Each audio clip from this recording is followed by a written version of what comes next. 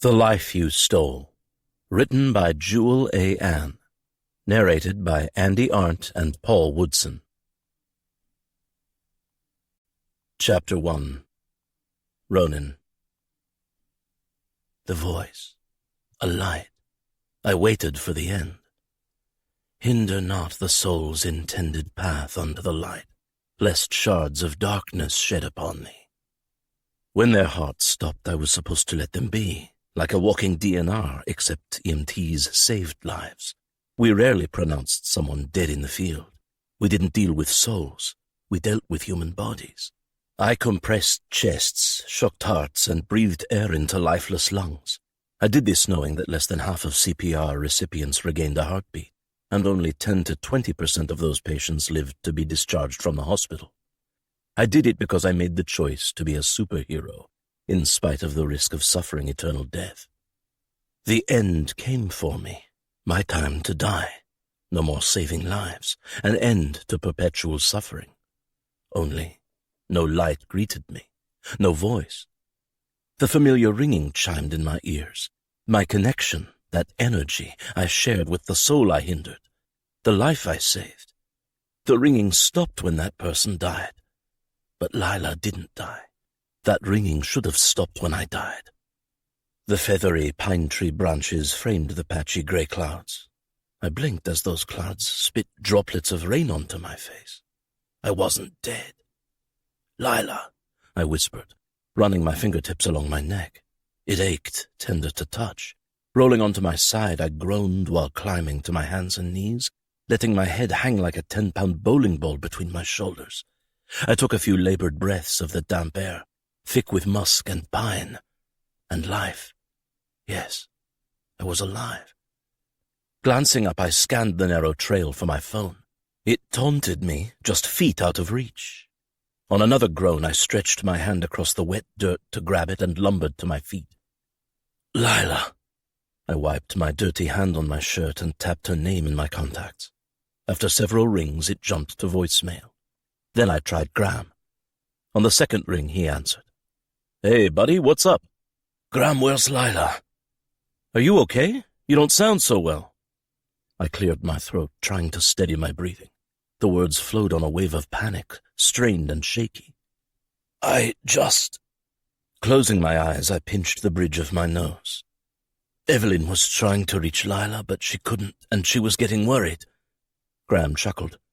Lila's in the shower. Should I have her call Evelyn when she gets out? No. It was nothing, really. Is she okay? She's great. Why do you ask? Are you sure you're okay? Is Evelyn okay? The kids? No, yeah. We're fine. Just forget I called. Don't worry, Lila. It was just Evie being Evie, you know? Yeah, I know. She worries about everything, but rightfully so since Madeline died. Yes. I ghosted my fingers over my neck. Sorry to bother you. No problem. Give Evie and the kids big hugs from me. Will do. Graham disconnected the call before I could bring the phone away from my ear. How could she be fine? What the fuck happened to me? She was it. She was the life I saved. I felt her and no one else. If that wasn't her, then what was it? Living Lila. Constant tinnitus. The cloud of eternal death following me everywhere. Talk about unfucking familiar territory. Why did my heart stop after she coded? What did that mean for her? For me? For that little thing I wanted to keep, called my sanity? I thought I knew the rules, but maybe there were no rules to a phenomenon I couldn't explain, and a voice I couldn't prove. All signs pointed toward insanity, but I knew I wasn't crazy, even if everything about it felt crazy. Did that happen? Could I truly not breathe? Or did I feel something that wasn't actually happening to me? But if I felt what Lila felt, and it was happening to her, it should have been worse for her. It made no sense that I nearly died while she was in the shower and perfectly fine. On wobbly legs, I trekked down the trail, the cool air nipping at my sweaty skin. By the time I pushed through the back door, the panic and discomfort subsided. Evie and the kids had already left for the library. After experiencing the scariest, most painful moment of my life, I tore off my clothes and grabbed a shower, trying to make it to my meeting on time. Wiping the condensation-covered mirror, I inspected my neck. No redness or bruising. Nothing. Cringing at the residual tenderness, I swallowed past the discomfort, like someone had stepped on my neck and crushed my trachea. "How was your meeting?" Evie maneuvered Anya's squirmy legs through the holes of the high chair at the restaurant.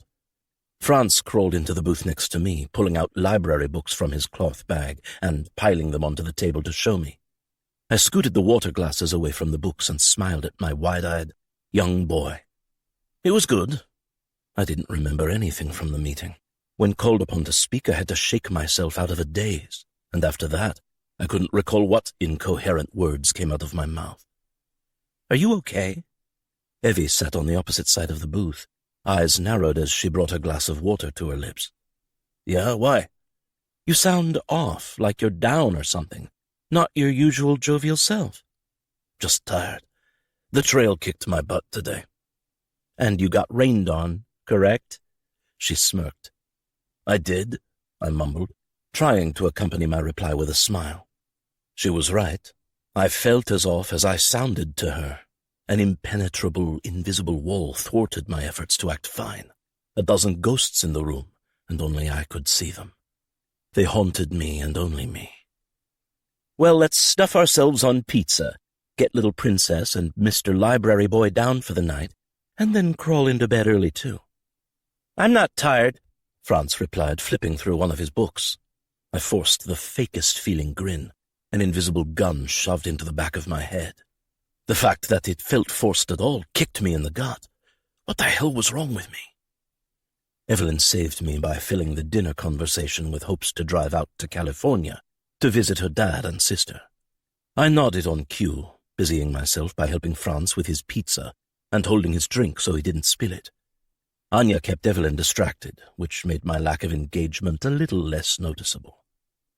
After we returned home, I trudged through brushing tiny teeth, corralling wiggly bodies into jammies and reading library books, while Evelyn picked up the mess in the living room and enjoyed a hot shower. By the time she emerged from the steam-filled bathroom, my body hugged the edge of the bed, eyes closed. "You should have been lazy with me and the kids today." She pressed her naked body to the back of mine, ghosting her lips down my spine as her hand slipped into the front of my briefs. I swallowed, squeezing my eyes shut tighter as my body stiffened, everything except the part of it that needed to be stiff. Over 5 years of marriage, 41 years of life, and never did I have issues getting an erection.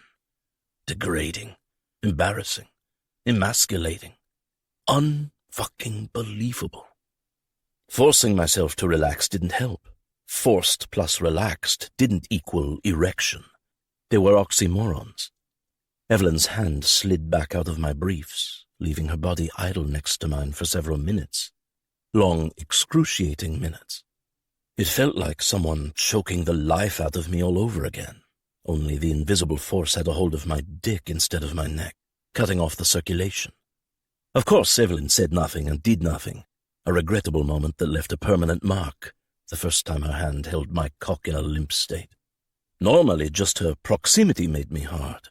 She could give me an erection from a smile or the slightest whiff of her flowery scent. The sway of her hips, the way her hair brushed along the swell of her breasts, the purr of her name on my lips, literally anything, until that moment. No explanation existed, yet I had to say something. It fucking killed me. I couldn't blame it on not feeling well. A logical explanation and the closest to the actual truth, or so I thought since I didn't know the true reason. My well-being set off all kinds of alarms in Evelyn's head, and rightfully so. That left me with an explanation as lame as my goddamn dick. "I'm really tired, and I may have strained my groin muscle on the hike." "Oh, sorry." She kissed my back, letting her warm lips linger between my shoulder blades. "Night." "Night." Chapter 2. Evelyn. The Rockies lost. I glanced up from the register when Graham waltzed into my shop. He gave the lady sampling some lotion an easy nod. Her blush said she instantly recognized him. How could she not recognize Graham Porter, hands down the most handsome governor of all 50 states? His 2 guys waited for him by the door as he closed in on me. "Where's your employee?" I jerked my head toward the back.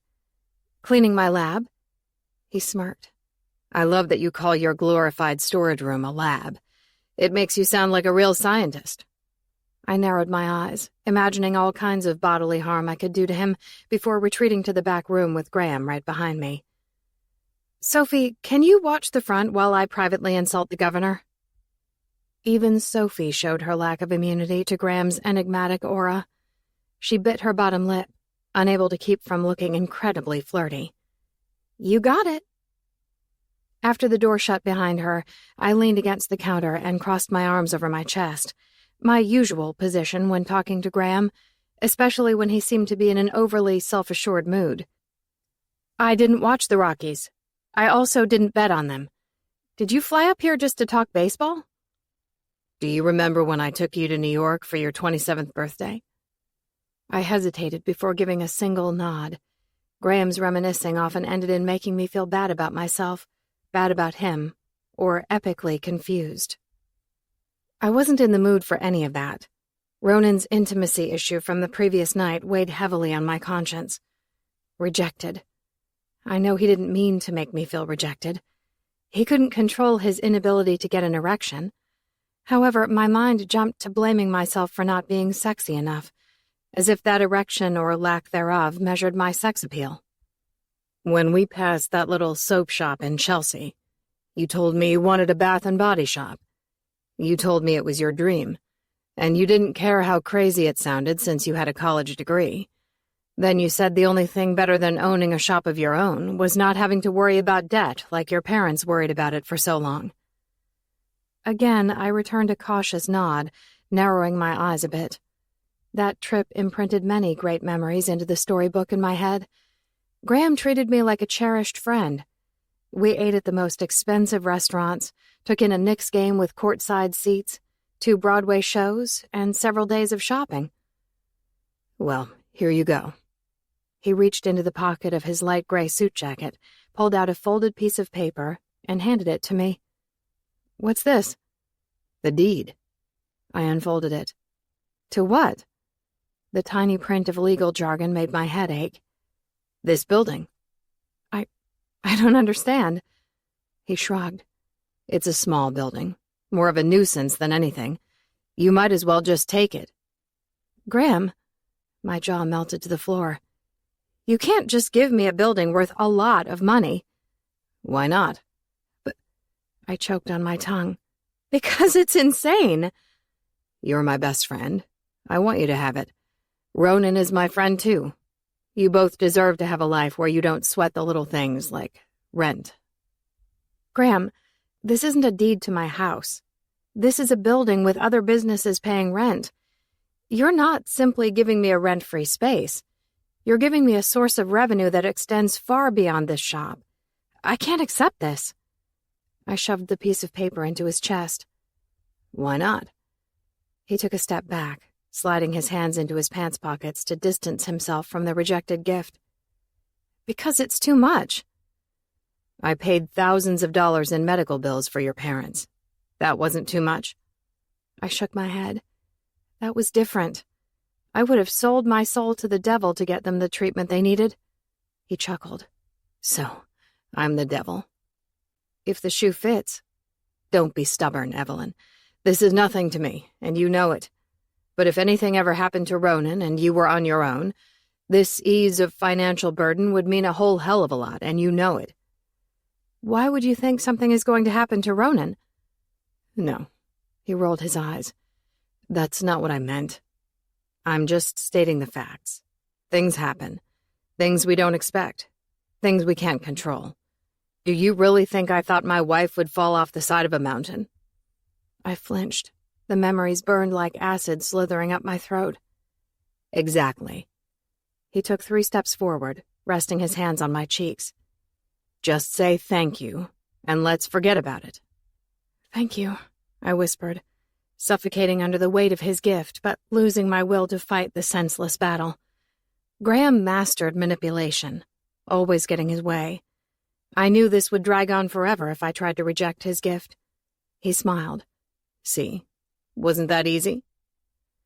I didn't feed his satisfaction by agreeing with him, and he didn't let go of my face. Then it just got awkward.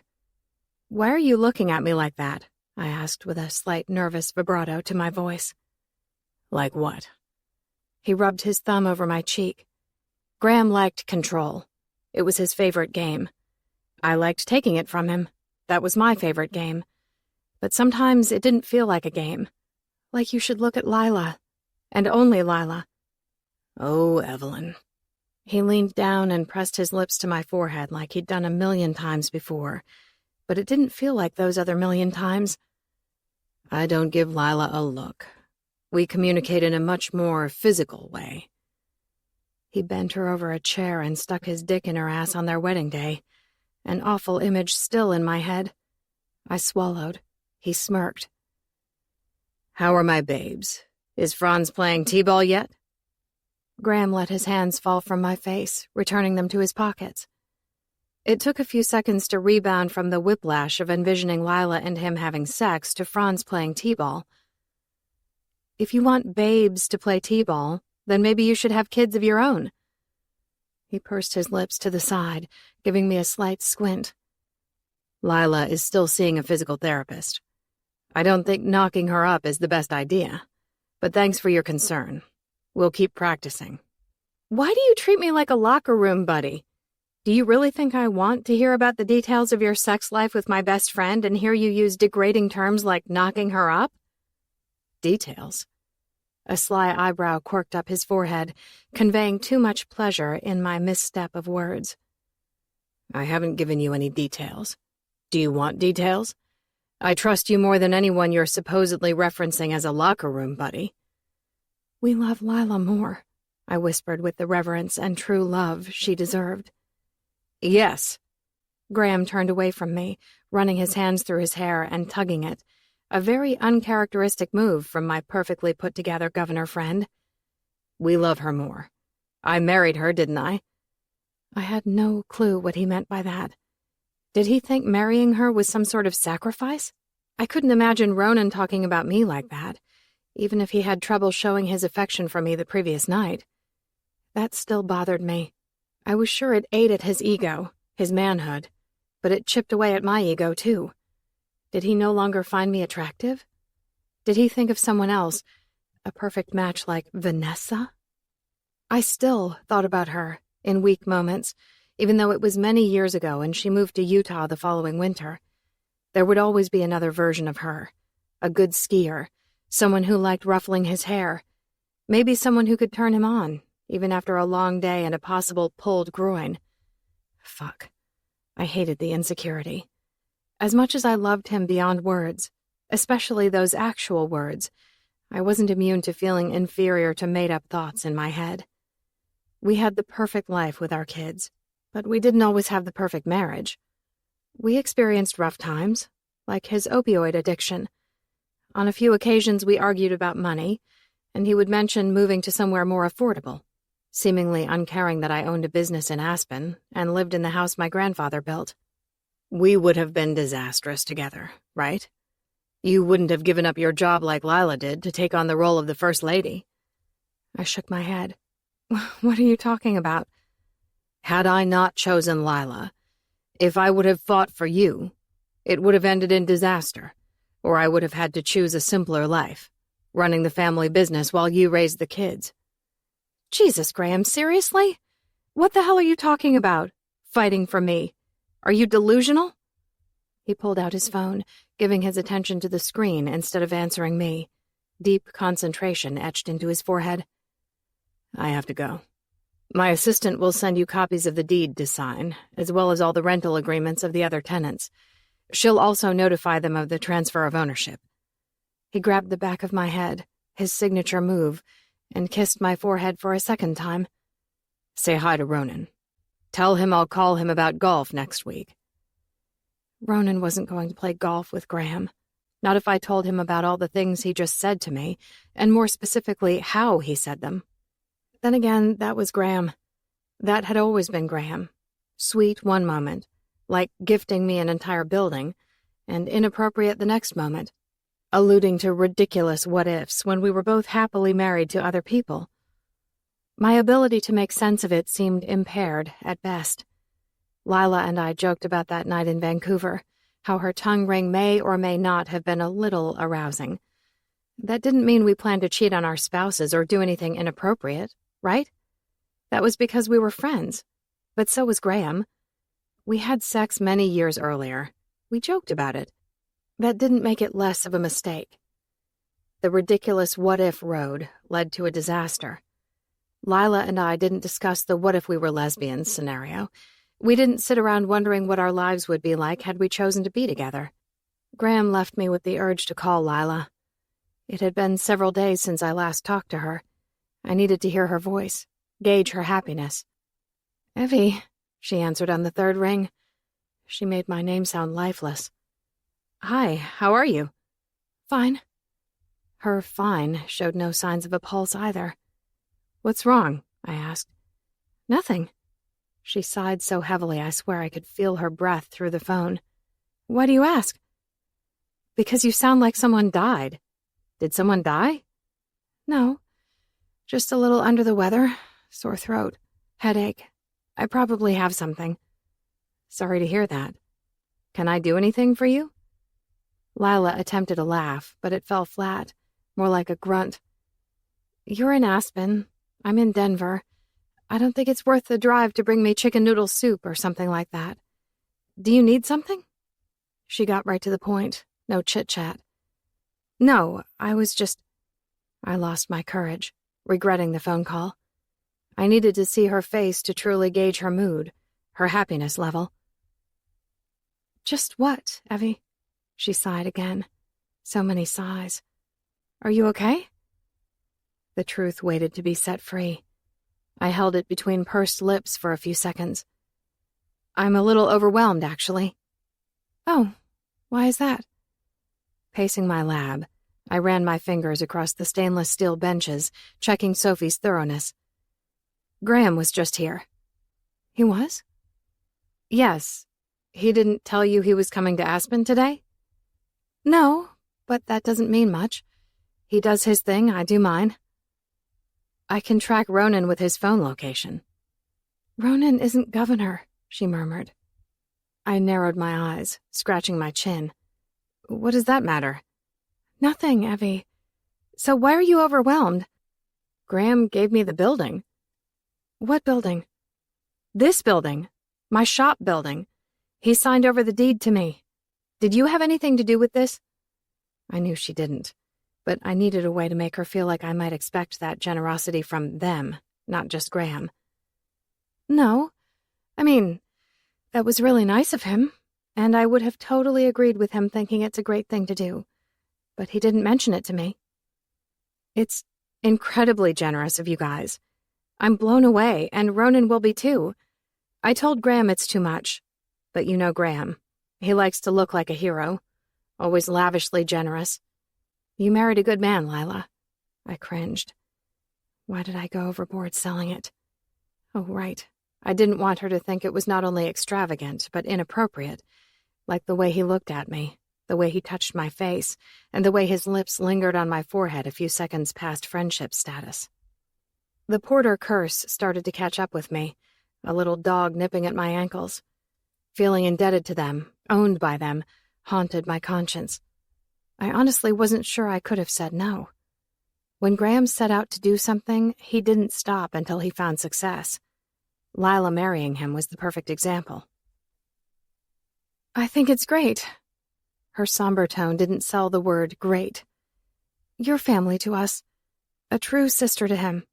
Family takes care of each other." If only he looked at me like a sister, but he didn't. I felt 90% sure of that. The 10% doubt kept me from confronting him or telling Ronan. No amount of certainty would convince me to tell Lila. It would forever change our friendship. I couldn't take that risk. I'd let their marriage fall apart before I'd let anything touch our friendship. Yes, we are family. That was the truth. Lila and I were family. I no longer knew where Graham fit on the family tree. And family takes care of each other. I needed to remember that. I needed to take care of Lila. Let's do lunch. I can drive down on Wednesday. Ronan has the afternoon off, so he can watch the kiddos. Sure. Let me check with Graham. He's your husband, not your guardian. Why would you need to check with him? Sometimes he makes plans for us. Without checking with you first? Yes, Evie. If you have a problem with it, you'll have to take it up with Graham. I'm sure it will go over real well, given the fact that he just gifted you an entire building. Closing my eyes, I let out a long breath. I knew why I felt eternally indebted to Graham. I just didn't know why Lila did. Scores weren't supposed to be kept in marriages. Husbands weren't supposed to reign over their wives. Chapter 3. A mile of windy road away from home, my Jeep veered off onto an empty gravel trailhead. Before turning off the ignition, a couple and their dog walked past my door, the lady tossing me a smile as she tightened her ponytail. Then the trees swallowed them up, leaving me alone. I cradled my phone in my hands, letting my thumb hover over my mom's name in my contacts. Graham crossed a line. Lila wasn't herself, and Ronan felt a million miles away after the previous night. I needed someone. If Ronan could speak of voices in his head, I could call my dead mother. The sound of her voice on the recorded message burned my eyes with hot tears. My hand clenched the phone tighter, as if I could hold her words and pull her back into my life. All this time I had a piece of her lingering in my life. How did I not think to question if my father had disconnected their phone? You've reached Corey and Madeline. We're too lazy to answer your call. Please leave a message. Just before it clicked over to record the message, she giggled. My dad must have made her laugh before she ended the recording. I'd never know if he loved Mom like he loved his first love. Their house in Denver sat idle and untouched, with the exception of his single bag of clothes that he took to California. That meant something. It meant he wasn't ready to say goodbye. That kind of denial only existed in the depths of a shattered heart. Hey, Mom. I blinked, unleashing months of pain. Who was I to judge denial? I hadn't been to their house since the day of her funeral. Mom lived in those walls. Every picture on the mantel, every fringed pillow on the navy crushed velvet sofa, and the baskets filled with quilts stitched by her hands, petite and perfectly suited to thread needles, decorate birthday cakes, and wipe tears. I missed those loving hands. You left quite the void, I laughed, swiping my fingers across my wet cheeks. Franz still asks about you. I told him you had to leave this life for something new, but part of you lives in the things you loved most, like the birds that gathered at the feeders in your backyard. Now, whenever he sees a bird, he says, "There's Grandma." It's beautiful and completely heartbreaking. The fragility of my existence vibrated through every cell in my body. The perfect life existed on a narrow ledge with a sea of tragedy awaiting 10 stories down on the other side. It was surprising how much strength the human body possessed. Yet a single misstep left you free-falling to unforgiving waves of despair ready to crush your existence. A few too many cancer cells. The slip off the edge of a mountain. A tiny finger reaching for an exposed wire. That says so much, doesn't it? I guess we can only hope our lives mean enough to leave an unfillable void. Proof that we're part of something greater than a singular entity. Did you know that your love was my happiness? Your strength was my success. But your willingness to let go, well, it's become my greatest hope. Hope that this isn't everything. Leaning my head back against the headrest, I closed my eyes where Mom resided in my memory. The smile she gave me when my dad rolled his eyes at my decision to open a bath shop. Evelyn, I'm proud of you. Always. I knew I would always love Franz and Anya that way. Everyone needed someone in their life who was just so damn happy to be part of their existence that absolutely nothing else mattered. A mother's love should be everything. Always. A love that transcends time. Still, I felt her love. Always, I would feel her love. Uncle Josh moved Grandma to Florida last week. She's been quiet and a little confused since you died. I'm glad she'll be closer to family since I don't get to Denver that much, especially come winter. I missed her so much. The pain felt like a new organ in my body with its own pulse. Or maybe that part of my heart broke free and would forever throb, reminding me of what I lost. Disconnecting the call, I dialed the number again, just to hear her voice. Before it went to voicemail, I pressed end and called her another time. Repeat, repeat, repeat. You've reached Corey and Madeline. We're too lazy to answer your call. Please leave a message. I miss you, Mom. Hey, Sue. I toed off my shoes as Anya ran toward me. I'm sorry. I made a quick stop, but I assumed Ronan would have been here. Anya stretched her arms up to me, and I picked her up. Hey, sweetie. She smelled like lavender, just like Sue. Ronan called and said he was meeting some friends for dinner. He said he messaged you. I frowned, releasing squirmy Anya to her feet again while fishing my phone from my pocket. Sure enough, Ronan left a message. I must have missed it while repeatedly calling my mom's phone. Ronan. Having dinner with Noah. Huh.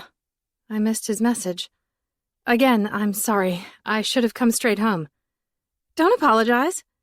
Sue waved me off as she tiptoed down the hallway. Boo! Peeking her head around the corner to Franz's room, she grinned. Your mom is home.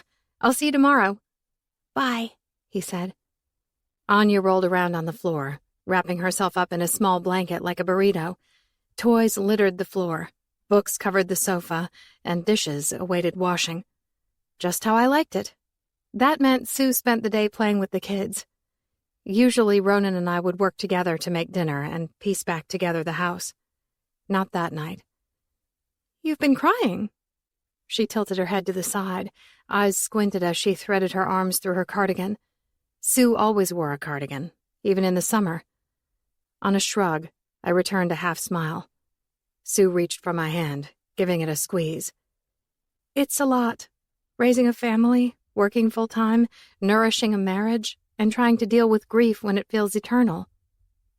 Trapping my lower lip between my teeth, I nodded. Her words could have been my words. More than that, they could have been my mom's words. We guard ourselves from negativity and hate, yet kindness and empathy pack the biggest punch because they expose our vulnerability. Is there anything I can do? No. I cleared the frog from my throat. No. Thank you, though. Your words helped. Sue released my hand and chuckled. I'm not sure about that, but if you say so. She slipped on her shoes. They reminded me that it's okay to feel. Since feelings get in the way sometimes, it's easy to suppress them as a means to get through the day. Go to work, be a mom. I was late getting home because I pulled off along the side of the road and let myself feel for a few minutes. Another sad expression stole Sue's face. How could it not? I had to pull off the road to cry and miss my mom without wearing that stupid I'm okay mask. Even if I didn't degrade myself and call it pathetic, it was, at the very least, really sad. I'm good now. I smiled at Franz, waltzing toward me, holding a new Lego creation, a shark of some sort. Okay, good night then. Sue left me in the middle of a mess with my two favorite people on Earth. That's an amazing shark. I squatted next to him. It's a swordfish, Mommy, not a shark. He handed it to me, wearing a contagious grin. Silly me. After inspecting it, I handed it back to him. He ran back to his room and I crawled toward Anya. She giggled as I nuzzled my face into the top of the blanket to find her, kissing her cheeks and neck. What do you say? I eased onto my side and hugged her to me. We go get pizza since Daddy is having dinner with Noah. Yes! Franz yelled from his room as Anya gave me her own version of excitement with a yes! She mastered mimicking her big brother. Turning a blind eye to the messy house, we piled into the Jeep and drove to our favorite pizza joint. The waitress ushered us to a booth toward the back corner of the restaurant. Daddy! Franz made a beeline to the opposite side of the restaurant, to a booth by a window next to the outdoor patio. My heart stopped. As sure as Lila's heart stopped that day on the mountain, and Ronan's did too. My heart stopped when I watched Franz crawl into the booth next to Ronan, because Noah was not the person on the opposite side. Noah didn't have chin-length black hair, and he didn't wear red lipstick. He didn't have a petite body with ample cleavage. "I'll set your menus at the far booth," the waitress said. "I'll get your drink orders when you're ready." I didn't respond. I couldn't respond. My body remained still, like my heart and my lungs, in the middle of the restaurant. As Anya tried to wriggle out of my arms, I blinked, and my heart restarted with a faint beat. Ronan kissed Franz's head, wearing a pensive expression, a guilty expression. No one ever imagines their life ending on a Monday night in the middle of a pizza joint. Yet there I was, watching my life fall apart with my kids oblivious to the destruction. To keep from dropping Anya in her attempt to follow her brother, I tightened my grip and forced my numb body to cross the restaurant. Did he see it? The betrayal? The anger? The complete destruction? I never, ever imagined Ronan having an affair. And I certainly never imagined finding out in a restaurant with our 2 kids. "You should have told me you were thinking pizza tonight," Ronan said, eyeing me like a cop eyed a criminal holding a gun. "I made a swordfish, Daddy." Franz had no clue. I couldn't look at Ronan, not for one more second. My gaze shifted to the woman in the seat across from him. "Adrienne, this is my wife, Evelyn." His voice shook. It fucking shook. "Evelyn, this is Adrienne. She's a friend from, A slight wrinkle formed along Adrienne's forehead as her brown eyes flitted to my bumbling husband. God, she looked 25. "Nice to meet—" "Franz," I cut off Adrienne. "The waitress is waiting to take our order. Let's go." I fought Anya's efforts to escape from my hold while grabbing Franz's hand. "Noah just left. He'll be disappointed he missed seeing you guys." Ronan's lies fell on deaf ears as I dragged my kids to the booth. "I want to sit by Daddy." "Franz, Daddy is done eating. You can see him later." 2 glasses. There were 2 glasses at his table. 2. 2 glasses, 2 plates, 1 empty pizza pan. Noah would have made 3. On some sort of super mommy autopilot, I ordered our pizza and drinks. I stiffened as Ronan approached our table in my peripheral vision. He bent over and kissed Anya's head as she played in the high chair with crayons and a coloring sheet. "Listen, before you guys arrived, I offered to give Adrienne a ride home. She lives about 2 miles from here, and it's dark. But I can tell her I can't if—" "You should give her a ride home." I stared at my water, jaw set. If I looked at him, he would know how much he just destroyed my world, and I didn't want him to see that in front of the kids. Without another word, he weaved his way toward the exit. I didn't eat a bite of pizza or take a single sip of water. Mommy's super autopilot fed my kids, wiped faces, and paid the bill. "Daddy!" Franz broke free from my hand the second he saw Ronan leaning against the front of the Jeep. I unlocked the doors as if he wasn't there. When he tried to take Anya from me, I jerked my torso. "Evie." I fastened her into her seat while Ronan made sure Franz was secured in his seat. "Move," I said, staring at his black boots. His jeans and t-shirt-clad body rested against the driver's door, hands tucked into his front pockets. "I'm driving you home." I didn't give a shit to the whereabouts of his car. All I knew was I didn't want him driving me home, looking at me, talking to me, anything. I didn't want anything he had to offer at that moment. "Evie, don't let your mind go there. It's not what you think." "What I think is I need to get the kids to bed. I have a messy house to pick up. I need a shower. Get the fuck out of my way."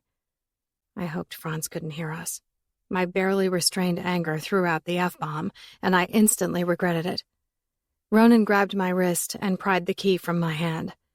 Had the kids not been there, I would have walked home or taken a cab. We drove home in silence. The late dinner put the kids to sleep before we pulled into the garage. Ronan shut off the ignition and reached for my hand. I jerked it away from him and climbed out of the Jeep. Everything felt numb except my heart. It hurt. This happened to other people, not me. Ronan loved me. Was love no longer enough? We carried the kids into the house, where we pushed their half-awake little bodies through an abbreviated nighttime routine. After we closed their doors most of the way, I took 3 steps toward the messy kitchen before pivoting on my heels. Ronan stopped the second I turned toward him. "How could you?" I whispered on a breath that felt like my very last one. Ronan deflated with a wince, slowly shaking his head. "Evie." Last night, I couldn't even say it. In my heart, I knew it wasn't me the previous night, even if I felt a little rejected. But seeing him with that woman left me without any words to express my true feelings. "Evie, it wasn't you." It felt like... He pressed his finger to his lips as my words gained strength. Before I could risk another word waking the kids, Ronan brushed past me, right out the front door. I followed him. We didn't fight often, but when we did, it was outside, while the kids slept. "You're not this stupid." The second I shut the door behind me, he had my face cradled in his hands, his words sharp, his grip tight. "I'm not cheating on you." I clawed at him, trying to free myself. "Let go of me." He released me, planting his hands on his hips, head down. "You said Noah. Dinner with Noah." I crossed my arms over my chest to protect my heart, but it was too late. Ronan already stabbed it with a guilty look and a dinner date ready to suck his dick. "I did have dinner with Noah. Just as we finished eating, Adrienne walked past the booth. Noah had to get home. Adrienne sat down and we just got to talking. Then you showed up with the kids. That's it." I paused my tapping foot. On a laugh, I shook my head. "No, that's not it, because you haven't told me who the hell Adrienne is. All I know is when you looked at me in the restaurant, all I could see was this pale, guilt-ridden expression on your face. Then you introduced me to this young, beautiful woman. And I swear to God, Ronan, she had the same look on her face. You both looked like you got caught. Caught by your wife. Caught by your kids." "This is about last night. There's no way you would jump to cheating had I not had issues last night. You're taking it personally, and it wasn't personal." "Stop deflecting. You had the opportunity in the restaurant. You had that opportunity in the car, in the house. And the second we stepped outside here, and you still haven't told me who the hell that woman was." "Evie." "Nope." I returned a sharp headshake before he could say another word. "Try again." He sighed. So much pain radiated from every inch of him. Too bad. I hurt more. "Did you fuck her?" "I'm not even justifying that with an answer." Yes. The answer was yes. I wasn't sure what hurt the most, the betrayal or his inability to say the words. Everything died in my chest. "I love you." It was too late. I wouldn't beg. Wiping the tears that showed up in place of those 3 words, I shrugged. "You're wrong. I am stupid. And I'm tired. I'm hurt beyond words. So if you can't answer me, then 5 years of marriage and 2 children clearly don't mean anything to you." I reached for the door handle. "Everything," he whispered. 5 years with you and our 2 children mean everything to me." I rested my forehead against the door and closed my eyes. "Yesterday, on my hike, something happened. It felt like someone was strangling me. I couldn't breathe. My life played before me like this farewell reel. You, Franz, and Anya. It just seemed like my luck had ended. Then I realized it must have been Lila. Someone was strangling Lila, but then it just stopped, and I could breathe again. I called Lila, but she didn't answer. So I called Graham. He said she was taking her shower. He confirmed she was fine." "Why didn't you tell me?" I whispered beneath the heavy weight of his confession. My forehead remained pressed to the door. Something in my heart wouldn't let me turn to look at him. Not yet. Not with the image of that woman still in my head.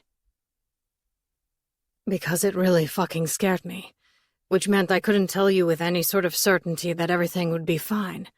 And I refused to put that on you. Not when I know damn well you're still grieving the loss of your mom. When you still look at me with a glitch of distrust in your eyes because I tried to blow up our marriage with a bottle of pills. I wanted my mom. I needed my mom. The woman in the restaurant. I squeezed my eyes shut tighter, but her guilty face looking at his guilty face still haunted me. If you don't tell me about her, I will go insane thinking only one thing. She is the reason you didn't want me last night. No. He grabbed my arms and forced me to face him. You don't get to say that. Not ever. It's not that I didn't want you. I just couldn't have you in that way because something happened yesterday, and I don't know why. I felt broken. Broken. Like nothing in my body worked right.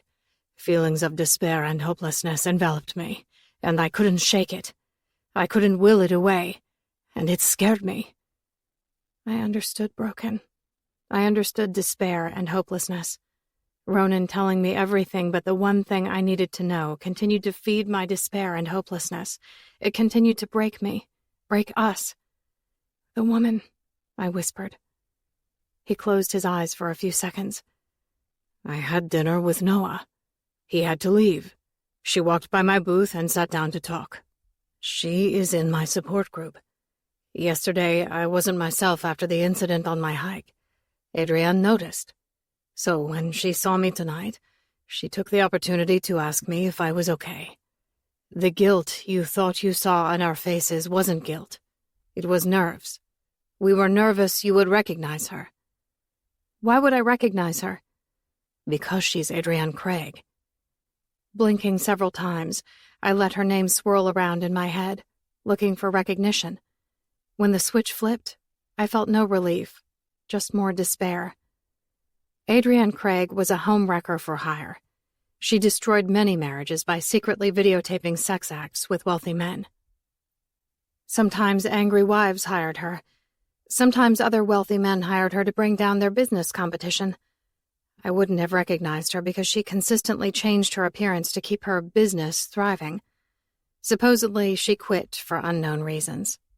Graham told me she tried and failed to scheme his father. He also told me she didn't just do the job for the money. She did it to prove a point. No man was perfect. She enjoyed ruining marriages the way Graham and I enjoyed betting on sports. I inched my head side to side, wiping my tear-stained cheeks. That's fantastic. I thought you were cheating on me. Instead, you've simply befriended a woman who seduces men just to prove she can. I feel much better. What is her addiction? Sex? Sadism? Heroin. And befriending someone isn't the same as having sex with them. Does she know that? Evelyn. He frowned. Ronan, what are we if you can't tell me that you had something happen to you that was so frightening you thought you were dying? That you thought Lila was dying? What are we if you allow a woman with a reputation like Adrienne's to sit next to you in public where people you know, people I know, could see you? What are we if Graham touches me inappropriately and gifts me something like a whole damn building and I don't tell my husband? I can't always protect you with the truth. He slid his hand behind my head and brushed his lips along my cheek. You can't always save me with a lie, I whispered. Save us. We don't have to be perfect to be forever. His other hand slid up my neck, the pad of his thumb tracing the line of my jaw. Ro, I'm scared. His lips brushed mine. Me too, Evie. Me too. I wasn't sure why Ronan's vulnerability made me feel safe. Maybe in our imperfect world, where the truth sometimes felt like a weapon, and a well-intended lie served as the strongest shield, vulnerability was the unspoken promise that together we would survive the war. I need to pick up the toys. I breathed the words against his lips. Yes. He whispered back to me. The hand behind my head moved to my breast, cupping it so gently it elicited a painful ache. And clean the kitchen. My breath shortened, filling the air between us with unspoken needs that didn't involve the kids' toys and dirty dishes.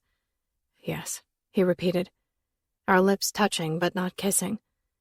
His hand fell from my breast, tracing the contour of my stomach and the curve of my hip before sliding down the front of my shorts. I drank his breaths and he drank mine, my eyes fluttering shut as he slowly, gently, dragged his fingers across the delicate fabric of my panties, every touch wordlessly asking for permission, as if he hadn't ever touched me there before. After a few seconds, I swallowed my fear and let my fingers brush the soft denim, inch by inch making their way to his erection, pressed hard to the zipper of his jeans. My thumb outlined it, circling its head several times. Ronan's chest expanded with a deep breath. We weren't a troubled married couple with 2 young kids on the other side of that door. There was no room for more truths or lies. Not a breath for words. Not an inch to move. Not a thought to consider. Just a bubble encasing a man and a woman. Just one touch chasing another. Just a single need. Our mouths fused together, sending each hard breath through our noses. The kiss demanding, but our hands remained gentle, patiently waiting. It hurt too much to sort through the rubble of thoughts in my head, so I just kissed Ronan. And he kissed me. He slid his hand from my pants, and I tugged open the button to his jeans as the momentum, the need, spread from our kiss down our bodies, like relentless waves thrashing in a storm. Ronan's gaze met mine as he lowered his body, peeling my shorts and panties down my legs. I love you. I love you too. The words were there, swirling like the invisible wind. They were always there. For every night of kids in our bed, pain-driven wedges between us, sickness and sadness, we claimed one moment for ourselves again. A moment that didn't care about the flash of headlights from the road beyond the curtain of trees. A moment that didn't care about the chill of the door at my back.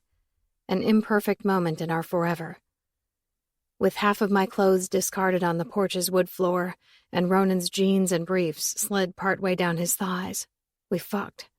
We laid down our weapons. We made love. And I knew in that moment that it wasn't just Franz and Anya that I would protect with my life. It was Ronan, too. He didn't share my DNA, but he shared my soul. I would fight for him, and he would fight for me. There would be truths. There would be lies. Never perfect. Always forever. Chapter 4. You look good. Lila hugged me. I smiled. Thoughts of Ronan over the previous 24 hours spread like warm rays of sunshine across my chest. I married a great man, a wonderful father, a faithful friend. After we made up on the porch in the wake of our near falling out, he helped me clean the kitchen and living room. We showered together, and I fell asleep, hugging his chest, while he read a book under the soft glow of his reading light. By morning, we were 4 in bed, crowded, yet happily content. You look too formal for lunch with me in my jeans and a tee, I laughed as she released me. I have a meeting after lunch with teachers from the NEA. She strutted in her high heels toward the formal dining room, showing off her full recovery from the accident. Well, your little business suit and silk neck scarf make you look like a flight attendant for British Airways. My flip-flop-clad feet followed the click of her Manolo Blahniks. Graham bought it for me. Graham bought you something that's not lingerie? Yes, what were the chances, right? She took a seat at the long table that accommodated 20. I sat across from her, feeling way too underdressed for lunch. A lunch I imagined being a simple sandwich and iced tea. Are you good? I mean, for real good?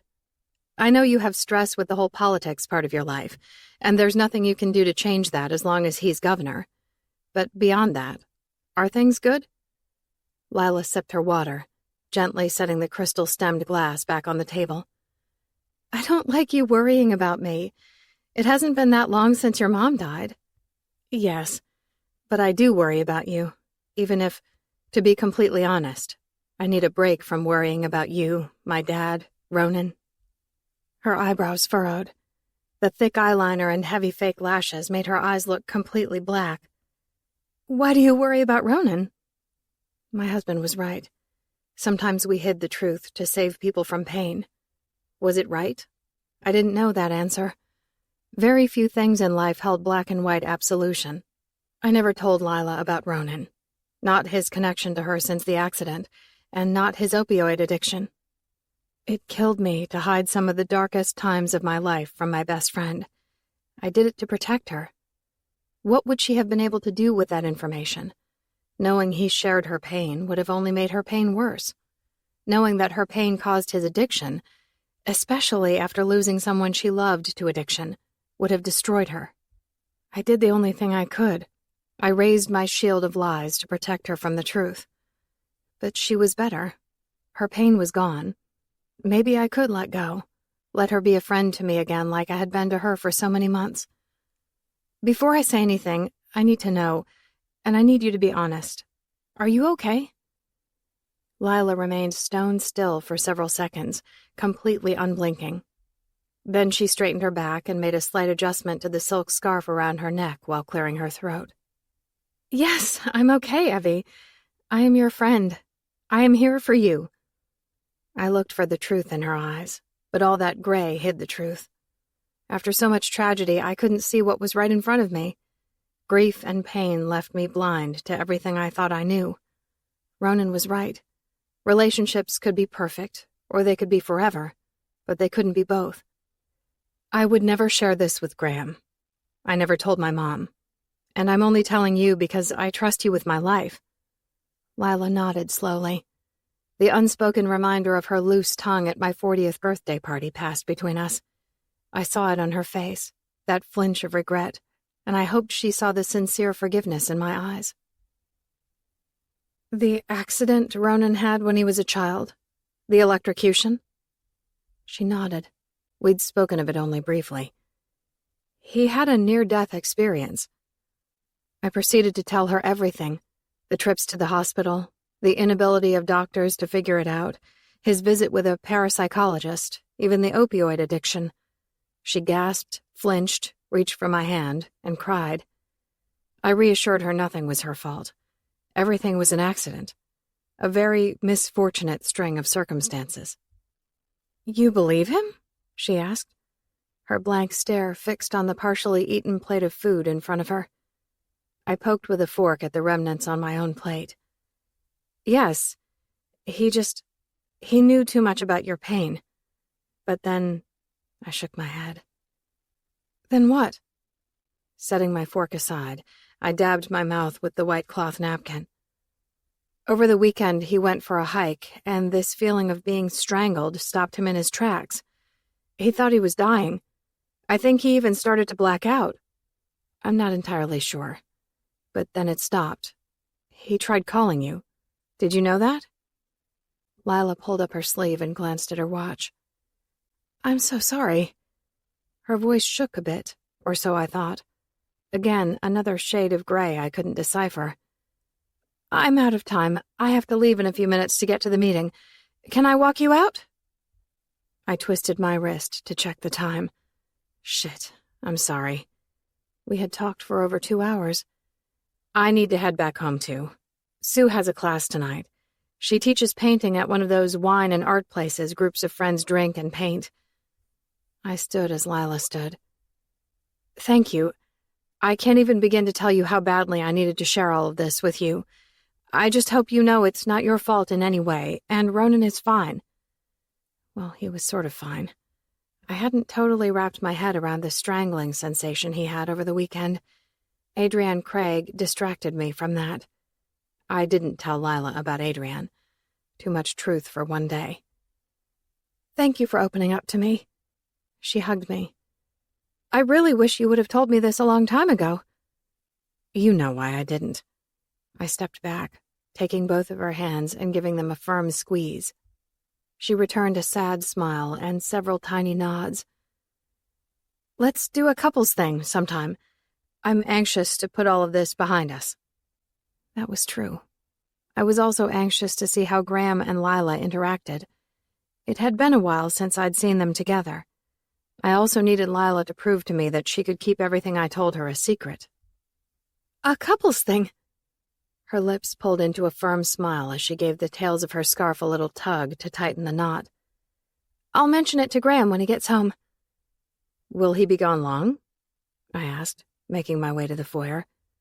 No, actually, he returns tonight. It was just a one-day trip. Perfect. Let me know what he says. I opened the door. Love you, Lila. I love you too. She stepped just outside the door and watched me until I got into my Jeep. Then she lifted her hand in a tiny wave before I pulled out of the circle drive toward the gated entrance to the estate. I felt like the world had been lifted from my shoulders, or at least 5 of the continents and an ocean or 2. Lila. 10 seconds after Evelyn headed back to Aspen, a car picked me up to take me to my afternoon meeting. Following the meeting, the car returned me to the Porter estate, where I shared one of 3 sprawling mansions on the 1,000,000 acres of land. It felt like 1,000,000 acres.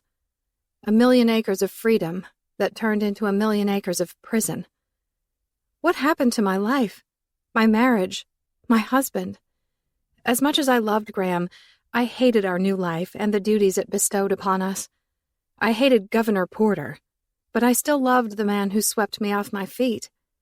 In spite of everything, I found myself searching for the tiniest of reasons to excuse his behavior. His cold demeanor that he blamed on the stress of the job, mixed with the expectations of his family. Some days I felt the pressure of the vice wrapped around his life. Those were the easy days, the days I bent over backward to please him, to make his life a little easier. Other days, well, I didn't even know that man who wore the platinum band I slid onto his finger 5 years earlier. Life changed us. It weathered us. It tested our resilience and our humanity. I was due for my annual physical, but I couldn't go. Not yet. Instead, I settled into my oversized leather chair in the corner of the bedroom, my bedroom, and opened my laptop in search of explanations. Conditions that cause bruising. Unexplained bruising. Blood disorders. Clotting disorders. I searched and searched until I found the only logical answer. Tears filled my eyes. I hoped I would never have to tell Evelyn, but I knew I might. So I had to be prepared, armed with knowledge and the ability to give her hope that I would be okay. I have leukemia, I whispered to myself, wiping away my tears. Then I proceeded to learn all I could about this cancer. A cancer that was rarer in 40-somethings, but not impossible. Easy bleeding, bruising, weight loss, persistent fatigue, fever and chills. "You're not ready for bed." I jumped, shutting my computer, and glanced up at Graham paused at the threshold to my room, loosening his red tie. He always looked handsome in a suit, and that red tie I gave him for his birthday. I didn't expect to see him. My assistant said he was at the governor's mansion. I rarely stayed there, but he used it as an occasional getaway, probably from me.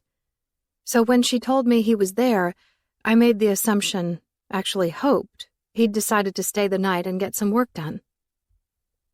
It's not even 7.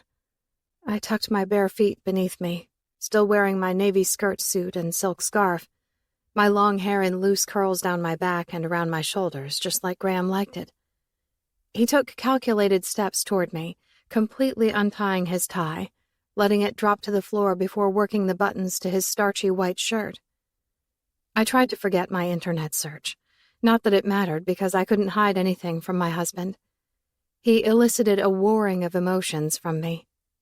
An icy tingle slithered along my spine, making every muscle rigid, while the warmth in my heart fed on the way my pulse reacted to his proximity. The way it always had done. That never changed. It was how I knew we weren't broken. "Did you miss me?" He smirked, shrugging off his shirt, revealing his defined torso, abs for days beneath the thin smattering of dark hair on his chest. I was the envy of so many women. Every day I reminded myself of that. "Nice scarf." He knelt in front of the chair. I returned a nervous smile, hoping the man before me was the man I loved. Graham untied the scarf, sliding it from my neck as slowly as he'd slid off his tie just seconds earlier. The scarf floated to the floor. Gentle fingers swept my hair off my shoulders, exposing my neck. With the same feather's touch, he traced the bruises. "It's nothing." His lips replaced his fingers, kissing my neck. "You're fine, right?" I wanted to believe him. Could denial become truth if we just believed hard enough? "I'm fine," I murmured, closing my eyes. "Want me to show you how much I missed you?" He whispered next to my ear. Was he asking me for permission? Governor Graham demanded me. Pre-marriage, pre-Governor Graham asked, begged me to surrender to him. I no longer cared about the bruises. I wanted that Graham. Maybe it was naive of me to think the bruises were an accident, an isolated incident, but I needed to cling to even the tiniest shred of hope. Yes. I threaded my fingers through his dark hair, ridding it of its orderly confines. I wanted messy, desperate Graham. He removed my jacket and blouse. A low growl rattled in his chest when he saw my light pink lace bra. His favorite. "Take it off," he ordered. I swallowed my fear, convinced that I held a bit of control in that moment. I needed to know I still had some control. "You take it off." Graham arched a single eyebrow, but I couldn't tell if it was playful or scornful. That had become a hard read for me, a hard line of sorts. When he didn't say anything, that icy feeling along my spine overtook the warmth in my chest. I cleared the nerves from my voice with a tiny cough. I had lunch with Evelyn. There was no good reason for me to say that to Graham, except he seemed to relax whenever we talked about Evelyn. His arched eyebrow disappeared as I'd hoped it would. "How is Evelyn?" He reached behind me and yanked the straps to my bra. I knew the hooks had to be broken or bent. I swallowed hard. "Good," I whispered, trying to keep from showing my concern. "I like good." He didn't touch my breasts. He just inspected them with a tiny frown before lifting his dark eyes to meet mine. "On your knees, facing the back of the chair." I rubbed my lips together. The lower one quivered a bit, so I bit it, shrinking under his scrutinizing gaze. Shifting my body, I knelt on the chair, pressing my breasts against the soft leather as my hands gripped the back of the chair. Graham worked my tight skirt up my hips. "What was Evelyn wearing today?" I narrowed my eyes, not daring a glance back at him. "Why are you asking me that?" He fisted the back of my thong and ripped it into 2 pieces. I flinched. It wasn't the first time he'd destroyed my panties. It was just the first time he did it while asking me about Evelyn. "She's always wearing shitty clothes that barely match. I just wondered how terrible she looked compared to my beautiful wife today." I bit the back of the chair as he shoved 3 fingers, which felt like his whole damn hand, into my vagina. "Jeans." "Uh-huh." I pinched my eyes shut. "Figures." He chuckled, working his fingers deep inside of me. "Worn t-shirt." I returned a barely detectable nod, desperate for him to touch me in a way that made me wet, in a way that softened the slide of his fingers inside of me. Talking about Evelyn's clothes didn't do it for me. "Was the tee tight? Did it show off her little tits and those diamond nipples of hers?" "Graham, please. Please stop talking about Evelyn. Please touch me like you love me. Please." "You, baby." He withdrew his fingers. "You sucking Evelyn's puckered little nipples is still my favorite memory. It gets me so fucking hard." He spread my cheeks and planted his mouth between my legs, bringing me to a quick orgasm as tears spilled down my face. I knew he wasn't thinking of me as his tongue teased me, as he used the product of my pleasure to lube my backside, as he unzipped his pants, as he fucked me where there was 0 chance of me getting pregnant.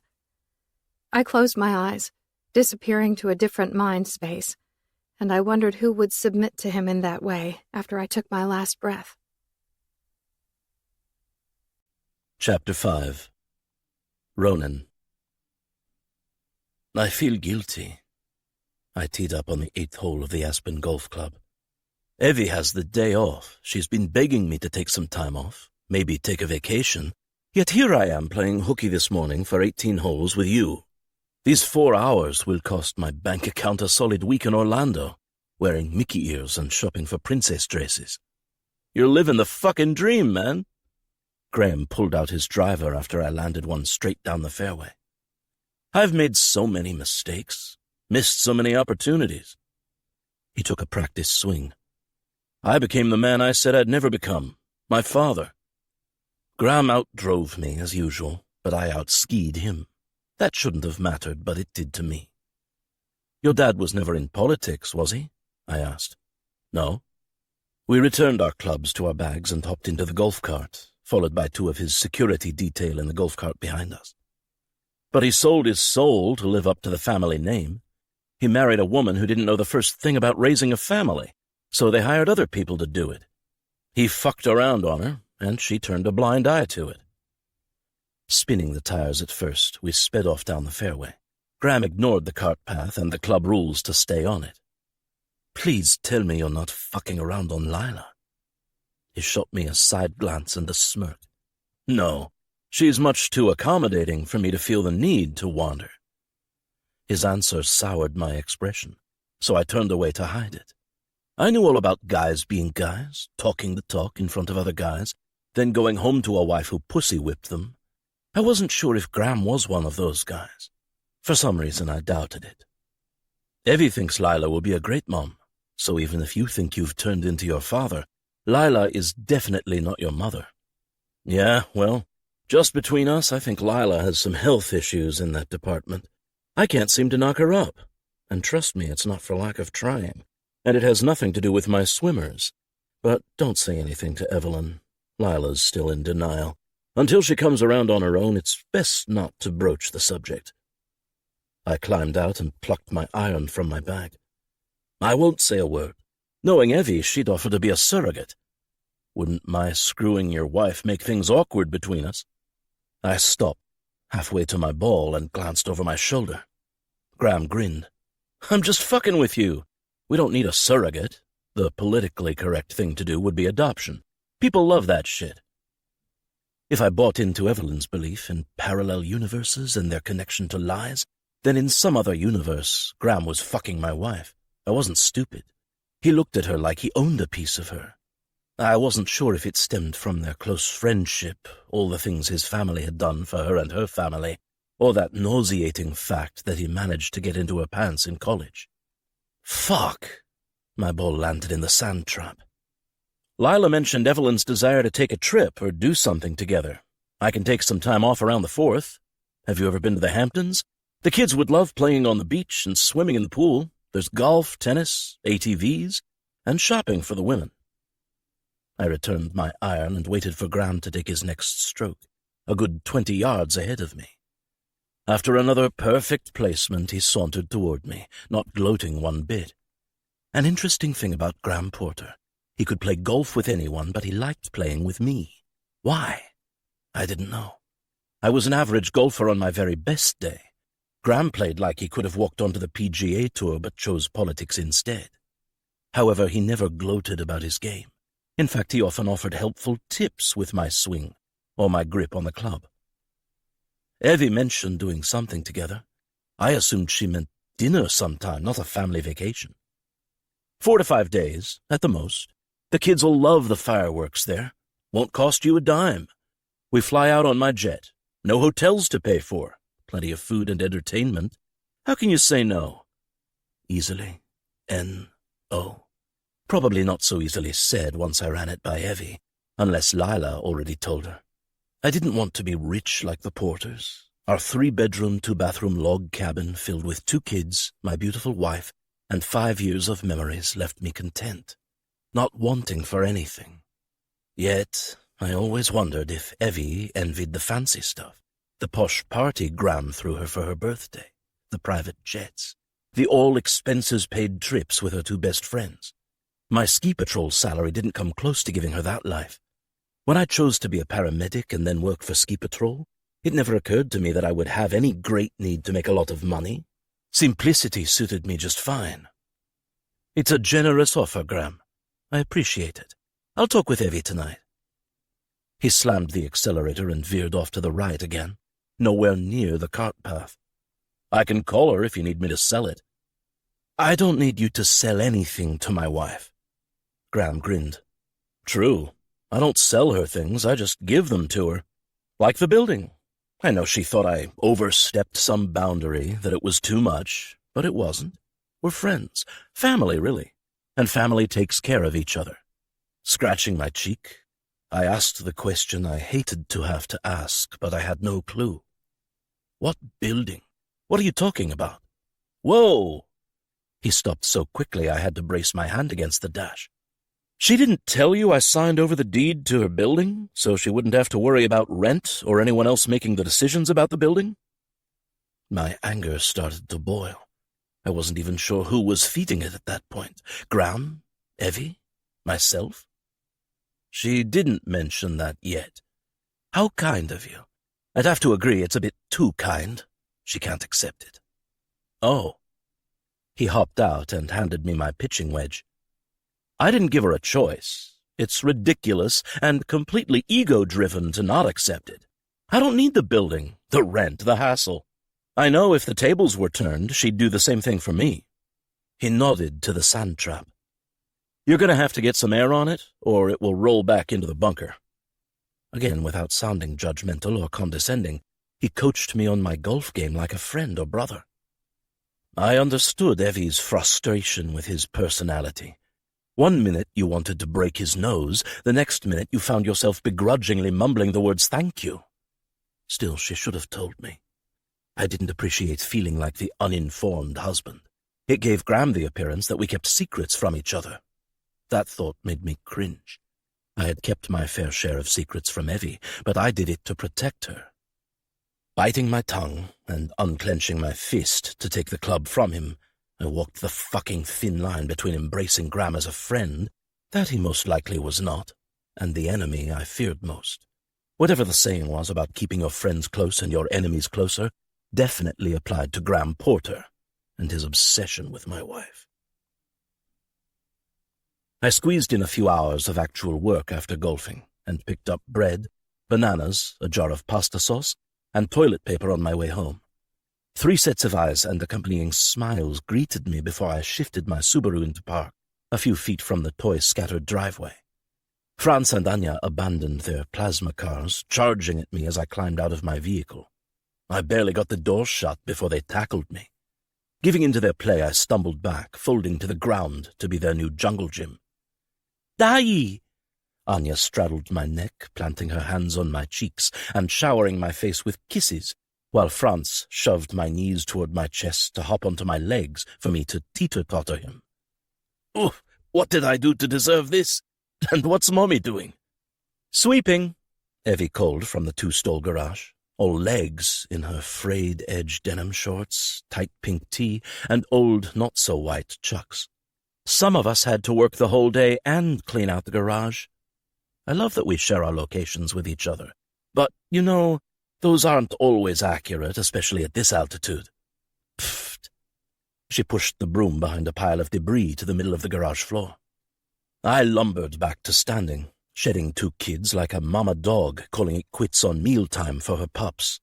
They wandered back to the driveway clogged with way too many toys, and I retrieved the sack of groceries from the back seat. What can I say?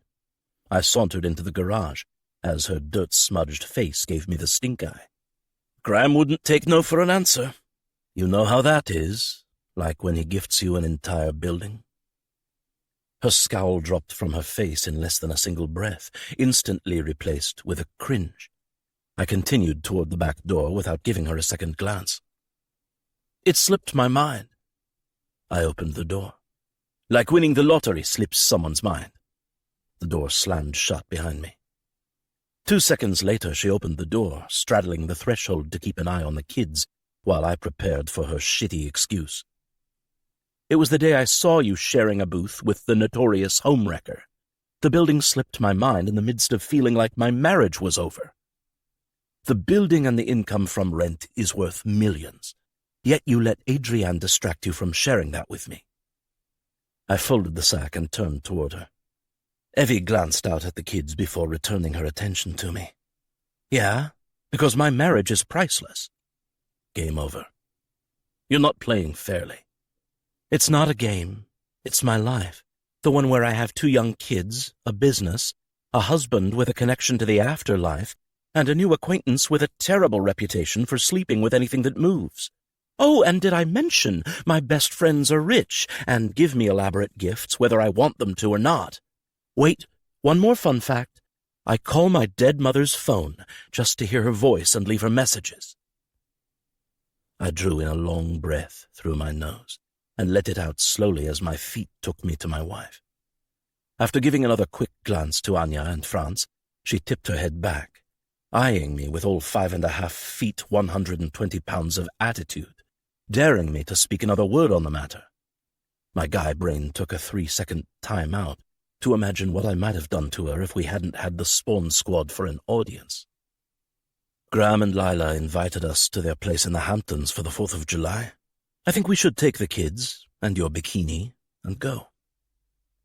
After a few narrow-eyed blinks, her expression relaxed. Really? She squeaked with a jolt of excitement. Lila's her best friend. Lila's her best friend.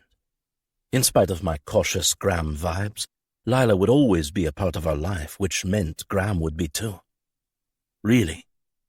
I tugged on her braided ponytails, her hair nearly white from the summer's sun. Evie threw her arms around my neck. Ro, you're the best. I liked being the best. Maybe not the best golfer, maybe not the best bank account balance, maybe not the best at spewing off baseball stats, but the best husband would do. That and best skier, best lumberjack, best dad, and best lover. Fuck you, Porter. This woman is mine. Chapter 6. Evelyn. Nice life, I murmured to Lila as the driver pulled into yet another Porter estate, or compound. What did you call it when someone owned half of the Hamptons? Okay, not half, but enough to build a small neighborhood if the houses weren't all 15,000 square feet with pools, tennis courts, and putting greens. The guys, including Franz, rode in one vehicle while Lila, Anya, and I rode in another vehicle. 4 adults, security detail, 2 kids with car seats, and luggage required a caravan of vehicles and space. It's so insignificant. Isn't that why Graham is my husband and not yours? Lila stared straight ahead through black sunglasses covering half of her face. I chuckled from the back seat with Anya. What's that supposed to mean? While I was traveling abroad, and you and Graham were attached at the hip, eating at expensive restaurants, driving fancy cars, traveling to New York, shopping for designer clothing, remember I said those same 2 words to you on the phone? You had just returned from New York, and I was in Germany. I said you were living a nice life, and you told me it was so insignificant. Remember? The grass is greener on the other side scenario. You said it was all just things, and they lose their appeal when you have them so readily at your disposal. Coveting is half the fun. I nodded as Lila glanced over her shoulder at me. Yes. Her lips twisted into a sad smile. So it's okay. You can covet my life and I'll covet yours. My small log cabin and Jeep with a gazillion miles on it? Your kids who think you're a queen and your husband who kisses your feet. The vehicle pulled to a stop. I started to formulate my rebuttal, the simple fact that she could start her own family and that Graham worshipped her too, but I didn't know if those were still facts or not. We spilled out of the 2 vehicles into the warm July sun and salty ocean breeze, sandwiched between acres of private land leading to the water and a 12-bedroom, 14-bathroom mansion, fully staffed, and all hours for the next 4 days. Everything reeked of privilege. Ronan rushed our 2 kids into the house for a much-needed potty break, followed by Lila in her skinny denim capris, heels, and a blazer too warm for July. Impressed. Graham slid his aviators down his nose and winked at me as I gawked at my surroundings. He shone in his casual jeans and white polo. The wind made quick work of messing up his hair, which was a better look for him anyway. Why? Are you trying to impress me? I flung my purse over my shoulder and made my way toward the house. Always. He chuckled, right on my heels. But it wasn't funny because I felt the truth behind that one word. I used to think Graham's efforts to impress me were his way of hoping I'd run to Lila and gush about his amazing life, to gush about him. And sometimes I did. Maybe that was why they ended up together. However, they were, in fact, together. There was no need to impress anyone any longer, least of all me. I turned around so quickly he had to grab my shoulders to keep from knocking me over. Why? My head canted. His eyebrows furrowed. Why what? Why try to impress me? He rubbed his full lips together, but it didn't hide his smirk. It's the challenge, Evelyn. It's always been the challenge with you. So if I confess that I'm impressed, will the challenge be over? Oh, Evie. He bopped the tip of my nose with his finger, pushed his glasses up his face, and brushed past me. It will never be over. By that point, it was hard to recall the exact moment I sold my soul to the devil. Was it when Dad's kidneys failed? Or was it before that? Was it that day in a bar off campus where a handsome guy everyone simply referred to as G bought me a beer and bet me 2 more that USC would kick Stanford's ass? If it wasn't that day, because I bet on Stanford, and they made the most incredible comeback in the 4th quarter, then it was 6 months later when I lost a bet and didn't have the money to pay up. Graham agreed to take payment in the form of my misery. 3 shots of tequila. 1, 2, 3. I honestly don't remember how we got from the bar to his condo. I just remember him suggesting we do something stupid just for the fuck of it. Not hell of it. I really think he said fuck of it. It made me giggle. He later blamed my adorable giggle on his hands pulling off my shirt and groping my breasts over my bra. I remember thinking it was a bad idea, but I couldn't recall saying the actual words because I apparently giggled again, which made him want to pull down my jeans. I for sure knew that was a terrible idea. As I started to express my opinion, he yanked the crotch of my panties aside and let his tongue assault me. Well, I let his tongue assault me because 3 shots of tequila and a warm tongue sliding between my legs, teasing my clit, felt pretty damn good that night. Sloppy. That was what I remembered about that night. Everything was sloppy. His groping hands, his face with me on it, the way he fumbled for a condom after giving me an orgasm, the awkward, drunk probing for the right place to stick his dick, the quest for my breasts when he couldn't unlatch my bra, the condom slipping off 3 thrusts in because he only rolled it halfway on, the debacle of the second condom attempt when he couldn't get the packet opened, the begging for me to let him go bareback and pull out. A horrid, embarrassing, awkward, drunk night of the worst sex ever between 2 friends. The next morning, we woke up on the floor. Yeah, because we were too drunk to make it to the bedroom, half-clothed and sulking in the silent embarrassment of the line we crossed. On a sigh, I shook my head to rid those memories from the forefront of my brain before scraping my flip-flops along the stone drive to the front door, the gates of a new kind of hell. We have rooms for the kids next to yours. Lila nodded toward the left. I followed her through room after luxurious room, basically 8 houses the size of mine, before we reached the wing of the house that would be ours for the next few days. Graham and I had Laura, the estate manager, get a few toys for the kids to make them feel at home. Lila, you didn't have to do that. We brought some toys, and there's a beach and a pool, I replied. Franz can sleep in here. She grabbed the handle to a door on our right. No, that's Anya's room. We turned toward Graham's voice as he, Ronan, and the kids caught up to us. Whatever, Lila shrugged. It doesn't matter. But it does. Graham plucked Anya from the floor, tearing her hand from Ronan's hand. This is a room for a princess. Lila opened the bedroom door. When Graham pushed past her, entering first with Anya, Lila stumbled back a few feet, eyes flared, lips parted. My face morphed into similar shock at the room painted in soft shades of pink, the plethora of little girl dolls and toys, and a wood chariot toddler bed in the middle of the room. "Graham," Lila whispered. He set Anya in her bed and kissed her cheek. "Do you like your room, Princess Anya?" She giggled and nodded. "So cool!" Franz raced into the room and jumped onto the bed with Anya. Ronan's possessive hand slid around my waist, resting on my belly while he pulled my back to his chest. I didn't miss the stiffness of his entire body. "Did I exceed your expectations?" Graham lifted Lila's chin with his finger.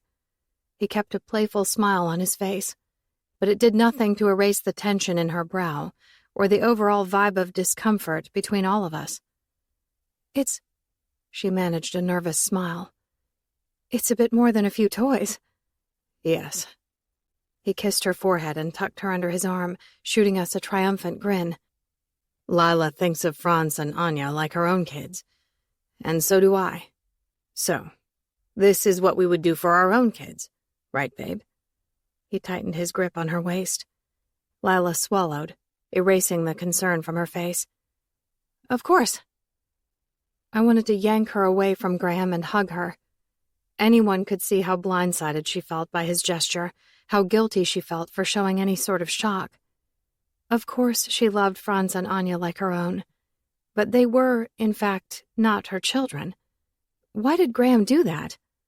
A complete slap in the face to my best friend who wanted children of her own. "Come on, buddy. We have a surprise for you, too." Graham beckoned Franz with a wave of his hand. When we stepped into the bedroom across the hallway, it felt like stepping into the ocean. Blue walls with hand-painted sea creatures, just as many toys as Anya's room, and a submarine bed. "Is this mine?" Franz's wide-eyed gaze landed on Ronan and me. "No, it's not yours. Not our house. But it's where you'll stay while we're here." I narrowed my eyes at Graham. Of course, Graham returned a smirk at my displeasure, like he'd won. But it wasn't a game. He released Lila's waist and hunched down behind Franz, resting his hands on Franz's shoulders while his lips settled next to my son's ear. "It's yours, buddy," he whispered. Franz raced to the bed and bounced on it for a few seconds before frantically checking out the cool and really expensive toys. "Daddy!"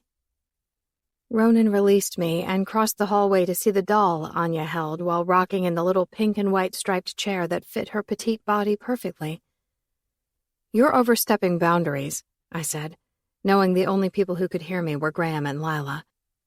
She needed to know I was on her side, that I recognized how over the top and way out of bounds Graham stepped with his expensive gesture, gift, bribe, or whatever the fuck he thought of it. "It's money, Evie," Graham said with a hint of exasperation as he turned his back on Franz and slid his hands into the front pockets of his jeans.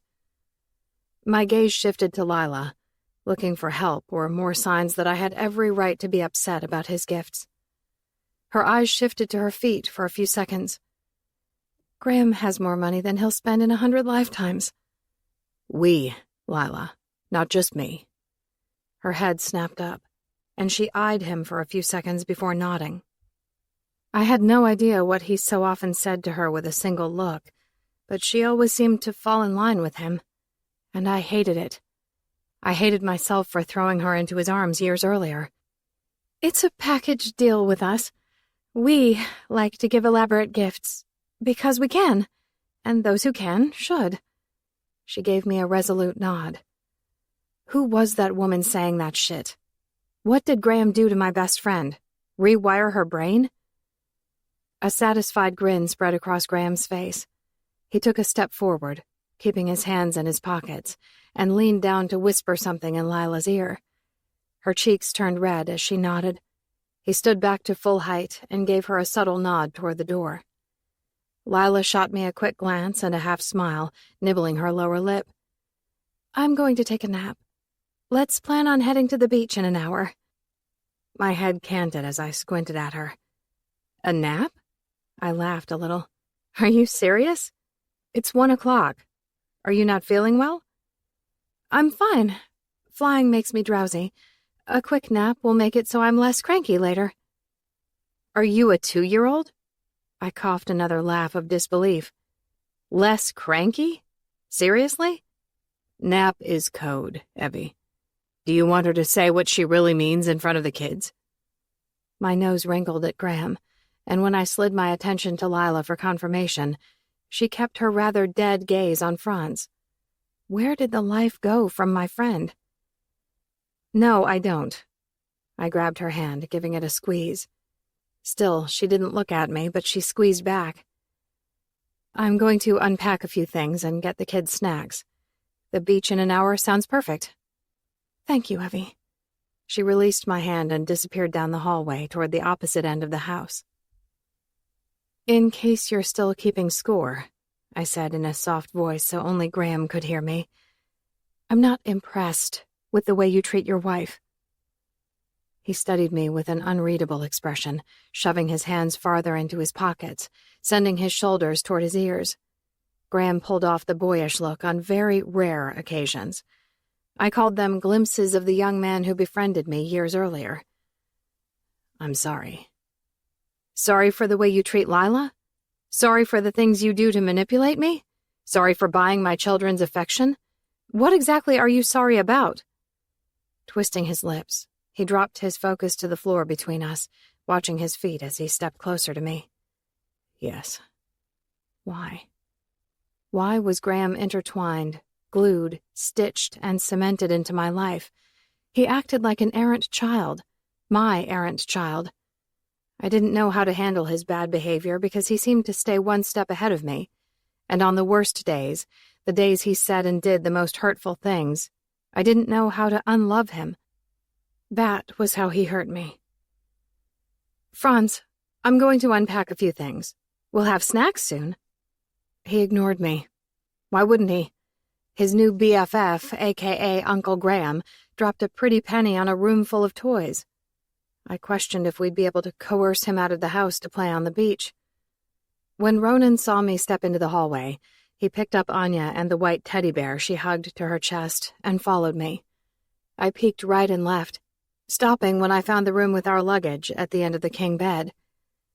This is Lila's handbag, not mine. I picked up the white leather shoulder bag. Anya reached for me. Trade. I'll take the bag to Lila. You get Squirmy ready for the beach. We made the trade, our gazes locking. I frowned, hugging her to me. It's fine. Ronan held Lila's bag in one hand and cupped my face with his other hand, leaning forward to brush his lips over mine, pecking at them playfully. I don't like it either, but our kids adore our friends right now. We'll take Graham out back and beat him up later, he whispered. I grinned. I four-letter word you so much. He bit my lower lip, giving it a playful tug before releasing it. Watch it. If you open up that can of worms, you'll regret it when we need it the most. On my deathbed, or his. That was when I wanted to share those 3 words with him. I didn't want rainy days, final straws, or the end of a rope. I wanted those words to be a final breath after a long life of showing everything. I wanted to prove to ourselves and the whole world that words were empty without the true actions to back them up. Go. You might have to leave it outside her door. She's getting ready to nap or something. Okay. He left a solid kiss on my lips and sauntered off. My king. Chapter 7. Ronan. I played it cool, walking that stupid line, when Graham unveiled his surprise for our kids. He ruined Christmas for the rest of their childhood. What could we possibly get them after he bought them one of everything from Santa's workshop? Stopping at the door to Franz's room, I debated saying something to him, knocking out a few teeth, or simply breaking a rib or two, but his back was to me. He and Franz were on the floor building something with Legos. I loved building with Legos when I was young like you, Franz. I used to build little Lego people to be my friends, because— He paused his hands and sighed. Well, I didn't have a lot of friends when I was your age. You didn't have friends? Franz murmured, keeping his hands busy with the Legos. No, But you're much cooler than I was, so you don't need to build friends or buy them. You have cool parents." Franz nodded slowly, probably not getting Graham's point. Again, Graham made it hard to completely despise him. As much as I didn't want to be affected by the poor little rich kid's story, it made enough of an impact to keep me from saying anything, so I continued toward the other side of the house to find Lila. All the doors were shut, so I gently knocked on each one. Evie said to just leave it outside the room, but I wanted to make sure Lila was okay. I'd had this clawing need for weeks to make sure she was fine. "Come in." I received a soft response after knocking on the last door. Opening it slowly, I opened my mouth to tell her I had her bag, but I choked on the words. Lila stood at the window, her back to the door, gazing out the shutters tilted just enough to see out, without letting anyone see inside the room. I should have backed out of the room as quickly as possible because she wasn't wearing anything but a black thong, and a smattering of bruises along her back and along the curve of her ass, her winged tattoo hard to make out in the mess of bruises. All the moments over the previous weeks of feeling jolts of pain, the skin along my back burning at times, and a general tenderness when the kids jumped on me or Evie curled her fingers into my flesh when we made love. It all made sense. Yet at the same time it made no sense whatsoever. "Lila," I whispered. She startled, whipping round with one arm covering her breasts as she reached for a blanket on the bed with her other hand. "Ronan!" she gasped, eyes wide and feral as she wrapped the blanket around her body. My hand released her bag to the floor by my feet, and I clenched my fists. "Did he do that to you?" Her head jerked back, eyes blinking in rapid succession. "What?" I took a few slow steps toward her. "The bruises." "No." Her head whipped side to side in several hard shakes. I wanted to demand she show me her bruises, as I didn't get a close look to inspect them, but I saw them. They were there, and unmistakable. Her fear felt tangible in that moment, as clearly as our connection rang endlessly in my ears, reminding me of the rules I broke and the price I'd forever pay. I saw them. I couldn't ignore the truth, as much as I wanted to welcome all kinds of doubt. It had yet to make a case. "Lila?" "No, it's not what you think. It's not what you think you feel." I winced. "She told you?" Biting her lips together, she nodded. Secrets. They haunted me at every turn. Mine, Evie's, and I feared Lila's might too. "Is it true?" Pain plagued her face. I didn't want her to feel bad or any sort of pain for something she didn't do, something she couldn't control. "Yes, but I'm fine. You're not. The bruises, Lila, you can tell me. I can help you." I would help her. If that meant ending Graham's life, I would do that for her because she was my wife's best friend, and I sure as fuck didn't save her on that mountain only to let her husband hurt her. Tears filled her eyes, and she blinked them away before a single one broke free. "You can't help me." Drawing in a shaky breath, she tightened her hold on the blanket and tipped her chin up. "It's not Graham, and Evie can't know. Not ever." "No." I rubbed the back of my neck. "There's nothing you can't tell her. She's your friend, and so am I. Let us help." After a swallow, she eased her head side to side, jaw clenched, eyes hard on me. "She can't ever know, and I'm sorry if this—" She narrowed her eyes. "This thing you feel from me is real. I'm sorry you have to feel it. If I could prevent it, I would." "Prevent what?" Her face morphed into a mask, a numb, emotionless mask. Not a wrinkle of anything to read into her thoughts, her feelings. "I have leukemia." "Cancer." It took me several seconds to make sense of her confusion. Bruising? Maybe.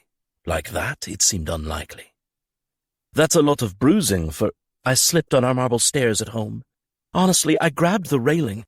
I landed on my butt, and the edges of the stairs scraped along my back. It didn't even hurt that badly at the time, but I swear, even a firm hug can leave bruises at this point. I try to be careful." "Cancer. Evie just buried her mom. It will destroy her, Lila whispered. I blinked several times as Lila's words echoed my thoughts. It would absolutely destroy Evie. Lila, fuck. I don't know what to say. I deflated. If those were bruises from leukemia, and I tried to accuse her husband of abusing her, that would have made me a total asshole. So you won't tell Evie?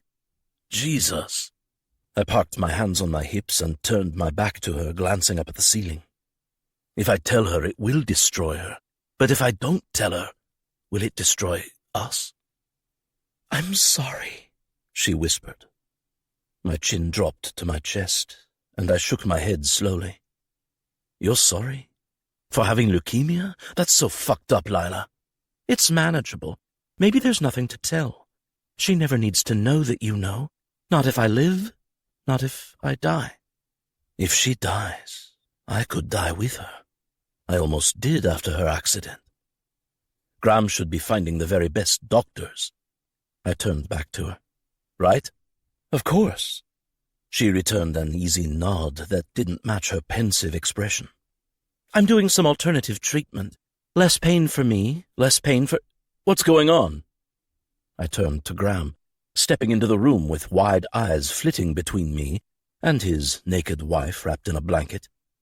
Ronan brought me my bag. Lila spoke in a rush. Graham's uneasy gaze locked with mine, asking me questions without saying a word.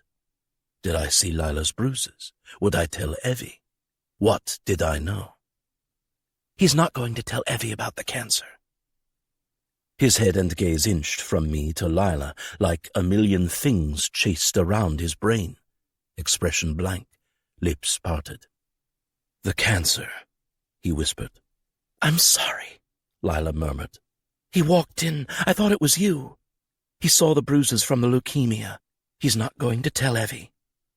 I didn't promise that. Without taking his attention away from Lila, Graham brushed past me to embrace his wife, kissing her softly on her head while she buried her face into his neck. I took it as my cue to leave. What would I say to Evie? I didn't know. If you suffer, she will know. I won't be able to hide it. I didn't know if Graham knew about my connection to Lila. I wasn't talking to him anyway. Without another look back, I exited the room, shutting the door behind me. A sob broke from Lila as I stood there, listening for a few more seconds. How did this happen? She sobbed. Shh. Nothing has happened. I told you, baby, you're fine. We're fine, okay? You believe me, right? There's nothing to tell. He won't tell her. Everything is fine, I promise. I couldn't walk away. Graham's assessment didn't help my situation. They were both in denial, and I was in the middle. As I started to take a step away from the door, Graham's tone changed into something less sympathetic. He saw you naked? I couldn't hear her response. Maybe she didn't have one, or maybe it was a simple nod. Had he walked in and seen Evie like that, I would have been upset too. Not at Evie, just the situation. Did that turn you on? However, I would not have asked her that, even if the thought crossed my mind. Lila wasn't turned on by me seeing her. She was horrified. I felt her horrific fear and embarrassment. Are you sure? Again, I didn't hear her answer, and I should have walked away, but I couldn't. My trust in Graham was complicated, to put it mildly. I didn't trust him to do right by his wife, and I hated the feeling that settled in my gut, but I couldn't help it. He coveted my wife too much. Where did that leave Lila? Well, that was what I wanted to know, so I listened. She grunted. He shushed her. When I fuck you, do you think of him? He asked in a strained voice as the unmistakable sound of flesh slapping together crawled through the cracks around the door. A whisper, an erotic echo. I didn't want to know that answer. Running a rough hand through my hair, I took slow steps away from the door, giving myself time to pull my shit together before Evie looked at me. Even if I thought of telling her the truth, it wasn't going to be on a holiday trip with the kids. With each step, I focused on the ringing in my ears. Lila. I felt a mix of sadness and an overall dull, numbing pain. Was it the news? Did I feel her? Did her emotional pain seep into my existence? Was it what they were doing in the bedroom? Did she not enjoy it? I just wanted to rid her from my body, but I couldn't. I took a part of Lila, or maybe she took a part of me that day on the mountain. It fucking sucked not having complete control, a broken autonomy like someone else was pulling the strings. I was nothing but a puppet, a voodoo doll. Chapter 8. Graham. I fucked my wife and thought about my best friend. I hated the bruises on her back. It made it more difficult to picture Evelyn because she didn't have bruises on her back. No, Evelyn's back was perfect. Everything about Evelyn was perfect, except she married the wrong man. She let him crawl between her legs and put babies in her belly. That didn't please me, but I would eventually forgive her, and we would raise Franz and Anya as our own. Franz? Who the fuck names their kid that? Graham, it hurts, Lila whined. It hurt because we didn't fit like I fit with Evelyn. I stopped. The last thing I needed was Lila sulking like a victim after Ronan saw her situation. I could barely touch her without her skin blooming in shades of reds and blues. She collapsed forward, burying her face in the pillow, leaving her marred back staring at me and a raging hard-on pulsing for Evelyn. I closed my eyes where the only thing I could see was Evelyn. Then I jerked off onto Lila's back. Did I hate myself for allowing the four of us to get into such a pickle? Of course. I thought my pursuit of Lila would make Evelyn jealous. Did I develop misplaced feelings for Lila in the process? Naturally. She wasn't a terrible person, just not the person for me. Lila was regrettable collateral damage. But it went too far. I didn't see the signs, and I let it go too far. A husband and 2 kids. How did I let that happen? How did Evelyn let that happen? I married Lila, but I didn't put a fucking baby in her.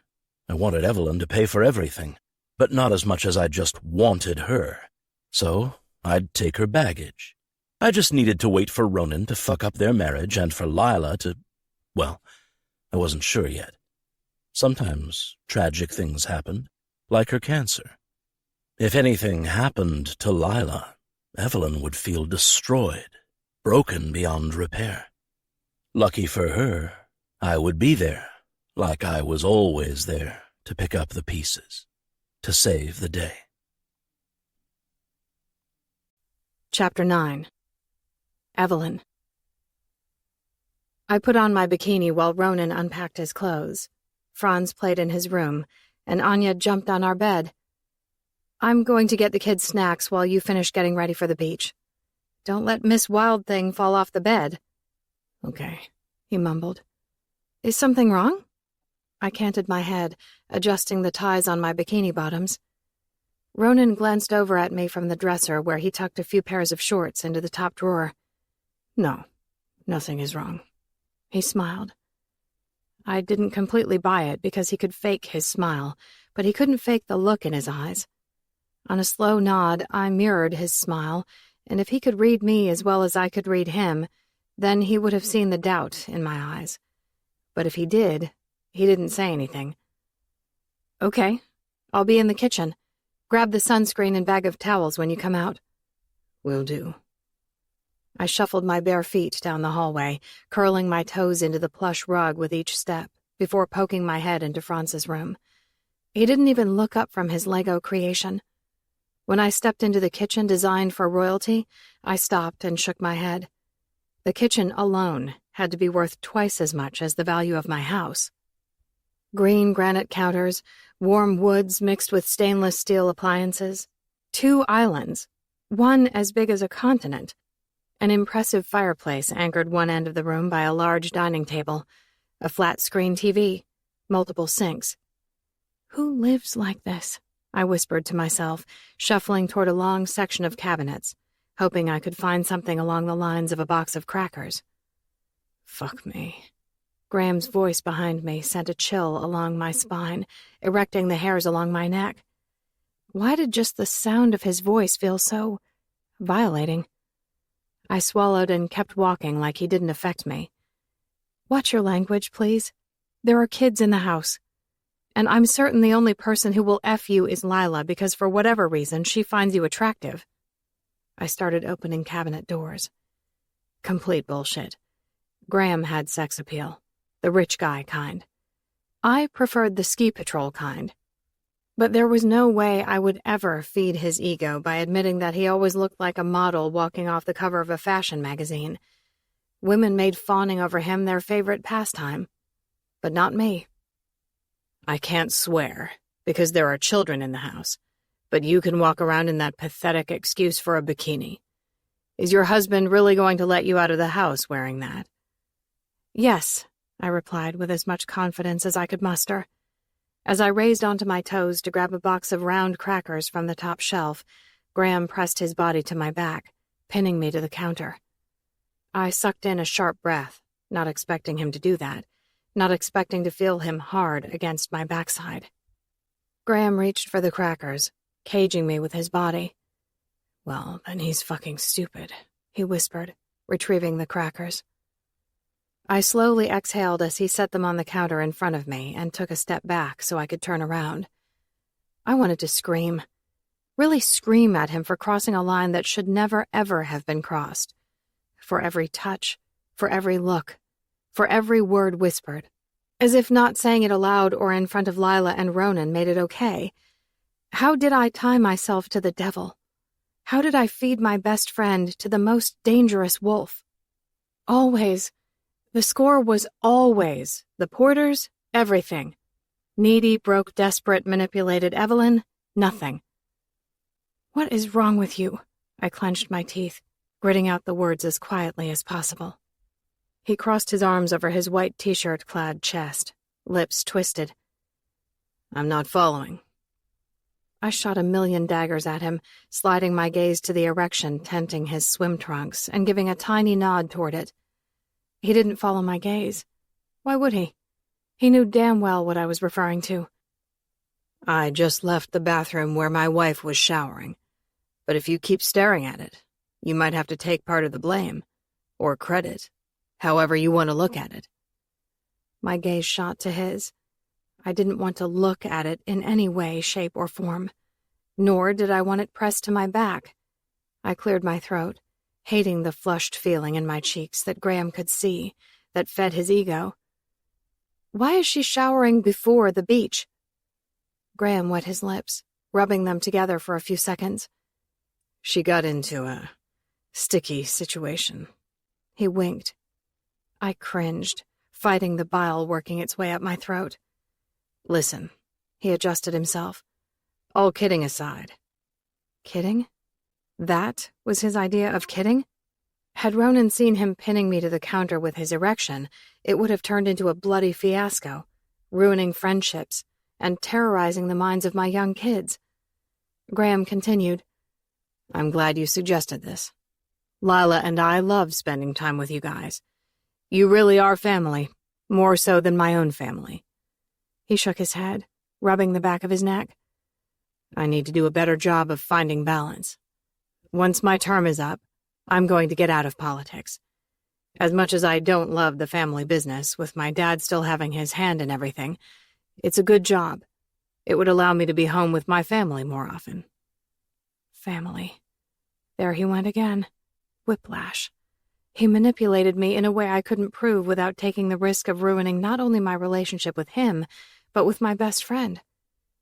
Graham played in the gray area, stepping out of bounds just long enough to say or do something inappropriate, then falling back in line before anyone else noticed. So you're planning on having a family? Again he did it, raking his gaze along my body like he had the right to do it. I don't know what the future holds. He ogled my breasts, the breasts he liked to poke fun at. But at the very least, I want to spend more time with Franz and Anya, skiing, golfing, attending their plays and sporting events. You're my best friend, Evie. I love your kids like my own. Mommy, I'm hungry. Franz ambled into the kitchen, holding a Lego boat. His blue eyes alight with pride and his hair messy like mine. Thankfully, he inherited some color to his skin, so he didn't have to go through life looking like his White Walker mom. It was my completely unbiased opinion. We really made beautiful children. "You're hungry? Hungry?" Graham scooped Franz up into his arms, buried his face into Franz's neck, like gobbling him right up. Franz giggled. It was endearing, as I'm sure was Graham's intention. Befriend me. Make me indebted to him. Marry my best friend. Befriend my husband. Spoil my children. Remind me on a daily basis why I loved him. Then, remind me on a daily basis why I had grown to resent and even hate that same friendship. There were reasons why people said some gestures were too grand, making it impossible to ever be repaid. People like Graham and all the other porters thrived on the internal indebtedness of everyone else around them. Graham set Franz on the counter. "I've got you covered, little man." He retrieved a plate and proceeded to fill it with crackers, cheese cubes that someone had piled neatly onto a tray in the fridge, grapes, strawberries, pumpkin seeds, and a few chocolate squares. My nanny used to hide 2 little squares of chocolate beneath the healthy stuff on all of my snack plates. He winked at Franz. A nanny raised Graham. I wasn't sure if that explained why he was such an asshole 90% of the time, or if the nanny was actually the reason why 10% of the time he wasn't an asshole. A true friend to me, a kind husband to Lila, and the fun uncle who spoiled my kids. "Mommy hides chocolate in her closet," Franz outed me. Traitor. Graham slid his gaze to me, quirking an eyebrow accompanied by a knowing smirk. "You still hide chocolate?" "Yes, in her sock drawer," Ronan piped up, carrying Anya into the kitchen. "How do you know that? Are you snooping in my drawers?" I glared at Ronan. He set Anya on the counter next to Franz and grabbed my face. "It's called putting away laundry, babe." Before I could respond, he planted a solid kiss on my mouth, something our kids saw on a regular basis. But Graham didn't get to see it very often, and I needed him to see it. So when Ronan started to pull away, I grabbed his shirt and jerked him back to me. No tongue or anything inappropriate in front of the kids. Just a good, solid, I love this man and he loves me kiss. "Get a room!" I grinned against Ronan's mouth for a second before releasing him and turning toward Lila's voice. "We could," I laughed. "Or 10. You have enough of them." She fetched a plate and put food on it for Anya. Our friends would be good parents.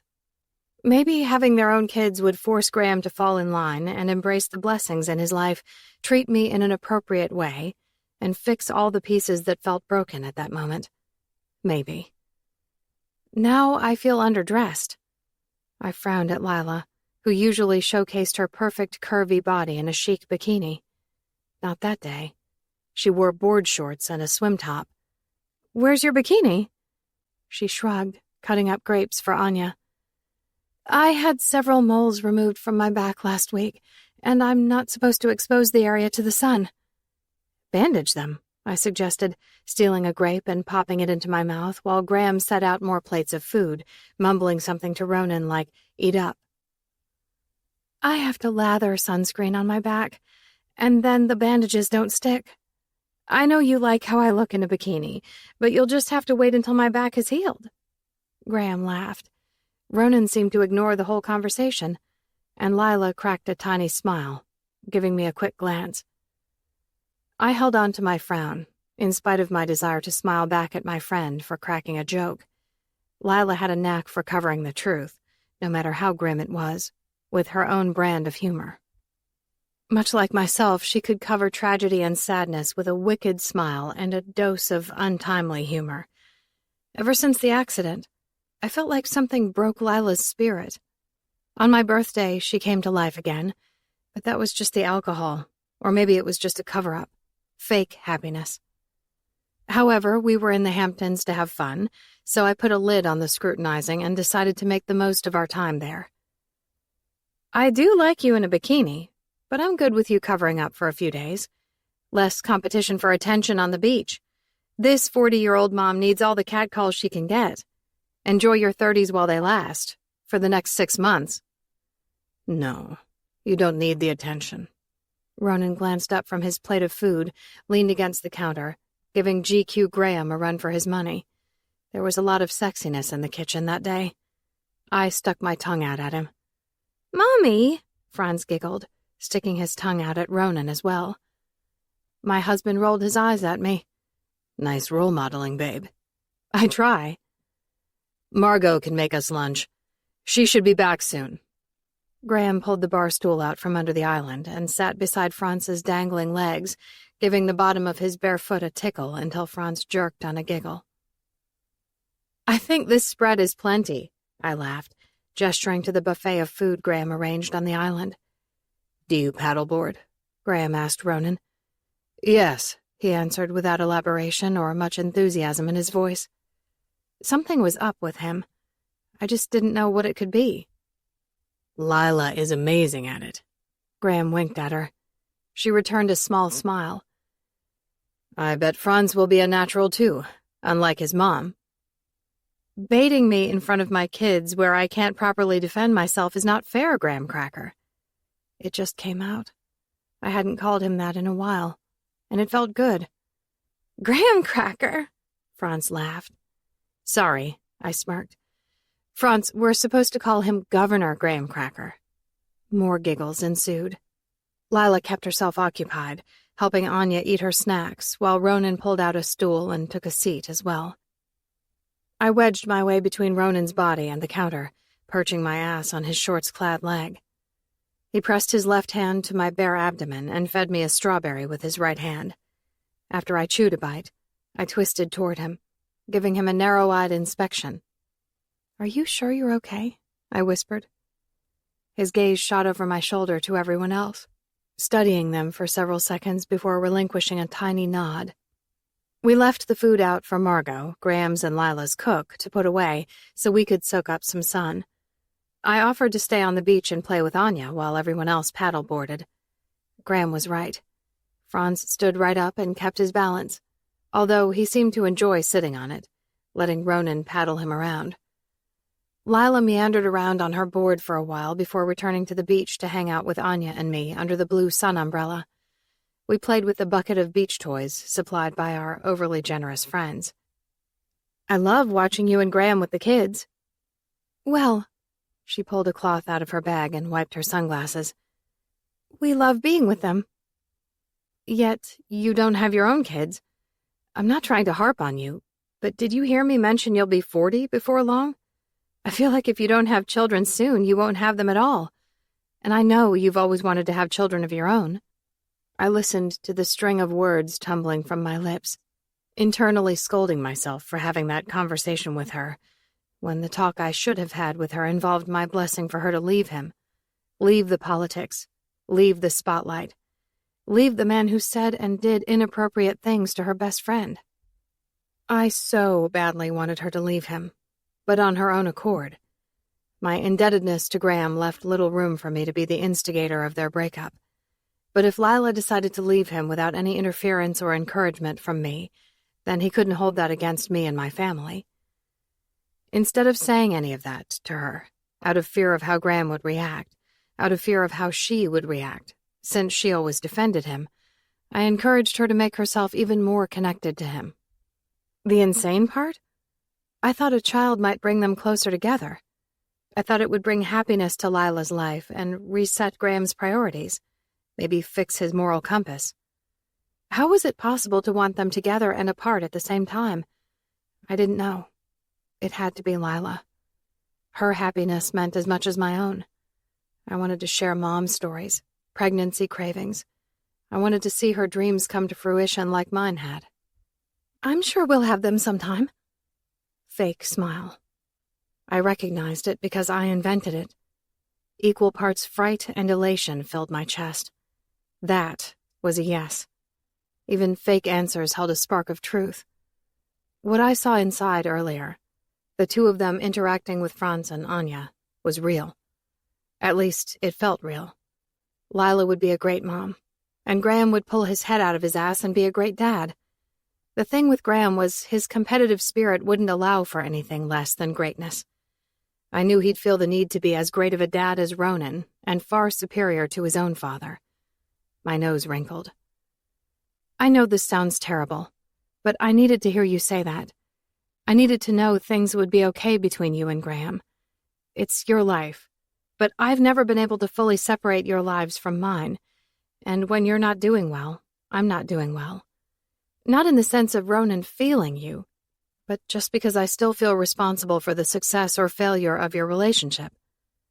I'm glad. Lila tipped her head back in the beach chair. I feel responsible for your happiness, too. Ouch. That felt wrong.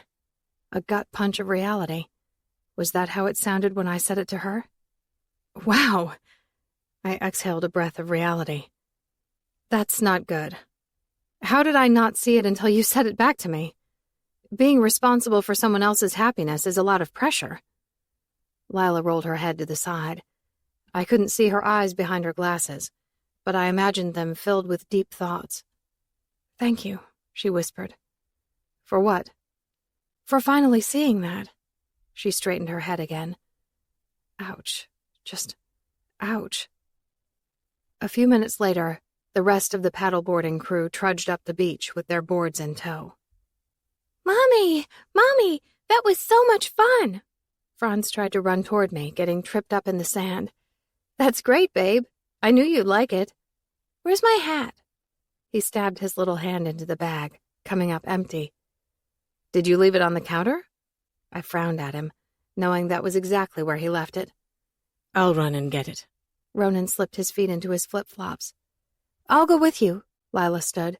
I need to use the restroom.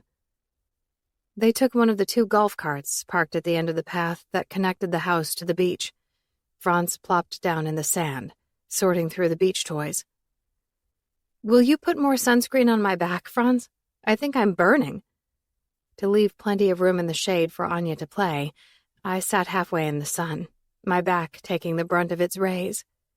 Okay, he mumbled as I slid the lotion from the side pocket of the bag. I've got it. Graham plucked it from my hand and dropped to his knees in the sand behind me. I see people with serious zoom lenses on their cameras just over the hill. I don't think you should lay a hand on me. It won't look good in the tabloids tomorrow. And I didn't want him spreading lotion on my back. Not since he'd made it clear that making me uncomfortable was his favorite game. It's a well-known fact that you're my best friend. The kids are right here. Our spouses were just here, too. I'm not worried about the tabloids. That was bullshit, and he knew it. The photos wouldn't have the kids in them, and the gossip articles wouldn't mention Lila's and Ronan's presence either. I stiffened when his hands, slathered with lotion, moved along my back. It doesn't have to be a lot. Just get some on my shoulders really quick, and that will be good.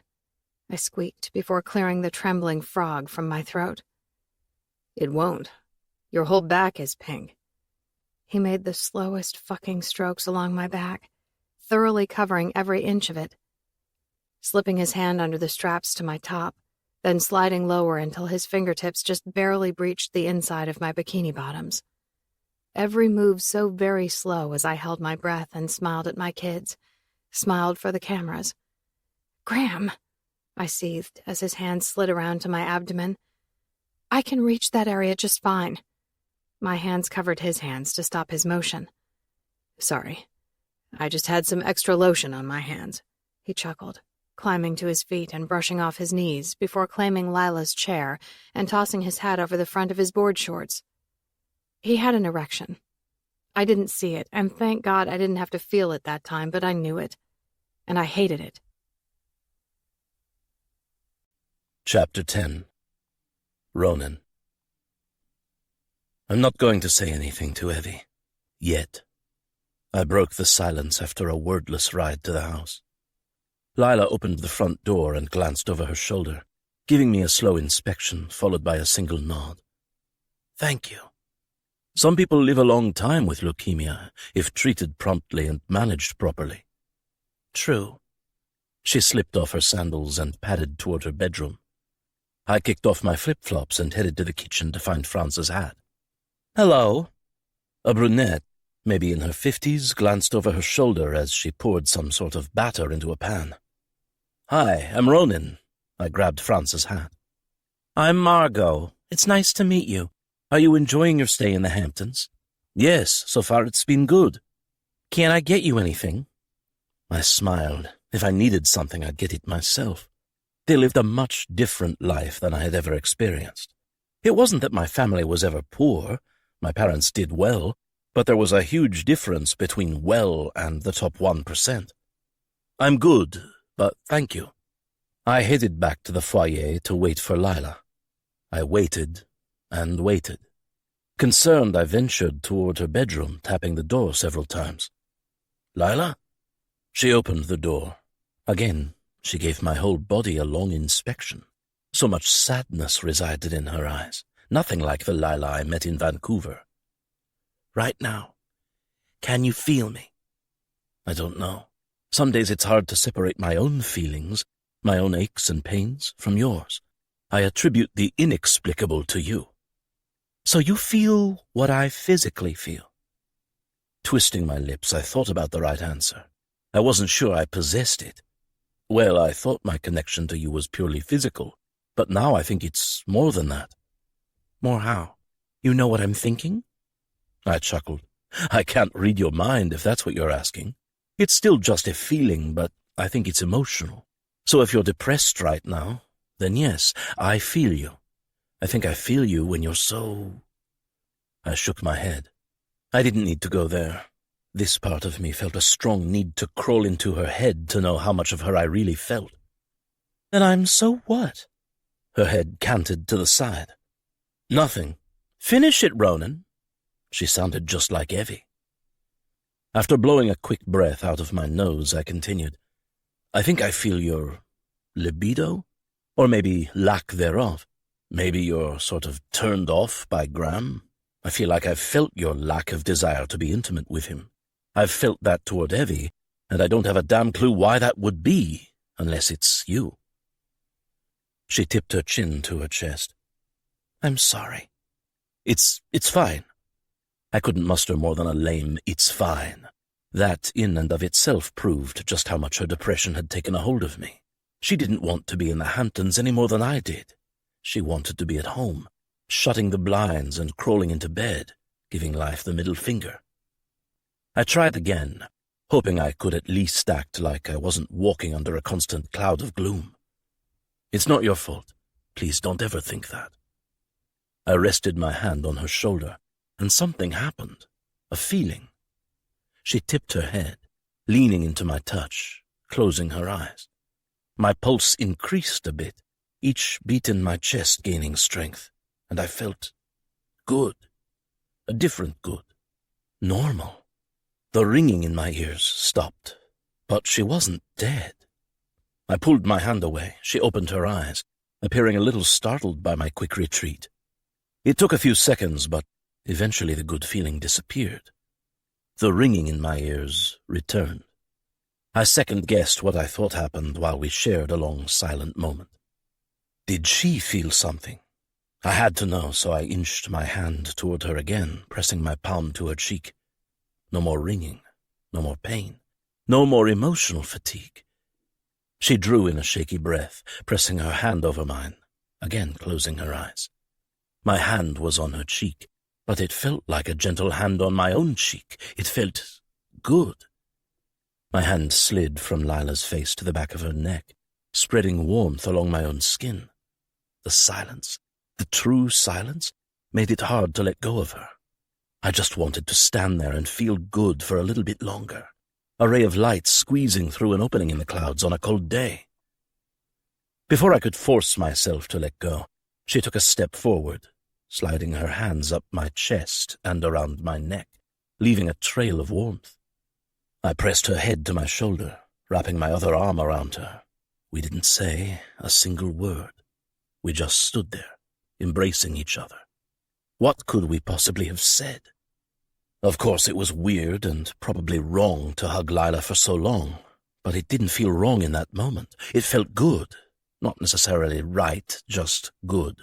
And when you wander through long days not feeling happy, not feeling alive, not taking full breaths, or giving your all to those who love you, well, a moment of normalcy, bliss, Good is pretty fucking amazing.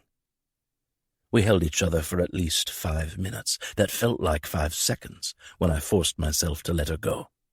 Before I could say anything, not that I had a clue how to explain what had just happened between us, a voice echoed from the foyer. I took 2 huge steps backward, blinking several times as I realized I still felt good, the ringing in my ears no longer there. Guilt swirled around us, but I didn't let it touch me. "Ronan?" Evie called. "We're coming." Lila smiled, a real one, while picking up France's hat that I'd let drop to the floor and sliding out the doorway past me. "I was just showing Ronan the rest of the house." I followed Lila. I pinched my finger in the umbrella when we moved everything so the kids could start digging in a new area of smooth sand. It's not that bad, but I should wash it and put on a Band-Aid because it broke the skin and doesn't want to stop bleeding. I have a first aid kit in the bedroom. I inspected her finger. Of course you do.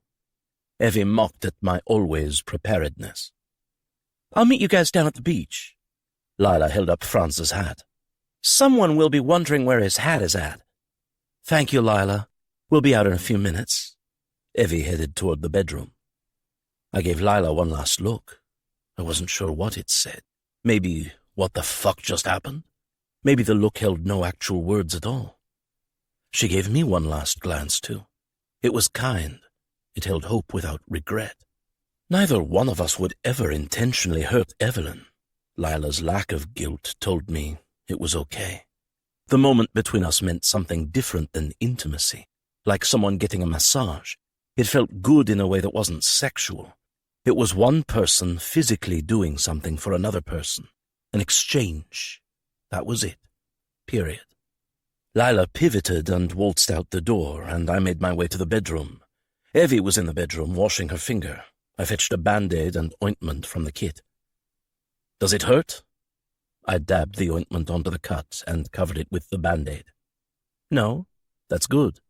I grabbed her head and kissed her, and it built like igniting an explosive. It wasn't my intention, and I didn't expect it. But the second my lips touched hers, I needed her. Plunging my tongue into her mouth, I devoured her, feeding on all the lost moments from the previous weeks. Evie stiffened at first, clearly caught off guard by my sudden need to kiss her. Hell, I couldn't explain it either. The ringing was gone.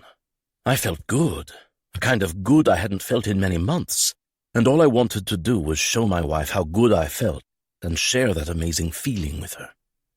Without demanding an explanation, her fingers claimed my hair, her tongue warring with mine. I knew what my needs were and why they demanded attention right that very minute, but I didn't know why she clawed at me with equal need. Had it simply been too long since I showed her that level of affection? Whatever it was took on a life of its own. I untied her top, letting it fall to the floor.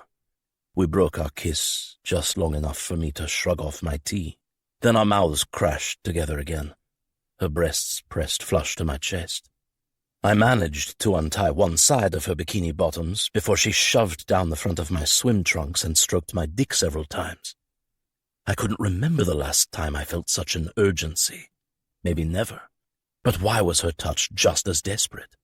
She pressed her hands to the vanity counter and hopped up. We kissed again as I fisted my dick and guided it between her legs as she wrapped those sexy legs around my waist. "Ro," she moaned, as I slid into her in one hard thrust. "Fuck, Evie," I murmured over her lips. "I need this so badly." I palmed her ass, trying not to leave marks on it, but it was hard to harness any kind of control while I held her from sliding back as I moved inside of her like I needed it to breathe. Harder, faster, deeper. Evie cried out when she orgasmed, biting my shoulder, clawing my back. A few thrusts later I stilled, feeling myself release for an eternity. I couldn't ever remember having such an intense orgasm. My whole body shook, and I nearly collapsed to my knees. I touched Lila, and it made me want to fuck my wife into another dimension. Something was messed up, and I knew it when I came down from my high, eased out of Evie, and the ringing in my ears returned. "Thank you," She grinned. I needed that, more than you can imagine. Evie hopped off the vanity and shuffled to the toilet. Wrong. I didn't have to imagine how much she needed that, because I needed it more. Chapter 11. Has Lila started treatment? I asked Graham as we enjoyed cold drinks in the clubhouse before teeing off. Evelyn and Lila stayed at the house to play by the pool with the kids. He chewed a cube of ice, each crunch accentuating the tense muscles in his jaw, as he stared out the window at the well-dressed elite in their golf carts cruising around the course. She's looking into options. I'm encouraging her to get more opinions. How's the alternative treatment working? I mean, she doesn't seem too bad. Is she tired a lot? I was depressed most of the time, but I wasn't exhausted. People with leukemia suffered severe exhaustion. Graham bit his lips together, his eyes slightly narrowed at me. After several seconds of just looking at me, he nodded slowly and hummed. Yes, the alternative treatment seems to be helping, at least with the symptoms. What kind of alternative treatment is she doing? He glanced at his watch. We're up. He stood. I'm feeling good today, buddy. Hope you brought your best game. Lila had cancer. I couldn't give 2 fucks about a golf game. After we made our way through 18 holes, talking about random shit as if his wife wasn't possibly dying, we made it back to the house in time for dinner. Mrs. Porter? Graham kissed Lila's head as we passed through the great room. She looked up from her book and smiled at me. The rest of her body seemed to stiffen beneath Graham hovering over her. How was golfing? She closed her book, letting it rest in her lap. Perfect. I should have joined the PGA instead of running for governor, he mumbled, sauntering out of the room toward the bedroom. I'm going to grab a quick shower. Feel free to join me. Lila's cheeks turned pink as her smile faded into a grimace. I averted my gaze to avoid making her feel any more uncomfortable. Are Evie and the kids here or at the beach? The bedroom. Lila pushed the ottoman away and sat up straight, depositing the book on the table next to the Tiffany lamp. The sun zapped the energy from the kids. They both fell asleep after she gave them a bath. I peeked in on them 10 minutes ago. She's asleep, too. I jutted my chin toward the book. What are you reading? She flipped it over to show me the cover. Paranormal? She nodded, wrinkling her nose. Don't judge me for loving vampires. I laughed. No judgment.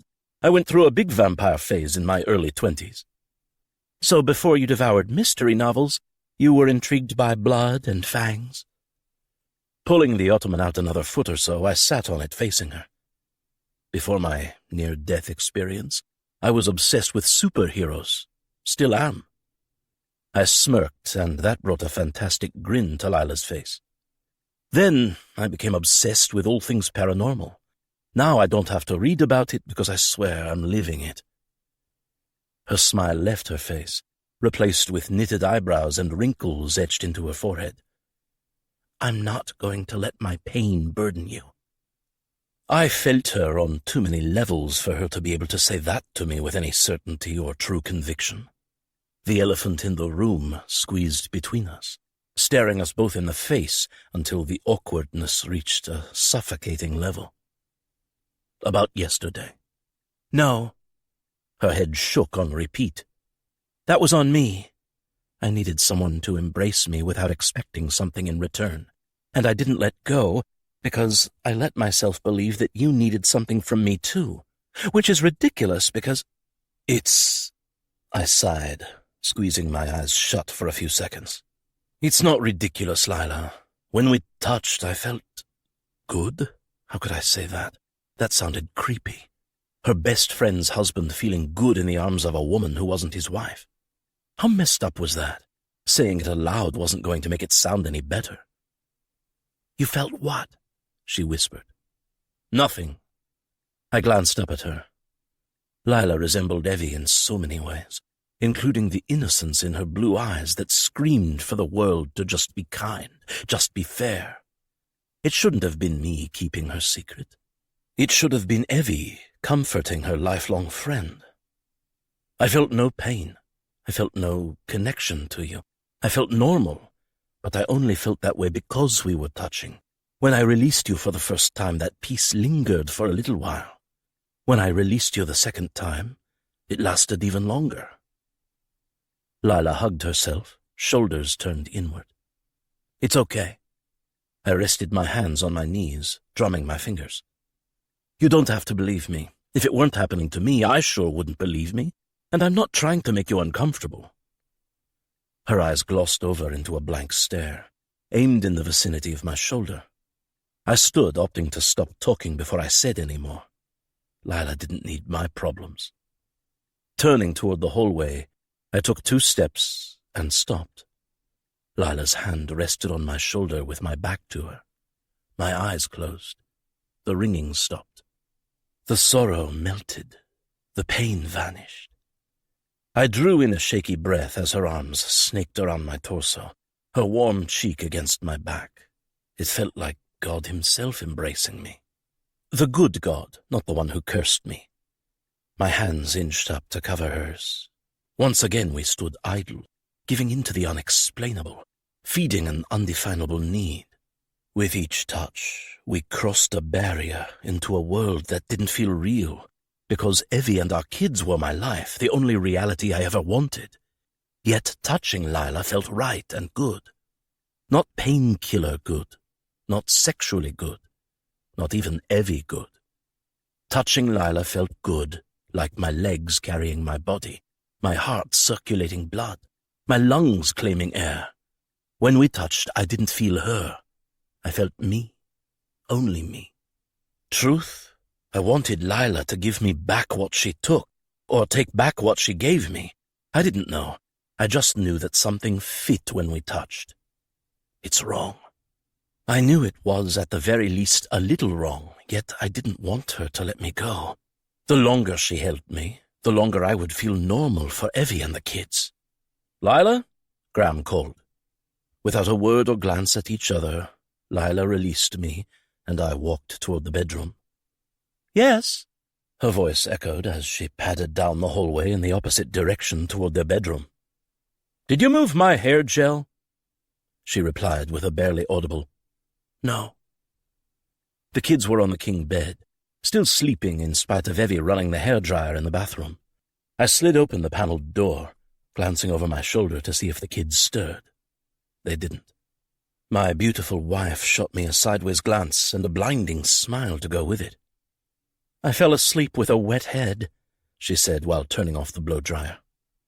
I locked the door and grinned at her. No ringing in my ears, no feelings of depression, no pain. Her gaze flitted to my hand that turned the lock. They'll wake up any second, Mr. Alexander. The way her eyebrow quirked into a crooked peak did nothing to help her case. It reminded me of all the things I loved about Evelyn Alexander. In some ways, it broke a tiny part of my heart, too. Just minutes earlier, her best friend touched me, took away my pain. But it didn't make me want Lila. It made me want my wife. That had to mean something. That had to be what mattered most. You won't let me say what I want to say. I took 2 steps in her direction. She looked like an angel booted out of heaven.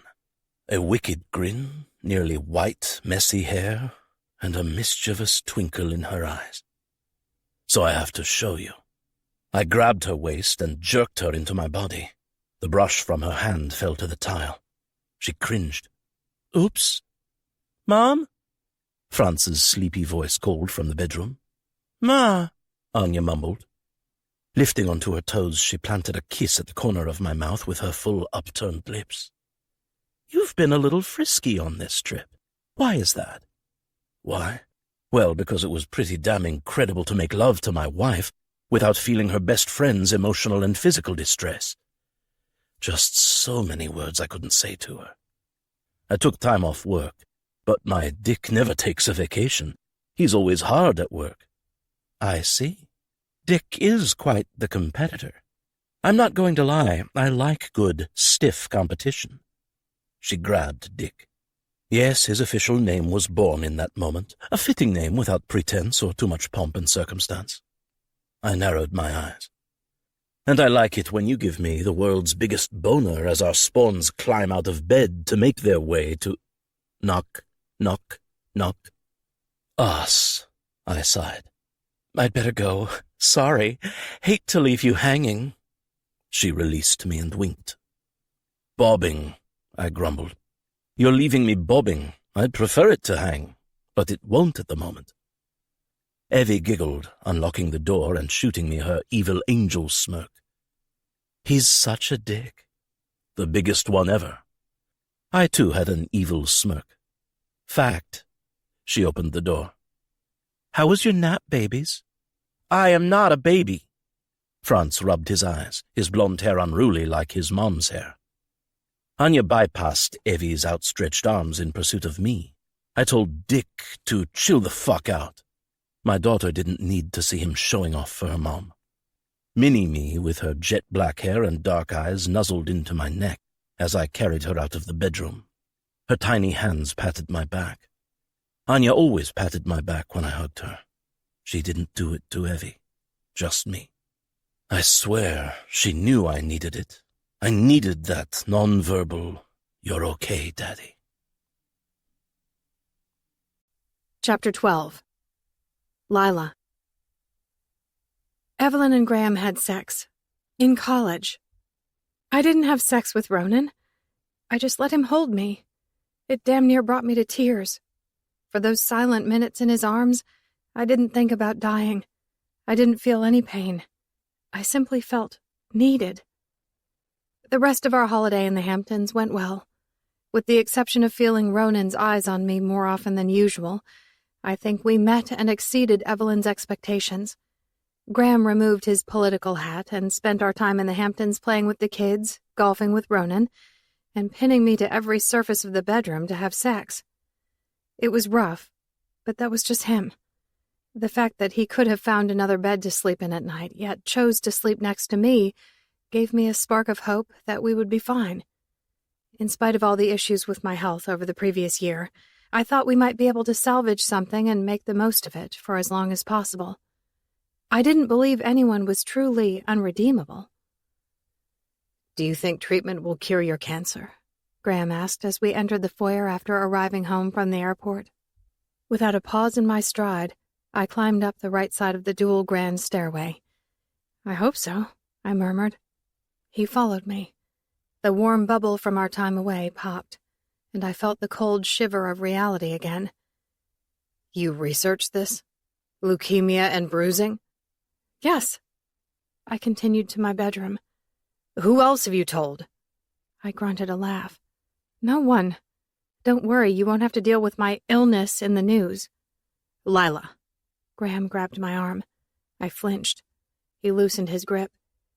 "I'm sorry this happened to us, but I'm going to do everything in my power to fix it."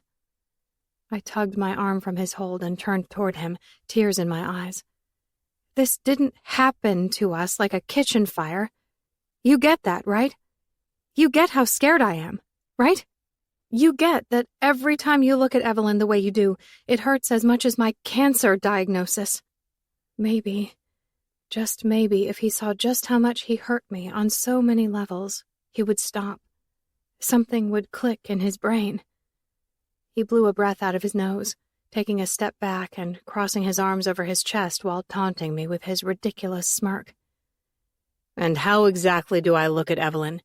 Because from my vantage point, I've chased you for years. I've voiced all the things about you that I find far superior to Evelyn." "She's your friend. You shouldn't degrade her in any way. You shouldn't compare her to anyone else. You should respect her, her life choices, her husband, her children." I swatted at a tear that escaped. "And I am your wife. You shouldn't degrade me emotionally or physically. You shouldn't compliment me by putting down someone you feel has inferior qualities to me. Over the past few days, I got a glimpse of who you used to be. Kind, fun, and loving. I fell in love with the man who took care of my best friend while I traveled the world. I fell in love with the way you cared for Evelyn. Not me. Evelyn. Kindness is attractive. I miss the kind man I married, but I had the opportunity to see him again, and it gave me hope. Don't rip it away. Fix you, Graham. And I'll be fine. We'll be fine. The muscles in his jaw pulsed as he drew in a slow breath, hands fisted. Regret knocked at my conscience, scolding me for saying those things to him, but I didn't let it in. I stood brave and strong, willing to accept his reaction. The days of regretting my feelings were over. You're right. His forehead wrinkled as he nodded slowly, gaze dropping to his feet. I can do better. When my term is over, I will make more time for family, especially the kids. Hope. There it was. I craved that hope. I want that. I salvaged a smile from that tiny spark of hope. I'd started to give up hope that we would have children. Oh. Graham lifted his gaze to me. I mean Franz and Anya. He reached for my face and my whole body hardened like a statue. People with leukemia don't have babies. On a shrug, he brushed his thumb over my lips. You can't wait forever to start treatment because you told Ronan. The clock has started. Even if he doesn't tell Evie, he's going to expect you to fight this. So if you weren't prepared to be sick and unable to participate in future plans with the rest of us, if you weren't prepared to spend your days in bed resting, if you weren't prepared to lose your hair, then you shouldn't have told him. Pulling his hand from my face, I grimaced. Ronan saw the bruises. What was I supposed to tell him? His mind immediately went to the idea that you're abusing me, Graham. Anger escalated my voice. How does that make you feel? Because he sure as hell wasn't going to keep that a secret from Evelyn. So do you have a better idea to explain what he saw? Had you been in my shoes, what would have been your explanation? I'm not upset with you for telling him. I'm simply stating the facts. I hate the facts, I seethed, but my anger didn't stop the tears. Don't you hate them too? Don't you ask yourself how we got here? How our big dreams turned into this? When you see this... I twisted my back to him, lifting my shirt to show him my colorful skin. Does it make you cringe? Does it break your heart? Do you seriously not ask yourself, how did we get here? I dropped my shirt and faced him again. Because this isn't fair. All my emotions rushed out into a wet, blubbering mess. I didn't ask for this life. I don't want this life, so stop acting like this is my fault. Like I made my bed and now I have to lie in it. With quick steps, he backed me into the wall just outside of my bedroom. His arms stretched over my head, pressed to the wall to cage me in with his body. I held my breath, as I'd come to do quite often in his presence. Look at me. I stared at his chest for a few more seconds before lifting my gaze to his cold eyes. I was in a good mood. I'd like to stay in a good mood. Can we forget about your issues for the night? He sucked in a long breath and blew it out slowly. Now, I'm going to get caught up on some work downstairs. Why don't you take a bath, and I'll be up later and make everything better. I wouldn't have sex with him. He couldn't make everything okay by sticking his dick inside of me after using the term issues. He liked to ride the line, blame me for things that weren't my fault, twist reality, cast doubt, flaunt hope, and slay dreams. After he let me out of his body cage, I took a bath behind a locked bathroom door and settled into bed. I retrieved my journal from under my mattress and transcribed the events from the previous days. Graham liked to make me think everything that wasn't perfect in his life was somehow my fault.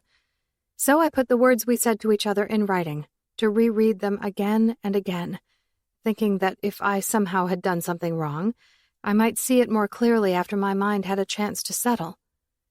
By the time I finished writing page after page of my miserable life, my eyes hurt, and so did my hand. After securing the journal in its hiding place and double-checking the lock on the bedroom door, I shut off the light and prayed for dreams of a better life. But the thing about dreams that really sucked was they were often interrupted by real life. A king who kept keys to all the rooms in his castle. In spite of my intentions to hold strong, I didn't say no. Not aloud. In my head, I screamed it, In my head, I packed my bags and left. In my head, I never came back from Germany during my wanderer days after college. Evelyn never had the opportunity to convince me to give Graham a chance. In my head, I held on to a piece of dignity. The next morning, I woke just after 5 in desperate need to pee. I eased out of bed, praying I didn't wake the monster beside me.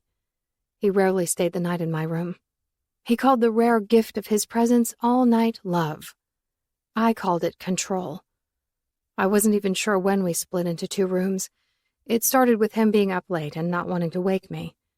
We still shared the massive closet and bathroom, for a while. Then he took clothes and toiletries to his new room, again, so he didn't wake me early in the mornings.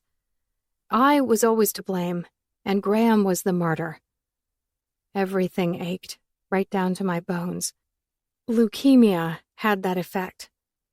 When I tiptoed back into the room to grab my robe and cover my naked body before escaping to another room, Graham switched on the sconce by his side of the bed. The light burned my eyes. He twisted from side to side, stretching his back. When he noticed me, he paused. Weeks earlier, I would have called that same look apologetic and regretful. Not anymore. He wasn't my husband anymore. I didn't care what vows we exchanged.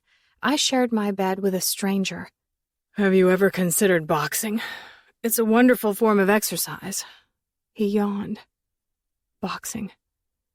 I hadn't turned on the light in the bathroom, but I suspected his reasoning for suggesting boxing had little to do with my need to get a good workout and a lot to do with the colorful shapes along my skin.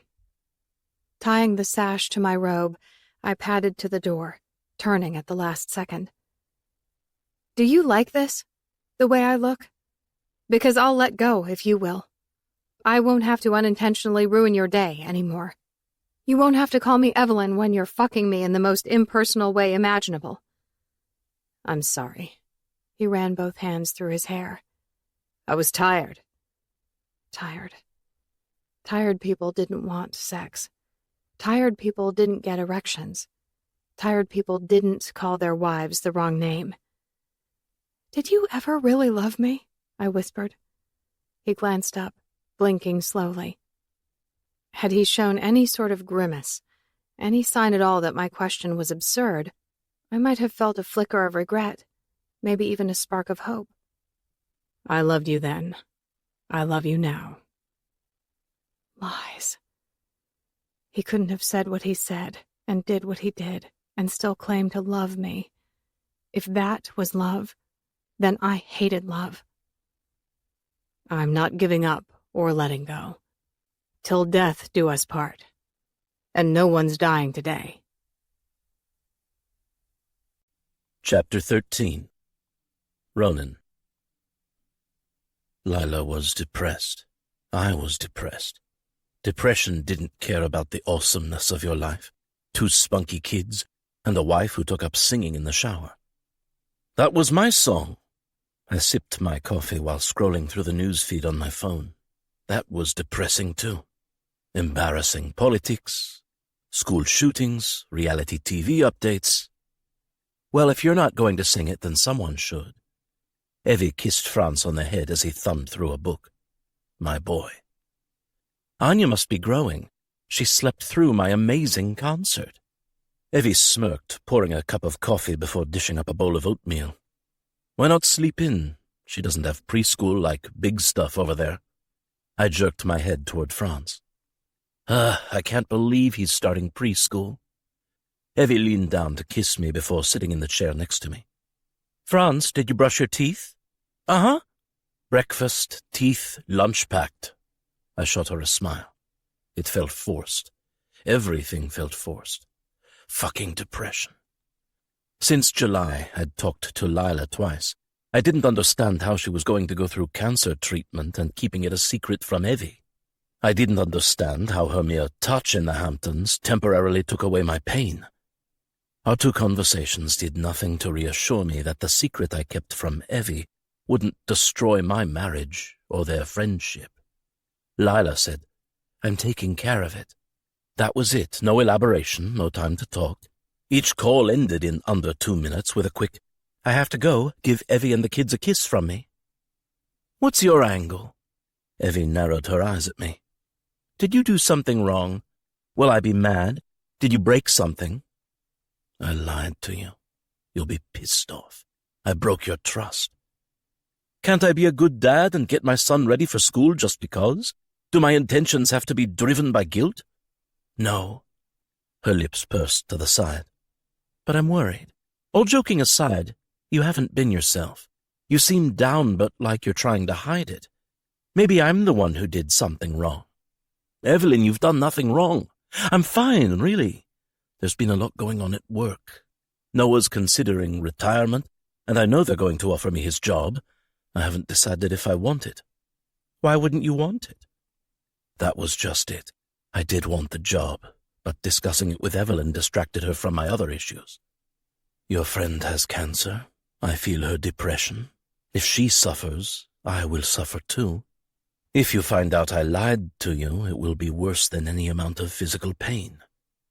It's a lot more responsibility. That was true. So you might have to work more hours, she asked, sipping her coffee. No, same number of hours, just more things to do in those hours, and less time on the slopes. That sucked, unless I had to deal with symptoms of leukemia. I'm not sure yet, but that's a possibility. I finished my coffee and took my cup to the sink. Well, I'm good with whatever you decide. Since rent isn't an issue, I can see about Sophie working more hours or hiring another employee so I can be here for the kids more often. I grabbed my water bottle and my keys. I appreciate that, babe. Before slipping on my shoes, I leaned over the back of the sofa and nuzzled France's neck. I love you, big stuff. Have a great first day of school. I can't wait to hear all about it. He giggled and wiggled away from my overly aggressive affection. Okay, I will. While slipping on my shoes, I crooked a finger at my wife. She pushed back in her chair and granted my request. I'm sorry. I wrapped my arms around her waist, bringing her flush to my body, stealing her heat, and inhaling her flowery soap scent. Tomorrow I'll put on the concert, and I won't worry about this job. They haven't even offered it to me yet. Ignoring the ringing in my ears and the headache pulsing my left eye, I presented a happy face to my wife because she deserved it. On my worst day, she deserved my best smile. Don't ever apologize for feeling stressed. Evie kissed along my jaw and up my chin to rest her lips against mine. Have a wonderful day. When she kissed me, I tried to focus only on the kiss, not the clawing discontent and unavoidable feeling of hopelessness. You too. After work, I attended a meeting, choosing to sit a few rows behind Adrienne Craig. I didn't know all the details of her sordid past, just that many women, including my wife, thought she was the devil. People changed. I hated judging the Adrienne I knew based on her past. After all, everyone in that room had a less-than-perfect past, or else we wouldn't have been there supporting each other through recovery and sobriety. Wait up, Ronan! Adrienne jogged behind me as I fished the keys from my pocket on the way to my Subaru. Hey! I turned just as she caught up to me. What's up? I have a friend who's looking for a ski patrol position. You wouldn't happen to know if there will be any spots available where you work, would you? She curled her black hair behind her ears and wrinkled her nose. Maybe. I'll look into it and let you know. I'd really appreciate that. Give me your phone, and I'll add my number to your contacts. I slid my phone out of my pocket, unlocked the screen, and handed it to her. She stared at the home screen for a few seconds. It was a picture of Evie and the kids at the kitchen table making cookies. How did you meet your wife? She opened my contacts and typed in her information. We met at a cafe in Vancouver the day before I moved here. She was traveling with her friends. Fate, huh? I shrugged. I'd like to think so. She handed my phone back to me. Lucky lady. She wet her lips before giving me a flirty grin. At least it looked flirty, I wasn't sure. Evelyn sharing Adrienne's past had tainted my mind. Maybe it wasn't anything more than a friendly smile. I'm the lucky one. Funny. She crossed her arms over her chest, lifting and exposing more of her cleavage in the deep V-neck of her tight white tee. I never would have taken you for the guy who settled down and started a family. When you've spoken of your past, your love of adventure, a true wanderer, I would have taken you for the eternal playboy, a repeat offender in the heartbreak department. Yeah, well, that was the case before Evie. She took a step closer, twisting her lips while plucking an invisible hair from the shoulder of my shirt. My theory is, once a heartbreaker, always a heartbreaker. She may have tamed you for a while, but your instinct to break free and seek a new adventure will surface, and you won't be able to suppress it. You'll resent the one thing you never thought possible to resent. What's that? I furrowed my brow, taking a step backward. Love. In all its good intentions and time-tested appeal, love is nothing more than dead weight on our hearts. It's the strongest drug of all. Yet no one shows up to these meetings to discuss the damage love did to their life. But the truth is, most addicts became addicts because they stopped feeling loved, or loved too much, or lost their focus. Probably because they chose to love the wrong person, or they felt they weren't good enough or strong enough because no one had ever loved them enough to make them feel worthy. Love. Stupid fucking love. Adrienne lost her flirtatious expression. Some sort of embarrassment or pain replaced it. Someone broke her heart. That was why she wanted to prove that no man was above the moral standard line. And what could I say? I hadn't cheated on my wife, but to say I wasn't secretly looking for an excuse to visit Lila would have been a lie. I'm sorry. Her gaze shot up to mine. For what? For your pain. After a brief pause, she nodded slowly. Are you apologizing on behalf of all men? Well, I chuckled, I'm not sure I've been granted that sort of authority to speak on behalf of all men. But on behalf of good men, at least those who try to be good, I can say we're sorry you've been treated badly, unfairly, or whatever that person or people did to cause you pain that might have contributed to why you have to attend these meetings. She grunted, narrowing her dark eyes a bit. Good men are the worst. They're blind to their infallibility. They think they're good, which makes them incapable of seeing their faults. They unknowingly put themselves in harm's way because they're overconfident. They buy a coworker a drink, claiming innocence and friendship. Then they blame their spontaneous moment of infidelity on whiskey or tequila. They slither home and try to hide from the guilt. But eventually it pours out when their wife says something as simple as, "Thanks for taking out the trash, Bob. You're the best." Then he falls to his knees, sobbing like a baby who lost his binky.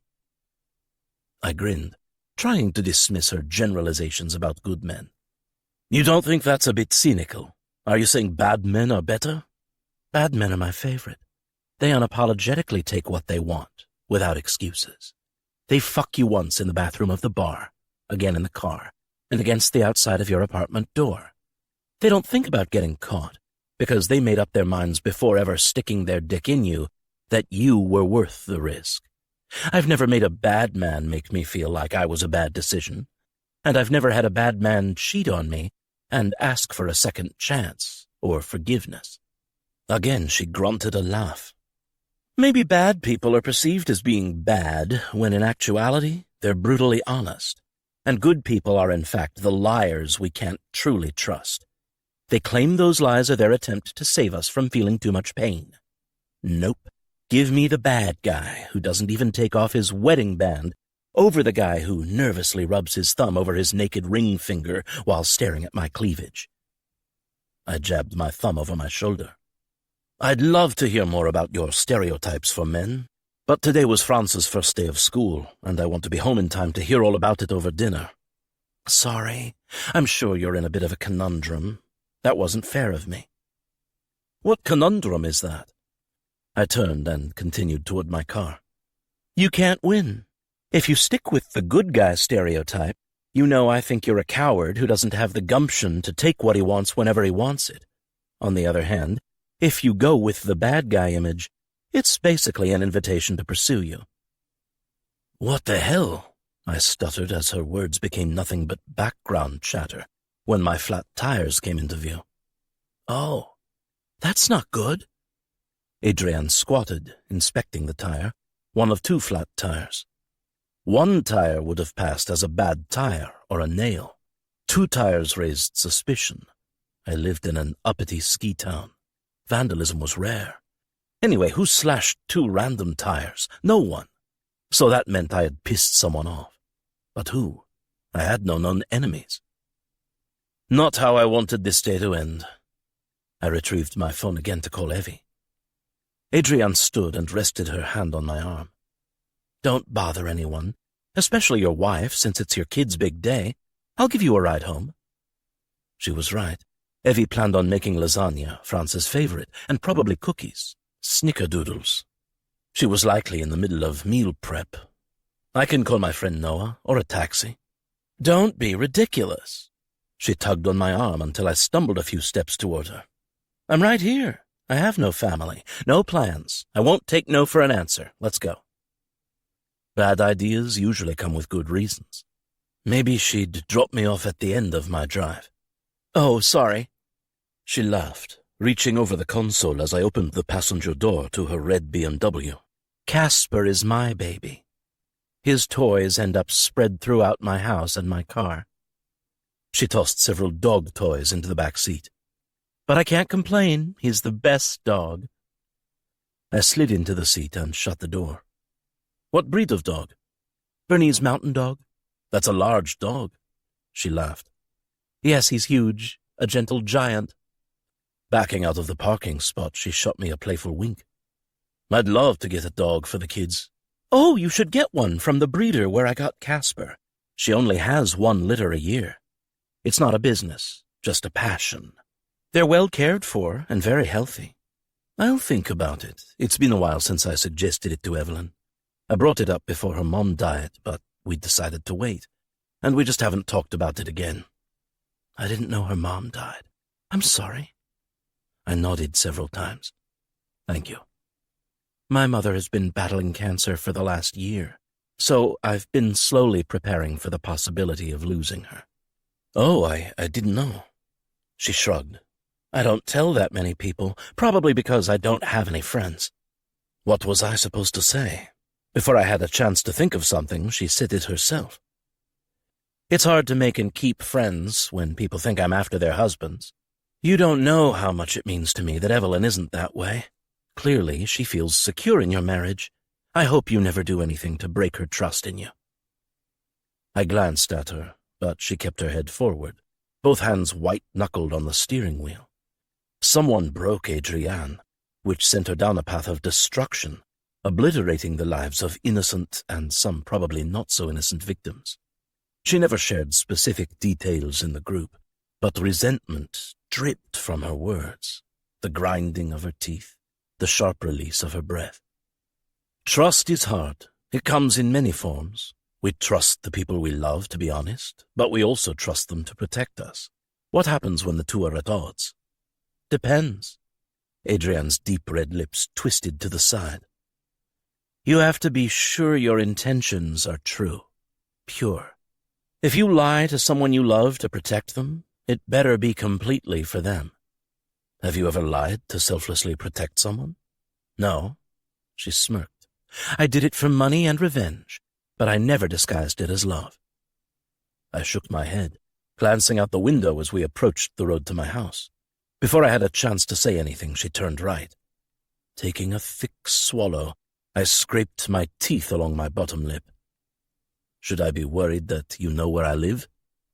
Inching my gaze back to her, I waited for a response.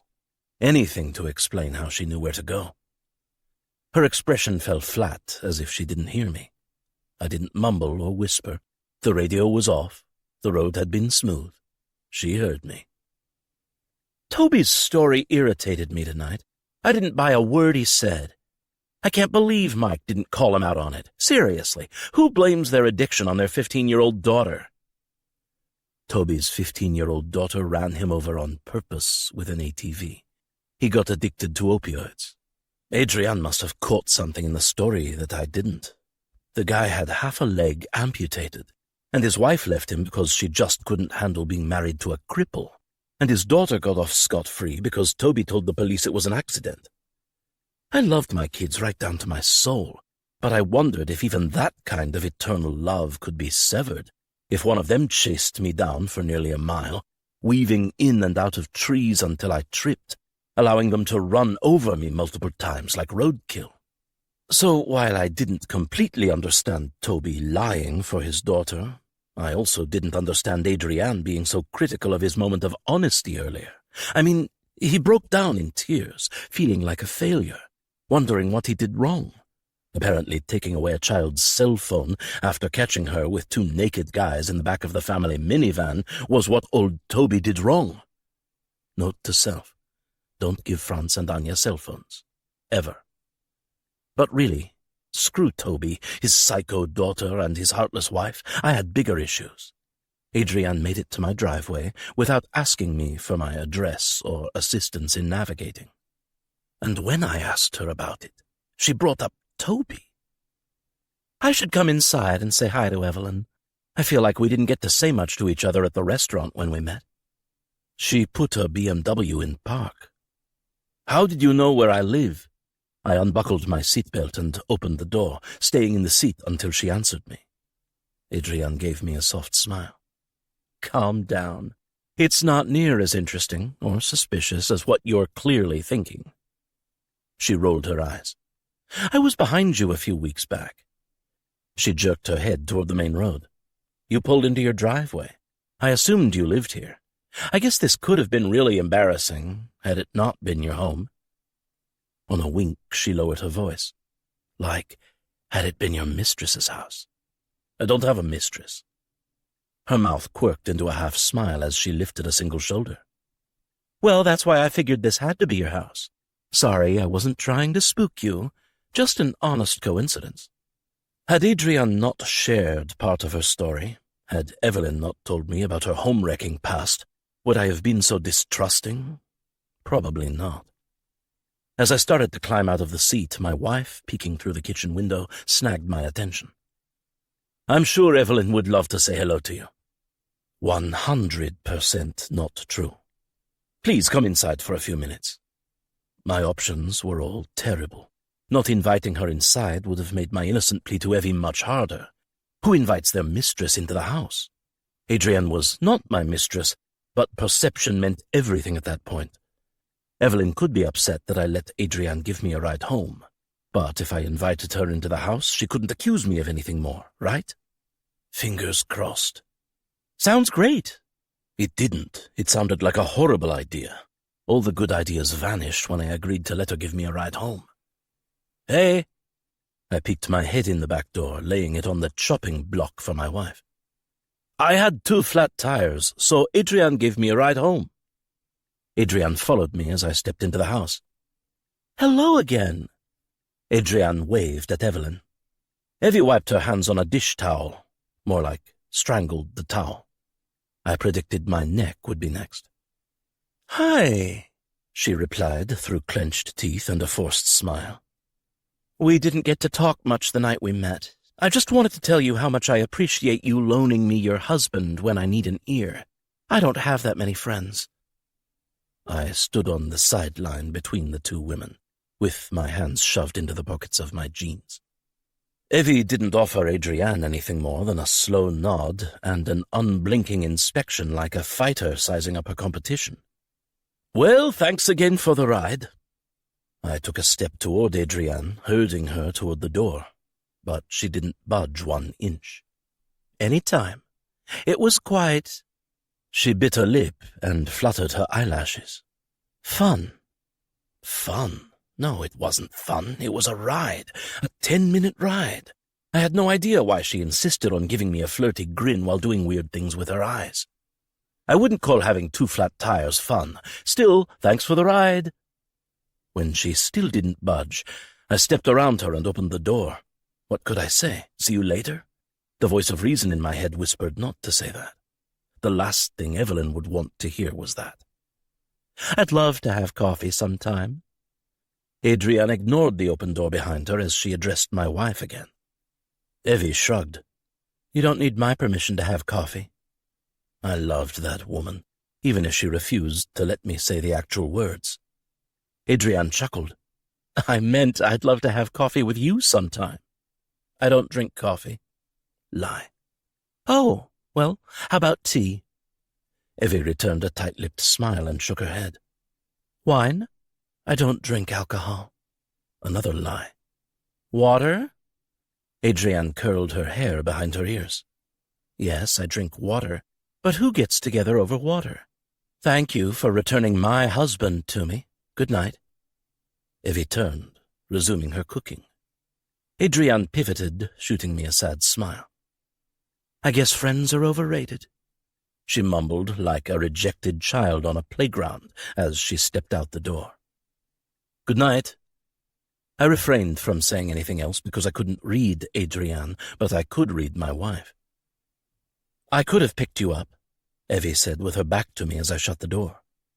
Noah probably would have picked you up. They also have these people called cab drivers or Lyft drivers that will drive you home for a small fee. On a sigh, I toed off my shoes. She was insistent. I just wanted to get home. I didn't want to stand in the parking lot arguing with her over a 10-minute drive. Before she could say another word, my arms slid around her waist, and my chin rested on her shoulder. Are Franz and Anya playing in their rooms? She nodded to her phone on the nanny cam app and the split-screen video footage of their rooms. Did Franz have a good first day? Another nod. Are you going to speak to me tonight? I need to call and get my car towed, but I need to know we're good first. Evie dropped the bread knife on the cutting board and wiggled out of my arms to turn toward me. Fun. She called the ride fun. What happened in her car that was so fun? Because she bit her lip like she wanted to eat you. Evie, I don't know. My hands fell to my sides. I had to work in the morning, and 2 flat tires weren't going to get me there, but I didn't want to miss eating with my family. I just wanted to have a nice dinner and skip the 3rd degree. More than that, I wanted to not feel so damn depressed, and I wanted my head to stop hurting. My left eye still felt like it was going to explode. I'm going to go see the kids. As I started to turn, Evie grabbed my wrist. That's it? That's the best you have? Yes, that was the best I had. Not feeling the urge to plead my case, to beg for her to tell me she wasn't mad, that she understood, was proof that something was seriously messed up in my head. What do you want from me? I want you to kiss me like you missed me. I want you to back me into the nearest wall and put your hands in places that would confuse the kids if they caught us. I want you to whisper in my ear all the incredibly dirty things you can't wait to do to me when the kids go to sleep. I wanted to want to do all of those things. I just didn't. Not with Evie, not with Adrienne, not with anyone. It was like someone reached into my body and ripped my sex drive right out of me, leaving behind a pathetic limp man with the world's sexiest wife. Maybe another night when I don't have to figure out how I'm going to get my car fixed and back in the garage by morning. I'll check on the kids while you finish up, unless you need me to do something else. She deflated. I was unexplainably damaged, but not completely broken. Framing her face in my hands, I bent forward and brushed my nose against hers. This rain check has nothing to do with what's-her-name. Evie placed her hands over my hands and lifted onto her toes a fraction to kiss me. I didn't deny her. I liked kissing my wife, even if it didn't ignite me the way it did before Lila got sick. She fought me when I tried to end the kiss. The fingernails of one hand clawed into my hand, while her other hand moved along my abs and below my waist. Her body turned to stone. We stopped. My eyes closed as my forehead rested against her forehead. I thought it would take longer than 5 years for us to get to this point, she whispered, releasing my limp dick and turning away from me to resume cutting the bread. Evie, the kids are waiting for you. Just go. Chapter 14. Evelyn. I'm co-parenting, I said as soon as Lila answered her phone. After weeks of not talking about Adrienne's attempt to befriend me, weeks of not having sex, weeks of not discussing Ronan's inability to get an erection with my hand stroking his junk, I decided I needed my best friend. Hi. She sounded groggy. Sorry, were you sleeping? I glanced at my watch, cutting a new batch of soap. No, but I'm a little tired. She cleared her throat, coming back with a little more strength in her voice. What do you mean you're co-parenting? I'm living with the father of my children. We cook meals, clean, play with the kids, and share a bed, never crossing the invisible line in the middle. Sometimes, like before he leaves for work or right when he gets home, he gives me a hug and a kiss on the top of my head. But that's it. It's the affection you'd give your mother or a sister, maybe even a friend. I thought of all the times Graham gave me the same kind of attention. At that point, I would have given anything for Ronan to look at me the way Graham looked at me. Why was the wrong person giving me the more than friends look? Has he told you why he's not showing more affection? I sighed. No. Well, sort of. He blames it on stress with work. But we've been through a lot of stress in our nearly 6 years of marriage, and it's never had this effect on us. The problem is, on the outside we seem fine. He's going to work, engaging with the kids. He even asks me about things at my shop and does his fair share of helping out around the house. Like I said, he's a roommate, a co-parent. I miss my husband, my lover. But I'm afraid to say anything because why? I wiped my hands on a towel and picked up my phone, bringing it closer to my face in the unlikely chance Sophie could hear me from the front of the shop. I don't think he can get an erection, and I don't want to embarrass him by asking about it. Silence. I waited and waited. She had licked my nipples. Why did erectile dysfunction silence her? Lila? I'm here, just thinking. Do you think I should say something? And if so, what? How do I make him not feel bad? It's probably stress. Or an affair. I didn't really believe it, but I wasn't immune to insecurity. Evelyn, you know better than that. Remember Adrienne Craig? The woman who took down so many prominent men with nothing more than her reckless cunt? Yes. She's in Ronan's support group. I caught them having dinner one night. Caught was a strong word. I wasn't sure they were trying to hide anything.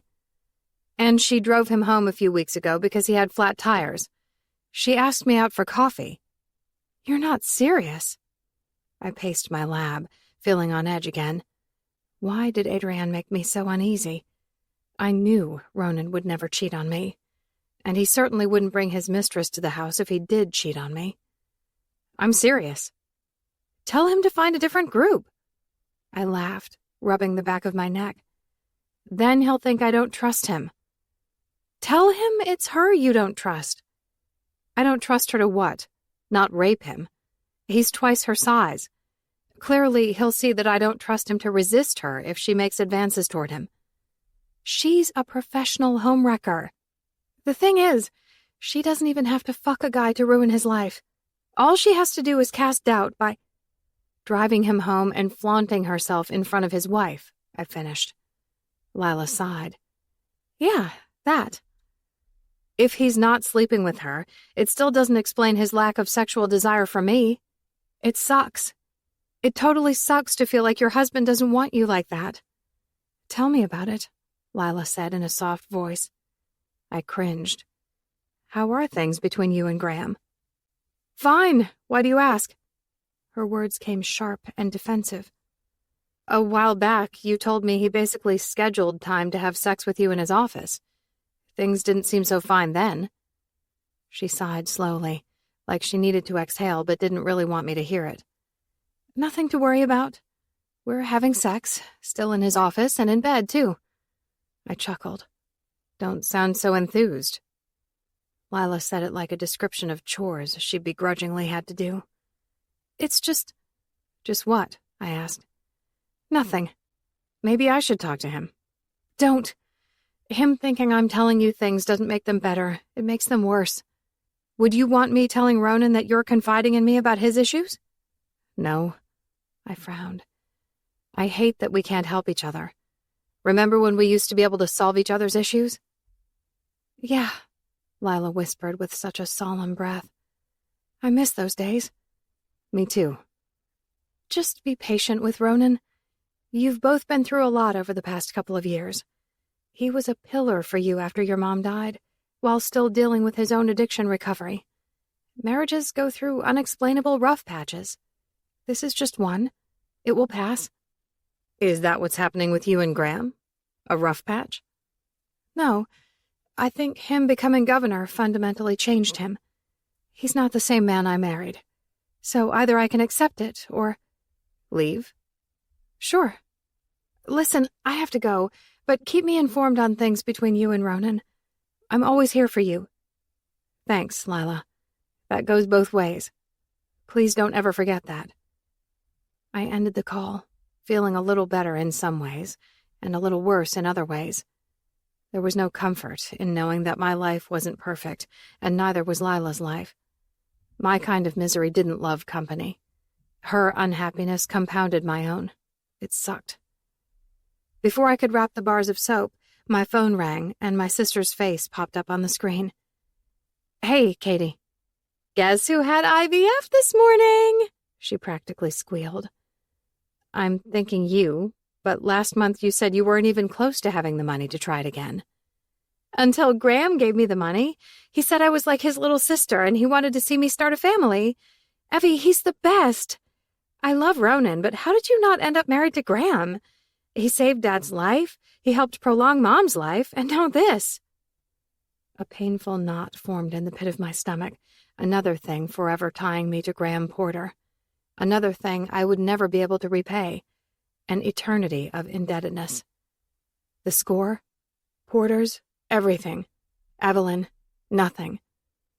If only I could have saved Graham from a burning building, shielded his body from a gunshot wound, or donated an organ he needed, I might have been able to work my way out of the hole. Evie? Did you hear me? I cleared my throat and stumbled over my words. Yeah, that's great. I'm happy for you. That was on me. Graham asked me about my dad and Katie, and I casually mentioned how they were saving up for IVF. It just slipped. I need you to visit Graham and give him a big hug from me. Promise me you'll do that? Sure, I cringed. How's Dad? I haven't talked with him since last week. He's good. Grandpa and Grandma have been going through a bunch of stuff in their attic, and I think it's been tough to see so many photos and memories of Mom. We need to go through her stuff. I know, Katie sighed. Just not now. I'm not ready, and neither is Dad. I didn't argue. My plate had reached capacity. The last thing I needed was a stroll down memory lane at a time when I so desperately needed my mom. Keep me up to date. Love you, Katie. Will do. Kiss Franz and Anya for me. I hummed a before pressing end. Chapter 15. You can't just close down a whole restaurant for me. I frowned at Graham as he stood from the table in the far corner of the posh downtown Denver sushi bar. I called him the day before, requesting lunch in the next few weeks. He made it happen the very next day. Private jet transportation, car waiting for me at the airport, and a closed-down restaurant. I can, and I did. He pulled me in for a hug. A little too tight, a little too long, his hands a little too low on my back. Lips that lingered too long next to my ear when he whispered, "Anything for you, Evelyn." Graham Porter, the boy in college, befriended me. Governor Porter, the man with more money and power than one person deserved, manipulated my feelings, my family, my job, my whole damn world. Hence the reason for requesting lunch. After I wiggled for him to release me, he let me go and slipped off his black suit jacket. My friend was unquestionably a very handsome man in a three-piece suit. Very David Gandy. A soup and sandwich lunch, Graham. This is all very unnecessary. I sat down as a waiter rushed to lay a crisp white napkin on my lap and scoot my chair in a fraction. If you want soup and a sandwich, I'll have it brought here. I rolled my eyes. I'm sure the owners of a sushi restaurant would love for you to have food from another restaurant delivered here. Fuck them. If they don't like it, I'll buy the restaurant and turn it into a soup and sandwich joint. You're insane. I brushed off his comment, even though I knew he would do something that crazy without thinking twice. Katie called me. Oh, yeah. He took a sip of his water. How's she doing? Well, she could be pregnant. But you know this because you gave her money for IVF. He shrugged that same stupid I-do-whatever-I-want shrug. And? You have to stop buying my family. Buying? He chuckled, leaning back and crossing his arms over his chest, eyes dancing with mischief. I'm pretty sure everything that I've done for you and your family is considered helping, not buying. I've never asked for anything in return. Not so much as your vote when I've run for office. But I'm dying to know. Did you vote for me, Evelyn? Why pay for Katie's IVF? You've been in the same room as her maybe 5 times, counting Mom's funeral. It doesn't make sense. The waiter filled the table with plates of food that Graham must have ordered before I arrived. When he left us alone, Graham shifted his gaze to me. I did it for you. I don't think friends pay for things like this. Maybe if Katie were your friend, but she's not your friend. You're my friend. He placed several pieces of sushi onto my plate. That's not enough. It's everything. He paused, dark eyes lifting to me again. Lila can be your best friend, but you are mine. My gaze averted to the chopsticks by my hand. I picked them up and rolled them between my thumb and index finger as I weighed my words. You make me uncomfortable. Why? I couldn't look at him, but I felt every ounce of his gaze on me. Because the things you say, the looks, the way you touch me, it feels inappropriate. Inappropriate or wrong? Risking a glance, I narrowed my eyes. Is there a difference? He took a bite and chewed slowly, studying me with a cocked head. Wrong is when it feels wrong because it is wrong. Inappropriate is when something is wrong, but a need or desire whispers to our conscience that it doesn't completely feel wrong. An affair is inappropriate. An affair is wrong. I bit out the words so quickly it made his head jerk backward. Rape is wrong. An affair is inappropriate. Robbing a bank is wrong. Fingering your wife under the table during the annual governor's dinner at the White House is inappropriate. I clenched my jaw, priming my comeback. Tell me you love Lila. He smirked, bringing another bite to his mouth. I love Lila. We love Lila more. He chewed, inspecting me through eyes formed into slits. Tell me you love Lila more, I said. Graham dabbed his mouth with his napkin. More than what or whom? More than everything and everyone. Rubbing his lips together, his gaze fell to his plate. My heart fell into my stomach, heavy and pulsing, painful and terrified. More than me, I whispered. Tell me you love Lila more than you love me. His Adam's apple dipped when he swallowed. I married her, he murmured. Tears burned my eyes. Tell me you love her more than you love me. The man I loved right down to the deepest parts of my soul couldn't look me in the eye or face me at night when we slept. He held my heart hostage, each breath captive, waiting for a look, a smile, the tiniest touch.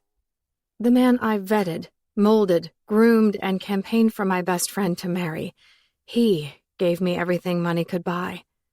Sometimes he gave me a look, a smile, a touch. But it wasn't the look, smile, or touch. My heart didn't belong to him. And while I loved him for many reasons, none of those reasons came close to the one reason I loved Ronan Alexander. That one completely wordless reason. My heart just knew. One feeling, one force, one moment in Vancouver that told me I had arrived. Why? Graham sighed, shaking his head. Why did we bring so many people into this? Why were you so stubborn? This could have all been avoided. I squinted. What are you talking about? Rubbing his temples, he closed his eyes. We married the wrong people. No. My jaw unhinged as I stared at him without blinking, waiting for him to open his eyes and see that he was so very wrong. But he didn't open his eyes, and I couldn't find a single word. I could barely find my next breath. Tossing my napkin on the table, I shoved my chair back and ran toward the restroom. Before the door completely closed behind me, I felt his presence looming over me like a storm cloud. I rested my hands on the edge of the sink and squeezed my eyes shut, erratic breaths congesting in my throat as they tried to make their way past the boulder of emotion. I stiffened when he pulled my hair off my shoulders, letting it slowly fall from his fingers down my back. You regretted our night together. I never did. You put words in my mouth like I surely regretted it too. You were the one who said we could be friends or nothing, but if we were more than friends, it would end badly. You made the best night of my life sound like a clumsy fucking mistake. Yet, we'd agreed to officially start dating weeks earlier. Sex is part of dating. Why did you end it just when we were getting to the good part? Do you have any idea how that made me feel? With tears trailing down my cheeks and my heart slowly cracking, I glanced up in the mirror to his red-eyed reflection. My mouth opened to speak, but nothing came out. What could I say? I'm sorry? I never knew. I honestly never knew he really wanted that. You made fun of me. My twiggy figure, tiny boobs, and bleached hair. You said I fit in with the guys because I looked like a guy. His head moved side to side in tiny increments as pain etched his whole face. It was my stupid, childish way of flirting with you. I could have had any girl, 1,000,000 friends, a nicer place farther from campus, but I chose you. How could you not see it? My brain felt like a 10-car pileup in the middle of a snowstorm. I couldn't see through my blurred vision. I couldn't hear past the blood rushing through my ears, and the iciest of chills crawled from the bottom of my spine to my head, intensifying the ache. You wanted Lila, I whispered. I wanted to make you jealous. I shook my head over and over. You chased her. You said she'd never give me a chance. I wanted to prove you wrong. I wanted to prove to you that I was worthy. I thought if I could make Lila love me, that you'd see me differently too. You'd see me through her eyes, and I liked a challenge.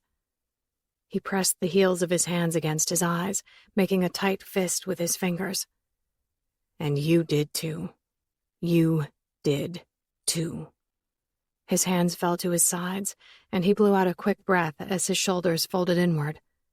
I turned to face him, drawing in a long, angry breath. Why? Why did he have to ruin everything? You don't make someone jealous by using their best friend as a pawn. You don't make love to someone and call it a fucking mistake less than 24 hours later. He planted his hands on his hips and leaned in toward me a fraction. He looked hurt. The anguish on his face, the unshed tears in his eyes, the way his angry tone broke when he said the words, make love. 16 years. Our friendship spanned 16 years. Nearly 10 years longer than I'd known my husband. Graham wanted for nothing, and even if he had, I didn't have a single thing to offer him. I had never been more than a science geek with a bath shop and sick parents. I wasn't the prettiest. I loved sports, but I couldn't stand up on skis, make a basket, catch a football, or hit a golf ball. Graham's parents didn't care for me. Yet there I stood in a bathroom with the governor of Colorado, wondering why he looked at me like I crushed every single dream he'd ever dared to imagine. He swallowed hard, but refused to blink, refused to release a single tear. You married the wrong guy. Oh, Graham. No, I didn't. You fell in love with the wrong girl. I didn't hold back a single tear. My hand reached for his chest, and I placed my palm against his heart. But you married the right one.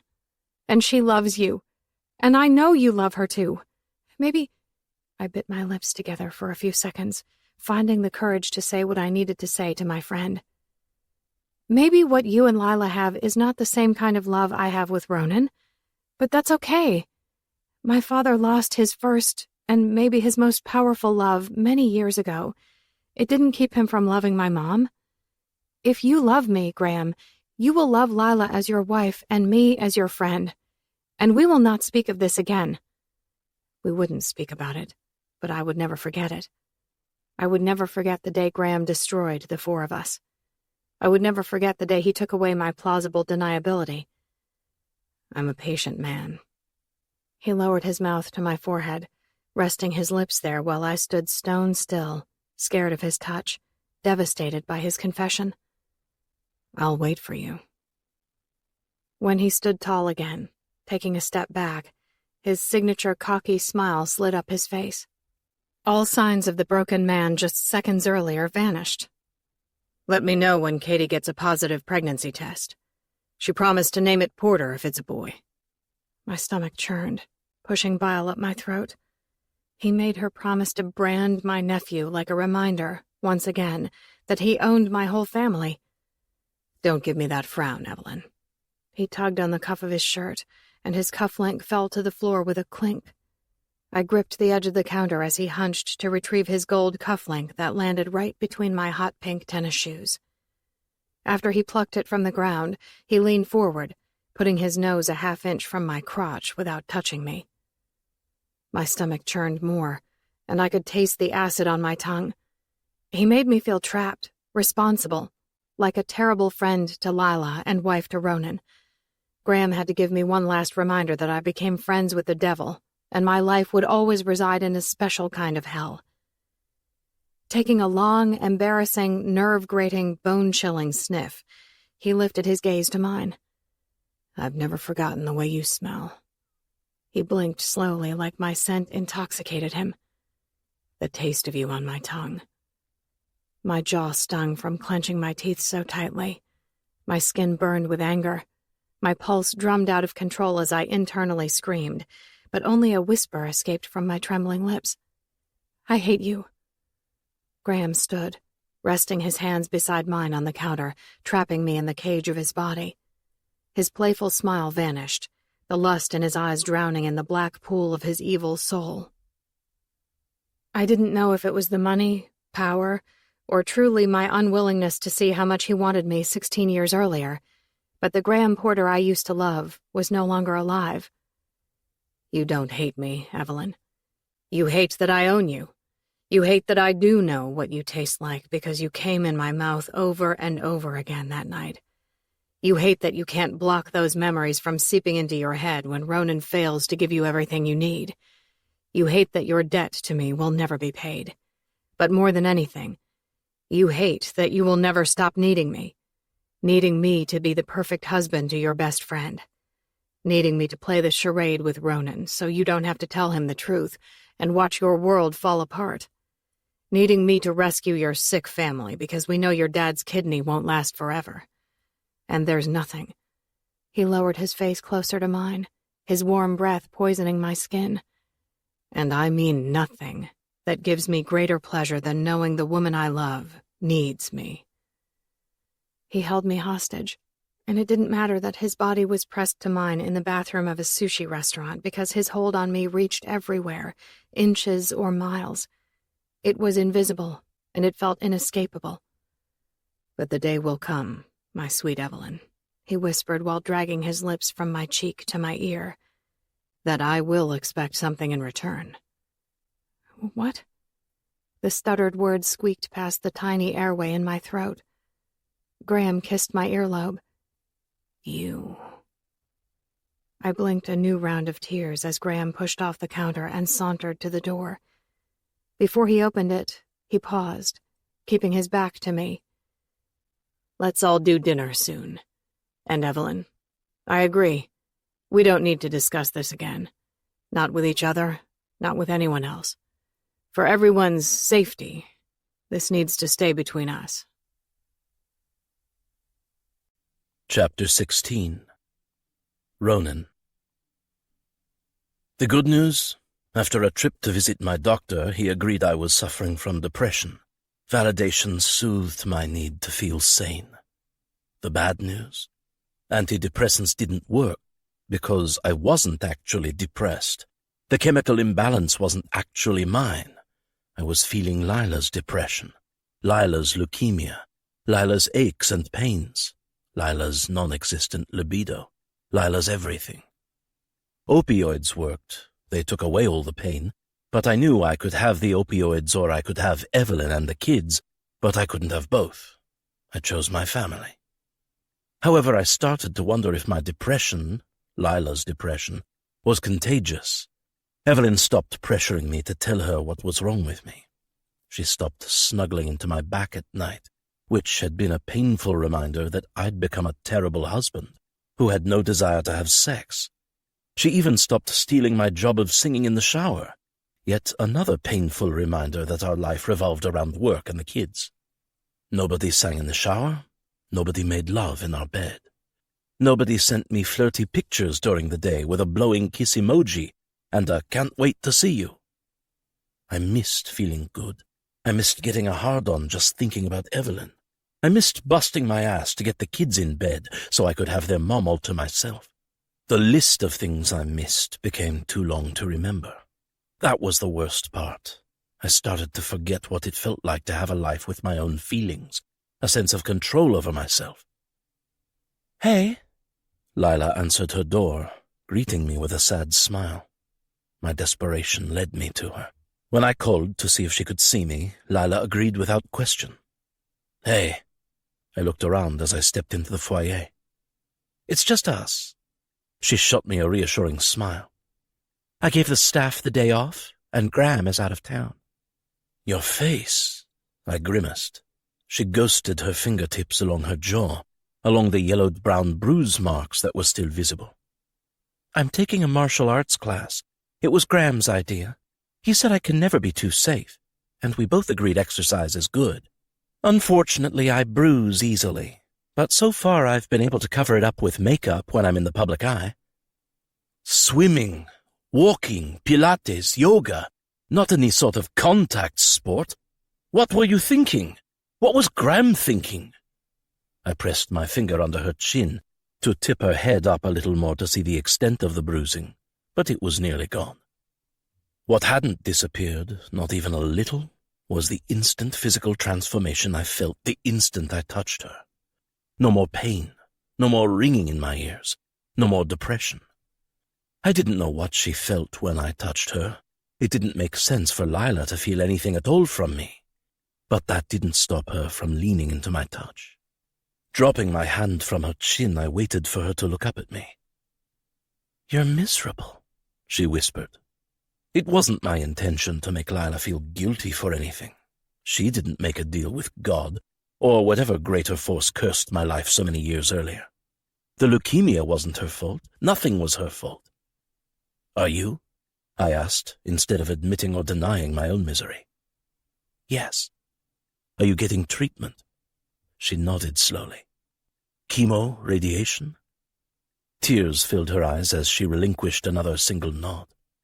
"I started last week." She pivoted, wiping her eyes while heading up the stairs. "I want to show you something." Lila had lost weight. Her tailored light gray pants hung loosely on her. So did her white long-sleeved blouse that would have usually flowed perfectly over her curves. That day it looked 2 sizes too big, hiding all the parts of her that Evie used to envy. Her breasts, the perfect curve of her hips, and the lines of her backside. "How will you explain this to Evie?" I asked, following her down the long hallway. "The weight loss, the hair loss if you have it. Nausea, lethargy. You won't be able to hide from Evie or the public.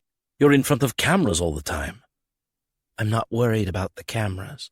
They truly add 10 pounds. And as I said, I can cover any bruising with makeup.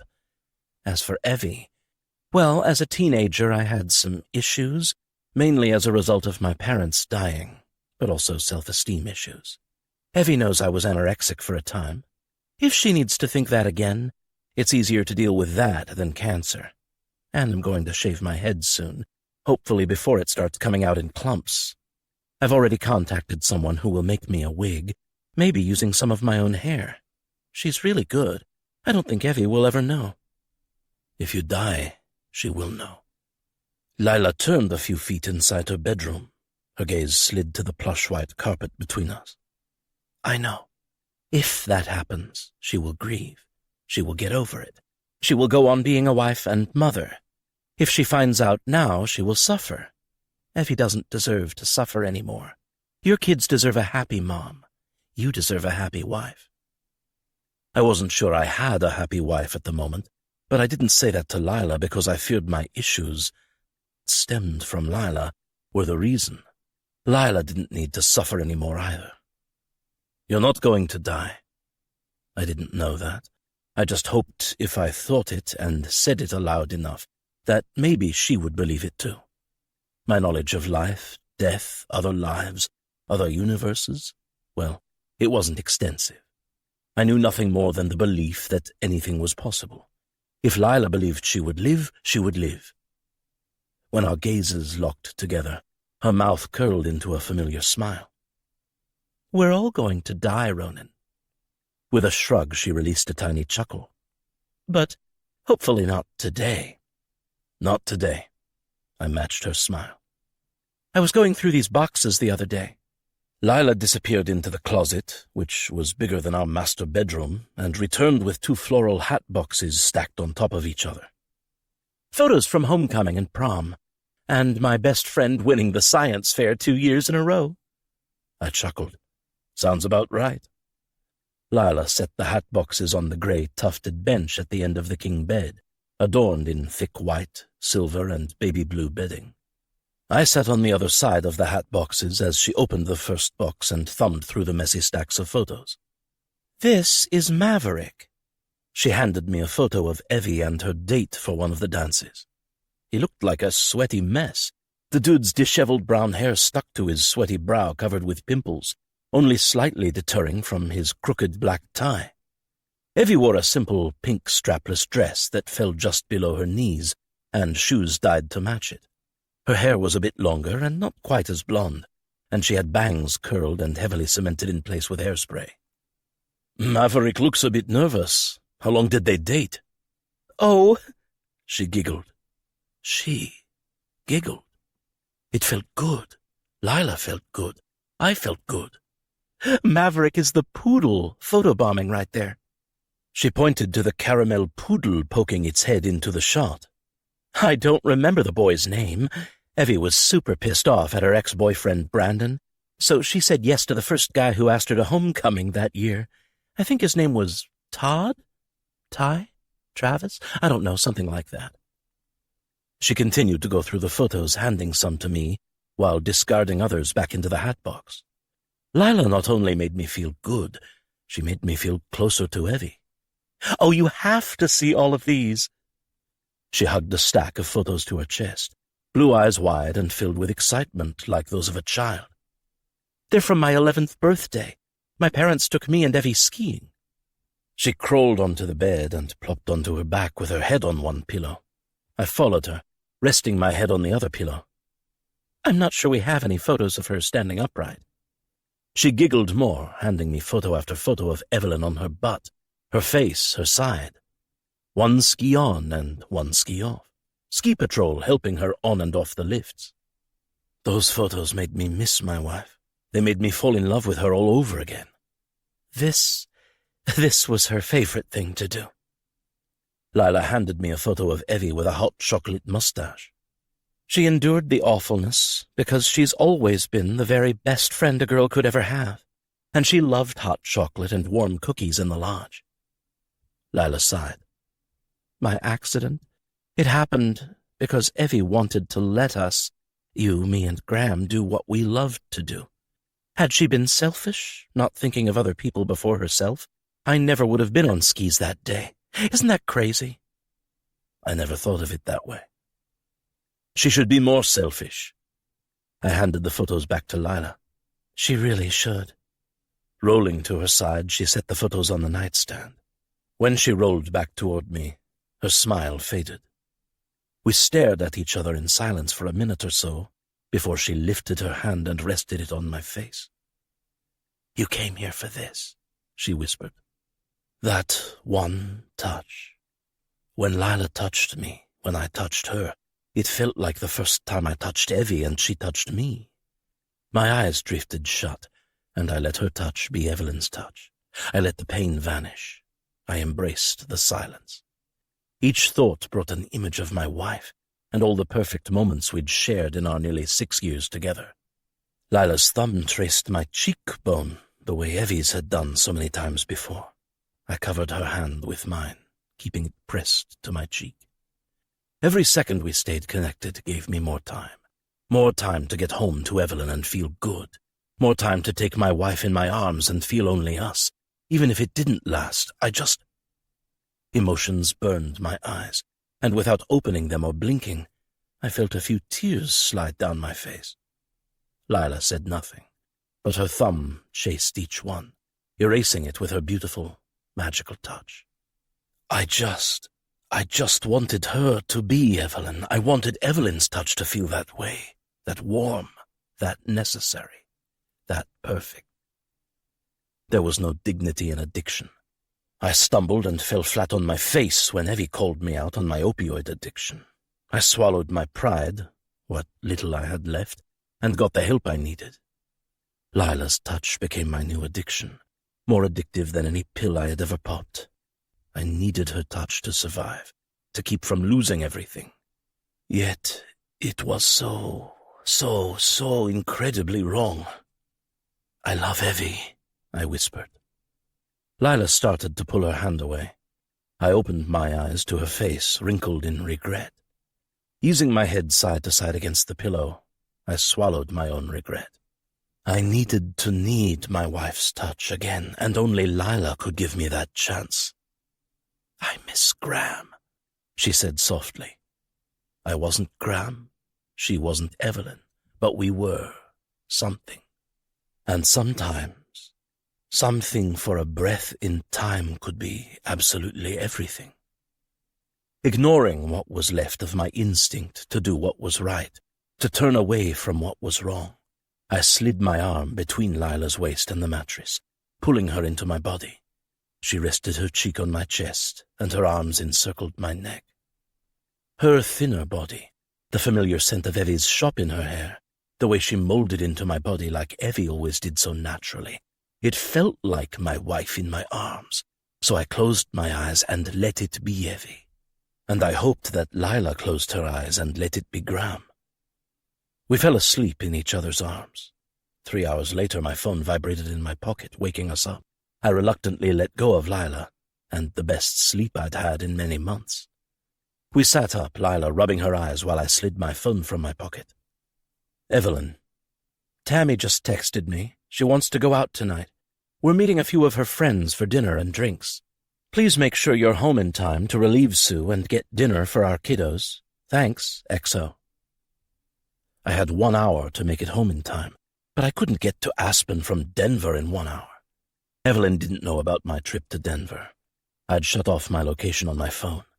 Half of the time we couldn't locate each other because of poor signal in the mountains, so not locating me never raised suspicion. "Everything okay?" Lila stood, straightening her blouse and running her fingers through her long blonde hair.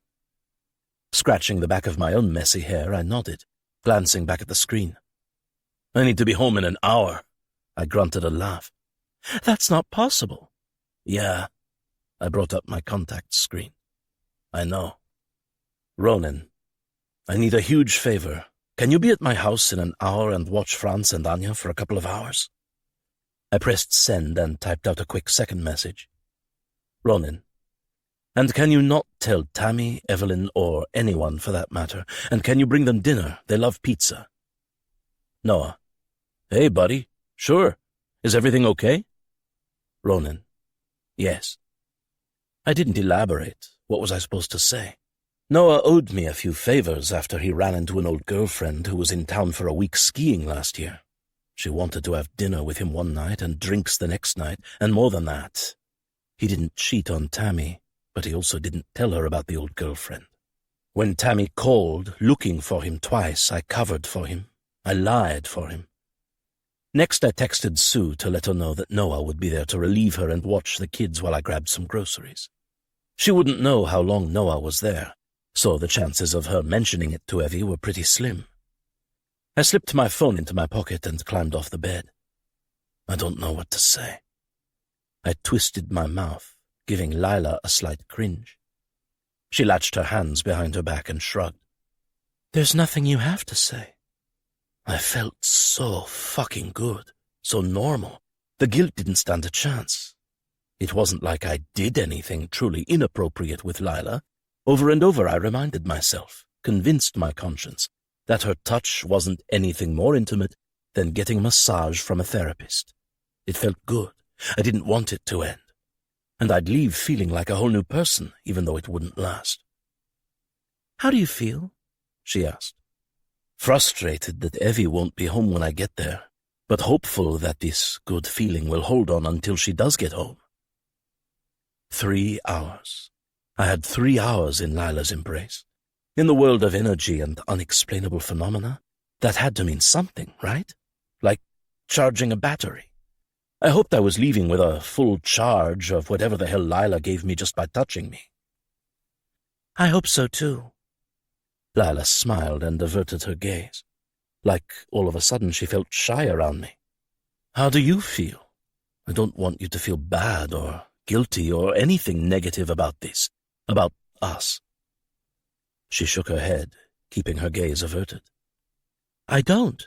I feel strong. What do you mean? Her eyes shifted to my face. Graham makes me feel weak, sick, broken and weak. I frowned. Have you told him that? She grunted. No, I think he needs it to feel strong. You know, I think he likes to feel like I depend on him. He is the giver, I am the taker. But I feel like you need something from me. And it feels... Lila drew in a shaky breath, the essence of tears glistening in her eyes for a few blinks. It feels incredible to feel needed. I took the opportunity to hug her again, because I thought she needed it, and she was right. I definitely needed her. Thank you, I murmured. You are needed. Go. She stepped back and took a deep breath, releasing it with a smile. Go home to your family. Go love my best friend. I think she's felt neglected. My eyes narrowed. Did she tell you that? Not in those exact words. Lila's nose wrinkled. Just show her how much you love her and need her, okay? I nodded slowly. Yeah, I can do that. Thanks to Lila, I could do that. Chapter 17. Evelyn. I took a lift home, grateful that the next day was Saturday. Sophie was handling the store, and Ronan had the day off to take care of the kids if I had a hangover to nurse. It wasn't that I was plastered, but it had been a long time since I'd had anything to drink.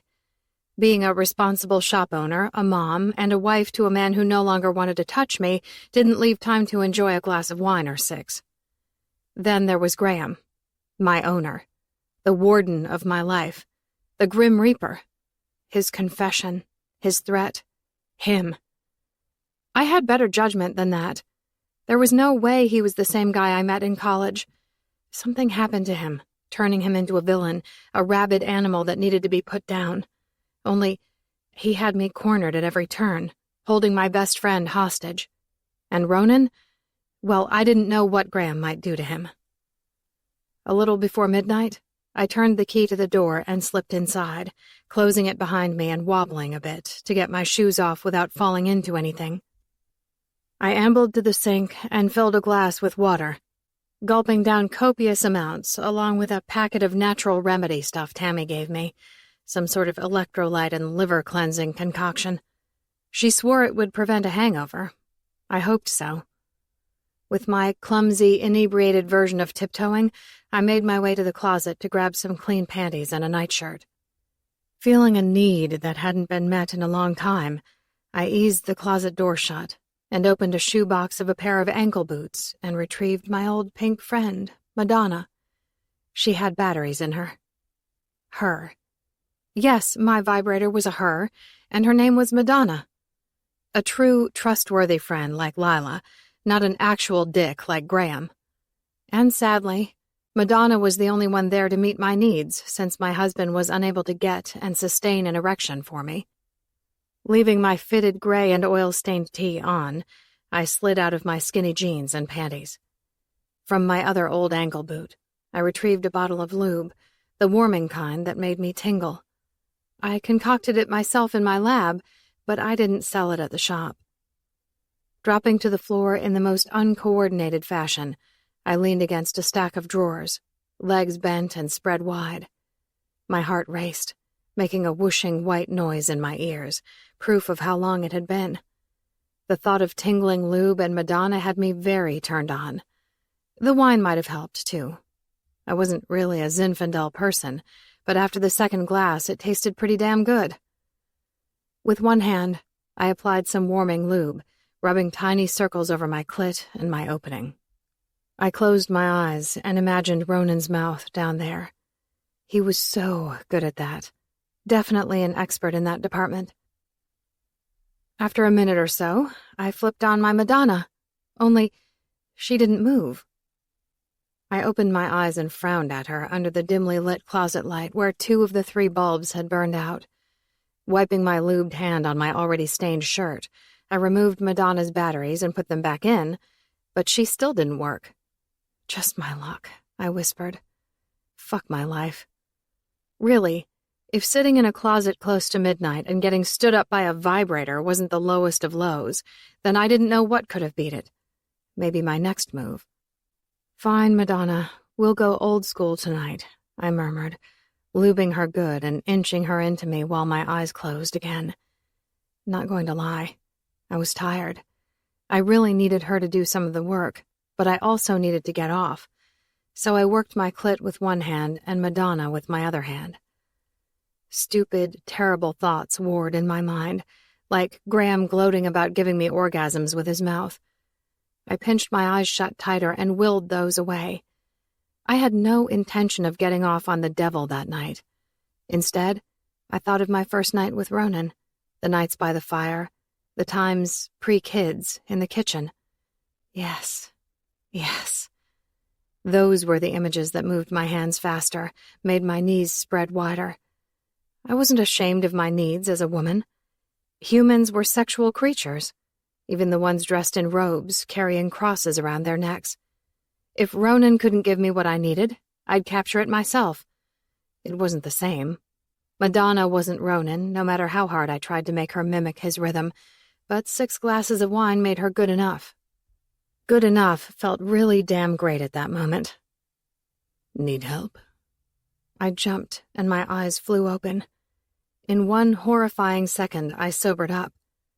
I yanked Madonna out of me and clawed for absolutely any item of clothing to cover myself and hide my pink friend, the nearest thing being Ronan's dirty shirt. The bottle of lube tipped over onto the carpet beneath my legs as I hugged them to my chest beneath his shirt. All the blood in my body went to my head, filling my cheeks with fire and pushing beads of sweat out along my brow. So unbelievably embarrassing. 6 years. In our 6 years together, Ronan had never seen me masturbate alone. He didn't know I owned a vibrator, and I knew my selfish, drunken, late-night behavior had to make him feel like a failure. He squatted in front of me, wearing a pair of silk boxers, resting his forearms on his legs. The corner of his mouth twitched as I panted like I'd just finished running a race. What was I supposed to say? Sorry. Please forgive me. Can we agree to raise the kids without ever making eye contact again? Can I get you new batteries? 3 of my fingers. My mouth. My dick.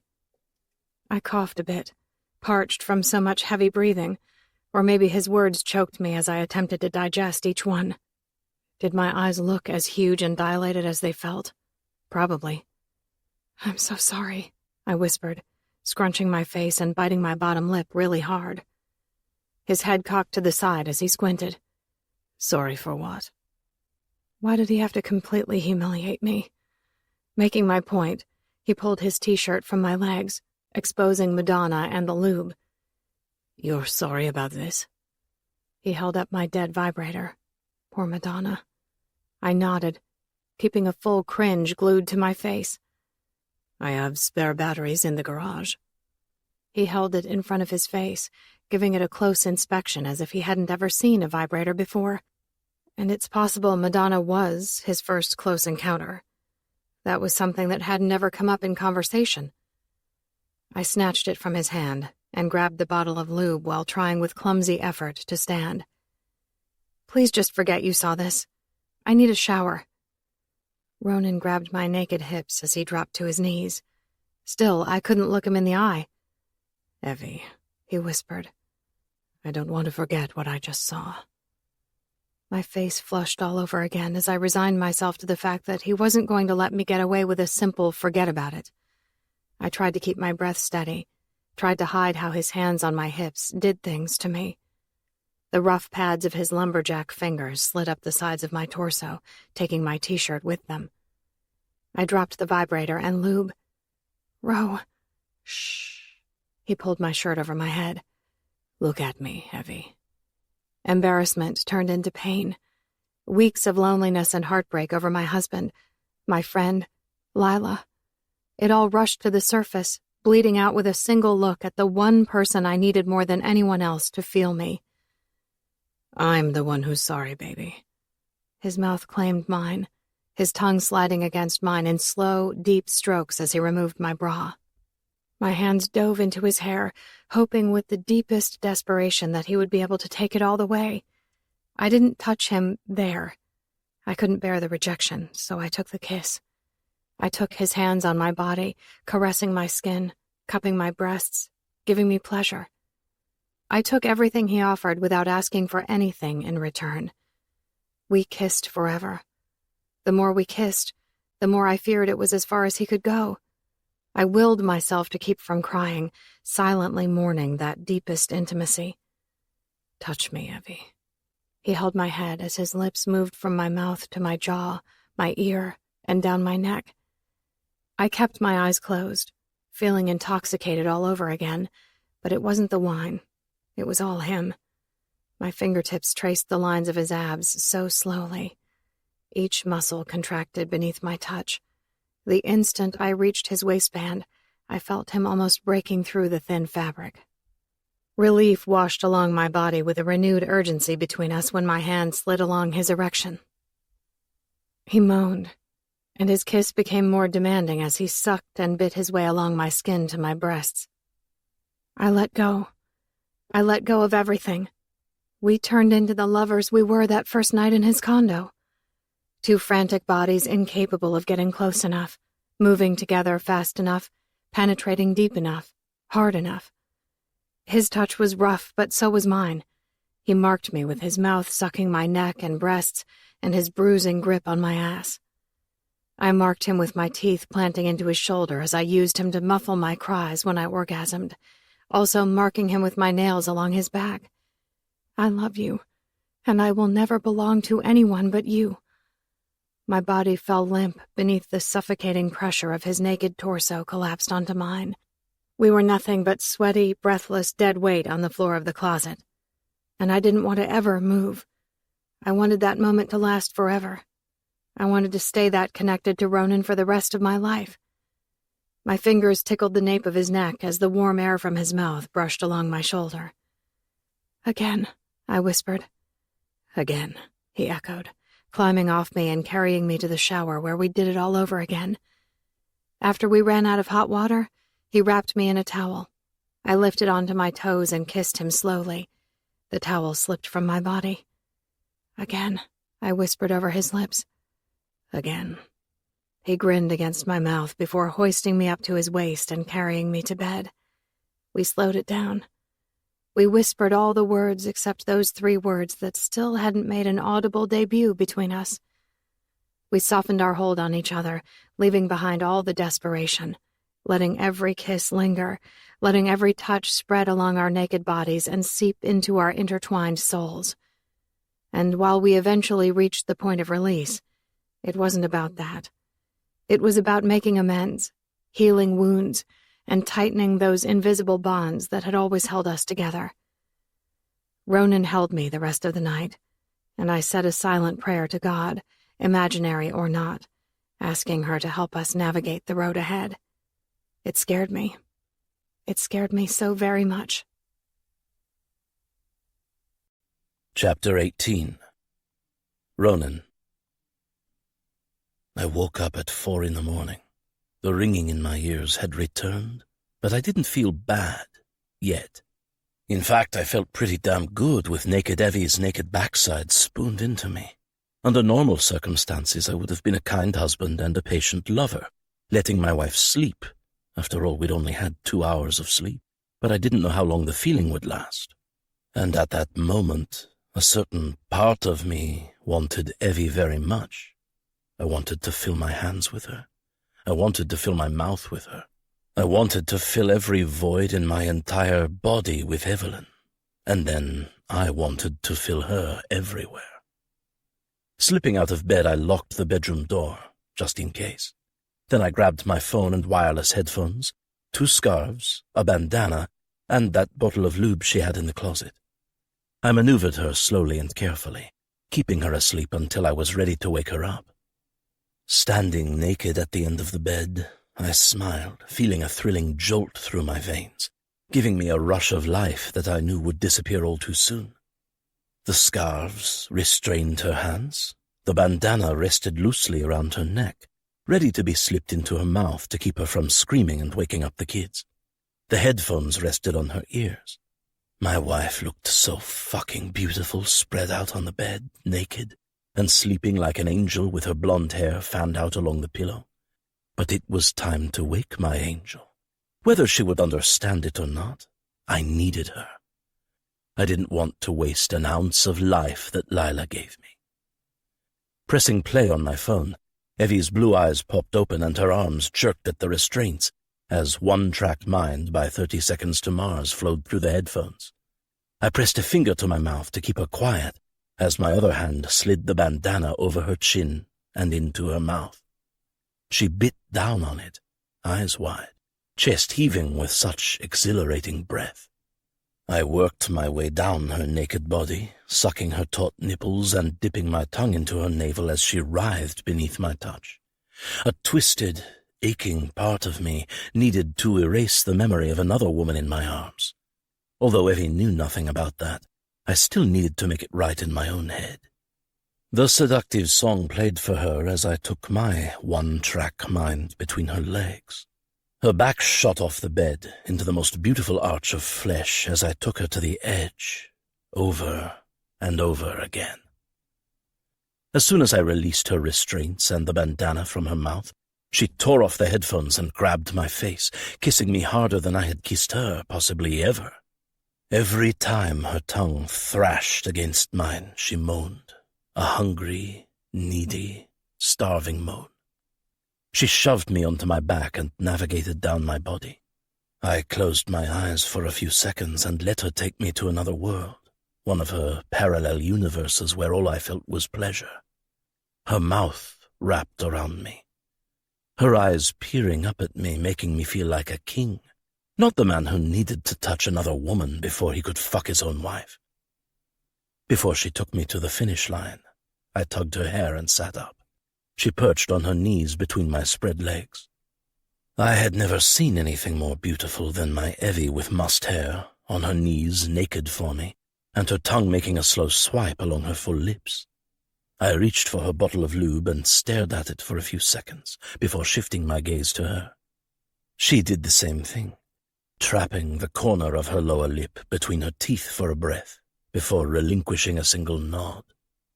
I died again. Who knew it could happen so many times in one life?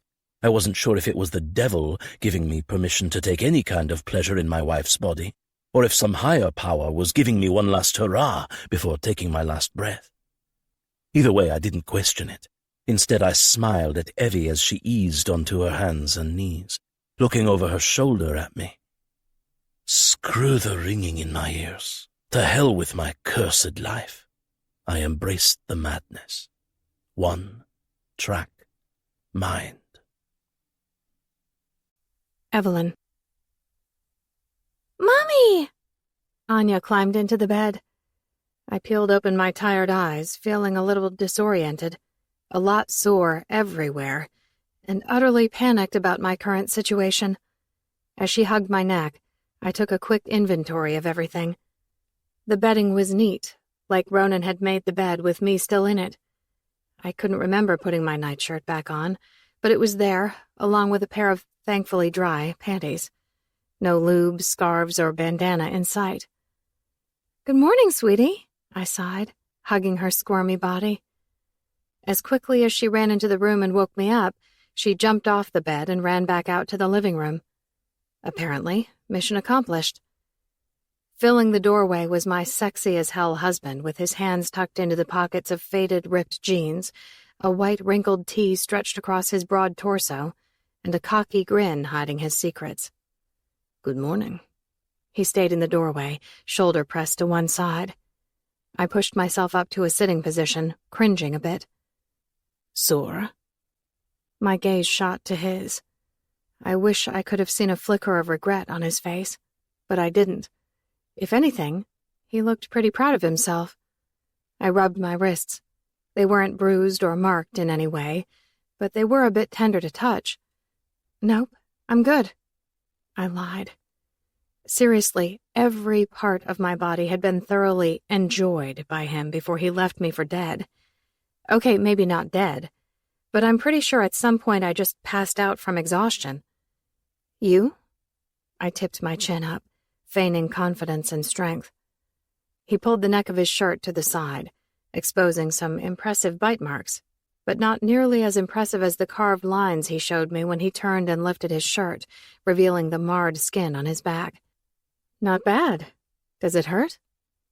He released his shirt and turned back toward me, grunting a tiny breath through his nose while maintaining his shit-eating grin. "No." I nodded slowly, giving him a tight-lipped smile. "I made waffles. You coming?" Standing sounded like a great idea. My backside was sore, but I sure wasn't going to let Ronan know that. I eased out of bed, trying hard to keep a straight face. It was all fun and games until real life demanded things like functioning body parts. When your husband goes weeks without getting an erection for you, holding you, kissing you, you don't say no when things start working properly again. And that was why I couldn't move. I didn't say no. Not once. Not to anything. Part of it was my own desire, my own need to feel as close as possible to Ronan. The other part, that made me completely submissive, was the look on his face every time I gave him a nod, a yes, and did exactly what he wanted me to do. "You dressed me." I eyed him while slipping on my robe, hoping my statement might distract him from seeing my tiny grimaces. "I did. I cleaned you up, forced you to take 2 ibuprofen, and sang you a lullaby." I tied my robe sash and walked into his waiting arms, glancing up at him while wearing a grin. "A lullaby, huh?" He nodded, grabbing my ass, forcing me to grimace. He eased his grip, grinning as if confirmation of my discomfort pleased him. "Sadist." I narrowed my eyes at him. There it was, the look. It shone in his eyes like a beacon of hope, silently begging for me to say yes, for me to let him say it. Those 3 words. "Don't." I shook my head. "You have to let me say it." "I will." I lifted onto my toes and kissed the corner of his mouth while whispering, "Just not today. Now feed me. I'm starving." Ronan led me to the kitchen by taking my hand, the way he took my hand the day we met, just like he took my heart. 6 years later, I continued to give him both. "You should be hungry, after all that alcohol and stuff last night." He shot me a grin. Stuff. It was definitely the stuff that made me feel famished. I loved the stuff and the man serving me breakfast. I loved the 2 kids on the floor, rolling themselves up in blankets like burritos. I loved the house, my job, Aspen, the start of fall, and my life. On the days I wasn't forced to think about Graham, or acknowledge our past and our mutual connection to the present, I loved my life. Every single second. Chapter 19. 2 dozen roses arrived Monday at Clean Art. "Who are they from?" Sophie clasped her hands at her chest and jumped up and down like they were for her. "I bet they're from Ronan." No, they wouldn't have been from him. Mr. Worst gift giver ever. Unless it was our anniversary or Valentine's Day, which it wasn't. I pulled the note out of the envelope. I opened myself up to you. I let you see the love, the good love, and the ugly love. We will always be friends, and I will always wish it could be more. This is on me, not you. I should have said all that needed to be said before you found Ronan, before Lila came home from Europe. I'll take you in my life any way I can have you. Please forgive me for ruining our lunch. XO, your graham cracker. Well, who sent them? Sophie prodded, trying to peer over my shoulder at the card. I pulled it to my chest, every word a knife into my heart. He never referred to himself using my pet name for him. Ronan, I answered in a weak voice and nervous smile. You married the sweetest, sexiest man alive. It's not fair. A groan escaped with her long sigh as she went back to dusting the displays. I did, I murmured, ripping the card into tiny pieces. I'm going to do some inventory in the back if you need me. Uh-huh, Sophie hummed in her pouty tone. Tapping Graham's name into my contacts, I brought the phone to my ear while closing the door to the back room. Hey, Evelyn, give me a second, he answered. His voice muffled in the background, but I made out the "everyone please leave the room" part. Graham loved me. Graham sent flowers. Graham cleared rooms to make me his priority. Graham could save the world, defy gravity, and walk on water, but he would never be Ronan. I'm back. I take it you got my apology? I feel like you threatened the people I love. In the bathroom, you said, for everyone's safety, this needs to stay between us. That felt like a threat. When you said I would eventually have to give you something in return, and that something was me, that felt like a threat. That's not love, Graham. Friends don't threaten friends like that. True friends give unconditionally or not at all. I can't accept your apology unless you take back all those things you said to me.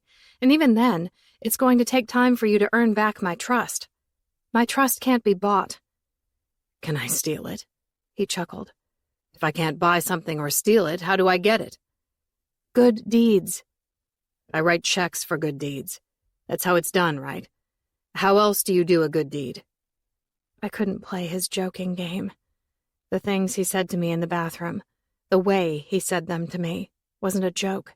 He meant them. The truth could right the wrong of a lie, but nothing fixed the truth. His love was ugly, and so was his truth. I've been replaying every word in my head, formulating a plan, figuring out what's the worst that could happen if I told Lila she should leave you, if I confessed everything to Ronan, if I walked away from the shop and gave you back your building, if I told my sister she took a gift from the devil. Then what? What would you do to me, to my family, to Lila? After a good 30 seconds of silence, I wondered if we were still connected. Just as I started to say something, Graham said 4 simple words that I never expected him to say. I would be devastated. No begging, no new threats, no attempting to call my bluff. His reaction left me feeling my own kind of devastation. There were a lot of what-ifs that I imagined before confronting him, but I never expected to feel sorry for him. Not even a little. Yet, that was exactly how I felt. I imagined what it would be like to love Ronan and know that he didn't love me the same way. Just a few weeks of not feeling like he physically wanted intimacy with me nearly brought me to my knees. Graham spent years pining for me from near and afar. He dug himself into such a deep hole he must have felt the improbability of ever seeing light again. But he took my best friend with him, and that still felt unforgivable. I love Lila as much as I love my own sister. How am I supposed to live with myself when I know she's in a loveless marriage? She could have had a chance at true love, a family, the life her parents always wanted for her. Not some rich politician who married her to make some other woman jealous. Not a second-place trophy. She's not a second-place trophy, and you know it. You know me better than that. I didn't. Since Graham became governor, most days I didn't think I knew him at all. She's miserable. I can tell. When my term is up, I'm out. She can do whatever she wants. Go back to work, travel. I don't care. But I want you to care. I closed my eyes, pinching the bridge of my nose. If you love her, then you care. You don't ask her to wait for happiness. Give it to her now.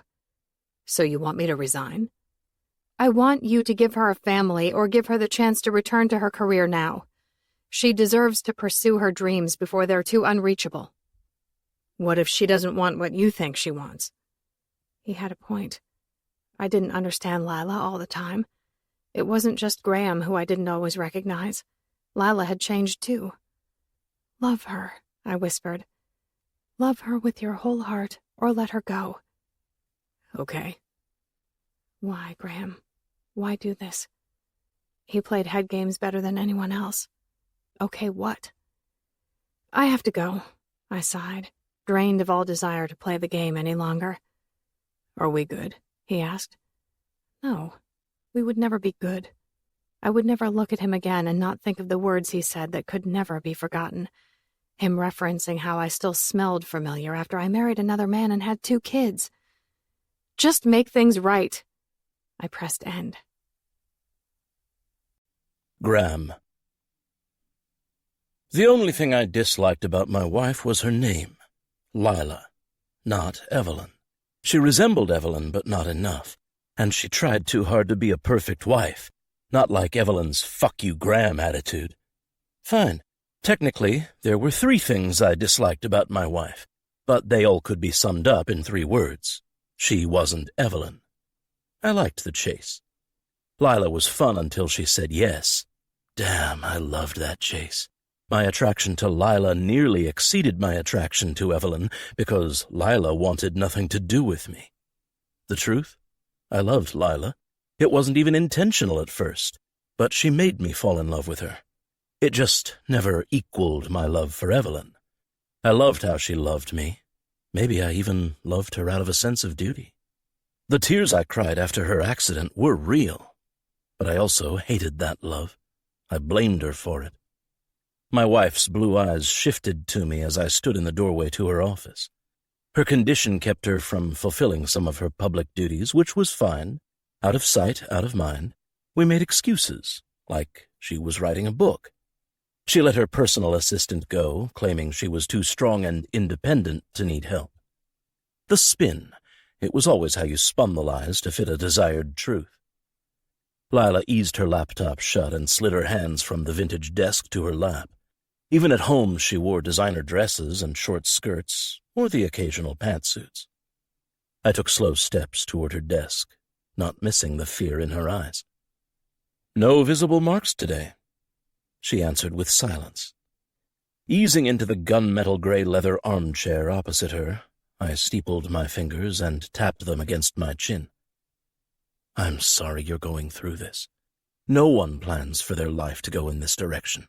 Yet, here we are. We can't change what has happened, but we can go forward with the best intentions and hope for better days. Lila flinched. I wasn't a monster. Part of me regretted that flinch. Part of me took responsibility for that flinch. I don't want to be owned, she whispered. You own me. She shook her head 1 tiny inch at a time. Evie owns you. I didn't marry Evelyn. Why? I narrowed my eyes. The world.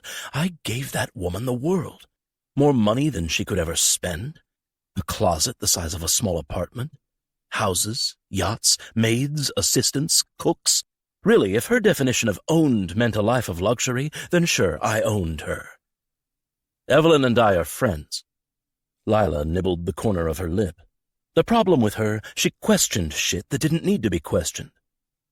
A friend you've been intimate with. I shrugged. So have you. That's not the same. Her gaze fell to her lap. Come here. I held out my hand.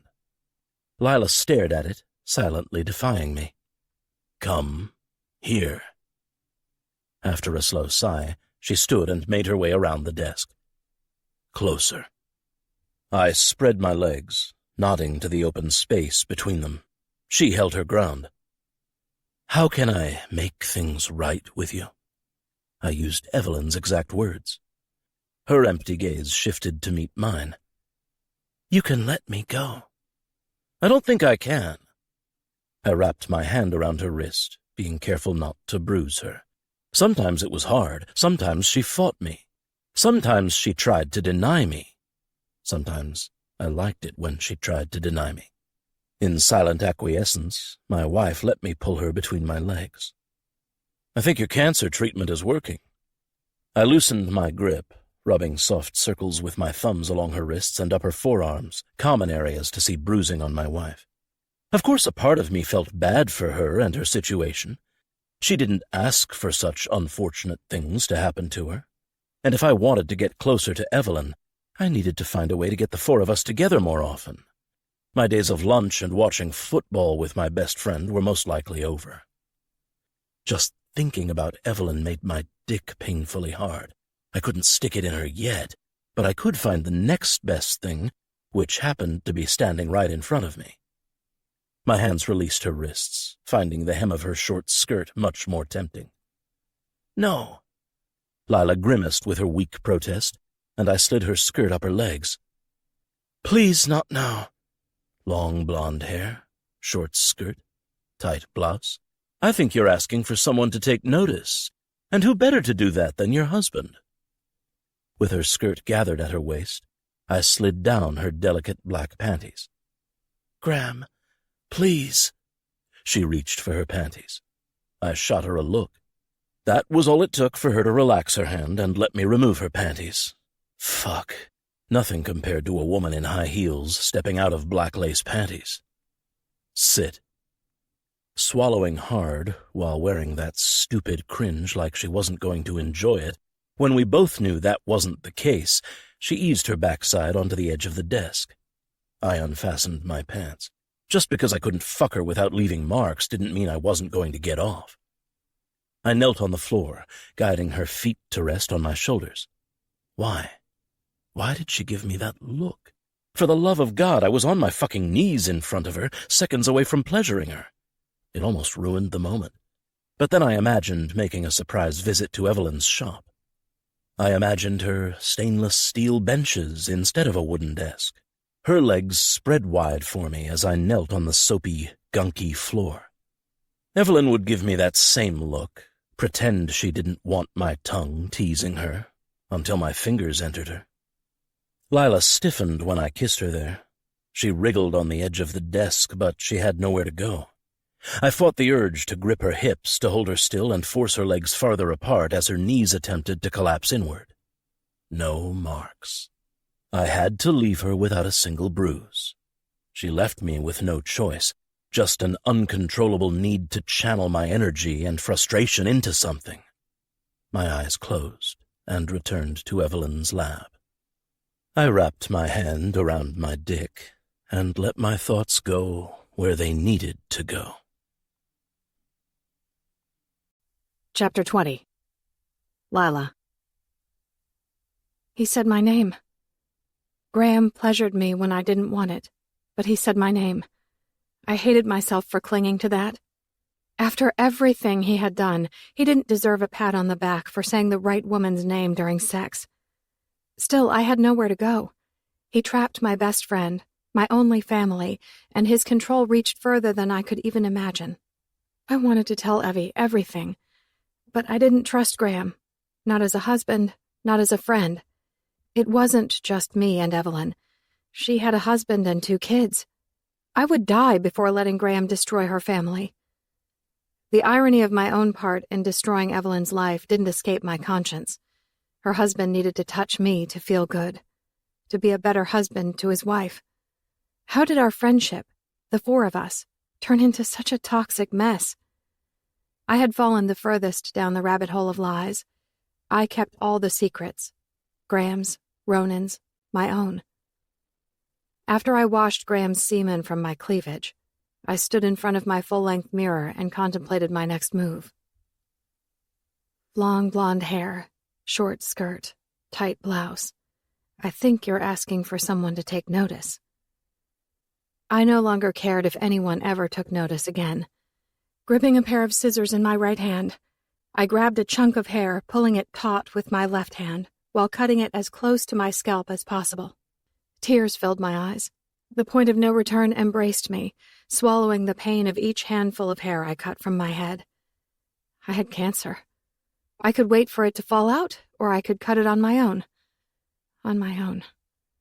Graham could fuck me at will, mark me, degrade me, and wish I were someone else, but he would never own me. He would never have the final say in my destiny. When the bulk of my hair rested at my feet, I padded to the opposite end of the hallway, where Graham slept and showered. In a cabinet next to his sink, I retrieved his beard trimmer and retraced my steps to the pile of hair beneath my sink. The trimmer hummed when I turned it on. It vibrated next to my scalp as I made slow strokes from my forehead to my neck. Numb. I felt nothing. The feeling of nothingness comforted me. It prevented me from blinking and kept my hand from shaking as I sudsed my entire scalp and took a new razor to it. I knew why some cancer patients shaved their heads before all of their hair fell out on its own. Dignity. They wanted something to be on their terms. They needed to control some tiny part of themselves in the midst of something so out of control. Everything in my life felt out of control. "What have you done?" My gaze lifted from the mess on the floor and in the sink to Graham's reflection of complete bewilderment in the mirror. Did he sound regretful? Was that remorse on his face? The numbness blocked my ability to feel him the way I used to, before he became a different man. People going through cancer treatment lose their hair. You said it yourself. "What have you done?" Graham repeated, threading his fingers through his hair, clenching and tugging at it. A very unusual reaction from him. Lucky him. He still had hair to pull. He warned me that my life would change. I would not get to do the things I used to do. And he said it too. I would lose my hair from the cancer treatment. Why did he look so shocked? Interesting note. Sounds stayed with me, like the sound of Evelyn's mom's voice when she told me my parents had died. "What have you done?" Sounds. Oh, the sounds. I never forgot the click of Graham's dress shoes against the tile floor, or the high-pitched slap of the back of his hand across my face. But sounds faded faster than the slow destruction of a heart grieving death, or the sting from flesh and bone colliding. It knocked me back several feet. It always did. "I don't even recognize you," he sneered. That made two of us. I would, eventually, recognize my husband. He turned and clicked his shoes across the tile to leave me alone with the resonating sounds, with the mess on the floor, with my thoughts. Later, he would return, wearing his favorite mask of regret. He would hold me, kiss my wounds, and on a long sigh, he would say, "How did we get here?" We. He was the hero, I was the villain, and we were innocent victims of something. What? I really didn't know. How did we get there? When did our passion turn into rage? When did our connection become so destructive? When did our love turn into resentment? My phone on the vanity rang. I contemplated not answering it. Ronan, he must have felt that. Felt me. My fingers feathered along the sensitive skin. I would tell him something, but I couldn't make it believable yet. Instead, I knelt on the floor and gathered as much of my hair as I could. My long blonde hair. My mom used to braid my hair, and my dad used to give my pigtail braids a few tugs when he called me his lovely Lila. I hugged my hair to my chest, rocking back and forth, remembering a much simpler time in my life when love came in the form of gentle touches, adoring smiles, and unbroken promises. A time when candy trumped everything, and my biggest worry was forgetting to wear my retainer. Sometimes a good cry made everything tolerable again. After 5 or so minutes, I finished cleaning up the mess and slid my journal out from under my mattress. Graham would be gone, maybe an hour. When he lost control, he took off in his car. Maybe time alone and creating distance between us brought back a tiny bit of clarity. At the very least, it usually bestowed a sadness upon him that I took as his temporary version of regret. Opening to the back of my journal, I read through my exhaustive list of reasons. Reasons for bruises on certain parts of my body. I never imagined I'd need a list of excuses for the riddling of bruises on my arms and back, a black eye, half a swollen face, and his fingers imprinted in red, blue, and purple on my neck. The hardest part? Some weird, desperate, self-loathing part of me thought I still loved him, but I knew how things would end, eventually, because the scale had tipped. Flipping back to that date in my journal, I let my gaze reacquaint my broken heart with the words that marked the end of us. Journal. I feel so stupid, so blind, so trapped. He manipulated me. It's not rough sex. It's not a physical need. At least, not anymore. I blindly fell for his excuses because he hurt me during sex. He justified it. He made me feel like my orgasm righted any sort of wrongs. It's always left me confused because I love Graham. I love our intimacy, and sometimes I love the intensity, even when a little pain is the price to pay for pleasure. My desire to please him blinded me. Today, everything changed. It's not a fetish or a preference. It's a sickness. Only a sick man breaks his wife's nose because she playfully grabbed his phone when he wouldn't give her his attention. I wanted him to notice me, my new white dress. Now that white dress is in the trash, covered in blood. He apologized immediately, and I honestly think he felt remorse. He cried. It's the first time I have ever seen Graham cry. Today was the tennis ball incident. At least that's what we told the doctor at the hospital owned by the Porters. No one questioned it, not even my best friend. But she's pregnant with her first child, so I can't tell her that her other best friend broke my nose. It would destroy her, and I would feel responsible if anything happened to her unborn child. Graham did more than break my nose today. He broke a piece of us. I don't know if we will ever be the same. I don't know why he's so angry. I flipped to the back page again and chose the bookend excuse. The 2-story Porter library had bookends, some very expensive and heavy ones scattered on different shelves. If I reached for a book on a shelf above my head and accidentally pulled the bookend off the shelf with the book, it would hurt. A lot. And it would leave a significant bruise and swelling. Opening my nightstand drawer, I retrieved a pen and put a line through the bookend excuse so it didn't get reused in a moment of mental confusion. It was the 8th excuse in 6 years. Not all marks required an excuse, just the ones I couldn't hide with things like a pretty scarf, long sleeves, or layers of makeup. What happened? Ronan answered his phone with grave concern weighing his words. I drew in a shaky breath to steady my own words. His concern, his touch, it reaffirmed how lucky Evelyn was to have found him. It also reminded me of everything Graham was not. I'm so sorry. I faked a tiny chuckle. You should see my face. Be thankful you only felt it. I'm going to look like a boxer who lost a fight for the next week or 2. What happened? He repeated. No other question mattered at this point. I was getting a book from a high shelf in the library. It caught the edge of a bookend, an expensive one, I fear, and it landed on my face before tumbling to the floor and cracking into 3 pieces. I was clumsy and weak from the chemo. I should have asked for help. Again, I'm so sorry. I'm icing it now. I closed my eyes, tears stinging behind my eyelids. It sounded believable, even to me. Never did I imagine I could be an abused wife making excuses, listing them. I had a list. That was soul-crushing in a way I couldn't articulate, even to myself. Did you see a doctor? Yes. No. So you did start chemo? Yes. And I shaved my head. The shedding started clogging the drain. Lila. Ronan sounded broken in his own way. I'm sorry. But how are you going to explain this to Evelyn? Well, I have access to the very best wigs. I'm not sure she'll know. And if she does, I have a plan B. Yes, I had a plan B. Just like I had a list of reasons and a husband who abused me. Oh, and I was an orphan who kept secrets from the one person who loved me and treated me like family. I hated lying to Evelyn, but she would forgive me, eventually. What is Plan B?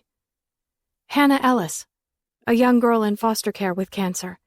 She thought I was beautiful, that I looked like a princess. I told her she was the princess, but she said she didn't have the hair of a princess. I said hair didn't make a princess, and to prove it, I shaved my head and swore to not let it grow long again until Hannah could grow long hair again, too. You said that. I smiled, in spite of the ache on the right side of my face that needed some ice. No, but if you believe me, Evelyn might too, right? He groaned. Lila, we need to tell her. She's stronger than you think she is. A phrase she has said to me many times during our marriage. Tell her what? That I have cancer? That I could die? Or we tell her that the only thing that stops you from feeling my pain is when we're together. I couldn't say holding each other or touching. It felt too intimate.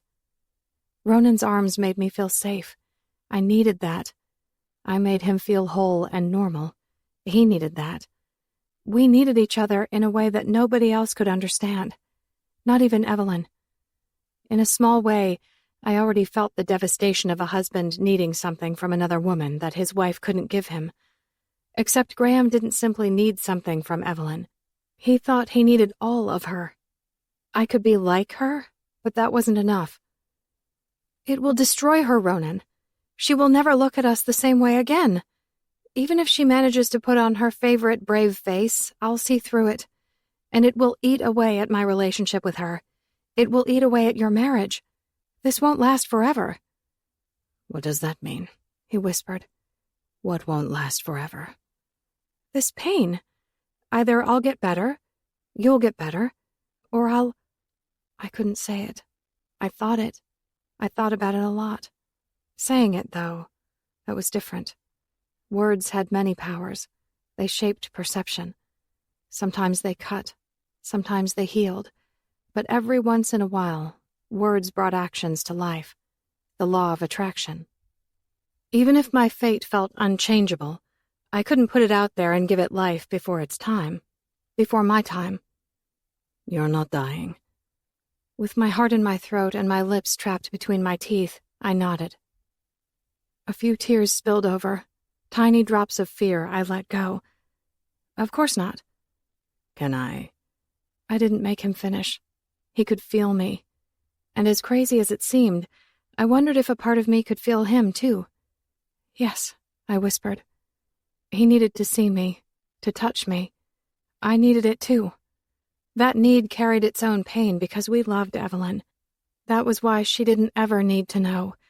That was how I knew it wouldn't last forever. It couldn't. I wouldn't let it. When? I wiped my tears and swallowed a bitter dose of my new reality. Graham will be out of town this weekend. I'll figure out something to tell Evie. A lie.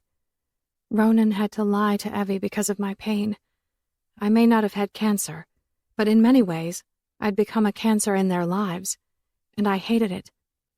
I will protect you. Protect me? He questioned. You and Evelyn, Franz and Anya. I won't let anything happen to you. Lila, you don't need to protect anyone. You need to take care of yourself. Get better. Let's never have to tell Evie. Okay, I sighed. Ice your face more. I'll see you this weekend. What about your face? Yet another thing to add to my guilt list. My predicament caused him an untreatable pain. Nothing some hugs from my kids and a kiss from my wife can't heal. I hope so. I frowned. Good night, Lila. Night. I wrote several more raw, painful pages in my journal before tucking it back into its place and digging a scarf out of my closet. With a renewed sadness, I brushed my hand over my shaved scalp as if I had to touch it to truly believe the lie and the great lengths I went through to sell it. After a few seconds of acquainting myself with the stranger in the mirror, I tied the black and yellow floral scarf around my head and headed to the stairs to get some ice and something for the pain. Where do you think you're going? Graham's voice startled me just as I made it to the top of the stairs where he climbed the last 2 steps to tower over me, loose tie, wrinkles around his concerned eyes, and a frown aimed at my scarf-covered head and red face. "Ice. I wanted to get some ice for my face," I murmured, unable to keep from shrinking as he glowered at me. "Elaine is in the kitchen. Your face raises too many questions. And don't even get me started on your head." A bookend fell onto my cheek. I shaved my head in support of a young child I met who's battling cancer. Graham blew out his signature breath of frustration. "Christ. I can't believe how well you've planned this out. Go. I'll get you ice." "You should. You did this. You did this." "Thank you," I whispered, nearly choking on the words. Planned? I couldn't believe he had the nerve to act like my excuses for the things he did made me the unbelievable one. We pivoted in opposite directions. I waited in the bedroom for him to bring me ice and something for the pain, like divorce papers. No such luck. A few minutes later, Graham returned with a bottle of ibuprofen and a gel cold pack. "Come here." He sat in the chair by the fireplace, gesturing to his lap.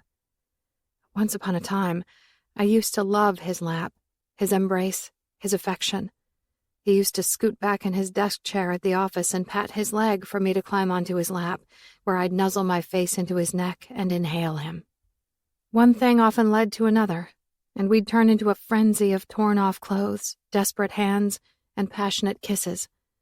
Afterward, he'd hold me once more in his arms, like a small child. I felt loved. I felt cherished. I felt like the most important person in his life. Feelings changed. I no longer wanted to crawl onto his lap or get anywhere near him. Too bad I didn't have a long list of other options, so I gave in, submitted, confirmed to him that I was weak in that moment. But I wouldn't always be that weak. One day, I knew my confusion, the guilt, would lift, and he wouldn't be able to hurt me anymore. I would be free. "That's my girl." He pressed his lips to the top of my head, against my scarf, and held the ice pack to my swollen cheek while my opposite cheek rested against his chest, giving me a brief reminder that he still had a heart. Or at least a beat. "I have a lot of stress in my life." He began his usual spiel. It fit as an excuse for many things. Headaches, sleep issues, the occasional grumpiness, maybe even snapping out a few regretful words with a raised voice in a heated moment. I gave him a pass for storming out of a room, driving off and not returning for hours, hanging up on the phone with me. But he didn't get a pass for hitting me, even if my temporary submissiveness led him to believe otherwise. "It won't always be this way. When my term is up, we'll reset, take a long trip, and things will be better. Maybe we'll take Evelyn and Ronan with us if they're still together." What the hell? I pulled my head away from his chest to look at his face.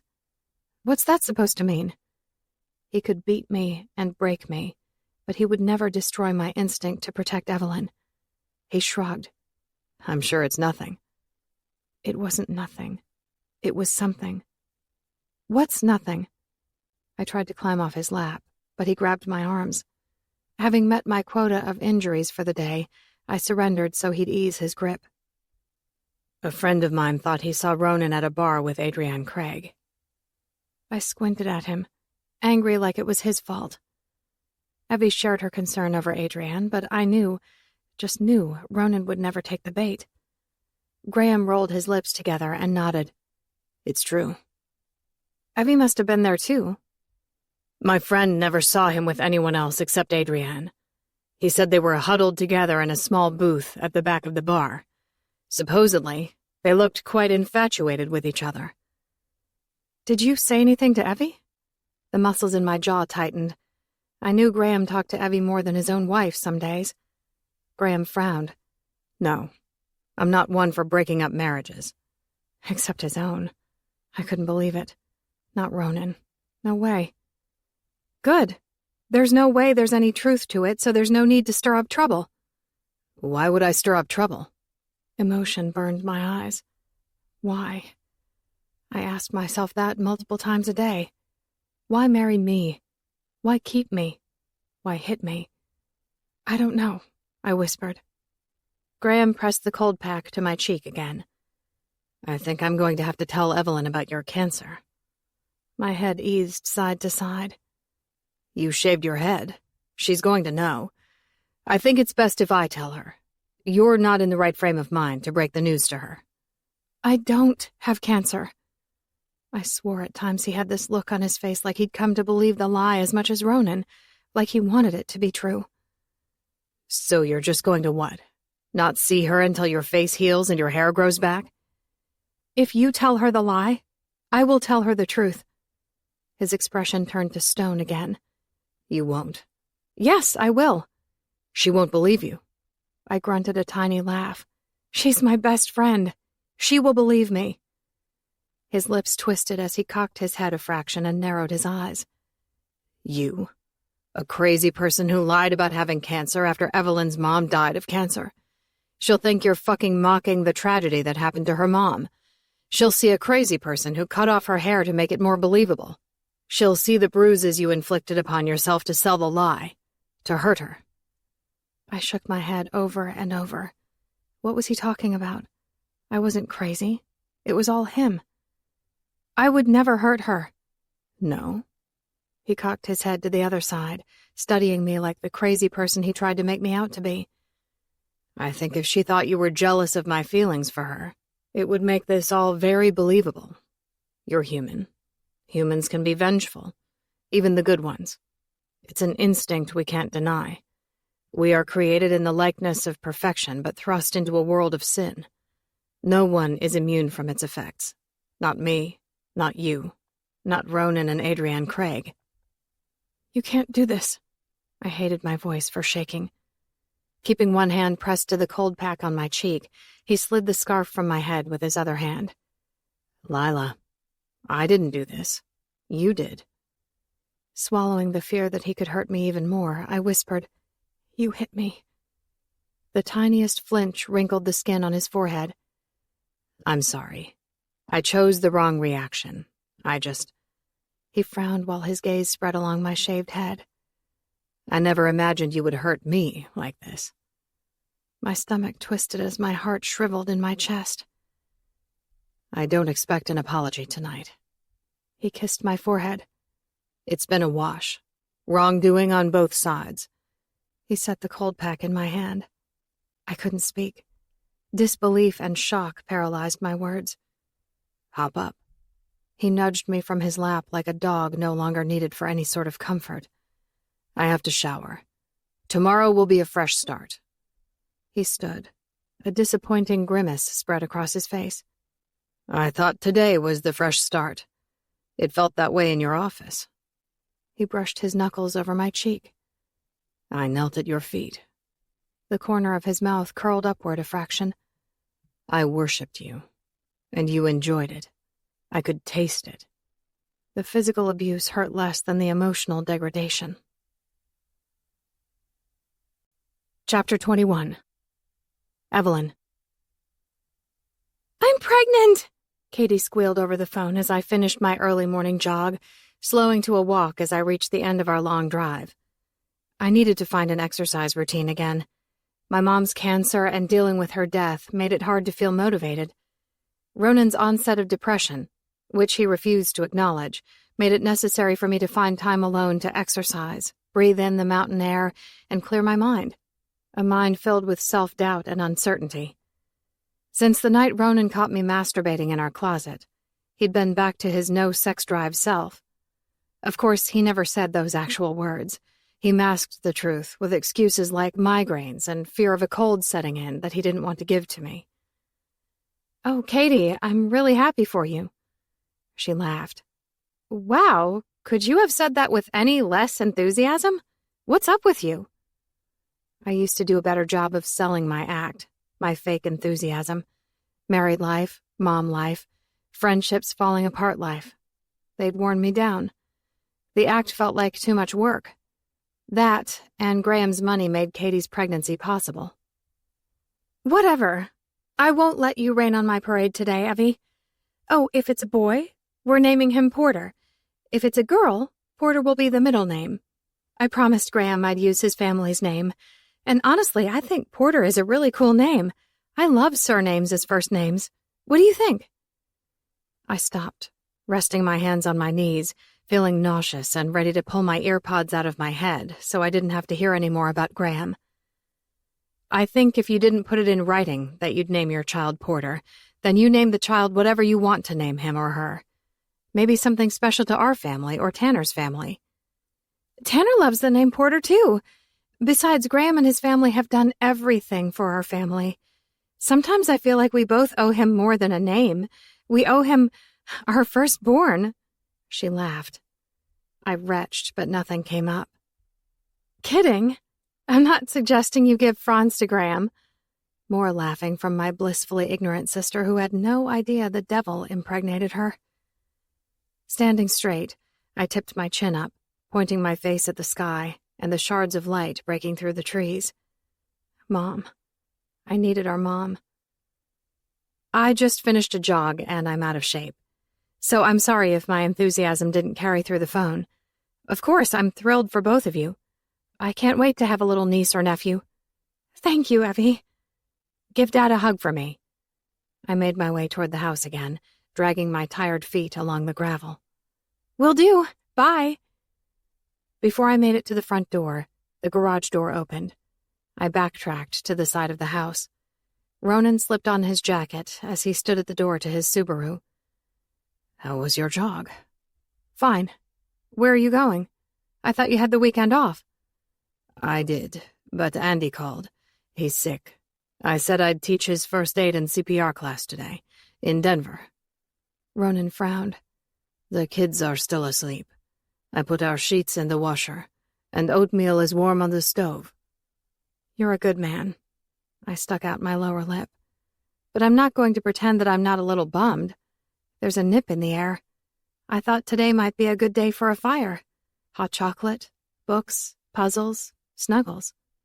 My hands curled into his jacket as I lifted onto my toes to give him a soft kiss. If I'm even more honest, I was hoping the kids would still be asleep and you'd shower with me this morning. I grinned against his mouth.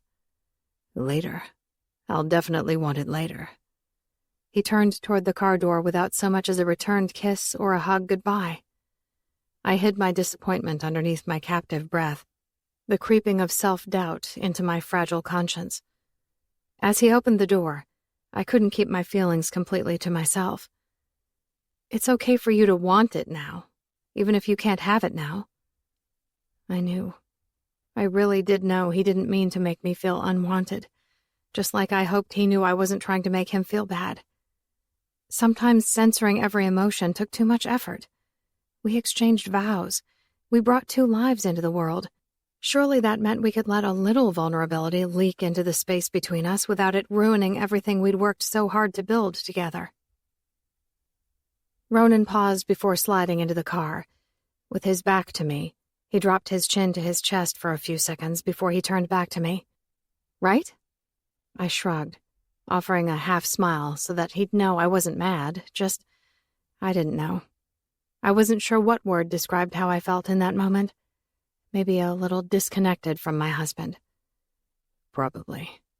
When he smiled, I caught a glimpse of the Ronan I married, the unrelenting flirt, my partner in crime and all shenanigans. Before I could cry from relief or even take my next breath, he kissed me. Ronan kissed me like he needed me.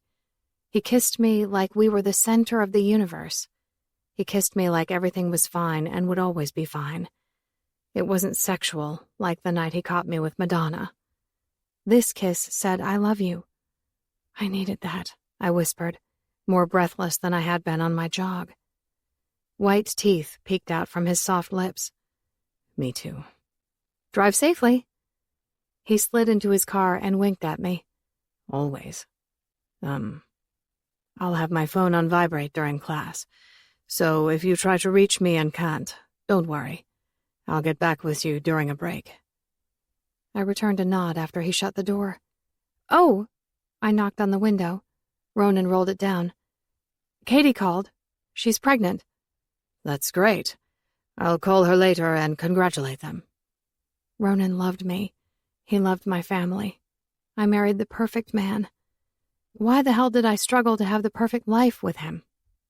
After a quick shower, I called Lila, since the kids were taking full advantage of sleeping late. Hello? Hey, haven't talked with you in a while. I miss you. Well, I miss you too. You should come to Aspen for the day. Ronan was supposed to have the day off, but he's driving to Denver now to fill in for a friend who got sick and can't teach his CPR and first aid class. We could do hot chocolate. I'll make cookies. The kids would love to see you. Oh, I can't. I'm sorry. But that sounds like fun. Why not? Come on, I begged, laughing at my maturity level, which reached maybe that of a 10-year-old. Soon. I just can't today. I have other obligations. Graham is out of town, but I'm not off duty. Fine. Everything else okay? She asked. You and Ronan doing better than the last time I talked with you? I'm not sure. I think so. He still seems so depressed. And I also think he's experiencing pain some days, even though he denies it. Are you feeling okay? I know not everything he feels is directly related to you, but my mind still goes right to that connection when I know he's not well. I'm good. So I'm not sure why he's been off. Are you two... She cleared her throat. Intimate? Well, about that. The last time we had sex, it was... It was what? Intense. She hummed. Intense is good, right? Intense is I could barely walk or sit properly the next day. It was this weird, angry kind of passion. Possessive. It lasted most of the night, and we did everything. Biting my lower lip, I wrinkled my nose. And we haven't done everything in a long time. Not since we were first married. Okay. Squeezing my eyes shut, I shook my head. Sorry. That was clearly too much information. I guess my point is that we had the most intense sex of our entire married life, but he hasn't showed any interest in having it since then. Not even plain old 40-something sex. What about Adrienne Craig? Any more from her? No. I haven't seen her since the day she drove him home, and Ronan hasn't mentioned her. I'm hoping she got the hint and moved on. Yeah, me too. Oh, and Katie's pregnant. Effie, that's great. Tell her congratulations from me. I rubbed small circles on my forehead to release the tension. Yeah, I will. A slight catch or caveat to that good news. What's that? Graham paid for Katie's IVF. He did? Clearly he didn't tell Lila. Yes. Well, that's okay. Good. Right? I mean, if she couldn't afford it, that's a good thing that he helped her out. Sure. After a few silent seconds, Lila cleared her throat. You don't think so? It wasn't a question. She knew me. She knew my complicated and emotional relationship with Graham. Most of it. I blew out a long breath. It's not that I'm ungrateful. It's just that he's done so much for your family. Yes, I whispered. And you feel indebted? Yes. If he didn't ask for anything in return, then he can't expect anything. He can't hold this over her head. He wouldn't... Lila's words faded before she finished her thought. He wouldn't what? Hold it against Katie? No. He would hold it against me or Lila. The need to say much more clawed at my conscience. I wanted to say so much to her. Are you really happy? It's okay to leave him. I will be fine. I choose you. Please forgive me for pushing you into his life. He had one request. I let her unfinished thought die because I didn't like the reality of what she started to say any more than she did. What was that? He asked her to use Porter for the first name if it's a boy, or the middle name if it's a girl. Jesus. Figures. Please tell me she's not seriously thinking of doing it. I don't know. It's your last name, too. You give the Porter name dignity. Dignity. Listen, I don't want to keep you, but we miss you. Let's make sure we get together soon. Just the two of us. I miss us. Me too. So much sadness bled through her words. Lila? Yeah? Nibbling the inside of my cheek, I weighed my words, choosing them carefully, finding the right tone to deliver them with a welcoming sincerity. If something, anything, was wrong, would you tell me? Silence. Her delayed response answered my question. Lie. Tell me. There isn't anything you can't tell me. I love you, Evie. Closing my eyes, I let her words wash along my entire being. She meant them, but she also used them to hide what she wouldn't tell me, maybe couldn't tell me. If he's not your forever, that's okay. Do you hear me? It's okay. Tell her. The truth swirled in my head like an unpredictable storm. Tell her that Graham loved me. Love. That wasn't the word. Infatuated? Obsessed? God, that made me sound so conceited. I know. I said, until death do us part. They're just words, Lila. And this is all just an experience, right? You told me that years ago when we were talking about parallel universes. Yes, but you have a say. Well, I say I have to go. Love you. Talk soon? Sure. Bye. I pressed end. Chapter 22. Lila. I waited for Ronan in my bedroom. Earlier that morning, I showered and shaved my legs and armpits to match the rest of my bare-naked body. I wasn't sure why. It wasn't a date. We weren't having an affair. At least, not one of a sexual nature. After covering my head with a scarf and dressing in a pair of soft leggings and a fitted tee, I called Ronan. Hi. He answered on the first ring. Are you close? 10 minutes. The code to get in is 483562. Can you remember that? 483562. Yeah. I'll be upstairs. It took a few seconds for him to respond. Okay. Ronan? Yeah? This isn't wrong. Like cheating, right? I don't know. Tears stung my eyes. I'm sorry. Another few seconds passed in silence. I'll be there soon. He ended the call. I pushed a button that closed my room-darkening blinds. Then I sat on the bed, taking a deep breath. My heart, body, and conscience battled for a sense of reason. Maybe I needed an escape, a place where I didn't crave the attention and affection of my best friend's husband. A place where I felt a sense of hope that bloomed inside of me, instead of the growing dread that everything around me was about to blow up in my face. Before I exploded with anticipation, the bedroom door opened slowly. Lila. On the bed. I don't want the lights on, if that's okay. I felt his approach, even though I could barely make out his footsteps on the carpet.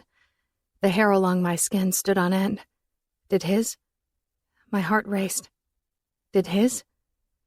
The bed dipped, and I could see a faint outline of his body as he sat with his back to me. You're nervous, he murmured. He felt me. Yes. I hugged my arms to my chest, refusing to touch him first. This was all on me. His pain, the guilt, a shared life. My life. Ronan shared my life in a way I never imagined possible. Yet, he put my feelings into words. I couldn't hide the darkest parts of myself from him. You feel hopeless. I swallowed my nerves. Sometimes. But not now. No, I whispered. Because you want this. When I didn't answer, he turned toward me. I hoped the darkness hid my tears. I don't know what I want. Ronan laid his tall, warm body beside me. I jumped when his fingertips ghosted along my right cheekbone. His touch didn't hurt, at least, not on my face. My reaction didn't deter him from keeping his fingers connected to my skin, gently wiping away the tears. Ronan didn't speak about those tears, and he didn't ask permission to remove my scarf. I swallowed a lifetime of heartache when his lips pressed to my head where I used to have hair. No man had ever made me feel so safe, so cherished, so needed. The feathering of his touch, the way it regarded me as something special, something that could break. It did things to me it should not have done. It was my job to make him feel better, not the other way around. Warmth radiated along my skin, settling into places it didn't belong, not with Evie's husband in my bed. Ronan. No words existed to fully describe how I felt touching Lila. Calm, whole, and desired. I felt her desire for me, not in the way I felt Evelyn's desire for me, and not in the way I'd ever felt my own desire. It flowed through me, just like her pain, her depression, all the guilt, and every aching drop of fear. I needed her touch, but that wasn't a singular gift. I could have all or nothing. "Turn the other way," I whispered. Lila rolled to the other side so I could hug her back to my chest. Her breath caught in her chest, paralyzing her whole body as I froze in place too. I had an erection, and I couldn't explain it. I loved Evie. I desired Evie. I needed Lila to take away the pain, the depression, the thoughts of hopelessness. My reaction to her surprised me as much as it surprised her. It was her, but how could I say that? How could I accuse her of making me hard? Lila had cancer and an injured face. Lila risked her own marriage to refill the bottomless void I felt from saving her life. A lifelong friendship with Evie hung in the balance, vulnerable to complete destruction if anyone ever found out about us. As we held our breaths, I felt the desire, her desire, growing. My breathing turned ragged, like her breaths. My flesh heated beneath my clothes, like her flesh. I felt it in my chest and along my thighs. I felt engorged. Her need to be filled collided with my need to fill someone. There was no way I was turned on by her. I didn't think of her that way. And yet, there we were. And I fucking couldn't pull myself away. Because Lila was my new drug, my new oxy. She took away my pain. I felt weightless with her in my arms. Lila did something to me that took me to a place I never even approached with the oxy. I tried to stop myself from moving my hips forward, desperately feeling the need to rub my goddamn erection against something. Literally anything. I couldn't explain it. It wasn't Lila I wanted, yet it was so much Lila. Her desire flowed through me, triggering my desire, and I felt both. I felt how she felt. I knew where I wanted to be touched and where she wanted to be touched. The two felt inseparable, too much, too strong to pull apart. I needed her to, God, I didn't know what, not be turned on by me. "Ronan," she whispered, her chest expanding and collapsing so hard I could feel it.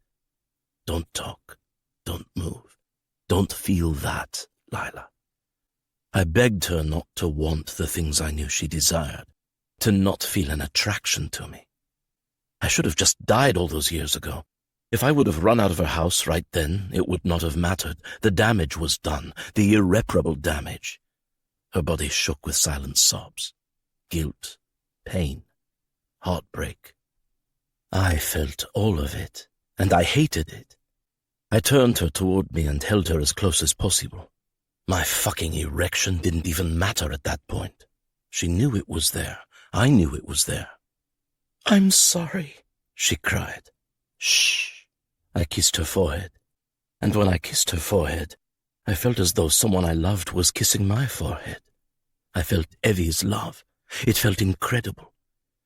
Lila fisted my shirt and nuzzled into my neck, radiating comfort like the way I buried my face into Evie's neck. Her soft skin, her flowery scent. It felt incredible. I kissed along Lila's face, being gentle with her cheek. When my lips reached her lips, I stopped. Again we remained still, our lips a breath away. "What do you feel?" Lila whispered with her voice weak from crying. "I feel Evie." I also felt Lila's desire to kiss me, a physical ecstasy and an emotional torture. I knew if I kissed her mouth it wouldn't stop there. Like the oxy, feeling her desire and mine would be too much for any human to resist. We were breathing, yet it felt like a slow death. I feel her too. Lila rested her good cheek on my shoulder. Over the next few minutes, my erection disappeared, along with all the pain and the guilt. I knew it might return later, but I felt too complete with Lila in my arms and Evie in my thoughts to think about anything beyond that moment. After sleeping with Lila for nearly 4 hours, I eased my arm out from underneath her and sat up on the edge of the bed. It wasn't normal to sleep that long during the day, unless you were exhausted. The chemo is draining you. She didn't respond, but it was the only logical explanation. You felt me. You felt what I felt, didn't you? She whispered. The desire.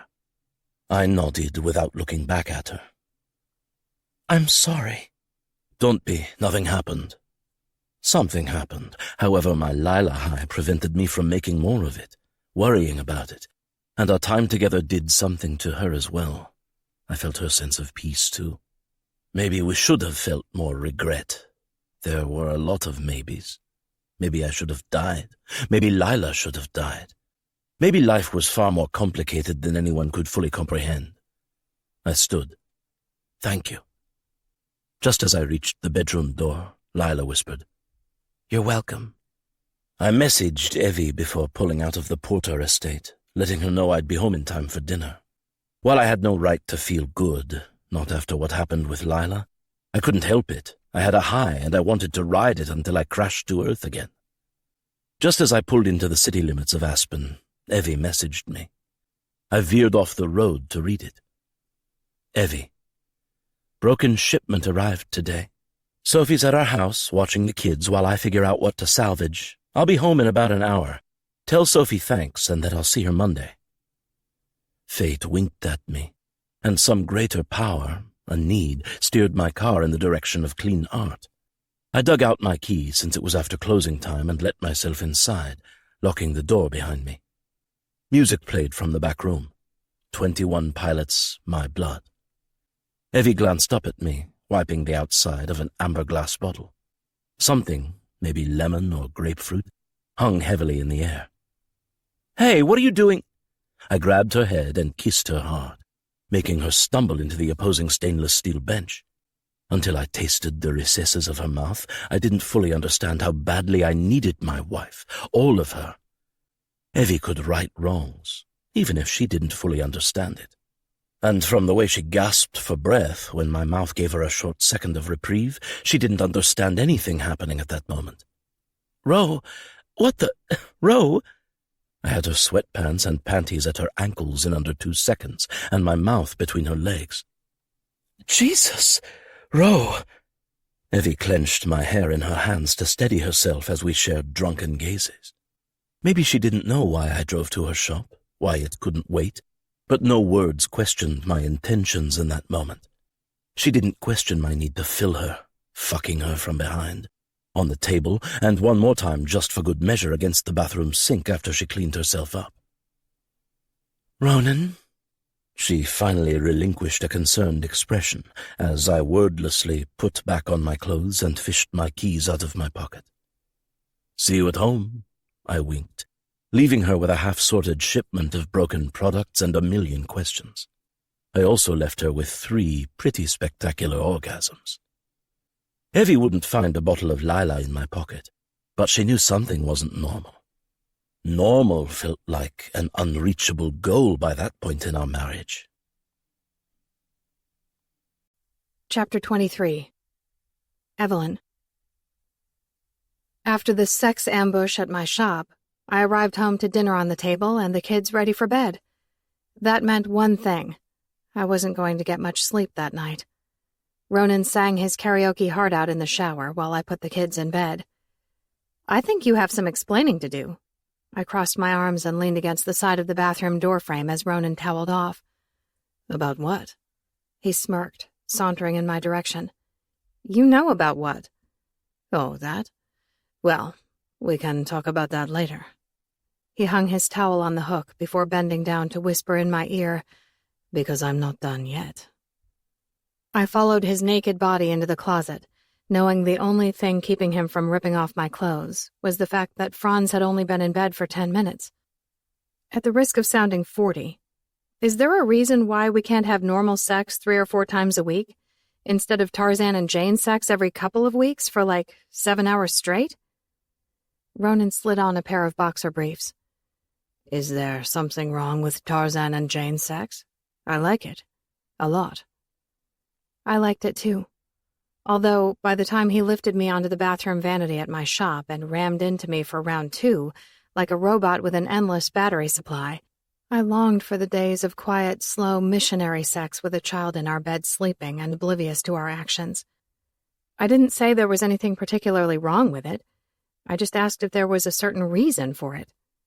He shrugged, shouldering past me, but not without swatting my ass, to brush his teeth. "I've been plagued with so many headaches and whatnot that a moment of reprieve feels like a chance to seize the moment, show my wife how much I desire her. Is there anything wrong with that?" Wrong? No. Right? Also no. It was just odd behavior. "Have you thought about seeing a doctor? Why are you getting so many headaches? Do you think Lila is having headaches?" He brushed his teeth and shrugged again.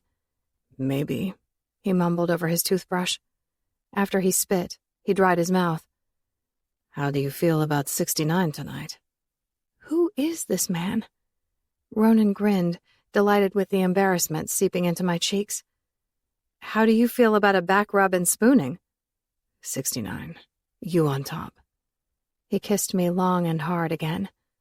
It didn't persuade my tired ass to do that. "Back rub, just you, and spooning with me behind you." 69, and we watch your favorite horror movie. Ronan tossed the decor pillows from our bed and pulled down the sheets. "Missionary and no horror movie." I changed into my nightshirt in the closet. "Blowjob, and we can be done negotiating." He poked his head in the closet and gave me a single raised eyebrow with his head cocked to the side. I curled my hair behind my ears, parking my hands on my hips. "How about you sleep on the sofa and I sleep in peace?" Ronan rolled his eyes. "Fine. Missionary sans horror movie. Brush your teeth and get in bed." I brushed my teeth, took a shower, applied facial cream, and prayed Ronan was asleep. No such luck. He grinned and lifted the covers as I padded toward the bed, rubbing lotion on my hands. "Don't," he said as I reached for the hem of my nightshirt to remove it. "Just get in bed." After eyeing him for signs of sincerity or ulterior motives, I turned off the light and slid into bed. He turned on the TV, illuminating the room again. It started playing. "We agreed on missionary and no horror movie." He rubbed my back as I watched the screen. "Horror movie. I rub your back. No sex." "I love you, Ronan." I smiled over my shoulder at him. "Thank you." Kindness bred more kindness. Ronan gave me a long back rub. Then he fell asleep before the movie ended. After I turned off the TV, I slid out of my nightshirt and panties and kissed him all over. The Ronan I married awoke with gentle hands and patient lips. We made love, missionary, and it was perfect. 3 days later, things returned to their new normal. Ronan lost his sex drive, and he spiraled into a depression. "Have you thought about antidepressants?" I cringed while saying the words as he filled his canteen with coffee for work. Ronan sighed. "I'm not going down the medication road again. I've taken some herbs. They haven't helped. I'm sure it's temporary. Sorry you have to deal with me." He rubbed his left shoulder, face contorted into a grimace. "What's wrong?" He shook his head. "I don't know. I woke last night with serious shoulder pain. It hurts to move my arm. Not sure what I did." I screwed the lid on his canteen for him and kissed his cheek. "Hope it feels better soon. Have a good day, okay?" "Yeah," he replied with another long sigh. When he wasn't on a 1 to 2 day sexual rampage, he spent most of his time sighing, frowning, and complaining about aches and pains. His interactions with the kids were forced at best, and his interactions with me were non-existent, unless I made him speak and acknowledge me. It was like he ran out of effort to engage after giving what little he had to work and the kids. I waited for a fake smile, a tiny wave, even a simple glance before he walked out the door. Nothing. After the door closed behind him, I released my one exasperated sigh. "Enjoy your day to yourself." I mimicked the words the old Ronan would have said. "Hope you get a lot done."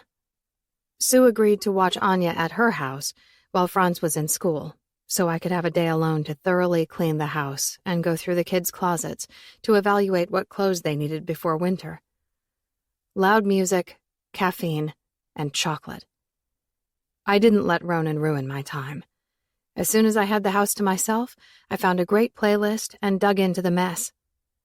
Before I could get one toilet cleaned, my phone rang. I turned down the music and answered it on speaker so I could keep scrubbing. "Yes?" Graham laughed. "Why the attitude?" "I took the day off to get some stuff done at home while everyone else is gone. What do you need?" "I'm concerned about Ronan. Something showed up on my desk this morning. I'm not sure who it's from or why they sent it to me. Maybe because people know about my relationship with you and Ronan." "What is it?" "I don't want to say over the phone." "Then why did you call me?" "To find you." "Well, you found me, so either tell me what it is or let me get my shit done." "Down, girl. Really? What has you so pissed off? Is there trouble in paradise? I fear there might be." I tossed the toilet brush into the bucket and sat back on my ankles, glaring at my phone on the bathroom vanity and the voice inside it. "I don't need this today." "Evelyn, there's never a good time for shitty things to happen in your life, but they happen anyway. I'll see you soon." "What? No!" Too late. He disconnected the call. I turned up the volume and let my frustration feed me as I tore through my house, cleaning every little corner and crack. Just as I started to go through Franz's closet, the doorbell rang. "Please don't be Graham. Please don't be Graham." I opened the door. "Graham!" I gritted my teeth, shooting his security guys a tight smile. He stepped past me and shut the door, leaving his team outside. "Evelyn." He glanced around. "Looks good. Smells clean. I've always loved your domesticated side." His creepy gaze gave my body, clad in ripped jeans and a tight tee, a slow inspection. "But if I'm being honest, I've loved all your sides." "Whatever you came to say or show me, just do it. Franz will be out of school in 3 hours. If you fuck up my day, I'll kill you." He opened a large envelope. "I have a meeting at 3, so I can't fuck you or your day, given my time restraints. Maybe I can pencil you in next week." Smack. I hugged my hand to my chest. It stung after connecting so hard to Graham's face. He rubbed his cheek and had the audacity to grin. "I am married, and so are you. What the hell is wrong with you?" "Nothing is wrong with me." Graham pulled a handful of photos from the envelope. "But something definitely doesn't feel right about this." He shoved the photos into my chest. I squinted as some of them were fuzzy, but others weren't quite clear. Adrienne getting into Ronan's car, Ronan going into her apartment, then coming out of her apartment. The photos were time-stamped. He spent an hour in her apartment. "He's not a cheater." I let the photos fall from my shaky hands to the floor. Graham bent down and picked them up, maneuvering them back into the envelope. "I think he loves you. But just because a man loves his wife doesn't mean he's immune to temptation." I crossed my arms over my chest, trying to ignore the twisting of my stomach, sending waves of nausea along my skin and burning the back of my throat. "Have you cheated on Lila?" He smirked. "You know the answer to that." "How would I know the answer to that?" "Because you'd be the first to know." "You should go." "You're right." He tossed the envelope on the counter. "Maybe find a place for those where the kids won't find them." "They're in the same support group. That's how they met. I've met her. She was actually at the house not that long ago. She's changed." And Ronan is a nice guy who does nice things for other people. She probably needed a picture hung or something like that. Graham blinked several times, returning a blank expression. I like Ronan. You know this. But if he hurts you, I'll end him. I nearly choked on the irony of the most hurtful person I knew, pointing fingers and making threats against the most loving person I knew. But I couldn't find the right words to say because I didn't understand why Ronan was at Adrian's place, and I didn't recognize the protective side of Graham. My world flipped, and everything felt upside down. Graham rested his hand on the back of my neck and kissed the top of my head. I felt too numb to react to his touch. He brushed his lips down my cheek, and I barely felt that either. I love you, he whispered in my ear. I would never cheat on you. But Lila, he would cheat on Lila with me. Fuck my life. Ronan. Lila answered her phone by the third ring. What I wouldn't have done for a few pills to numb the pain. Hi. What happened, Lila? What do you mean? My shoulder aches, my head hurts. I feel like I broke my wrist. I'm depressed as fuck, and Evelyn is taking the brunt of my misery. What happened? I'm sorry. I felt weak and nauseous after my treatment. On the way to the bathroom, I fell and dislocated my shoulder and broke my wrist. I'm really sorry. I stared out my window, debating whether or not I should go to the meeting or go home. I'm sorry, I sighed. I didn't mean to sound so harsh. Are you okay? Yeah, I'm fine. My wrist is wrapped and my shoulder is in a sling. I have a few stitches in my head from it catching the corner of the bathroom cabinet, but I'll be fine. Do you need anything? Yes, I needed to see her. I needed to touch her. I needed the pain to subside. Lila? I grunted a partial laugh. I'm not going to let you do anything for me while you're healing. It's not just for you. I touched Lila. Lila felt good. When Lila felt good, I felt good. Lights on, daytime, sofa instead of a bed. Maybe you read me a book, or we work on a crossword together. Do you like crossword puzzles? Yeah, I whispered. If it doesn't rain Saturday, Graham's planning on golfing with his dad since snow is predicted next week. Can you come to Denver? Another Saturday away from Evie and the kids. She wouldn't like it. But she didn't like me at the moment, and a few hours with Lila would change that. I'd be my old self again, even if it didn't last. Maybe I'll call you. I sent off a message to Evie to let her know I was going to a meeting. She replied with a simple, okay. Hey! Adrienne caught sight of me the second I walked through the door. You look unusually distraught. I shook my head. It wasn't a usual day. Want to talk about it? I shook my head again. The meeting will suffice. Thanks again for helping me put together my new bed. I shouldn't have helped her do that, but she asked me in front of 3 other people from the group, and she asked me after I'd already confessed to having no plans that night, beyond playing with the kids. While I fumbled for excuses, she jumped to the assumption that the answer was yes and gave me an unwelcome hug. To make matters worse, her car had slashed tires that night, so I gave her a ride to her apartment, but not before calling the police to let them know they should patrol that area a little more. After the meeting, I tried to be the first one out of the building, but Mark stopped me to chat. Adrienne exited without so much as a look or wave. I breathed a sigh of relief, very willing to chat with Mark at that point if it meant Adrienne would be gone by the time I walked out to my car. 10 minutes later, I wormed my way out of the conversation and the building.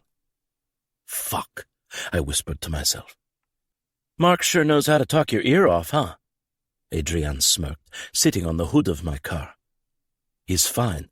If I were you, I'd hop off before I drive off. I unlocked my door. I have a surprise for you. Adrienne slid off the hood and crooked a finger at me. I tried to hide my annoyance and pain, but I couldn't. Not with her. Not with my co-workers. Not with my wife. Don't look like such a grump. You're going to thank me. Adrienne unlocked her car and opened the back door. Meet your new family member. She pulled a puppy out of a crate and hugged it as it licked her face. You've been incredibly kind and helpful to me when so many people see me like the plague. I know it's just a dog, but I hope your wife and kids love her and that she'll bring as much joy to all of you as what you've brought to me. A dog? She got me a dog.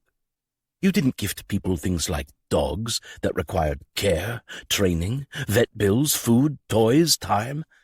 I haven't named her yet, but if I'm honest, I think she looks like a Bella. Adrienne handed her to me. I'll set the kennel in your back seat, and I have a sack of toys and food to get you started. I really wish I could see the look on your kids' faces when you take her home. She rolled her lips between her teeth and wrinkled her nose. But I suppose that might be crossing a line, huh? Crossing a line? I felt certain she'd crossed a line by gifting me a dog, asking me to put her bed together, and knowing my address. We're not ready for a dog. I tried to give back the wiggling puppy, but Adrienne held up her hands like no take-backs.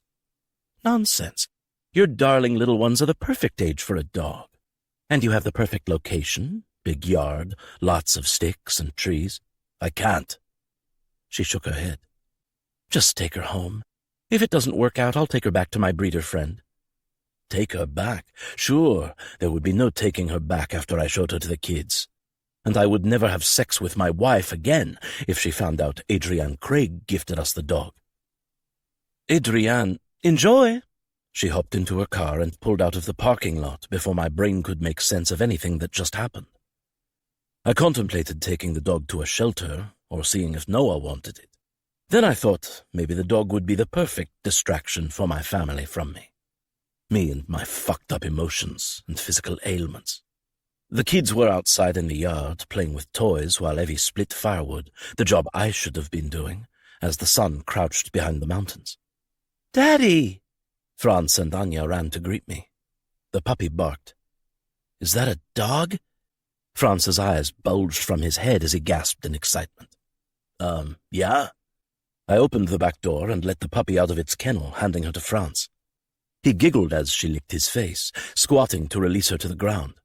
She took off toward the yard, sniffing everything along the way. "Doggy!" Anya squealed, chasing her brother and the puppy. Evie made her way toward the dog, wiping her brow with the sleeve of her plaid shirt as she glanced up at me. I smiled. "Wow, a puppy. Did we, discuss this?" I slipped my hands into my pockets and shrugged. "Yes, we've discussed getting a dog." She couldn't get mad. The kids went crazy over her. I was mad. Mad as hell at Adrienne for ambushing me like that. "What kind of dog is she? We discussed a small dog if we ever got a dog, right?" "Yeah, but I did a little research. A lot of the smaller dog breeds can be a little snippety with kids, so I went with a Bernese mountain dog. She'll be great with them." Evie's eyes widened as her lips parted. Yeah. She'll also be big. That's a large breed. Did you know that?" "So, what do you want to name her, Franz?" I ignored Evie's line of questions. "Mrs. Humphrey." Evie rolled her eyes and laughed as Franz chased the puppy and Anya tried to throw a pink ball at her. "Franz, that's your teacher's name, not a dog name." "I want to name her Mrs. Humphrey," he insisted. "Franz, that's her name," he yelled. Evie turned toward me for help. "It's not an awful name." I gave her a tight smile before retrieving the dog's things from my car. I needed to rest my arm and shoulder. Franz could name the dog Big Bird for all I cared at that moment. After depositing everything just inside the door, I dragged ass to the bathroom and turned on the shower, adjusting the temperature to hot. "Thanks for the dog. She's peed on my rug already. Did you happen to notice I cleaned the whole house today?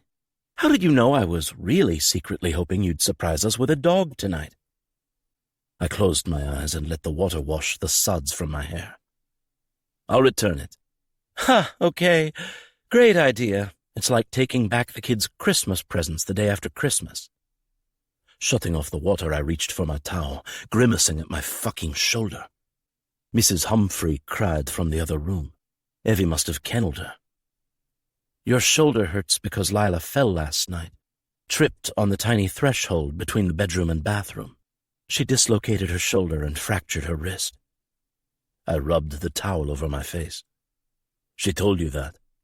Evie narrowed her eyes. Yeah? Why are you saying it like that? I'm her best friend, of course she told me. Nodding slowly, I finished toweling off. So now we know why you're sore. I'm still not sure why you're depressed. It's not like I surprised you with a dog or spent an hour at a whore's apartment. I tied the towel around my waist and brushed past her to get my clothes from the closet. She needed help putting together her new bed. I tried to get out of it, but she put me on the spot with a bunch of other people from the group, and I caved. How did you find out? Oh, how did I find out? That's the direction you want to go? It was nothing. I pulled a white T over my head and combed my fingers through my hair. It was something, because someone took photos of you coming and going from her apartment and anonymously gave them to Graham. That's how I found out. Again, I brushed past her and sat on the end of the bed, letting my body deflate after a long day. I'm not having an affair. I have no idea who took the photos or why they would take them. She was getting out of your car. Someone slashed the tires on her car. Oh, another tire slashing. Seems odd. I thought so too, so I notified the police and they're going to keep a closer eye on that area. Now, can I just rest for a while without getting the third degree? Sure, you rest. I'll go take care of dinner, bath time, and the dog you brought home. Evie. She marched out of the bedroom. I deserved that. I just didn't have the energy to plead my case. Chapter 24. Graham. What did you say? Lila asked me as we ate dinner in the formal dining room, just the two of us, at a table for 20. Say to whom? The doctors and nurses who treated me at the hospital. Do you really think it's not going to end up in the tabloids in the next few days? She picked at her food with her good hand. My wife looked like hell, bruised, broken, emaciated. She for sure pulled off the cancer look. Too bad it did nothing to make my dick hard. I told them you were mugged, and I didn't want it made public. And my hair. I told them it was none of their business. Her shoulders curled inward as she dropped her head. I told Evie I fell. And your hair? I parroted her words back to her.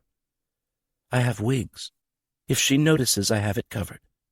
Well, maybe you should enlighten me so we're on the same page. I took a bite of salmon. I shaved my head in support of a little girl with cancer. I nodded. Think she'll believe it? Lila glanced up. You better hope she does. What's that supposed to mean? I dropped my fork onto my plate and blotted my mouth with the cloth napkin. I had to give my wife credit. She didn't back down. Either she believes me, or she suspects I'm being abused. It was an accident. You pinned me to the wall and twisted my arm to the point of breaking my wrist and dislocating my arm. I pounded my fist on the table and made her jump out of her disrespectful rage. Enough! Taking several slow breaths, I let my anger settle into control. Did you not enjoy it? I didn't enjoy it, she gritted between her teeth. You orgasmed. If I give you a blowjob before slitting your throat, is it still murder? I really wasn't trying to break anything. I just needed a release. It was, in fact, an accident. We'd had plenty of rough sex over the years. How was I supposed to know her screams were pain instead of pleasure, when I did go out of my way to make sure she enjoyed it too? Nothing. Nothing was ever fucking good enough for her. If I left tomorrow, what would you do? She asked, just above a whisper. The legs of my chair whined against the hard floor as I scooted it back and stood. Leaning forward, I rested my fingertips on the table and cocked my head to the side. What would I do to you? Or what would I do to Evelyn and Ronan? Or maybe you're concerned about the rest of her family. I believe Sister Dearest is pregnant. Although our mutual friend has failed to disclose that information to me yet, I'll have a word with her. And the last I checked, her dad has a kidney I paid for, and those borrowed organs don't last forever. So please, clarify whom exactly you're referring to, so I can give you the grim details of my plans for if my wife thinks she's going to leave me. I wasn't a total bastard. When she blinked, releasing a stream of tears, I plucked the napkin from her lap and dried them from her face before leaving her in the mess she made all by herself. As I reached the stairway, I called Jeremy. Bleach blonde, long hair, 5'6", thin, not too much makeup. And she needs to be wearing some sort of natural perfume that smells like flowers. Pick me up in an hour. I had a few drinks before Jeremy picked me up. It took impaired vision to overlook the fact that the woman waiting in the hotel room wasn't actually Evelyn, just a knockoff, although not a cheap one. The kind of woman who would let you do absolutely anything to her without ever leaking a single detail cost a fuck-ton of money. Good thing I just so happened to have had a fuck-ton of money always at my disposal. My Evelyn knockoff stood at the end of the bed in the dimly lit hotel suite. I poured myself another drink and paused the glass an inch from my mouth. Your name is Evelyn. Do you know how to make soap, Evelyn? She inched her head slowly side to side. I took down the entire glass of whiskey. You do. You know how to make soap. I tugged at my tie as I crossed the room. You know how to marry the wrong fucking guy. You know how to come in my mouth, then act like it meant nothing. So why don't you get on your knees and show me some goddamn respect for once? Evelyn got on her knees, without me having to ask twice. About damn time. I unfastened my pants, grabbed her hair, and shoved my dick into her mouth. Closing my eyes, I leaned my heavy head back and let Evelyn treat me like I deserved to be treated, after all I had done for her. The next day I felt better, more controlled. I signed 2 new bills into law and had a budget meeting. See this? My chief of staff showed me an online publication with a photo of Lila and me leaving the hospital after her accident. There really wasn't such a thing as a secure entrance. Your secretary told me they called several times looking for a statement. Why am I just now seeing this? What happened? I continued walking toward my office, giving my tie a slight adjustment. Do you want the official statement or the unofficial statement? The truth. She was attacked while jogging. Shit, how did that happen? Where was her security detail? I sighed. You know Lila? She's a strong woman. I can't tell you how many times she escapes without anyone knowing. Sneaks out a back entrance. What am I supposed to do? We're just lucky it wasn't worse. She'll be fine. Was she? I glanced back at him, internally rolling my eyes at his unfinished question. Raped? No. Do you want me to have an official statement released? Do we really need one? I nodded at my secretary before I opened the door to my office. Yes, we need one. Otherwise you'll leave yourself open to speculation, and as charismatic as the world thinks you are, someone will start a rumor that you abused your wife. Lila is spoiled. Won't matter. I plopped down into my chair and sighed. Fine. Release a statement, then get something else in the news cycle pretty fucking quick. Lila won't like this attention. Pictures will help too. Maybe the 2 of you at a restaurant, looking happy. Take her to dinner tonight. I didn't respond, but I was sure he took my frown as a reluctant yes. After he shut the door behind him, I called Lila. She answered her phone with silence, not a single hey or hello. Hey, sweetheart, do something nice with your hair, wig, and makeup. We're going to dinner tonight. A term of endearment and a dinner invitation. If she sulked about it, that would be her problem. I did my part, giving her what she longingly referred to as the old Graham. I missed that guy, too. The old Graham spent his free time with his best friend Evelyn. They watched sports, drank beer, and fucked. Just once. And that was the tragedy that led to New Graham. New Graham had more responsibilities, which left so little time to undo all the shit Evelyn had done, like marrying the wrong fucking guy and pushing me into marrying her best friend. Such a mess to clean up. I'm not in the mood to go out to dinner. This cancer treatment has left me feeling weak and unsocial. My dear Lila liked to fight me at every turn. and fighters knew if they threw a punch, they'd get 1 or 2 in return. She made it hard for me to feel remorse for longer than a day. Most of the time I liked the fight, but sometimes I just needed her to be obedient. Lila failed at obedience. I'm not asking for an RSVP. I'll be out front at 6. I disconnected the call. Checking the time, I decided to call Evelyn, hoping she'd be at her shop and able to talk without the ankle biters disrupting her. Don't get me wrong, I loved those kids. Their biggest flaw? They weren't mine. One day soon I'd make her pay for that, most likely naked and tied to my bed.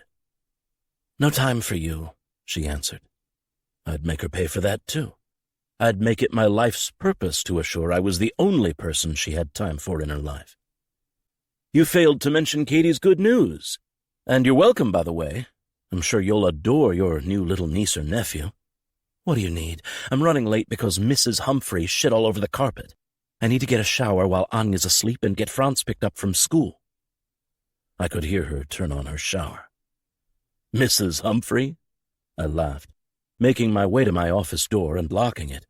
I wasn't to be disturbed when the door was shut, but occasionally an intern with mush for brains would sneak past my secretary. Our dog, her voice muffled. I sensed she had me on speakerphone, just as I sensed she was undressing. Taking a seat on my sofa, I unfastened my pants and scooted back, already stone-hard from just the sound of her voice. Catching her getting ready to take a shower may have been the highlight of my whole damn week. When did you get a dog? Did you call about my dog? Imagining Evelyn naked made it difficult, hard, to remember my reason for calling. Did you confront Ronan about the photos? Yes. Her voice muffled more. And? He helped her put something together. She kind of manipulated him, and he felt like he had no choice. Sounds like a lame excuse. Are you comfortable with the ease at which your husband can be manipulated by another woman? I don't know, Graham. Should Ronan be comfortable with the ease at which you manipulate me? Really, the shower and imagining her naked in real time was just a bonus. Evelyn admitting that I had a certain amount of control over her could have gotten me off all on its own merit. Friends don't manipulate. They encourage and plead their case. Maybe on occasion there's a little begging involved. Call it influence. It's a much better word than manipulate. Believe me, you manipulate or have more influence over me than any woman has ever had over a man. Bullshit. It's true. Okay, great. Then I need you to come train Mrs. Humphrey. Let Lila go back to the job she loves. And stop saying and doing inappropriate things around me. Do I have that sort of influence over you, Graham? It took me a few seconds, a few strokes, to answer, because I liked Evelyn and her signature benevolent smile. Everyone adored the nerdy soap lady. But I loved the bold and lively side to Evelyn, a lightweight with a real punch. Anything for you. That's the crap I'm talking about. The water stopped, which meant naked Evelyn drying her wet, naked body. I don't want you to do anything for me. Women, really. Why did I like them so damn much? As a whole, they were a gigantic thorn in my cock. I meant anything from Mrs. Humphrey. Does she like bones or tennis balls? I have to get dressed. I'm going to be late. I reached for a wad of tissues on the table, because confirmation of her nakedness took me straight to the finish line. Graham, did you hear me? Yeah, I panted. Why are you out of breath? Treadmill. I'm driving to Denver to visit Lila tomorrow. She'd better be the happiest wife in the world. Evelyn ended the call. I chuckled, wiping off my dick and hands before tucking everything back into my pants. I had a meeting on sexual harassment in an hour. Funny timing. Good talk, Evelyn, I said to the air. To my surprise, my wife greeted me in a long-sleeved dress that hugged what few curves remained on her underweight body, a wig that looked 100% believable, and makeup covering all residual bruises on her face. The cast and sling were unfortunate, but perfection at that point felt unachievable. After all, she wasn't Evelyn. You said to meet you out front. Lila glared up from the ottoman where she used her good hand to put on her high heels, but she struggled to keep her dress from catching her other foot. I sauntered toward her, kneeling at her feet. "I saw someone today," I said in my most somber tone as I slid her shoes onto her feet, feathering my fingers along her calves as I gave her my most sincere expression of regret. She stiffened under my touch, and her eyes narrowed. "What do you mean?" "I don't like what has happened between us." I dropped my chin to my chest, closed my eyes, and slowly shook my head. "I need to fix us. I hate what's happened. You deserve better, and I know I can't erase the past, but I can make sure we don't repeat it. So I'm going to do the work to be a better husband and get help. I sighed, glancing up at her. "I just need you to give me a chance to be a better husband. I miss spending time with friends and traveling together. I don't know how things got so out of control, how I let this job consume me, change me. But it stops now." Tears filled her eyes. "You can't make things right. It's too late." "No!" I grabbed her arms, then immediately loosened my grip. "It's not too late. You have to let me prove it to you. I'll do anything. Tell Evelyn what you did to me." "Fuck. Baby, if I tell her, she'll never forgive me. So even if I fix us, there will always be a wedge between the four of us. Is that what you want? A strained relationship between your husband and your best friend?" I wiped her tears as soon as they broke free. "You ruined us," she whispered. "No, baby. We're stronger than that. You are stronger than that. If I keep getting help, if I let you go back to your old job, we can fix this. I believe it with my whole heart. Just give me time. If I don't change, you can pack your bags and leave. But you have to promise to not tell anyone. I want us back. Not rumors and scandal, not broken friendships. We can have everything again if you just trust me." "You lost my trust. I'll earn it back." My urge to force an answer warred with my need to channel my anger. "Baby steps. Let's start with dinner. Okay?" I stood and held out my hand. Lila stared at it, void of any sort of emotion. She needed to happy that shit up before visiting with Evelyn. "Evelyn and Ronan got a dog. Did you know that?" Her brows lifted a fraction, not quite hitting the happy mark, but curiosity opened the door to the possibility of a real smile. "Baby steps." She rested her good hand in mine, and I helped her to her feet. Lifting her hand to my mouth, I gave it a soft kiss. "I love you, and I'm going to make you love me again, too." Chapter 25. Evelyn. "You're too thin." I hugged Lila, trying to keep from bumping her shoulder. "But your hair looks fabulous. Lowlights?" Yeah. And you have no room to talk about being too thin." She nodded toward the formal living room just off the foyer. A tiered tray and tea for two adorned the coffee table. "Well, this is fancy." I lifted an eyebrow at her. Lila, dressed in her sophisticated yet adorable burnt orange and gray jumper, took a seat in one high-back navy velvet chair while I sat across from her. "I miss afternoon tea. I had it when I traveled, many moons ago." She pointed to the goodies on the tray. Pink rhubarb shortcakes, cheddar pecan scones, blood orange sticky buns, Earl Grey tea cakes, and avocado toast with smoked salmon. Tea? I nodded as she poured us both a cup of tea. "Is this tea set a Porter relic?" Lila shrugged with her good shoulder. "Probably." "Are you eating?" I questioned her. "I'm genetically curveless, boy-shaped. Brilliant artists sculpt figures like yours, the one you used to have. And don't get mad at me, but you made me promise to kick your ass if I noticed you falling victim to anorexia again." Lila grabbed a shortcake and shoved half of it in her mouth. "No anorexia," she mumbled over a mouthful to prove her point. "Are you going to stick your finger down your throat when I leave?" "No," she laughed. "I've just been busy and injured. And Graham had me taking a self-defense class, so my curves disappeared. I'll get them back over the holidays." "Well," I leaned back, sipping my tea and assessing her with my most scrutinizing gaze. "You look good. And it's not your figure or even that amazing jumpsuit or your new hairstyle. It's your smile. I haven't seen the real one for quite a while. It's nice. I'm meeting with a few people about starting my own engineering firm again. I was going to find someone looking to add a partner, but Graham insisted I be my own boss, have financial control. You signed a prenup, so technically Graham is funding it and controlling it." "True, but he agreed to a contract giving me full control if we'd ever divorce." "That's surprising." I plucked a cheddar pecan scone from the tray and took a bite. Lila twisted her lips. "Yes, definitely surprising. I'm not sure what to make of his recent change of heart. I didn't think he'd entertain the idea of me going back to my job until his term ended. And honestly, I anticipated him making some excuse to run again or run for the Senate. President. Who knows?" Me. Graham made things right with Lila because I told him to do it. I wanted him to do it for her, for them. But the smile on Lila's face was enough to let me overlook the other details, at least temporarily.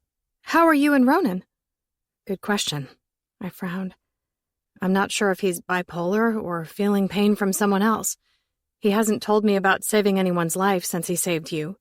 But he's not right. One day he's insatiable, and then he goes weeks without touching me beyond a quick goodnight hug and kiss. Then, on a whim, he brings home a dog without saying anything to me." "A dog? Yeah. Graham mentioned that." Lila smirked. "Yep. We talked about getting one, but I assumed we'd decide together the actual when part. Nope. He just showed up one night with a dog. Basically dropped it in my lap like a third child, then escaped to the bedroom because he wasn't feeling well.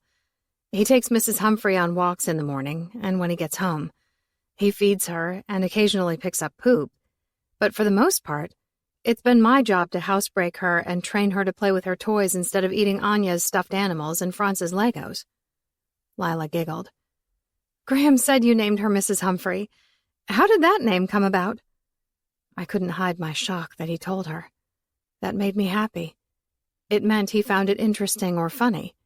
It meant he wanted to share it with his wife. "It's Franz's teacher's name. I discouraged it. He had a fit.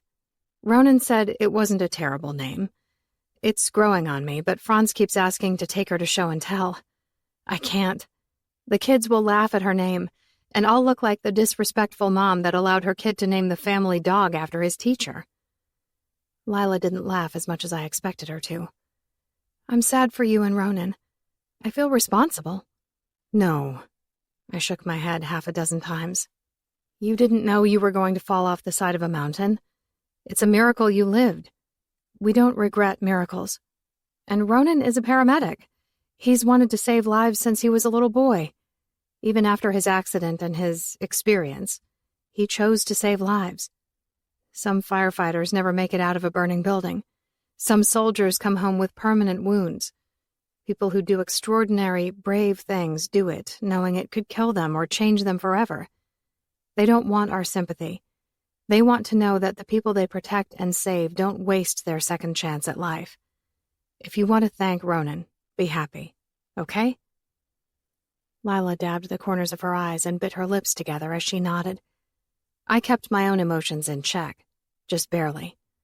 Even with all the anger I felt sometimes toward Ronan, those words flowed effortlessly from my mouth. I loved him for a million reasons. Saving my best friend was just one. However, loving him wasn't the problem. "I'm trying. This past year has been unimaginable. But Graham took me to dinner last night. Then we walked down the street to that ice cream place that has the mango lime gelato. He held my hand like we were just a couple in love strolling under the evening lights. I didn't think of the security tailing us or the occasional photo snapping. He didn't look at his phone. Not once.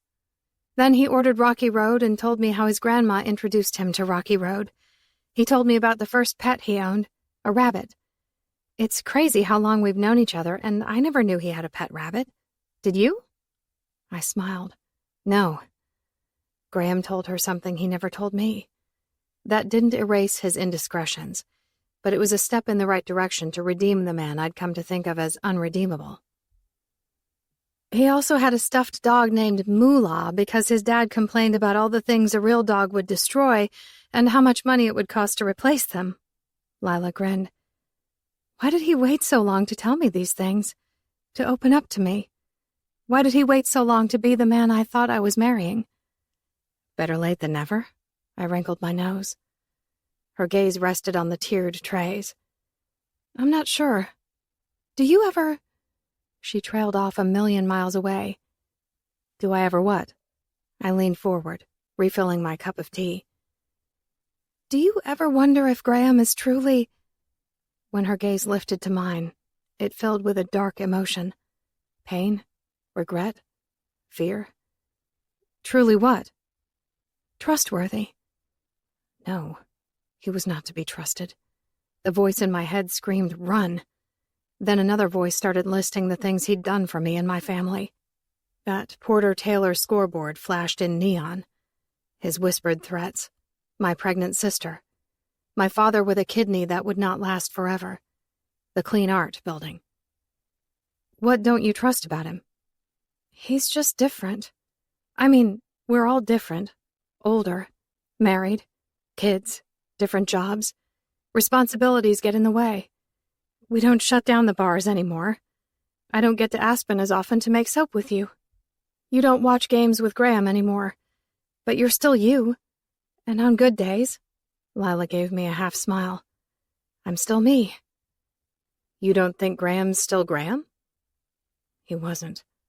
I questioned not only his loyalty to his wife and friend, I questioned his sanity. But while my best friend remained married to him, those words sat nervously idle in my gut. Approaching the "your husband may be a psychopath" subject required absolute proof. Loving me, desiring me, didn't necessarily make him a psychopath, just a terrible husband. Sniffing me? That rode the line, but it also fit into the pervert category. Not all perverts were psychopaths. The worst part? I would have told Lila about his inappropriate behavior had it not been with me. As ridiculous as it sounded, I felt like I could rehabilitate him, steer him back on course, avert an affair that would have happened had it been anyone else but me whom he pursued. Sometimes he's Graham. Sometimes he's unrecognizable. One moment he's kind and his amazing self, but other times I feel like he wishes he hadn't married me. And please, please, don't tell him I said that. I know you've always felt responsible for our happiness together, but you're not. And after last night, I don't want to do anything to jeopardize his generous mood. I'm just expressing my thoughts, my fear that it won't last. I nodded slowly. Well, what has he done to make you question if he really wanted to marry you? Lila shook her head. It's nothing. Silly, actually. It's not silly. Just tell me.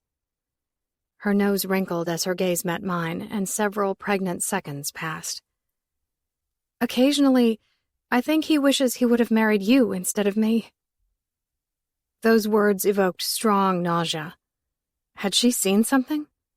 In the Hamptons, did she see one of the multiple occasions that Graham crossed that line by the length of an ocean? Me?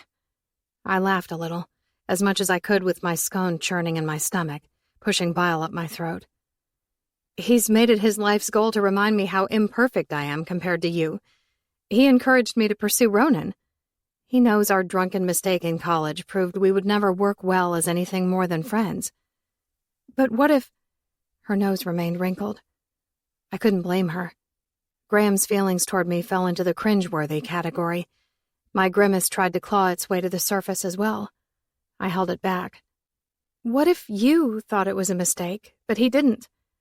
I know it sounds crazy, but what if he's secretly been pining for you all these years? And what if his insults were high school antics, reverse psychology to get you to like him, to encourage you to prove him wrong by getting him to like the very things he said he didn't like about you? My jaw dropped, feigning shock. How could I expect anything less from my best friend? She noticed guys eyeing me before I spotted them in a room. Her intuition was right 9 out of 10 times. Lila graduated with honors, navigated the world by herself for years, started her own company that she later sold to be the governor's wife. Beyond her endearing traits of kindness and loyalty, my friend possessed a wicked intelligence and razor-sharp intuition. When Lila seemed blind to something, it wasn't because she didn't see it. It was simply because she purposely turned a blind eye to it. I don't know what to say, except if there's any truth to your theory, if Graham had feelings for me beyond friendship, he knows I'm happily married. In the pining scenario, he has no chance of being with me in that way. So it makes no sense to ruin his marriage for misplaced feelings from the past. No lie. It didn't make sense to risk his marriage for a fantasy. Graham had no chance of ever being with me. I know, trust me, I know it's ridiculous. But sometimes the ridiculous is real. Have you ever sensed it? Even a little bit? Yes. When he rubbed his erection against me, sniffed my crotch, and announced that I was his endgame or challenge in life, I sensed a bit of pining. You know I'm oblivious to little signs, subtle gestures. So if there's any truth to it, then I don't know what to say. If it were the case, I'd feel terrible, devastated even. I did. I felt terrible. And the times he crossed that line, I felt complete devastation. And if you knew it for sure, or could prove it, what would you do? I mean, what do you do if your husband longs for something he can never have? Clearly, he won't ever cheat on you with me. But you also have to know that I support you and your happiness without pre-existing conditions. I told you to love you first. And that hasn't changed. We are forever, even if you and Graham are not. She scraped her teeth along her lower lip several times, pointing her gaze to her teacup. I'm not leaving him. And if you ever told him about this conversation, he would never forgive me. Lila, I will never say a word to him. I just need... When she glanced up, tears filled her eyes. Your friend, I whispered. She nodded. I set my tea on the table and moved to her side, giving her a gentle hug and a kiss on the cheek. It killed me to keep the truth about Ronan from you for so long. I needed to tell my friend. But it's hard to tell your friend if that friend is then put in the position to feel responsible. I get it, Lila. I understand completely. But we have to always remember that this is more than friendship. We are family. I released her hand and knelt on the floor beside her chair, resting a comforting hand on her leg. Lila relinquished a sad smile. I know. But sometimes family hides the truth to protect the ones they love for as long as they can. I wanted to say, not us. I wanted us to swear we would never keep anything from each other, but I couldn't. And Lila didn't suggest a complete honesty pact either, which meant I wasn't the only one holding back a piece of the truth. Sometimes we loved with lies and protected with sins. Yes, I returned a single, slow nod. Sometimes we start wars and throw ourselves into the line of fire to protect the ones we love. But let's try to avoid starting a war and stay out of the line of fire. Lila rested her good hand on mine and squeezed it. Agreed. On my way back to Aspen, I called my mom. You've reached Corey and Madeline. We're too lazy to answer your call. Please leave a message. I redialed 3 times and ended the call before it gave me the chance to leave a message. Her voice. It was all I had left of her. When I heard it, the reality of her death didn't seem possible. I mean, she was right there on the other end of the line. Happy, healthy, alive. After the 4th time calling her, I left a message. Hi, Mom. Are you tired of my crazy messages? I hope not. Maybe you should be glad that you're not here to deal with my life right now. It's so weird, having everything, yet feeling like every day is a struggle. I don't know how to put the pieces of my life together. So I try to focus on the kids. I know that's what you would have done. It's what you did. Even when you were sick, you focused on me and Katie, Franz and Anya. Sometimes the only truth I can still feel is that you raised me to be a good mom. I wish I could be to Ronan what I am to the kids. He's in so much pain. I see it even when he tries to hide it. Maybe it's Lila, but I don't see the same pain on her face. Maybe it's something more, something beyond our control. but I feel like... I wiped a few tears. I feel like I'm losing him a little every day. So I hug my babies, and I tell myself over and over that they are enough. It pains me to imagine a life without Ronan, but I feel so helpless. And if I'm honest, I'm just tired. I'm tired of not knowing what version of my husband will walk through the door, not knowing where he is or who he's with. I'm tired of feeling responsible for Graham and Lila. Some days I just want to pack up the kids and leave. Maybe go stay with Dad or find a beach where I can cast away my pain into the vast ocean. I don't know, I sighed. Franz is out of school. I'll figure this out. But I appreciate you being here for me. I feel you. Your smile, your arms around me, your voice reminding me to take it one day at a time. I love you, Mom. And I miss you beyond words. Chapter 26. Ronan. Lila had cancer. I had lies, the healthy man's cancer. Something had to give. I just feared it would be Evelyn giving up on me. She gave me my space, too much space. We worked, played with the kids, cooked and cleaned. And at night we crawled into the same bed, but it felt empty. I hoped in a parallel universe we were making love and living our intended life of bliss. Maybe in that other universe I didn't feel Lila. God, I hoped so. In spite of her telling me that Lila seemed better when she last saw her, I knew the truth. I felt the truth. Nearly a month had passed since I'd been with Lila, and it showed in my level of enthusiasm for life. I called her twice, but she wasn't available to see me. Starting her own engineering firm consumed her time. That and trips for treatment. I didn't know how she did it, or why Graham encouraged her when she clearly had no business doing anything but focusing on beating cancer. I think I'm taking the kids to California for Thanksgiving. I want to see Katie and my dad. Evelyn packed Franz's lunch as I packed my own lunch while Anya slept and Franz brushed his teeth. How long are you thinking? I'm not sure how much time I can get off. She shrugged without looking up from the 2 slices of bread on the counter. I'm not sure. I might let Franz miss a little school so we can stay out there for maybe 2 weeks. I'm interviewing someone today to help Sophie at the store, so I should have plenty of coverage. There's no way I can take 2 weeks off around Thanksgiving, especially if we get the amount of snow they're predicting. That's fine. I slid my sandwich and salad into my thermal bag and leaned my hip against the counter. Evie calmly spread peanut butter onto the bread. It's fine that I can't get time off, or fine if I don't go at all. Come to think of it, you did use the word I instead of we. Do you not want me to go? It's up to you. You didn't answer my question. She wrapped his sandwich and packed it in his lunchbox before giving me a direct look. I don't want you to go, she whispered as Franz barreled down the hall toward the kitchen. It hurt, maybe more than Lila's pain. At least my heart felt a direct hit. Let's go, Daddy. Shh. I held my finger to my mouth. I'm coming. Put on your shoes. I grabbed his lunchbox and stuffed it into his backpack. Evie crossed her arms over her robe-clad chest and stared at her feet. We needed something. I was tired of just existing. But suggesting I spend Thanksgiving away from my family was not the answer. I couldn't believe she suggested it. Will Sophie be at the shop with you today? She nodded, giving me a 2-second glance. Meet me at Grind's at noon. Another nod. The rejection hurt, and the suppressed anger I saw in Evie that morning poisoned my blood. I swore my heart stopped beating correctly.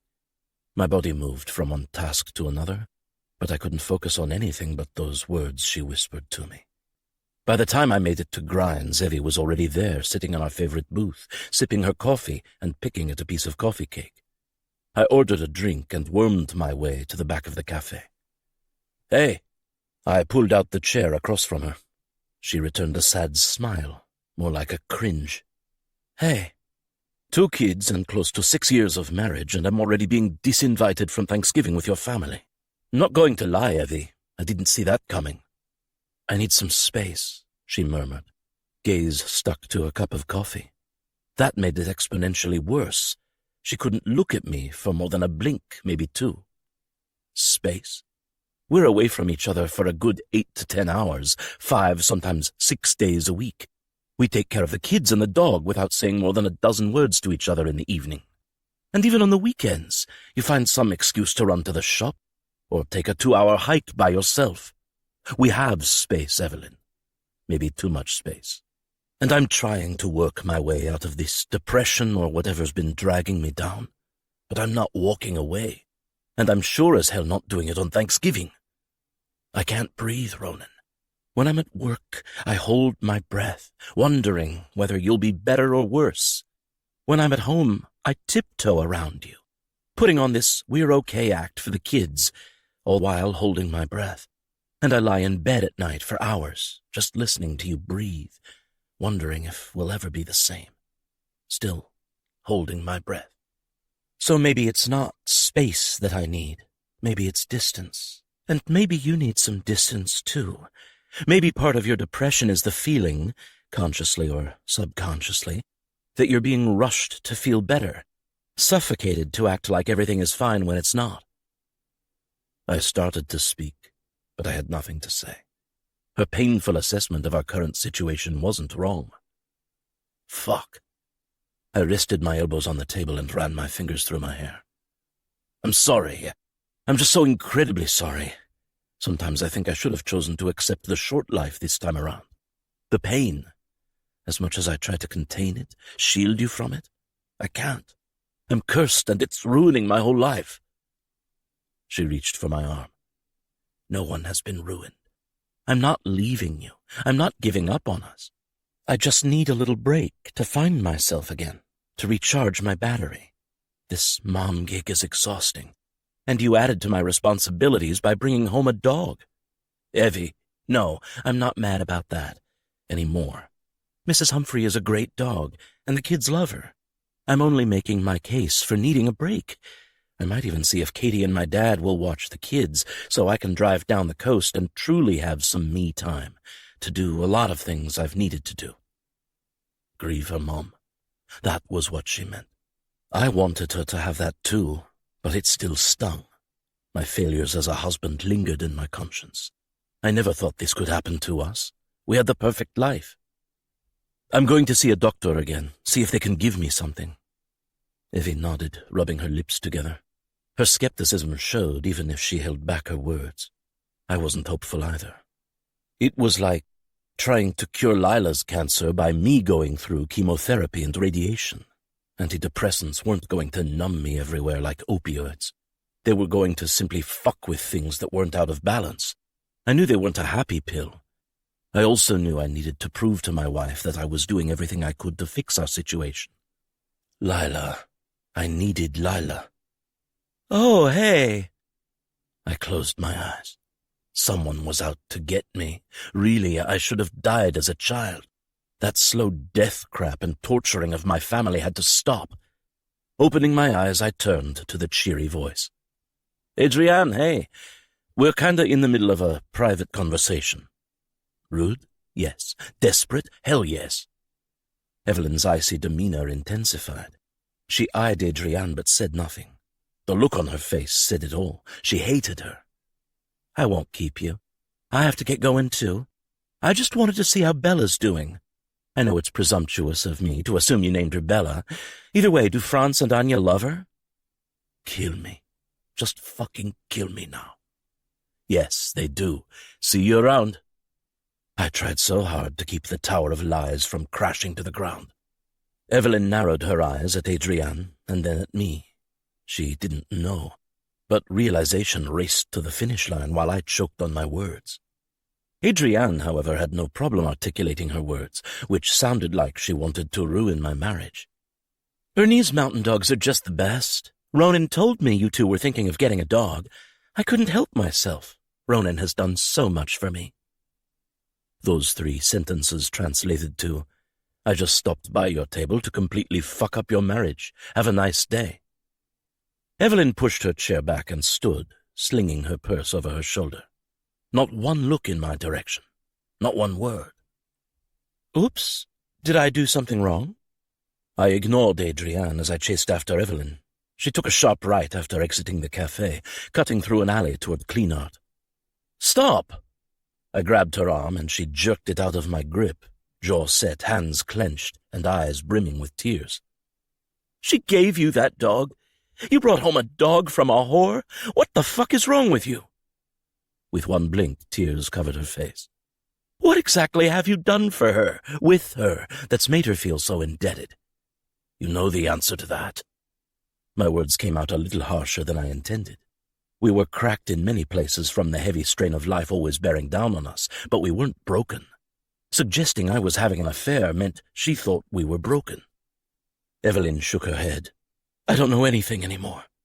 I didn't ask her to get the dog. She just showed up and shoved it in my face. It's a dog. No, it's a lie. And since when are you so weak that you can't resist when someone shoves something in your face? What else has she shoved in your face that you can't resist? This." I grabbed her shoulders and made her look at me. "This is how she ruined so many marriages. You said it yourself. She didn't even have to fuck the men she pursued. She just had to make it look bad, cast doubt, drive wedges. We're better than this, and you know it." "But she did," Evelyn whispered. "She slept with a lot of those men. Good men, family men, men who no one thought would ever cheat on their wives. They just couldn't say no." She wriggled out of my grip and took long strides down the alley. I followed her, grasping for what emotional energy I could muster. "I am not having an affair, and if you believe that, then the last 6 years have meant nothing. Would you just stop and look at me? No." She jerked away again when I reached for her hand. "You don't get to force this. You don't get to shove yourself in my face. I can say no. And right now the answer is no. I don't want to hear what you have to say. You had a chance to say it the day you brought Mrs. Humphrey home. You've had weeks to say it since then. Honesty after you get caught means nothing." I let her go. Temporarily, I let her go. But instead of calling my doctor for some drug I didn't need, I called Lila. "Hey, Ronan. I need to see you." "Oh, I have a lot." "Jesus, Lila." I ran a hand over my head. "I wouldn't ask if I weren't really fucking desperate." "Are you and Evelyn okay?" "No." I leaned against the side of the building. "Do you think it's a good idea to do this if you and Evelyn are having issues?" I didn't answer. "Ronan?" "Lila." Her name broke from my aching chest. "Tomorrow. But you'll have to be here early. I have an appointment in the afternoon." Lila. "I have to cancel my trip. Please take me back home," I asked my driver after talking with Ronan. My 3-day trip to meet with a potential client from Chicago could wait. Ronan couldn't. And I owed him my life. If he needed me for a few hours, it was a price I could pay. My depression lingered, in spite of Graham's extraordinary efforts to fix our marriage. He hadn't laid a hand on me in weeks, but I sensed his growing anger. Anger at what? I had no idea. But it leaked through in clipped words and clenched fists when I asked one too many questions about simple things like his whereabouts. We agreed my cancer treatment would be successful. I would go into remission, and it would never return. Problem solved. Evie never needed to know, and Ronan could let go of his guilt over keeping the secret. As for our sex life, I wasn't ready to revisit it. I wanted to trust Graham and forgive him, but I couldn't. He'd made several attempts to come into my bedroom, acting sweet and seductive. It always ended with me clamming up, feeling repulsed by his touch. I didn't say those words. Instead, I kept asking for a little more time. He never forced himself on me, but I swear I saw it in his eyes, the monster teetering on the edge of control. "Oh, hello, Mrs. Porter." Wendy, our maid, glanced up from the floor where she worked to scrub black scuff marks. "I was told you were out of town." I smiled. "Change of plans." "Ah, well, it's a rare day that I get to see you and Mr. Porter." "When did you see him?" Graham left early every morning. Aside from our cook and his driver, the rest of the staff rarely saw him. "He arrived about an hour ago. Went straight to his office. Said he wasn't to be disturbed." "Oh, okay." I contemplated going upstairs. My basic instinct continued to be avoiding Graham. However, Sometimes playing the offensive worked best. Tell him my meeting was rescheduled at the last minute. Avoid an unexpected visit to my room later with 20 questions. If he didn't want to be disturbed, he'd most likely give me a quick, okay, whatever. I grabbed for the gold lever knob to his office. Fuck yes. Wider. Take it all. Graham's husky voice bled through the door. I froze before opening the door. I knew that voice. I knew those words. My stomach twisted. On the other side of the door, my husband was cheating on me. I wasn't sure what hurt the most, the betrayal or my lack of surprise. Confirmation of what I'd always suspected. The tiny, barely audible voice in my head that represented what little bit of self-preservation I still possessed told me to go pack my bags and be a million miles down the road before he emerged from his office. Before they emerged from his office. The louder voice in my head convinced me to open the door, to be courageous enough to face reality so he couldn't twist it, deny it.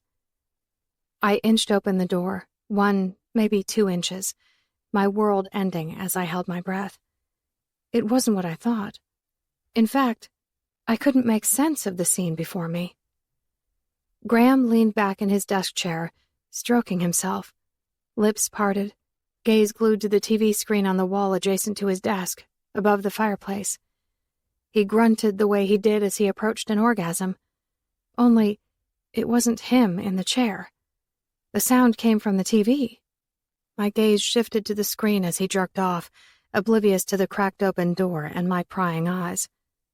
The screen was fairly dark, except for the 2 people by the bed, dimly lit by a single nightstand light. Her on her knees with her back to the camera, Graham with his dick in her mouth and his hand fisting her nearly white hair as he pumped into her. All I could think in that moment was, had I not known better, I could have thought it was Evelyn on her knees. The hair matched, the lithe figure, the way he looked at her. God, Evelyn, it's always been you, right, baby? No. Her. My friend nodded even as she gagged a little.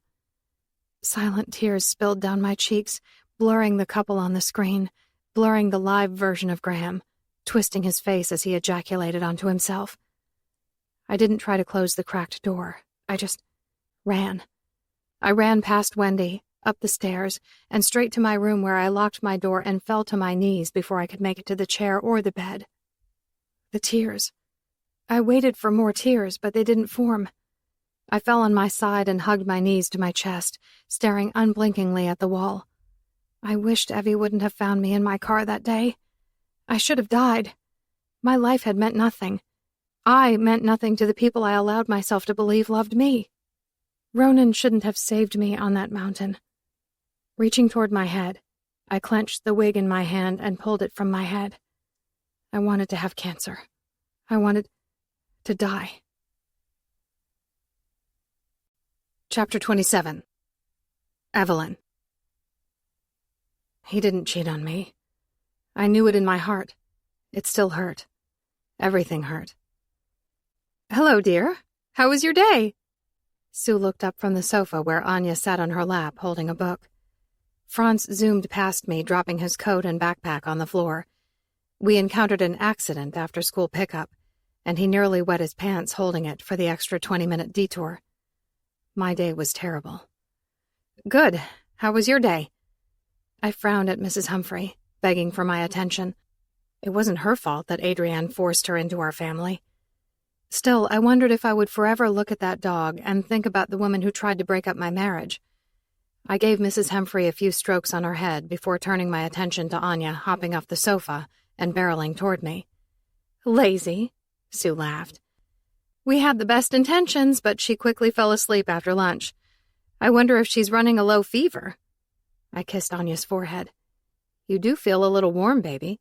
Bye, Franz, Sue yelled as she slipped on her jacket and opened the front door. Bye, Franz returned from the bathroom. Thanks, Sue. Of course. She closed the door behind her as I carried Anya to my room to take her temperature. Just as I set her on the bed, my phone rang. I jogged back out to the kitchen to retrieve it from my purse. Hey, Noah. Hi, Evelyn. Don't panic, but I'm on my way to the hospital with Ronan. I stumbled backward a few steps as a familiar fear gripped my lungs. What happened? Did he save someone? Did he get injured? No. Actually, we were having a meeting and he started clawing at his throat like he was choking. But we weren't eating or drinking anything. His coloring was fine. No obstructed airway, but he kept gasping and whispering that he couldn't breathe. Before the ambulance arrived, he gasped a full breath and fell to the floor, seeming better, but really weak. We don't know what caused it, but they'll run all the tests and hopefully figure it out. He doesn't have any allergies listed on his medical form. Do you know of any? No. I grabbed my purse, but Franz was still in the bathroom, and Anya was still on the bed, only she'd lain on my pillow, a sure sign she wasn't feeling well. I already messaged Tammy. She's on her way to your house to watch the kids. I'll see you in a bit. But he's better. He'll be fine. Oh, okay, I mumbled while fishing through things in my bathroom to find the thermometer. Thanks. Tell him... What? I didn't even know, so I dropped my phone before officially ending the call. I want a snack, Franz declared, emerging from the bathroom as I took Anya's temperature. Franz, Tammy's coming over to watch you and Anya for a while. She'll be here soon and get you a snack. You can have your hour of screen time now if you want it. Okay. Man, that kid knew when to go easy on me, even if he could be so stubborn at other times. 101, baby. Do you feel okay? I kissed her forehead again. Anya nodded, but it didn't match her lethargy. Within minutes, Tammy arrived, reassuring me that Ronan would be fine, and my kids were in good hands. I hated leaving my sick child, but something wasn't right with Ronan, and that seemed more serious than a fever. As I pulled onto the main road, I called Lila. The last time Ronan had this happen to him, he thought it was Lila. It wasn't, but I still had to know for sure that this wasn't him feeling something awful happened to her. Why aren't you picking up? I murmured to myself as it went to voicemail. After redialing 2 more times, and 2 more times it going to voicemail, I started to really worry. Once I parked the car at the hospital, I brought up Graham's number. But before I could press the call button, Lila texted me. Lila. Sorry, I can't talk. Graham took me to the ballet and it's past intermission. He's the best. What's up? In the midst of my chaos, the last thing I wanted to do was give Graham Porter credit for anything good. But the relief of knowing Lila was not only okay, but at the ballet, something she loved, lifted a tiny bit of weight from my suffocating chest. Evelyn. Nothing important. Have fun. Until I knew more about Ronan's situation, I didn't need to alarm anyone else. Hey. Noah pulled me into his arms when I reached the waiting room at the ER. They're running some tests. He said his neck is really tender and his voice is hoarse. But their initial exam didn't show anything. It's weird. Has he done any rescue stuff recently? Like CPR on anyone? Noah shook his head. Why do you ask that? It's nothing. He hasn't even taught a class for nearly a year. But still, I'm not sure where you're going with that anyway. Really, it's nothing. And actually, he did teach a class not that long ago. A couple months ago, he filled in for, I think he said Andy? A CPR and first aid class in Denver. I filled in for Andy with that class, and it was over 6 months ago. My eyes narrowed. I mean, Noah fumbled his words. A couple months ago? Yeah, that might have been right, too. Andy says yes to everything, but then he backs out at the last minute and begs us to help him out. He couldn't keep his gaze on me for more than a few seconds before averting it to anywhere else in the room. Noah lied. He lied for Ronan. If Ronan didn't teach a CPR class that day, then where was he? Or who was he with? Adrienne. It wasn't possible, but it felt like the only logical explanation, the only explanation that didn't make me look incredibly naive. Noah said very little while we waited for nearly an hour to see Ronan in the ER. When the nurse took me back, sliding open the glass door, Ronan's tired gaze shifted right to me. You need to call Lila. Lila, his scapegoat. I did. She's fine. She's not. Ronan! I sighed, hoping no one heard my outburst. It's not Lila. I checked. It's something else. If they say it's nothing, then I think we need to take you to Denver and have you checked out by better doctors. Something is wrong with you. If you feel like you can't breathe, that's a serious problem. Don't you get that? I didn't mean to let so much of my aggravation seep through, but I had nothing left. Too many unanswered questions. Too many lies. Too much disconnect from the man I loved. Doubt ran amok in my head, and Ronan did nothing to stop the chaos. They already discharged me. We can go home. He sat up. I reached to help, but he shook his head. I'm fine. I've got it. So that's it. You can't breathe, they run tests, and send you home with nothing. What the hell, Ronan? Not nothing. They wrote me a prescription for an inhaler. He mumbled his words as he stepped into his jeans, dragging them slowly up his legs. He failed at hiding his weakness. I pulled them up the rest of the way, giving him a single look when he tried to bat away my hands. On a long sigh of surrender, he let me dress him. I finished tying his boots as he sat on the edge of the bed, legs dangling. When I stood between his spread legs, he pulled me in for a hug, resting one hand on the small of my back and the other hand on the back of my head. There, right there, I felt his love. It just felt shackled to something, like he couldn't give me all of it. So much anger brewed inside of me. His touch couldn't tame that, but it did something. It always did something. And that something brought forth raw emotions that made me say the 3 words that I'd been feeling since the first time I called 911 in Ronan's condo before we were married. Please don't die, I whispered on a tight sob that clutched my chest and burned my eyes. We weren't unbreakable. I just needed to believe we weren't unrepairable. Chapter 28. Graham. 3 hours earlier. I knew I shut my door. Maybe I didn't lock it, but my staff didn't disobey me. Yet clearly someone had ignored my order. As I made my way to fire someone, I noticed Lila's suitcase parked inside the front door. Before I could pull my phone out of my pocket to check her location, the wavy brunette who cleaned the house, Mindy, Amy, something like that, came down the stairs carrying a bucket of cleaning supplies. "Sorry, Mr. Porter. I should have carried Mrs. Porter's suitcase to her room. Is she home?"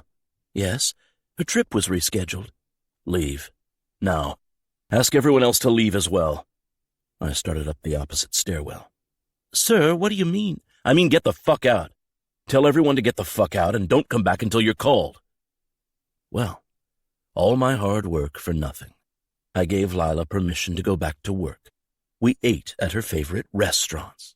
I let her wear those stupid short dresses, teasing my cock relentlessly, only to give me a meek whisper of, "I'm not ready," every time I started to undress in her room.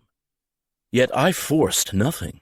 As her husband, I deserved more respect, but in the spirit of making Evelyn proud of me, I left without a fight and spent a long shower jerking off like pussy husbands who fell for the headache line on a regular basis. The biggest question, how much did she see when she poked her snoopy head into my office? After watching the video I took at the hotel, I made several business calls and returned a few emails. It was possible she caught me on the phone and decided to not disturb me. I tried to open her door. It was locked. "Lila?" No answer.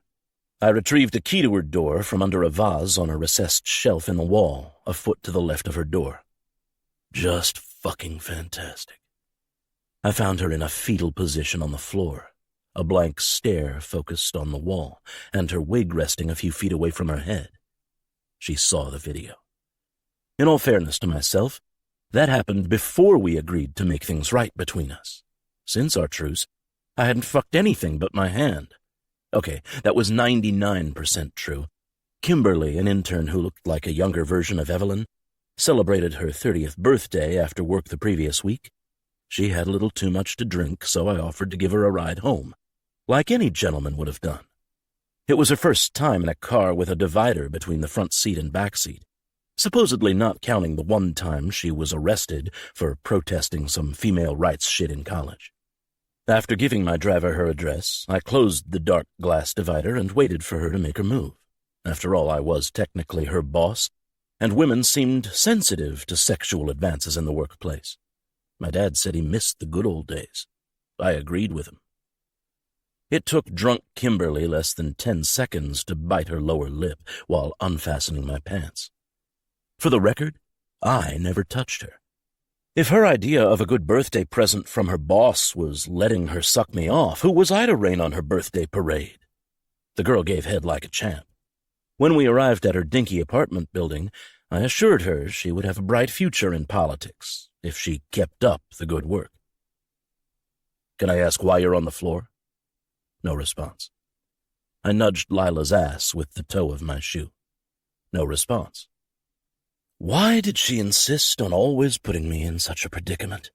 Thinking back to Kimberly had me hard as fuck. Seeing my bald wife on the floor with her wig doing its own thing did nothing for me. But Lila still had a killer body with tits for days. Evelyn had a mouthful at best. See, I always managed to see the good in Lila, even when directly comparing her to Evelyn. I sent the staff home. I scooped her limp body up off the floor. "I thought we could discuss what you saw earlier." I laid her on the bed, and her cold eyes affixed to me as I loosened my tie. "So, what did you see?" My fingers made quick work with the buttons of my shirt. After I shrugged it off my shoulders, I reached for the button of her light gray pants, half anticipating her batting me away. She didn't move, more than relinquishing a single slow blink. I removed her pants and underwear. Still she didn't move. "This looks nice." I traced my finger around her freshly waxed cunt. "I hope you did this for me, and not someone else." While she held strong to her refusal to speak or move, I unbuttoned her top and shoved her bra up over her tits. Yep, they were still quite spectacular. "I normally like you a little more feisty. You know, I like to work for it." I removed my pants and briefs. "But it's been a long day, so I'm good with easy tonight." "You had sex with my best friend," Lila said, just above a whisper, as her lower lip quivered and a single tear trailed down the side of her face. I didn't think about the video hard enough to anticipate such an unexpected change of events. The whore. She looked like Evelyn from the back, and I called her Evelyn. I wonder if Lila had called her BFF, but the genuine hurt and tears led me to believe that she never made it further than the floor of her bedroom. Did I want her to think it was Evelyn in that hotel suite? Good question. I had a little time to think on that. "It was before you and I decided to kiss and make up." I forced her legs apart, but it didn't require much force because she didn't fight me. She could have fought me. I didn't have her hands tied. I camped out down low for what felt like hours, or at least a good 15 minutes. Nothing. It was the first time I failed at making her orgasm with oral. "You broken down there?" I sat up and fingered her, but it was the Sahara Desert down there. Her dead gaze did nothing more than stare at me and leak tears. "I guess we'll do it another way." I spit on my hand a few times and smeared it between her legs and along my dick. It still felt like sandpaper when I pushed into her. By that point, I wasn't doing it for the release as much as I just didn't want to let her win. So she played the errant, limp child, refusing to cooperate while I did all the work. It took forever to feel my orgasm approach, even using Kimberly and Evelyn as my visuals. The bedroom lights were on, the blinds were cracked open, and Lila's grotesque bald head occupied my line of sight. On the verge of pulling out before finishing, admitting a rare defeat, Lila surprised me. She lifted her knees toward her chest, allowing me deeper penetration. Then she grabbed my head and pulled it to hers, kissing me slowly, teasing her tongue along my lips, turning her head slowly to drag her lips across my cheek. "Fuck!" I reared back, ripping my cheek from her clenched mouth. Pain seared through my face, and I swear she had part of my cheek still in her blood-stained mouth. I started to pull out of her, readying my right hand to break her face, but then she smiled. Crimson-covered teeth. that hideous bald head, and her nipples erect like doing that to me turned her on. Instead of making her the victim with a fresh dose of bruises, I opted to simply get rid of that fucking smile. I grabbed the other pillow and covered her whole head. Problem solved. All that remained was her perfect body, bouncing tits and hands clawing at the pillow as I finished, blood dripping from my face to her torso while her body flailed. I took my time, no longer feeling the pain in my face, just the release, the glorious release. As her fight began to weaken, I pulled out, released the pillow, and walked toward the door. Lila's high-pitched gasp turned into a fit of ragged coughs. I plucked her phone from the pocket of her purse discarded by the door and closed it behind me. Blood from my face dotted the floor from her bedroom to the nearest bathroom. Jesus! I cringed. My cheek looked like a dog attacked it.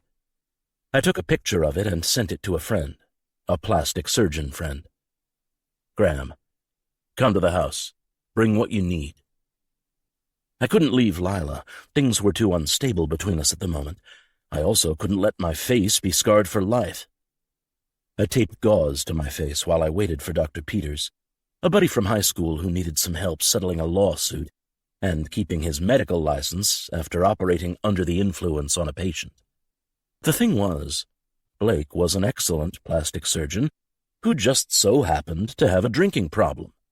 He had to sober his ass up as part of our agreement for me to help him. When I returned to Lila's room, her lifeless body remained just where I'd left her. Only she wasn't without life, unfortunately.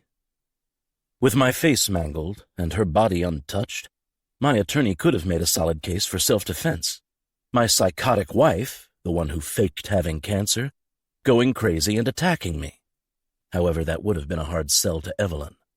And if I couldn't have my trophy when all the bullshit finally ended, what was the point? Listen, Hannibal. I have a friend coming for a visit. I grabbed her arms. She made a weak attempt to fight me. So I need you to stay in your room and not make a sound until he's gone. After restraining her hands and feet, I wiped the blood from her mouth so the tape would stick. I'll let you out of your cage later. Blake arrived within the hour. I messaged security to let him through the gate. What the hell happened?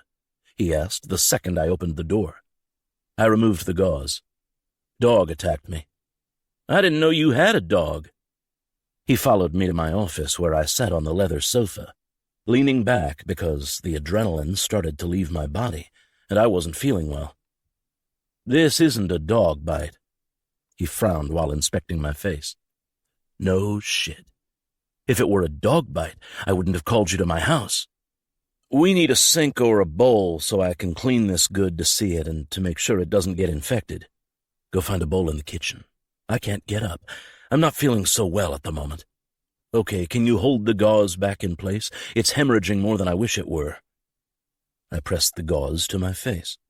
If I passed out or had to be rushed to the hospital, Lila restrained with tape over her mouth might not look the best. It would be very difficult to spin that. Blake returned with a bowl and opened a saline bag. Could this not end well? What are the chances of you rushing me to the hospital? I have some things I need to take care of that are time-sensitive. He chuckled. Hold the bowl right here. Do you want to leave me instructions in case this goes south? Do you have a hooker locked in a closet? He snickered more. No hooker. Just my wife bound and gagged. No big deal. Fuck! I grimaced as he flushed out my wound. Sorry. After torturing me for a good 30 seconds, he narrowed his eyes, inspecting my cheek. For this to heal with minimal scarring, I think you need a skin graft. Whatever, just do it. Graham, no. I can't do a skin graft here in your office. You need to come to the hospital. Then no, just make it stop bleeding. It won't look right. You're the best, Blake. So do your fucking best. I can't leave. He returned another frown. I closed my eyes and worked out my next moves while he repaired my face. It's gonna be sore. Here's some pain meds for you. I can't get you more without you making an official visit to my office. Don't get it wet for a few days, and change the bandage daily using this antibiotic ointment for the next 3 days. I'll check it in a week. Call me if you spike a fever, have increased swelling or redness. Got it? I popped a pill into my mouth and swallowed it without water. Got it, thanks. He zipped his bag and squinted at me. Are you okay? You don't have to tell me who bit you, but if you're in trouble or danger... No trouble, no danger. See yourself out. I waited for the door to click shut before sitting up. God. I lay back down. I didn't do well with injuries to myself. They always made me nauseous and dizzy. After another 10 minutes on the sofa, I sat up slower and remained sitting for another few minutes before climbing to my feet. Taking slow, deep breaths, I made my way toward the stairs, swaying a bit, but willing myself to man the fuck up and stop being so queasy. What are we going to do about this? I collapsed onto the bed next to Lila. I'm too fucking weak to deal with you. I rolled onto my side so we faced each other. Her wide eyes darted from my eyes to my face. A friend stitched me up. Apparently you ate part of my face, so there could be a scar. Remember when we were named Most Beautiful Couple of the Year? I fear that honor will not be bestowed upon us again. You look like you're dying of cancer, and I look like a rabid dog attacked me. We are in such a pickle, babe. I just don't know what to do with you. She wrinkled her nose and thrashed her head side to side. Do you have an idea? I ripped the tape from her mouth. Lila flinched. Just kill me. I don't want to kill you. Then let me go. Go where? Anywhere but here. I rubbed my neck. Doesn't work that way. We're not some low-class suburban couple who no one gives a shit about. Maybe I die in a car accident. I inspected her face. It showed no emotion, just like her words. Fake your death? Inching her head side to side, she whispered in that eerily calm voice. Not fake. You want to die?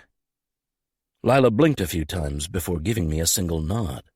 She thought her husband was screwing her best friend. She had no family, no other friends. She lied to Ronan about having cancer. Of course she wanted to die.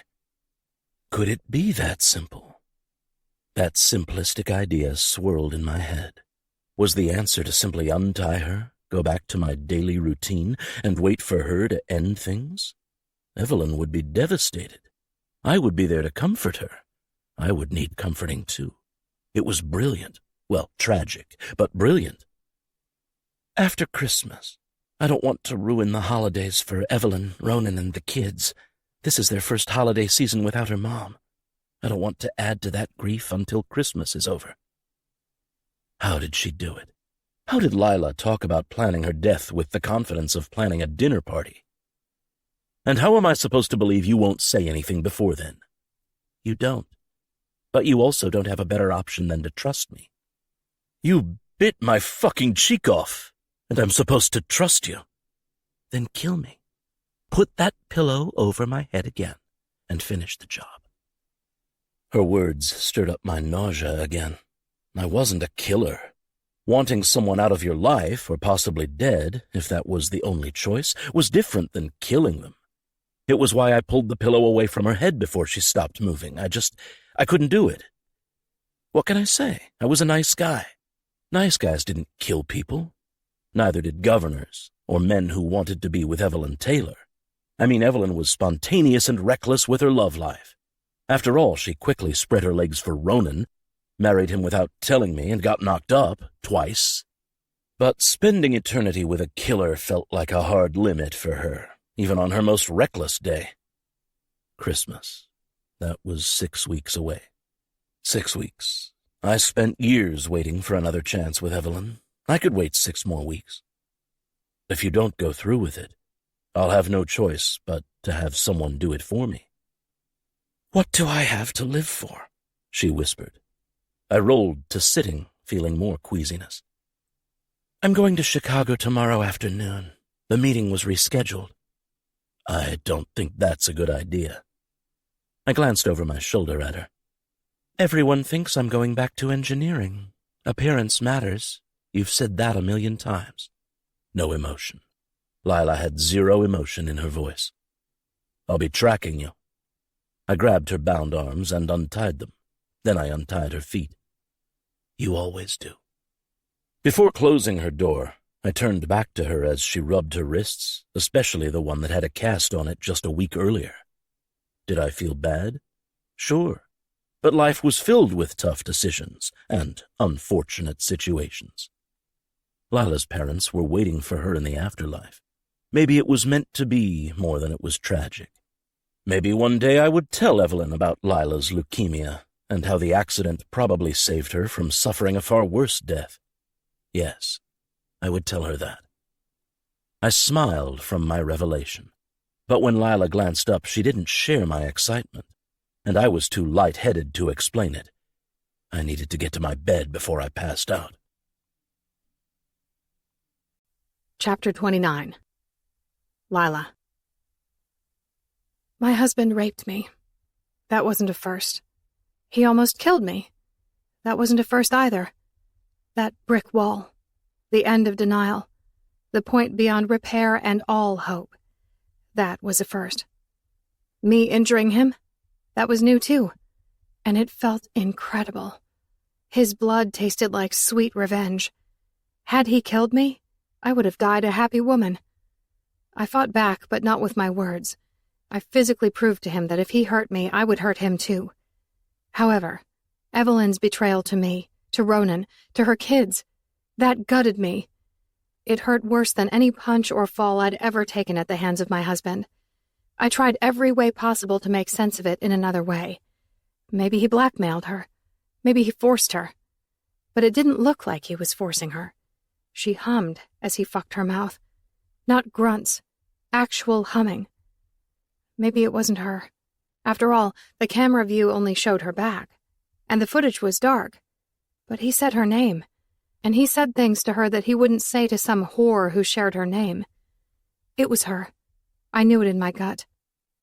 Even if I didn't fully understand her reasoning for doing it, I knew it was her.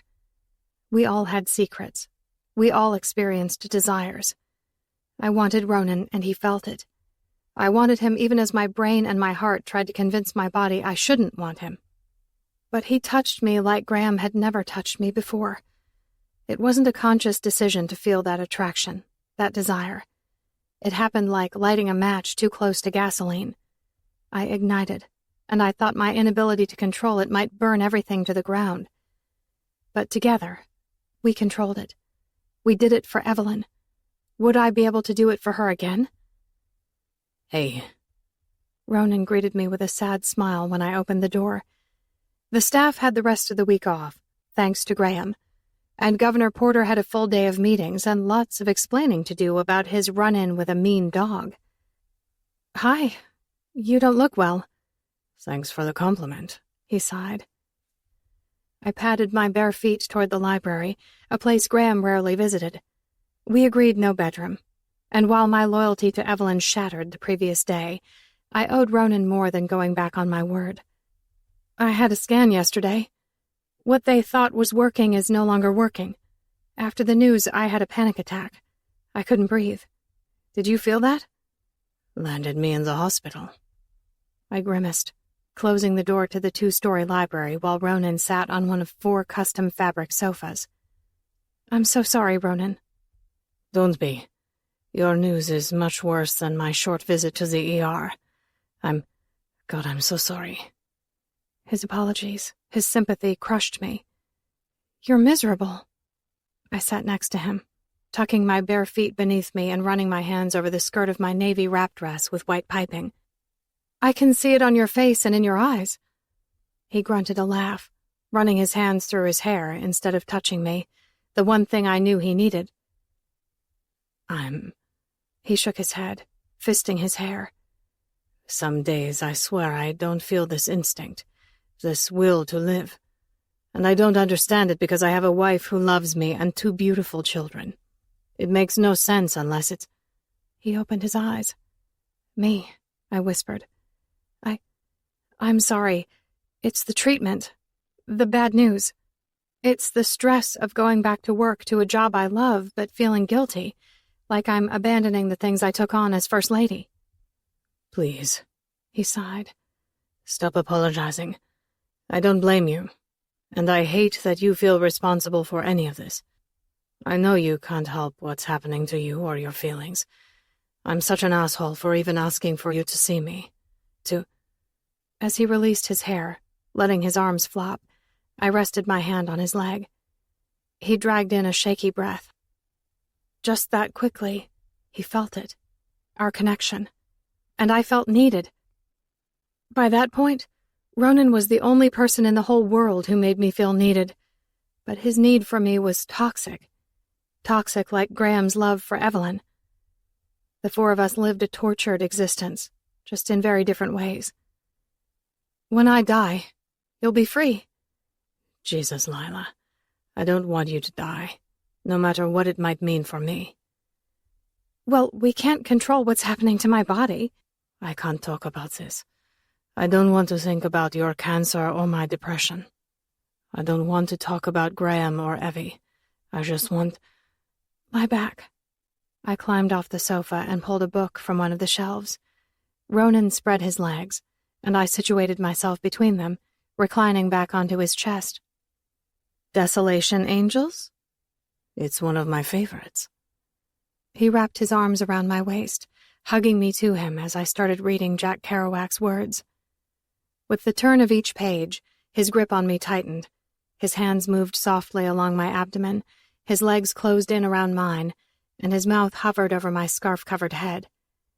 I tried to stay focused on the words, not the warmth of his body, but my mind jumbled, drifting from the story to the video of Graham and Evie, and back to the warm body wrapped around me. My heart started to beat faster and harder. My skin felt flush. My voice took on a husky tone, breathless and wanton. Focus on the book, please, Ronan begged. He felt my desire, and I felt him hard at my back. I swallowed and then cleared my throat, trying to add some true character to the narration. Anything to distract my body from wanting something more. My legs squeezed together, like holding their breath, but it didn't work. Knowing Evelyn and Graham had an affair only multiplied my desire for Ronan. Knowing I had very little time left in my life multiplied it even more. Lila, please. Ronan's breath sounded ragged, like mine, as he adjusted slightly beneath me. It felt like him rocking his hips into my back was more than a simple adjustment. My nipples were hard. The hairs on my skin stood at attention, and I felt a trickle of desire between my legs in spite of how tightly I clenched them together. I knew it was wrong, but once you stopped caring about life, you stopped caring about all the stupid moral beliefs that dictated it. Once you saw your best friend sucking off your husband, you no longer gave a fuck if her husband touched you. I pulled the tie to my dress. Don't. Ronan rocked his hips against me in spite of his weak plea. How did it feel to him? It had to be the best drug ever, feeling his desire and mine. It had to be stronger than any drug, impossible to resist. I eased open my dress so he could see my dark blue lace panties and the matching bra. We have to stop. I ignored him, certain that the truth would one day come out, and he would look back and realize I was giving him what his wife was giving another man. Only, they had no otherworldly excuse. I took his hands and placed them back on my stomach, my bare stomach. He let me. I guided his right hand to my breast, slipping it under my bra until the rough palm of it pressed to my nipple. He let me. A gravelly groan rumbled his chest, and again he pressed his erection against my back as his hand squeezed my breast so hard I almost lost it from that one touch. Ronan's breaths pulsed against my ear, and sometimes his lips would brush it, and I felt it everywhere. Lila.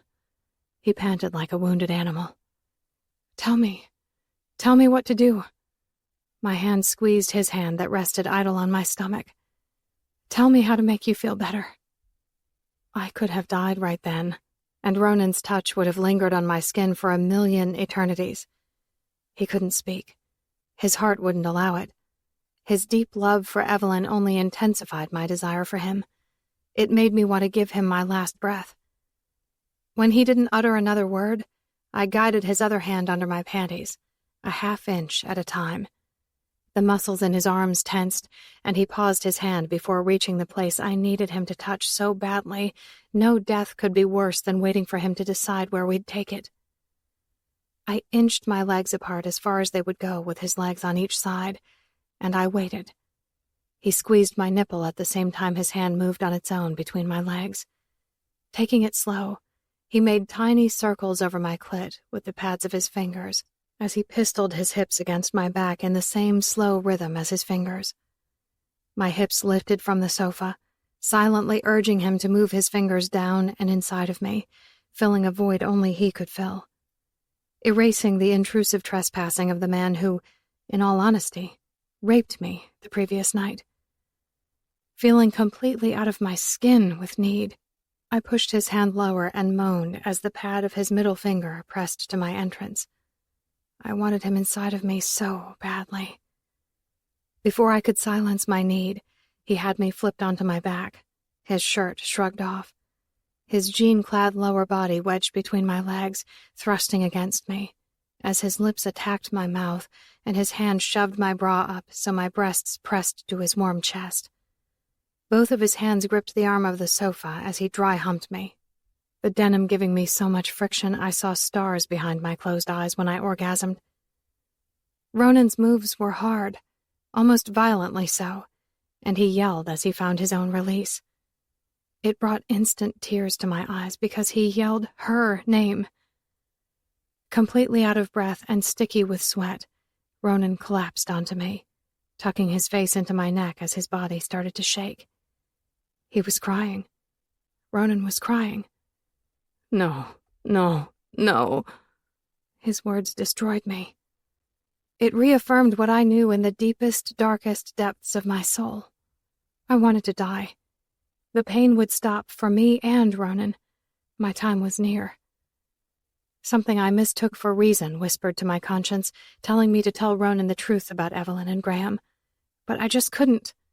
Their fate wasn't mine to decide. I let Ronan cheat on his wife of his own accord. I had to let fate take care of the truth in its own time. I waited, emotionally preparing for him to climb off me and run out of the house without so much as a glance back.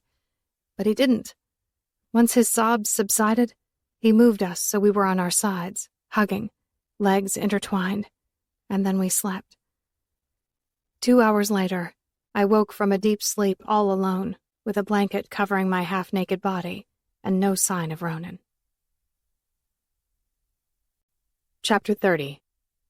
Evelyn. Oh, the nevers. I never imagined falling in love at a bubble tea cafe in Vancouver. I never imagined marrying a man after knowing him for only a few months. I never imagined that man would cheat on me. But more than all of those nevers put together and multiplied times infinity, I never imagined my best friend screwing my perfect husband. The truth? I didn't know anything for sure. I just knew something in my gut caused me to leave my kids with Sue and have Sophie cover the shop while I followed my husband. Honestly, I imagined him driving to Adrian's apartment. I never imagined the trail would lead me all the way to Denver, to the Porter estate. Yet, that was where it led me. I waited outside of the gate, just down the street. I waited for 3 hours. And while my mind tried to play tricks on me, forcing me to think the unthinkable, I never truly imagined I'd peek through the gate 3 hours later and see him practically stumbling out the front door, pulling on his shirt and jacket and carrying his shoes. That day marked the beginning of the end, just not how I imagined it. Life never went in the imagined direction. It traipsed through the mud, climbed impossible mountains, and leapt the widest oceans. But usually not without getting muddy, slipping off a few cliffs, and drowning in the current. Where to go? What to do? I didn't know that answer. Our actions affected 2 children. Packing a single bag and skipping town or tossing Ronan out of my house held consequences for Franz and Anya. Instead of busting into Lila's house, demanding answers, I made the long drive home, being mindful to stay far behind Ronan's car. I needed the time to think, to let my knee-jerk reaction calm into something less hostile. I made it to Franz's school 20 minutes early. 20 more minutes to let my emotions make sense. When we arrived home, Franz hopped out, excited to see Ronan's car. "Daddy's home!" "Daddy's home," I mumbled to myself. Mrs. Humphrey greeted us as Ronan held a finger to his lips. "Shh, she's sleeping." My baby girl wasn't well yet. Another reason I needed to be meticulous with my words and actions. Everything we did had aftershocks that could be felt for many miles. "Go wash your hands, Franz." I shooed him toward the bathroom, and Mrs. Humphrey followed him. Keeping my eyes on Anya, in spite of feeling Ronan's gaze heavy on me, I kissed her warm forehead. Before I could stand straight again, Ronan pressed his free hand to my cheek. It hurt. That look in his eyes hurt more than his touch, more than the memory of him leaving Lila's house, more than anything. I had never seen so much torment and regret with one look. "How was your day?" he whispered. It felt like my mom died all over again. I shrugged. "How was your day?" He released my face and drew his bottom lip into his mouth, eyes slightly narrowed. "I've had better days." "Want to talk about it?" "Maybe later." Later. It felt like the longest evening of my life waiting for later. Making dinner, walking Mrs. Humphrey, washing dishes, baths for the kids, bedtime stories, rocking Anya to sleep. When later came, I didn't get a confession or a long description of Ronan's day. I got a kiss. A hard kiss. I got needy hands tugging at my clothes. I got pushed against the bedroom wall as if the bed was just too far. Ronan stole my breath, my words, my fight. Tears begged to be set free. Words fought for their voice. All thoughts evaporated as he suffocated me with his need. That need broke my heart as tiny pieces of the puzzle started to align. This explosive need came from Lila. The day he said he was going to Denver for CPR, he went to see Lila. They shared something I couldn't completely understand. He felt her, but on what level? I couldn't believe he'd cheat on me. I refused to believe Lila would do this to me. There had to be some other explanation. But why the secrecy? If they weren't having an affair, why lie to me? So many questions. Ronan didn't give me a chance to ask a single one before he had half of our clothes ripped off and his cock buried inside of me on a painful grunt. A bed. We had a bed. But he chose the wall as if to prove the depth of his need, the urgency to be inside of me. I kissed him because I loved him and needed us. So much that the idea of losing what we had made jagged cuts into my heart, tearing away pieces of my soul. Over the next few hours, into the early morning hours, I tried to approach the subject of Lila, but Ronan silenced me with his mouth, his hands, his whole body manipulating mine, giving me pleasure but not without pain. After he passed out a little before 2 a.m, I set my tears free and muted my sobs with my pillow. Many years earlier, I'd helped Lila concoct a custom scent for all of her bath products. A very distinct scent made just for her. I knew that scent well. That scent was all over Ronan. The next morning, I woke to an empty bed. When I peeked in the garage, Ronan's Subaru was there, so he must have gone for a hike. As I shut the door, I heard a familiar thunking sound. I shoved my feet into my boots and put on my coat. The kids would likely sleep for another hour. Pulling my fuzzy pink cap onto my head, I rounded the corner of the house. Mrs. Humphrey darted toward me as Ronan reared the axe back and heaved it forward, splintering a large log. I wasn't sure why I felt the need to go outside with him. My mind and my heart still couldn't agree on the words I needed to say to him. "Good morning." He wiped his brow with the sleeve to his coat. "Morning." I tried to smile, but it hurt too much. "Are you all set to leave next week?" "Thanksgiving." "Anything I can do to help you pack?" I shook my head, not because I didn't want help. I just couldn't think. As much as I needed time away, even more after recent revelations, the worry over where Ronan would be, who he would be with, felt like a chain around my heart, holding me in place. "What's wrong?" I asked. He swung the axe again, slicing through the wood. "Nothing. Why?" "Because we have enough wood chopped to last 5 years. So you must be out here working through something. And I know this because I've added plenty of wood to the pile while dealing with life." The sadness in his eyes intensified with each blink. On a long breath, he dropped the axe and sat on the tree stump, lacing his gloved hands behind his neck. "When we were in the Hamptons over the summer, I stumbled upon something. A discovery of sorts." "What's that?" "That first day when I took Lila's purse to her, she was having a moment. In an attempt to comfort her, we hugged." My stomach twisted. I didn't want it to be true, but Ronan was making it true. I hugged my arms to my chest. "Something happened. The pain, the depression, the ringing in my ears, everything I'd been feeling from her just vanished. I felt like myself. I felt good. And I don't know if she needed someone's arms, unconditional kindness and understanding, or what it was. But I only felt her feeling good too. At peace." Closing his eyes, he shook his head. "I could breathe. I felt normal." My mouth opened to speak, but my heart strangled the words. I knew if I tried to say anything, I would fall apart. "The normal feeling felt like a high. It lasted for a while, but eventually it faded. Starting with the ringing in my ears and then the pain, the depression." I didn't realize the depth of Lila's depression. Ronan rested his forearms on his knees. "When things start to get really bad, when I feel it affecting you and the kids, I visit Lila." Swallowing hard to keep my emotions in check, I whispered 4 words. It was all I could get out while remaining in one piece. "What does that mean?" "We talk, but mostly we hold each other. Usually we fall asleep." Curling my cold lips between my teeth, I nodded slowly. "Jesus, Evie, I know this hurts, and I should have told you when it first happened. I loved the high. I loved the husband and father I was after seeing her." "You saw her yesterday." His eyes reddened as he returned a barely detectable nod. Why? Why did yesterday make him emotional, but the rest of his confession did not? I deserved to know the truth. The entire truth. Yet asking for it felt like confessing my lack of trust in him.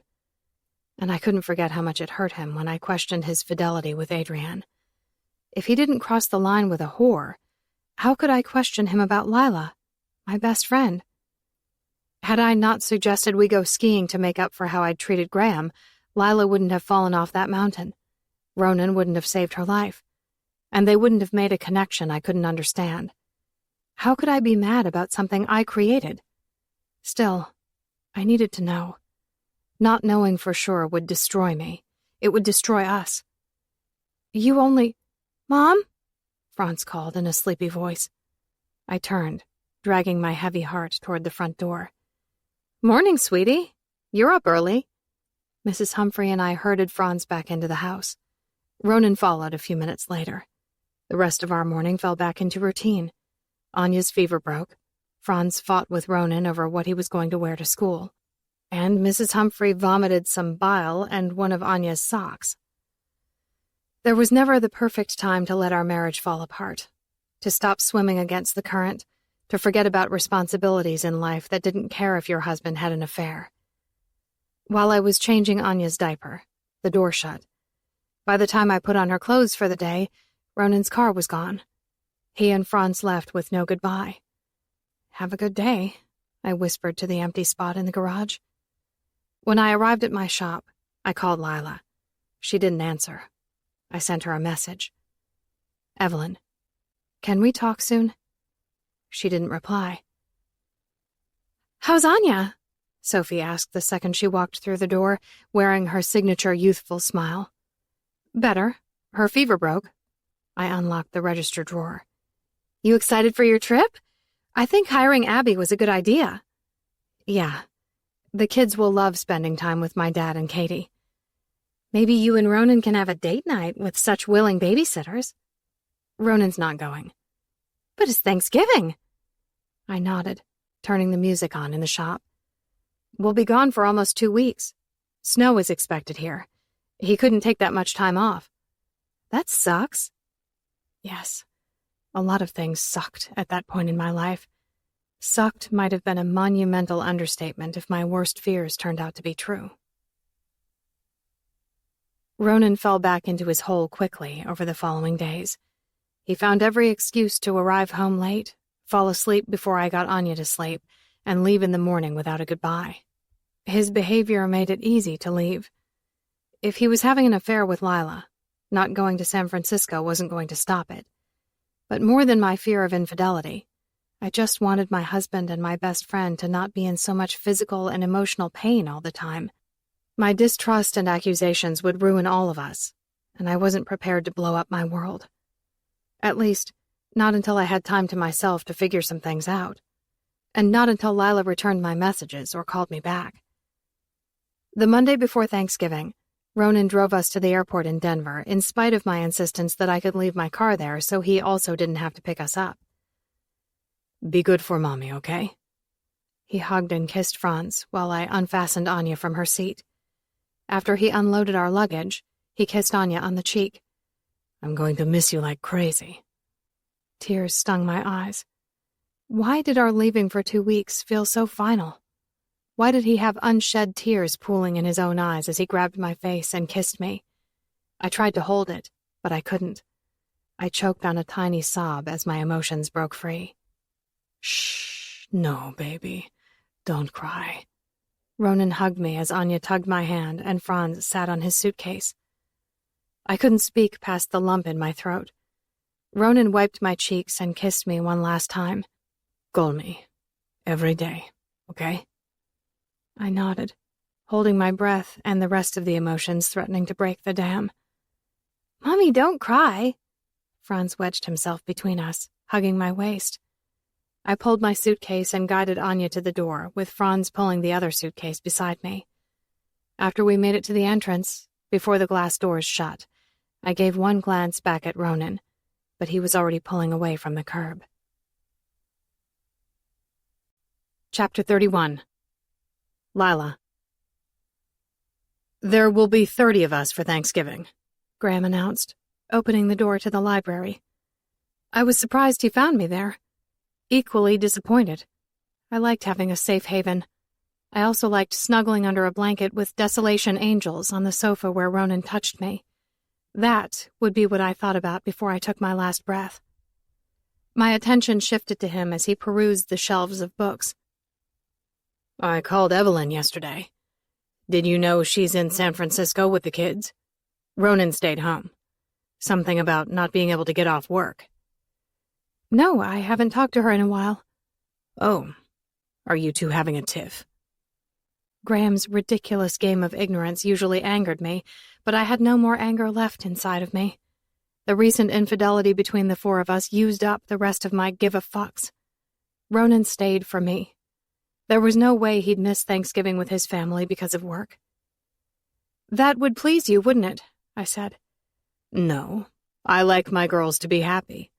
He pulled a book from the shelf, glanced at the back of it, and returned it to its spot before continuing his stroll around the room. I'm not your girl. You're my wife. I'm the person who will haunt you for the rest of your life. He chuckled, brushing his fingers over the thin strips of tape along his scarred cheek.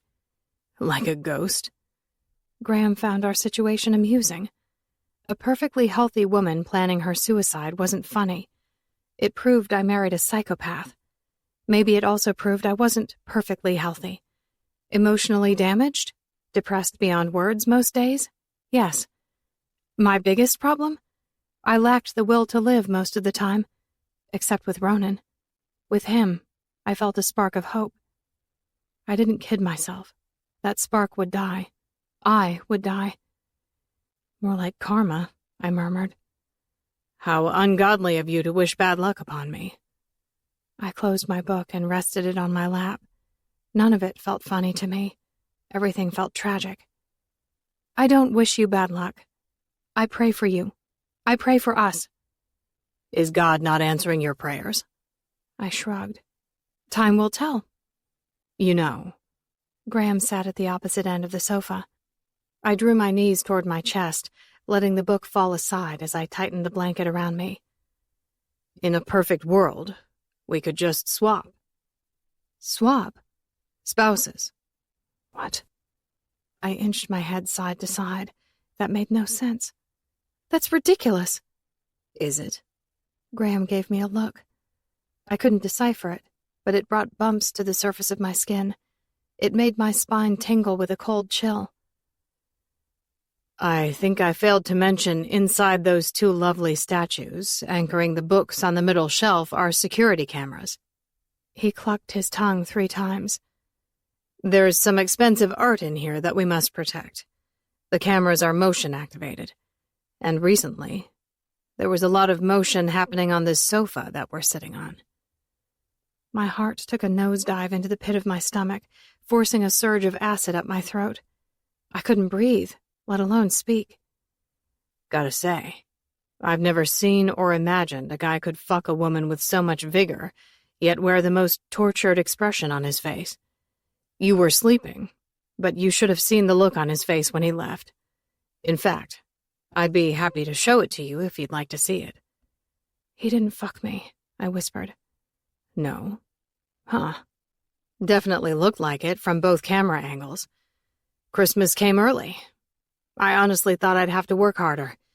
I thought Adrienne Craig was my best bet, but even she proved to lack what it took to bring Ronan to his knees, joining his junkie group, befriending him, gifting a dog.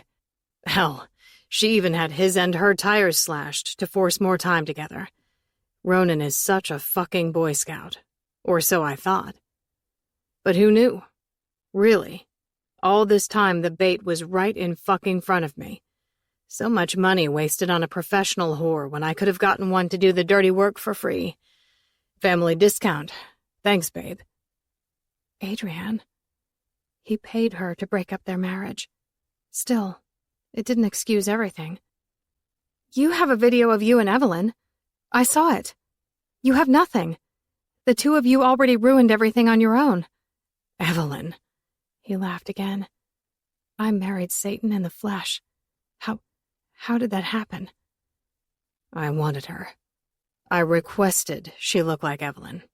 He smirked. What? No. No. Tremors attacked my body while a cold sweat trickled down my back. The vein along my forehead throbbed, and my racing pulse suffocated each breath. I thought my world ended when I saw that video. I was wrong. My world ended with his revelation. It wasn't Evelyn. I let that happen. Revenge made me the temptress. It wasn't Evelyn. Oh, baby. Are those tears on your cheeks? Graham leaned forward, reaching for my face. I swatted his hand away. Don't touch me. He paused, teeth clenched. You will never have her, because deep down she knows what a fucked up psychopath you really are. The never-ending tears blurred my vision. She will hate you. Whack. Blood replaced the tears in my right eye as darkness and squiggly lines stole my vision. I think my eyeball exploded. Thunk, thunk, thunk. His knuckles connected with my jaw. 1, 2, 3. The force of his anger knocked me onto the floor. A metallic taste spread along my tongue while a part of my tooth fell from my partially mangled mouth. That's it. Just kill me. I know you have it in your fucking evil soul. Just finish it. He didn't. Graham didn't kill me. He locked me in my room and boarded the windows. I waited to bleed to death, but that didn't happen. Completely blind in my right eye and unable to form words from my swollen mouth, I crawled from the floor to the bed, choking as my tongue worked to swallow the blood from my wounds mingling with stomach acid. Silent sobs racked my chest. Please let me die. Take me to my mom and dad. Take away this pain. And forgive me. Please forgive me for what I did. I prayed over and over, shaking, chilled, and on the verge of losing consciousness. I prayed never to awaken. It was my time. I had nothing left. Ronan. Mrs. Humphrey's wet tongue painted my face. I didn't black out, but I felt like the one on the losing end of a street fight. Blurred vision, numbness in my tongue, a debilitating pain along my jaw that made it hard to speak. The only word I tried to say was Lila. I moved my phone in front of my face, focusing with my good eye as I brought up Lila's number. It rang and rang. My thumbs moved across the screen, texting her. Ronan. Call me, what's happened? Lila. I tried to say her name, but my mouth fucked up the word. I dropped my phone onto my chest, closed my eyes, and waited for the room to stop spinning, for the pain to subside, for my lunch to stop crawling up my throat. A few minutes later, my phone vibrated. My hands fumbled it a few times before I got a hold of it, bringing it to my good eye. Graham. Something very bad happened to Lila. That was what he was calling to say, I knew it. I slid the bar across the screen and brought it to my ear, having no clue if my mouth would give actual coherent words. It didn't matter, he spoke first. Lila left her phone. Sorry, buddy. Graham's words held a different tone than I had ever heard from him before, eerily calm. I don't know when she'll be back. She was pretty torn up when I told her about the surveillance cameras in the library. No. Fuck. Please no. But some of those books are incredibly rare, first editions, not to mention the priceless art scattered throughout the room. He sighed. Anyway, she left. No phone, no suitcase. Her car is still here, so apparently she took an Uber, or just ran off on foot. My people are looking for her. Do you want to leave a message? I'm sure she'll eventually turn up. What did you do? I slurred the words, trying to say them without moving my jaw. You're breaking up, buddy. Listen, I have to go, and for what it's worth, I have no hard feelings toward you. We married the wrong people. Shit happens. I think what matters at this point is the world is on the precipice of righting those wrongs. For all I know, Lila's halfway to some other state by now, preparing to start a new life. Maybe you should think about doing that too.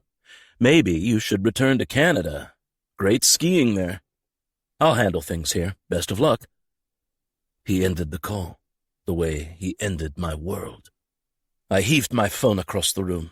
It knocked the family photo onto the floor, shattering the glass. So very symbolic. Mrs. Humphrey barked and jumped up on the sofa with me, whimpering a few times while situating herself between my legs and resting her head on my chest. I fucked up. When my family returned, I had planned on telling Evelyn everything. I never planned on Graham. I didn't know what my chances were of her forgiving me, of her not leaving me. But after that call, I knew the number. 0. 0 chance of not losing everything. Chapter 32. Evelyn. Franz wanted to call Ronan the second he woke up on Thanksgiving. Ronan didn't answer his phone the previous day. They received almost a foot of snow, so I assumed he was too busy to respond until after the kids' bedtime. A text would have been nice. I couldn't keep my mind from wondering if he was with Lila, touching her, holding her, doing things that required him to take his shirt off. Now! Call Daddy now! Franz handed me my phone as I finished pulling on my socks, perched on the edge of the bed. Fine, go get Anya. She's in the kitchen with Aunt Katie and Grandpa. As Franz ran out of the bedroom, I tried FaceTiming Ronan. To my surprise, he answered right away. Hey! I smiled.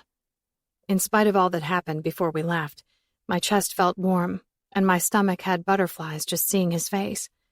It had only been a few days, but I already missed him. Hey. He sat on the bed, propping his phone up on the nightstand while drying his hair with a towel. No shirt. Good timing. Looks like you just got out of the shower. He nodded, hooking the towel around his neck. I figured I'd get a call soon. Thought I'd at least shower for the occasion. You okay? Your words sound a little slurred and weak. Yeah. He ran a hand through his damp hair. Just tired. I see you got a lot of snow. He nodded, not making any sort of eye contact. It had been a long time since things were exactly right with Ronan, but that morning something felt especially wrong, completely off about him. Daddy! Franz hopped on the bed and looked over my shoulder at the phone screen while Anya climbed into my lap, poking her dark head into the shot. Hey, you guys are a sight for sore eyes. As he said those words, I noticed his eyes turning red, brimming with unshed tears. I rubbed my chest, trying to ease the ache. I wasn't sure I had ever seen him look so emotionally tortured. We're having waffles for breakfast, and Grandpa is cooking a turkey. Where's Mrs. Humphrey? I miss you, Daddy. Is it snowing there? Ronan chuckled, turning his head to wipe his eyes, but I saw it, even if Franz and Anya missed it. Daddy kisses. Anya grabbed my phone and kissed the screen. Aw, mwah, to you too, baby girl. Here she is. Ronan angled his phone to show us Mrs. Humphrey on the bedroom floor, chewing on an elk antler. We saw the Golden Bridge. It was not gold, Franz huffed. No? Well, that's too bad. Why name it the Golden Gate Bridge? I don't know. I'm hungry. Bye, Daddy. Hey, wait, buddy. Franz grabbed my phone as Anya again poked her head into view. What, Daddy? Ronan swallowed hard. I love you guys, okay? Don't ever forget that. I quickly wiped the rebel tears from my cheeks. Okay, we won't. Franz handed me the phone and ran out of the room with Anya running to catch him. Before I held the camera to my face again, I used my sleeve to completely dry my cheeks. Finding my long-lost friend, that mask I wore for so many years to hide all the pain and fear, I slipped it on and raised the camera to my face. Wow, that was a heavy goodbye. Biting his lips together, he averted his gaze to the side, maybe watching Mrs. Humphrey, and nodded. Yeah, life feels pretty heavy right now. Why? I whispered. He shook his head. Don't worry about it. Everything will be fine. I didn't feel like everything would be fine. It felt like my world was ending and he just couldn't say the actual words. Before my mom died, she told my dad everything would be fine. He wasn't fine. I wasn't fine. Nothing had been fine since she took her last breath. Do you have plans for today? Did Graham and Lila invite you to Thanksgiving dinner? Noah and Tammy? Work. Noah is covering for me. I didn't want to miss your call, but I'll be working the rest of the day. Well, I won't keep you then. I love you. I almost said it. I felt like he needed it, but I refused to believe we were there, so I swallowed and smiled. Be safe up there. Yeah. Just before he ended the call, he looked at the camera, reddened eyes fresh with tears. I tried FaceTiming him back. He didn't answer. I tried calling him. He didn't answer. Something was wrong. Very, very wrong. Lila hadn't answered my calls or messages in over a week, so I called Tammy. She was closer anyway. Hey, happy Thanksgiving! Tammy, I need a favor. I know it's Thanksgiving, and I would never ask this if it weren't an emergency, but I need you to check on Ronan. I just talked with him, but he's not answering now, and I know something is wrong. I feel it in my gut. Please. Sure, take it easy. Just don't panic. I'll go right now and call you as soon as I get there. I wiped more tears. Thank you. Evie, breakfast... Hey, what's wrong? Katie rushed to me, sitting on the bed and pulling me in for a hug. Did something happen? No. Yes, I have to go home. I pulled away and wiped my tears. You're scaring me. Did something happen to Ronan? I can't explain it. Something's not right. He wasn't right. He... Shh. She pulled me back in for a hug. Okay. Whatever you need. We've got the kids. Do you want me to call Lila and Graham? I shook my head. No. Want me to see if I can get you a flight? Yes. I pulled away again and wiped my face. What do you want me to tell Franz and Anya? I don't know. What if I say Ronan has a really bad cold and you need to take care of him? Too scary? It's fine, yes. I'll let them know and see what flights are available. You pack. I already had flight information brought up on my phone. There's a flight out in 2 hours. I'm not packing. Just take me there. With a quick goodbye to the kids and a promise of giving their sick daddy hugs, kisses, and chicken noodle soup, Dad drove me to the airport while Katie and Tanner fed the kids. Is everything okay with your marriage? Dad, a man of few words, finally asked less than 5 minutes from the terminal. I don't know, I whispered, temporarily out of tears, as a general numbness settled over me. It wasn't a lie. I had no idea where my marriage stood. Want me to come with you? I have to do this alone. Call me as soon as you get there. The weather's not great. I'm not sure you'll be able to get to Aspen. I'll get there, eventually. He hugged me goodbye. I ran to catch my flight, only to have it delayed due to weather in Denver. 2 more hours. That brought a second round of tears. Just as I finished drying my face again, Tammy called. Tammy! Sorry it took me so long. He wasn't home. And when I called Noah, he wasn't there yet either. I called a few other people and even drove around town a bit, but Noah finally called me back and said he's at work. He said he seemed a little quiet, maybe a bit under the weather, but he's fine. He wasn't fine. Thank you so much. Can I ask what had you so worried? Just a feeling. I closed my swollen eyes and rubbed circles along my forehead. Well, thank God everything's okay. Hug the kids. Happy Thanksgiving. Happy Thanksgiving.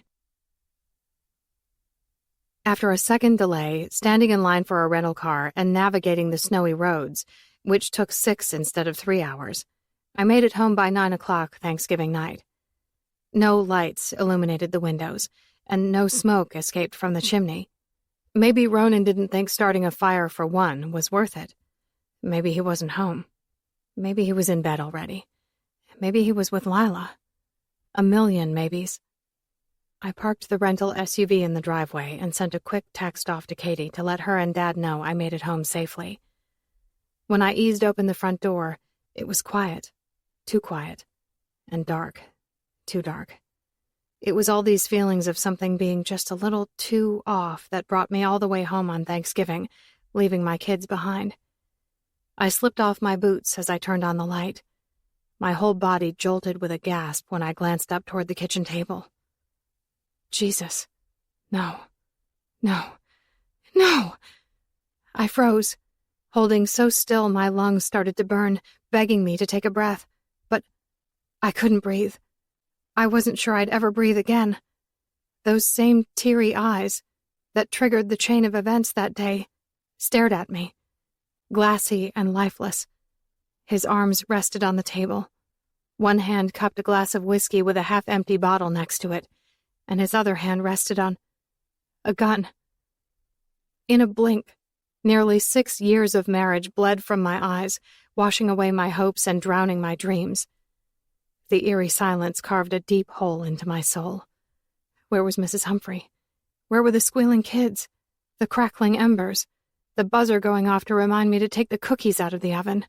The giggles? Monster Dad chasing after his little ones while making roaring sounds? The whispers? The promises of all the things he planned to do to me when the kids were in bed? I couldn't hear my life. Where did it go? I love you, he whispered. Chapter 33. Ronan. Lila died. No one told me. I just knew. Around 6 p.m. I veered off the road on my way home from work.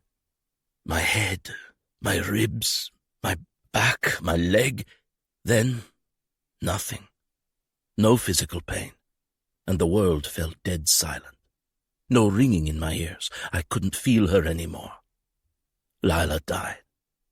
I cheated on my wife with her best friend, and she died. When I finally made it home, I realized the depression and desire to leave my problems behind, to leave this world, were no longer just Lila's. They were mine. I purchased the gun while feeling Lila's depression. I never imagined I'd use it without her influence over me. But that day in the library changed that. Her sins became mine, and mine became hers. We would never be able to separate that, to make things right with Evelyn. So, I chose death over truth. I chose death over hurting my family. I chose death over seeing that look in Evelyn's eyes. I'd been on borrowed time for years. It was past my time to leave. No! She gritted her teeth as the first sob ripped from her chest. You do not get to say that to me now. Tears covered her cheeks as her body shook. A last straw. A final breath. That was what we agreed upon. We'd say it when there was absolutely nothing else to say. I hurt her. I lied. I cheated. I could never make things right. There was nothing left to say. And I refused to say something as pathetic as sorry. I gave her the truth. She deserved it. I touched Lila. Her hand covered her mouth, as if she could keep the pain captive. What does that mean? She choked on another sob. The muscles in my face twitched, fraught with fear of hurting her. I had no choice. Nothing remained except hurt. We crossed a line. Her gaze flitted to my hand clenching the gun, and her hand slowly slid from her mouth. You had sex? I shook my head slowly. Almost. Why? Her brow wrinkled as her head inched side to side. On a hard swallow, I blinked a new round of tears as my face contorted into as much pain and confusion as Evie's. Because I felt her feelings for me, and it triggered something, like a drug, like driving under the influence. Peeling the matted hair away from her face and tucking it behind her ears, she sniffled and hiccuped a ragged breath. She let it happen too? More emotion, more tears filled her eyes. Why? She choked out the word. I don't know. Rubbing her quivering lips together, her eyes swept across the room, pausing on things like photos and France's books in a neat pile on the coffee table. So, she drew in another shaky breath, sliding her sad eyes to me. You're leaving us. Shaking my head, I searched for words to explain what she walked in on minutes earlier. Whiskey mingled in my veins, calming me, distorting reality, taunting my judgment. I think it's best. I never imagined she'd be there, but I deserved to see her face. Pure anger and complete disappointment. Once again I had failed her. Being forced to face her felt like the proper reckoning, retribution for my sins. Then do it! She clenched her jaw and fisted her hands at her sides. But let's be clear. One of her fisted hands moved to cover her mouth as her words broke into pieces. You don't love me. That, she nodded toward the gun, is not love, and I will spend the rest of my life knowing you didn't truly love me. Evie shoved her feet back into her boots and stood at the door with her back to me, her shoulders shaking as she held back more sobs. And you don't love France and Anya either. She drew in a shaky breath. But I do. I choose them. She ran out the door without a final glance at me. Evelyn. I drove to the shop and shut off my car lights, leaving the engine idling with the heat on. And I did the only thing I could do to keep from falling apart beyond repair. I called my mom. Can you keep a secret? I whispered after the beep to leave a message, feeling numb like it wasn't real.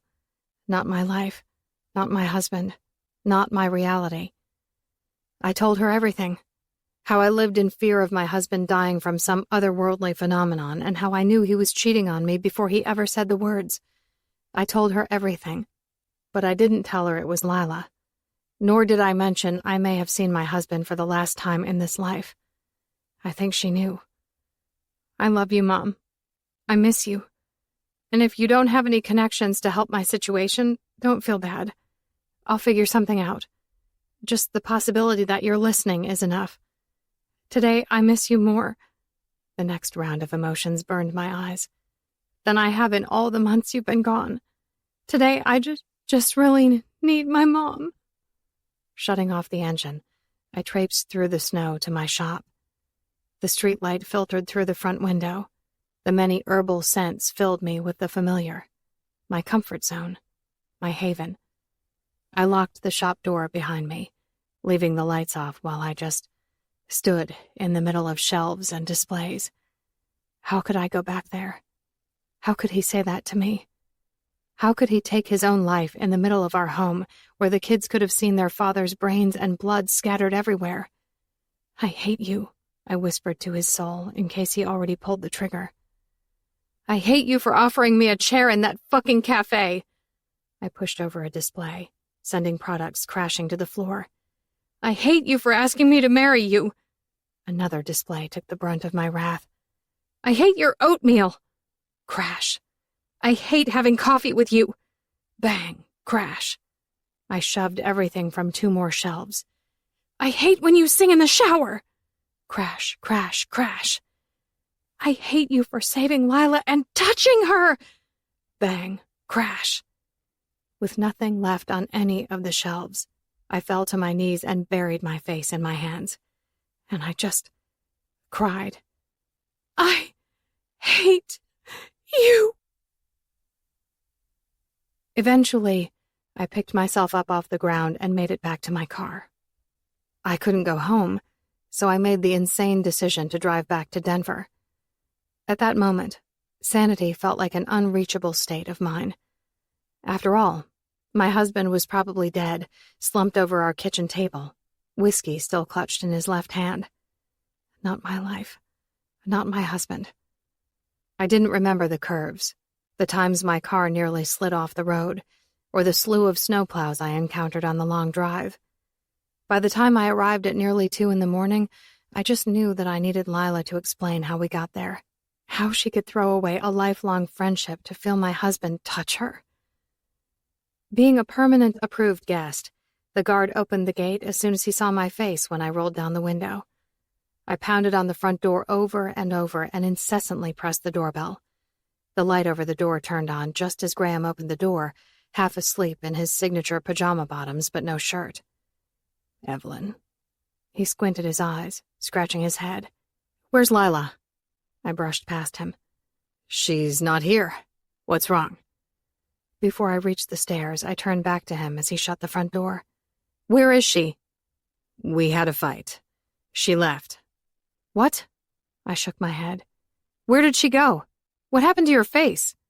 He rubbed the back of his neck as he shrugged. Lila happened to my face. What? No, she wouldn't do that. Where is she, Graham? How can you not know? What was the fight about? I felt like 10 cups of coffee at the end of a marathon. The chill of a cold shower when I needed 10 hours of sleep. Nothing felt right. Everything was wrong. Graham deflated on a long sigh and averted his gaze to the white and gray marble floor between us. I found out she had an affair. With who? I whispered. One slow inch at a time, he lifted his gaze to meet mine. I think you know that answer. I swallowed that added dose of reality. It hurt going down that time almost as much as it did when Ronan confessed it, and it stirred up more emotions. How did this happen? I said on a tiny sob as my vision blurred behind more tears. Graham closed the distance between us and hugged me, resting his cheek on my head. I don't know. I just don't know. I don't have anywhere to go. Not true. He kissed my forehead. You can have your pick of bedrooms, even mine. I promise to be on my best behavior. I pulled away and shook my head. I need to be alone. Of course. Come on. He took my hand and led me up the stairs. You probably don't want to sleep in Lila's room. It's been cleaned, including the sheets. But you could grab something to wear from her closet. Night. I barely managed that one word. As I started to pull away from him, he tightened his grip. I glanced down at his hand squeezing mine before meeting his gaze. We'll get through this. Together. I'm always here for you. I tried to form a smile, but my face refused to cooperate. Widows didn't smile.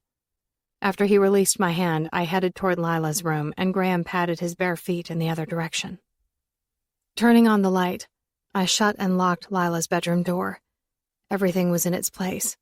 The bedding crisp and void of a single wrinkle. Vacuum lines in the carpet like it had recently been cleaned. Even fresh flowers in a vase on her nightstand. It didn't look like the room of a woman who physically abused her husband and left without a word.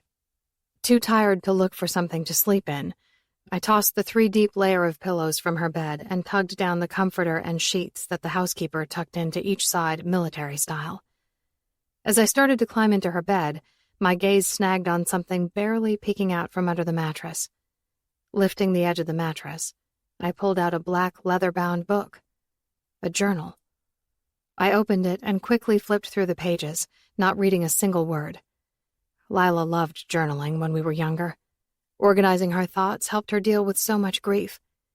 Setting it on the nightstand, I clicked the light remote and buried myself under the covers. It took one single second for reality to hit. It was real. It was my life. That man with the gun was my husband. "Ro," I whispered, closing my eyes. "Why did you leave me?" My heart ached so much. I knew it would never beat the same way again. Would Franz and Anya ever forgive me for not saving him? I hoped so. Maybe one day I would explain what happened to him, how he tried to be a superhero, and how he discovered he wasn't immortal. How I discovered I couldn't rescue him anymore because he was destroying me. Franz and Anya. I thought only of them in the final seconds before I turned and left Ronan alone in the kitchen. They needed me. I saved the very best of my husband, the very best of me because I chose them. After tossing and turning, rubbing my aching chest, and wiping tears all over the pillow, I sat up, unable to breathe well. Flipping on the light again, I crossed my legs and practiced slowing my breathing, taking in long breaths and letting them out slowly. Glancing over at the nightstand, I stared at the journal for a few seconds. Yes. Reading her journal felt like a violation of her privacy. I never read her journals when we were younger, but she crossed a line with Ronan. Her privacy no longer meant that much to me. Praises for her new husband filled the first part of her journal. I didn't care to read every word, every detail about their life. Some details were about their sex life. I skipped ahead. She expressed frustration with her role as First Lady. I could have predicted that. Skipping ahead again, I read a few opening lines of another entry, but I didn't stop. I couldn't stop, because I couldn't believe the words on the page. "I feel so stupid, so blind, so trapped. He manipulates me. It's not rough sex. It's not a physical need. At least, not anymore. I blindly fell for his excuses because he hurt me during sex. He justifies it. He makes me feel like my orgasm rights any sort of wrongs. It always leaves me confused because I love Graham. I love our intimacy, and sometimes I love the intensity, even when a little pain is the price to pay for pleasure. My desire to please him blinds me. Today, everything changed. It's not a fetish or a preference. It's a sickness. Only a sick man breaks his wife's nose because she playfully grabbed his phone when he wouldn't give her his attention. I wanted him to notice me, my new white dress.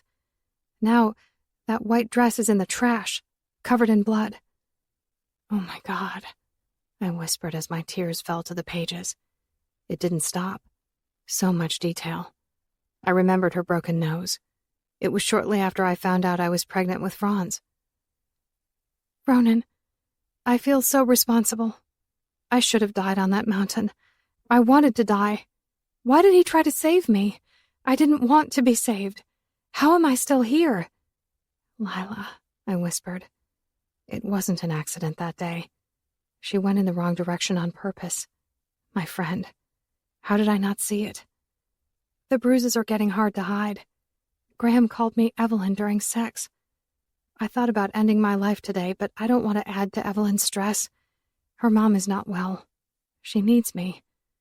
My biggest dream became my worst nightmare when the pregnancy test came back positive.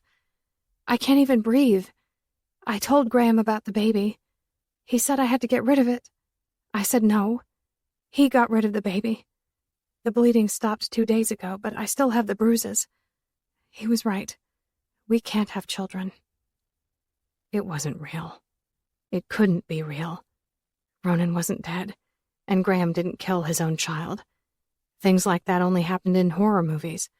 Only fictional characters could be that monstrous. It just wasn't real. Pages.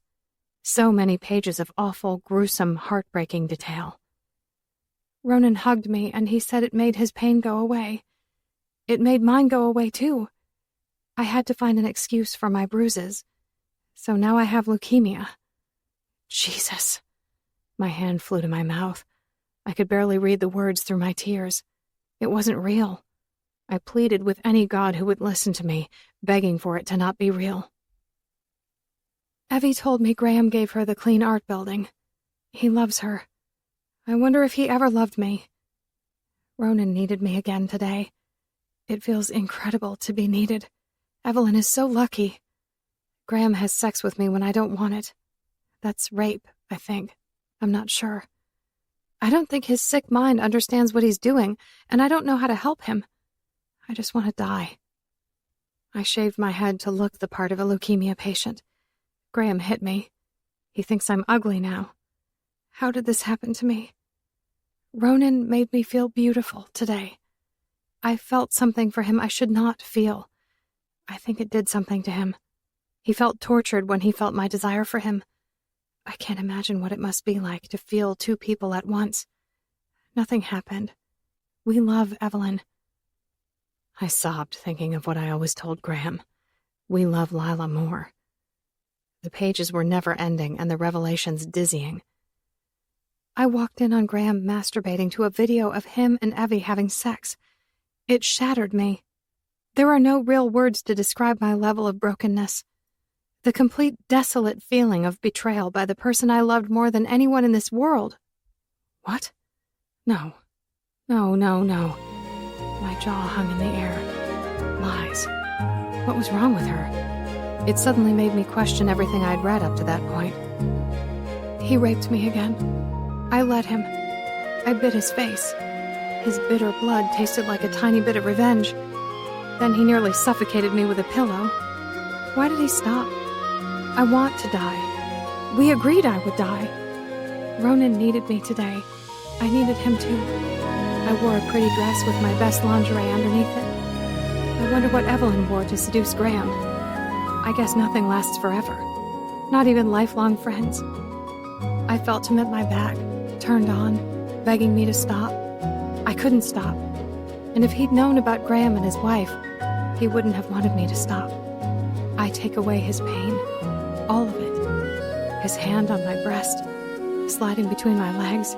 He took off his shirt, kept on his pants. I hated the material between us. I wanted to feel him inside of me, but he couldn't go that far. We held each other for hours.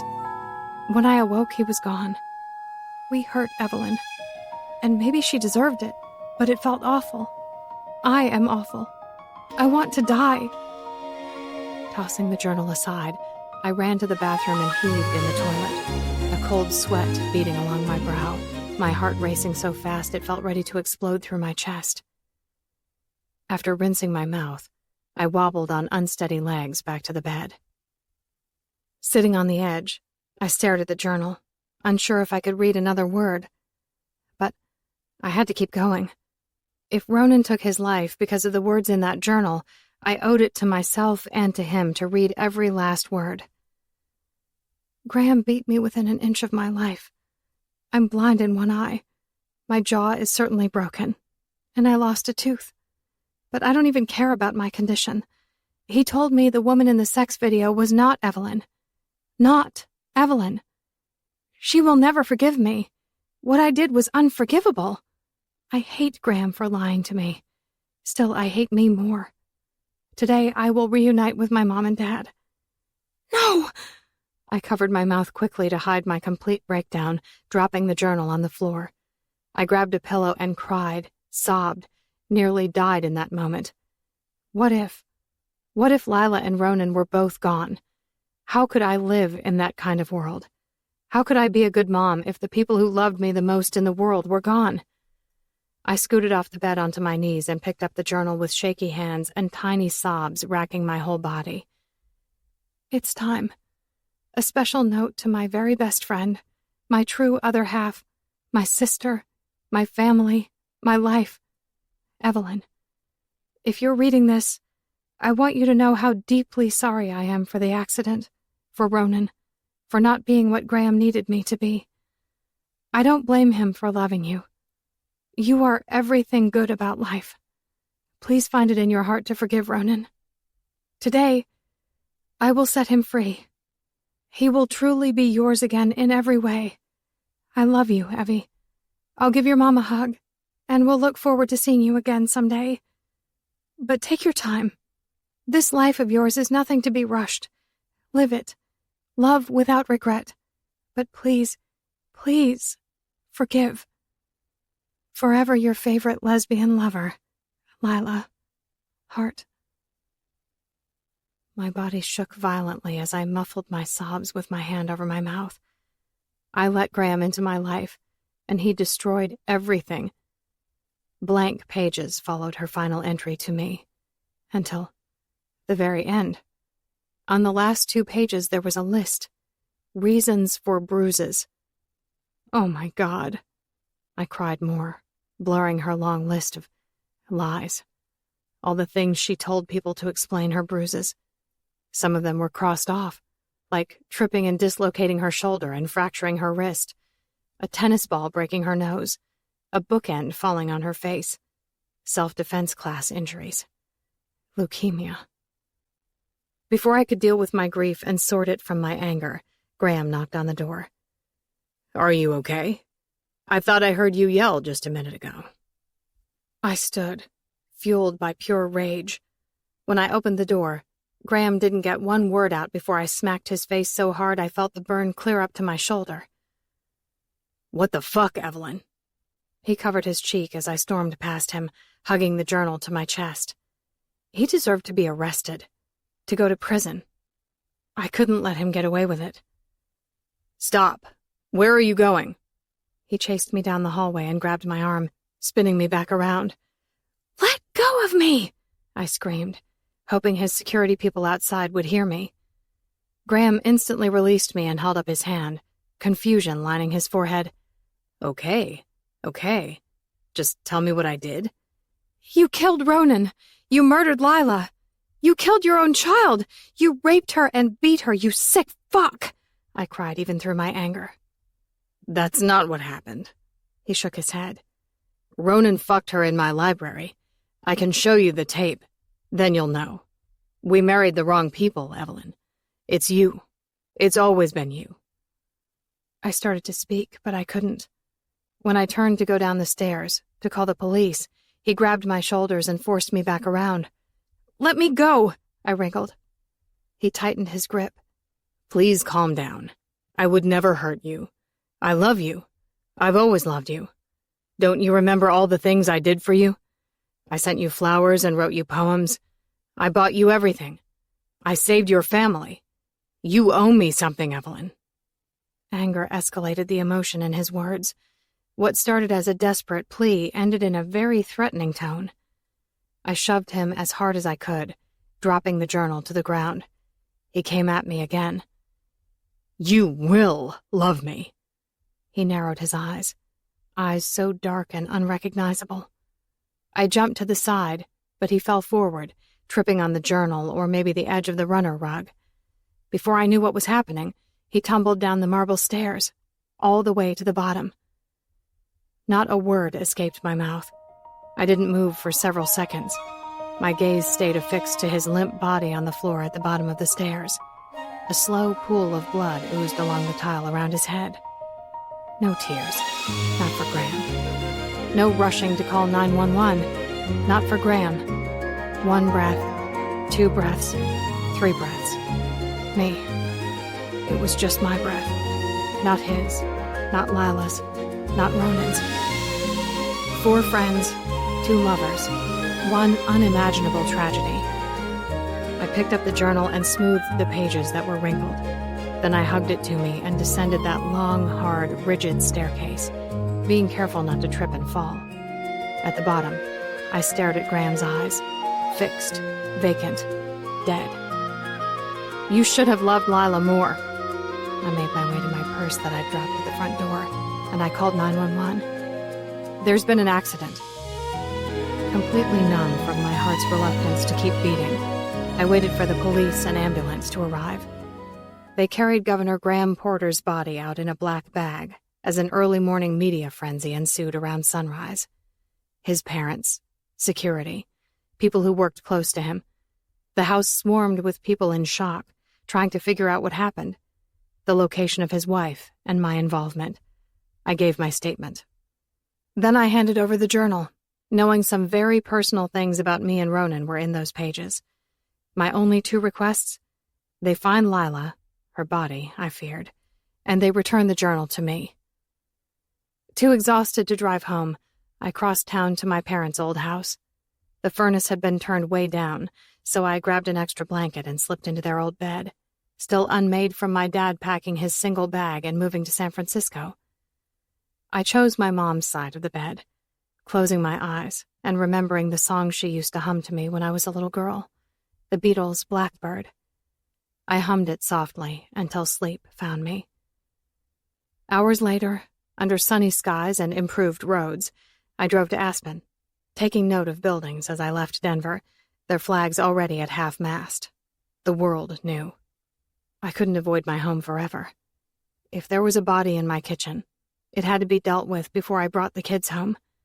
Seeing him would haunt me for the rest of my life, but I had no other choice.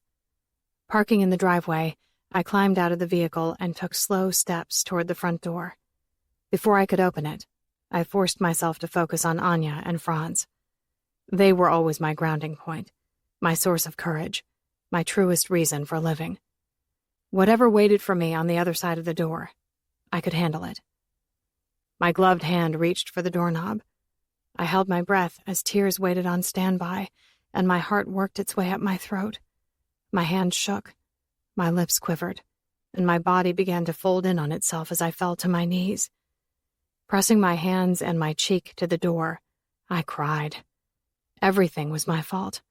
Lila marrying Graham, Lila on the mountain that fateful day, Ronan feeling like a failure as a husband. Me. It was all on me. And then I just left him with a bottle of whiskey in one hand and a gun in his other hand. Why did I leave my kids on Thanksgiving if I wasn't going to save their dad? "I'm sorry," I whispered between sobs. "I'm so sorry." "Ruff! Ruff, ruff, ruff!" Sucking in a quick breath, I slowly opened my eyes. I couldn't fucking move. Not a blink, not a breath. I wasn't even sure if I heard Mrs. Humphrey barking until she flew up the porch steps behind me and started licking my face. Still, I couldn't move.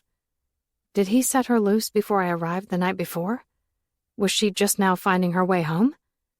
Snow crunched behind me. Steps, each one getting closer, louder.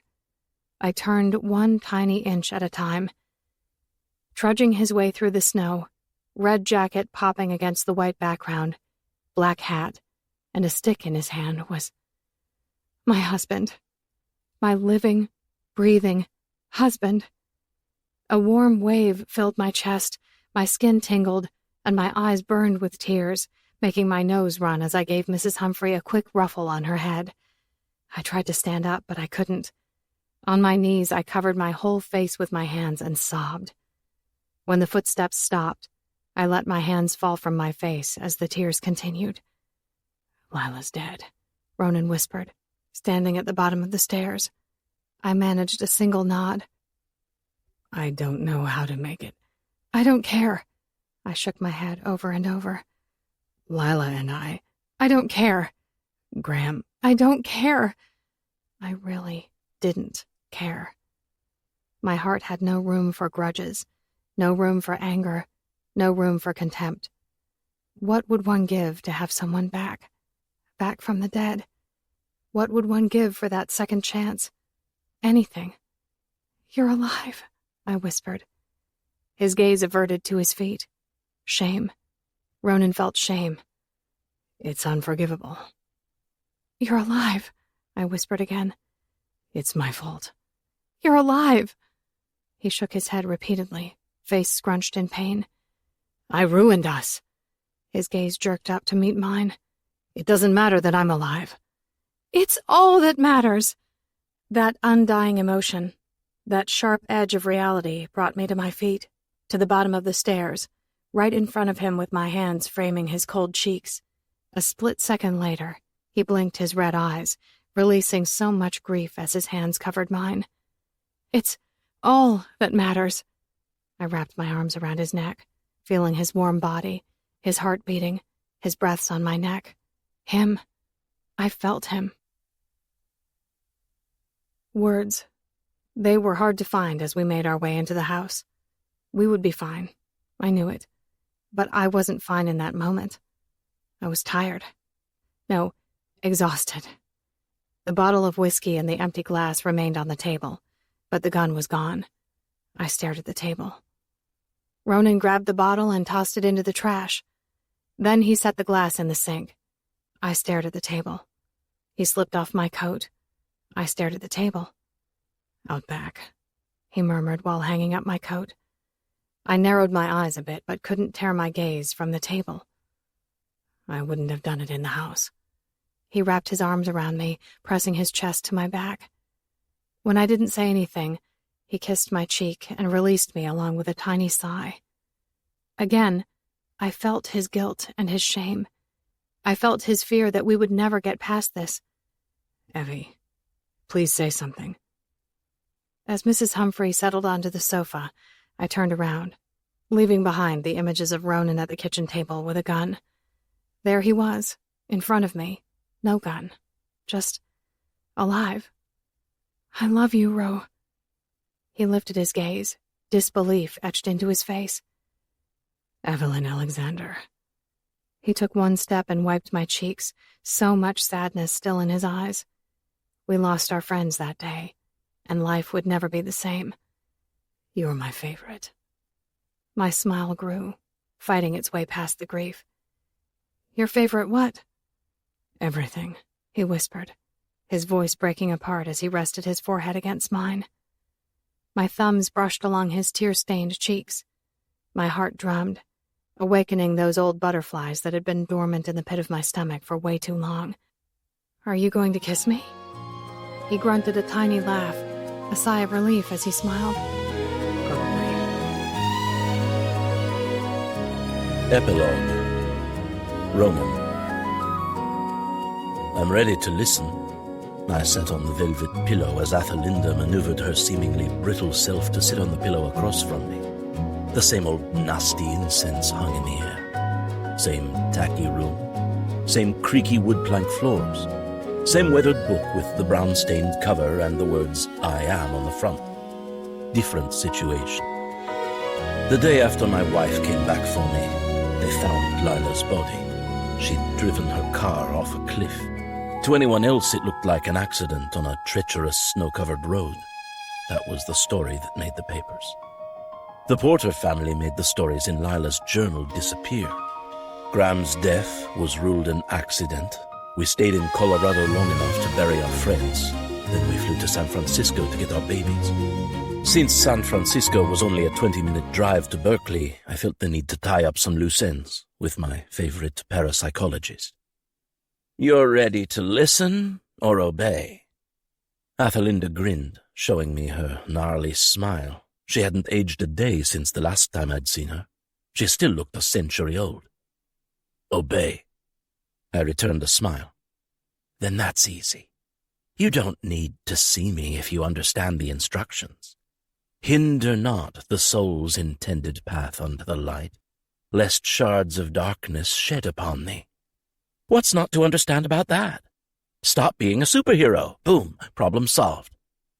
No catches, caveats, footnotes, clauses, no giving the blood of my firstborn with 2 blackbirds wrapped in blue corn husks or anything like that. She laughed, but it turned into a cough she didn't cover up, but rather spat in my face. I cringed, using my sleeve to wipe the spittle. Don't bring back the dead, and God will be pleased with you. Why did my heart stop? When Lila coded a second time, my heart stopped. Yikes! She cringed. Yikes? Your answer to why my heart stopped is yikes? I'm paying you for yikes? She thumbed through her book and scribbled an illegible note on one of the pages. I'll look into this. I have to consult with God? My eyebrows slid up my forehead. The keeper. When do you talk to the keeper? She shrugged. When I die. My list of questions, is getting so long I fear my earthly heart won't restart if I dilly-dally too long. She tapped her pointy fingernail on her notes. But this feels like an important one to clarify. My best guess is you were too close to this person. It's really a miracle you're still alive after she took her own life. I nodded several times, not mentioning the gun and my intentions. Find boring and embrace it if you like your life, okay? And if I die again, stay dead, right? The woman of many lives gave me a wry grin. Yes, a wise man would do that. You're not wise? She pulled her hair over her shoulder and began braiding it. No, I'm weathered. You're showing wisdom. I thought I preferred bravery. I thought I could prove to the world, to whatever god reigned over me, that I was worthy to decide who lived and who died. Maybe I even felt a bit of immortality having died and come back to life.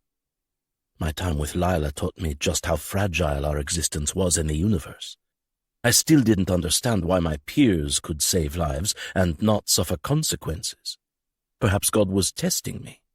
I failed that test, or almost failed it. After all, had Evelyn not unexpectedly shown up Thanksgiving night, I would have taken that gun out back by the woodpile and pulled the trigger, given my life as a sacrifice for disobeying God, for letting Lila die, for hurting Evelyn deeply.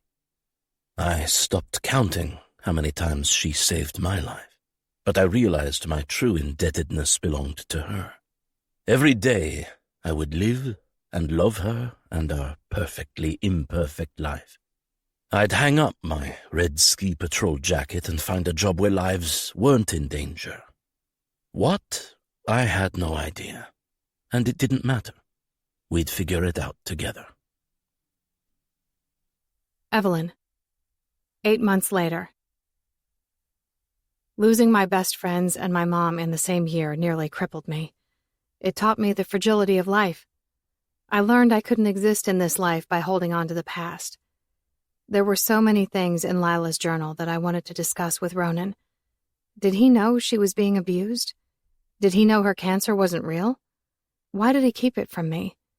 What exactly happened in their moment of intimacy? However, in the days we stayed in Denver after Thanksgiving, preparing to say goodbye to our friends, I never asked him those questions. Lila begged me to forgive him, so I imagined the worst. I imagined that he knew everything and that he kept it from me. Then I imagined the reasons for not telling me. I knew they were, at their core, born of love. Ronan loved me. And if I loved him, truly, in a million alternate universes loved him, then I would forgive him without demanding accountability and without apology. I chose love. Always love. We're doing this, I grinned, breathless with excitement as we handed the keys to our house over to a realtor, the same realtor who sold the building where I had clean art. The money from those sales gave us a new freedom to go anywhere and start over. At first we considered Vancouver, but the memories of Lila and Graham were too raw to go there. We chose Chamonix, France, where Ronan grew up. A new beginning. I hated leaving my dad, Katie, and my niece, Ansley Madeline, not Porter Reynolds. But they not only understood, they encouraged our relocation. My loyal intern, Soapy Sophie, and her mom, Nanny Sue, inherited clean art, and they agreed to keep the generous ski patrol discount. We're doing this. Ronan wrapped his arms around me from behind and rested his chin on my shoulder as we took one last mental picture of our first home. I shed a few tears. It held so many memories of my life, even before Ronan. "Daddy!" Franz yelled from the car with his typical impatience. "Let's go!" Mrs. Humphrey barked in agreement. I turned in Ronan's arms. He wiped my face and smiled, knowing they were happy tears. 3 lives. He cocked his head, eyes narrowed. I grinned. You have my permission to save 3 lives from this day forward. Your wife and your 2 children. You may hinder our soul's intended path unto the light. Ronan kissed my forehead. Yes, because without you, shards of darkness would shed upon thee. Me. He interlaced his fingers with mine and led me to the car. But really, babe, you should have said 4 lives. Poor Mrs. Humphrey. This has been The Life You Stole, written by Jewel A. Ann, narrated by Andy Arndt and Paul Woodson. Copyright 2020 by Jewel E. Ann. Production coordination by Lyric Audiobooks. Producer Andy Arndt. Andy Arndt and Paul Woodson are members of SAG-AFTRA. To keep up with new releases, visit jeweleann.com. This unabridged recording was produced in 2020 by Jewel E. Ann, who holds the copyright. Neither this recording nor any portion of it may be reproduced or used for any purpose without prior written authorization from Jewel E. Ann. Thank you.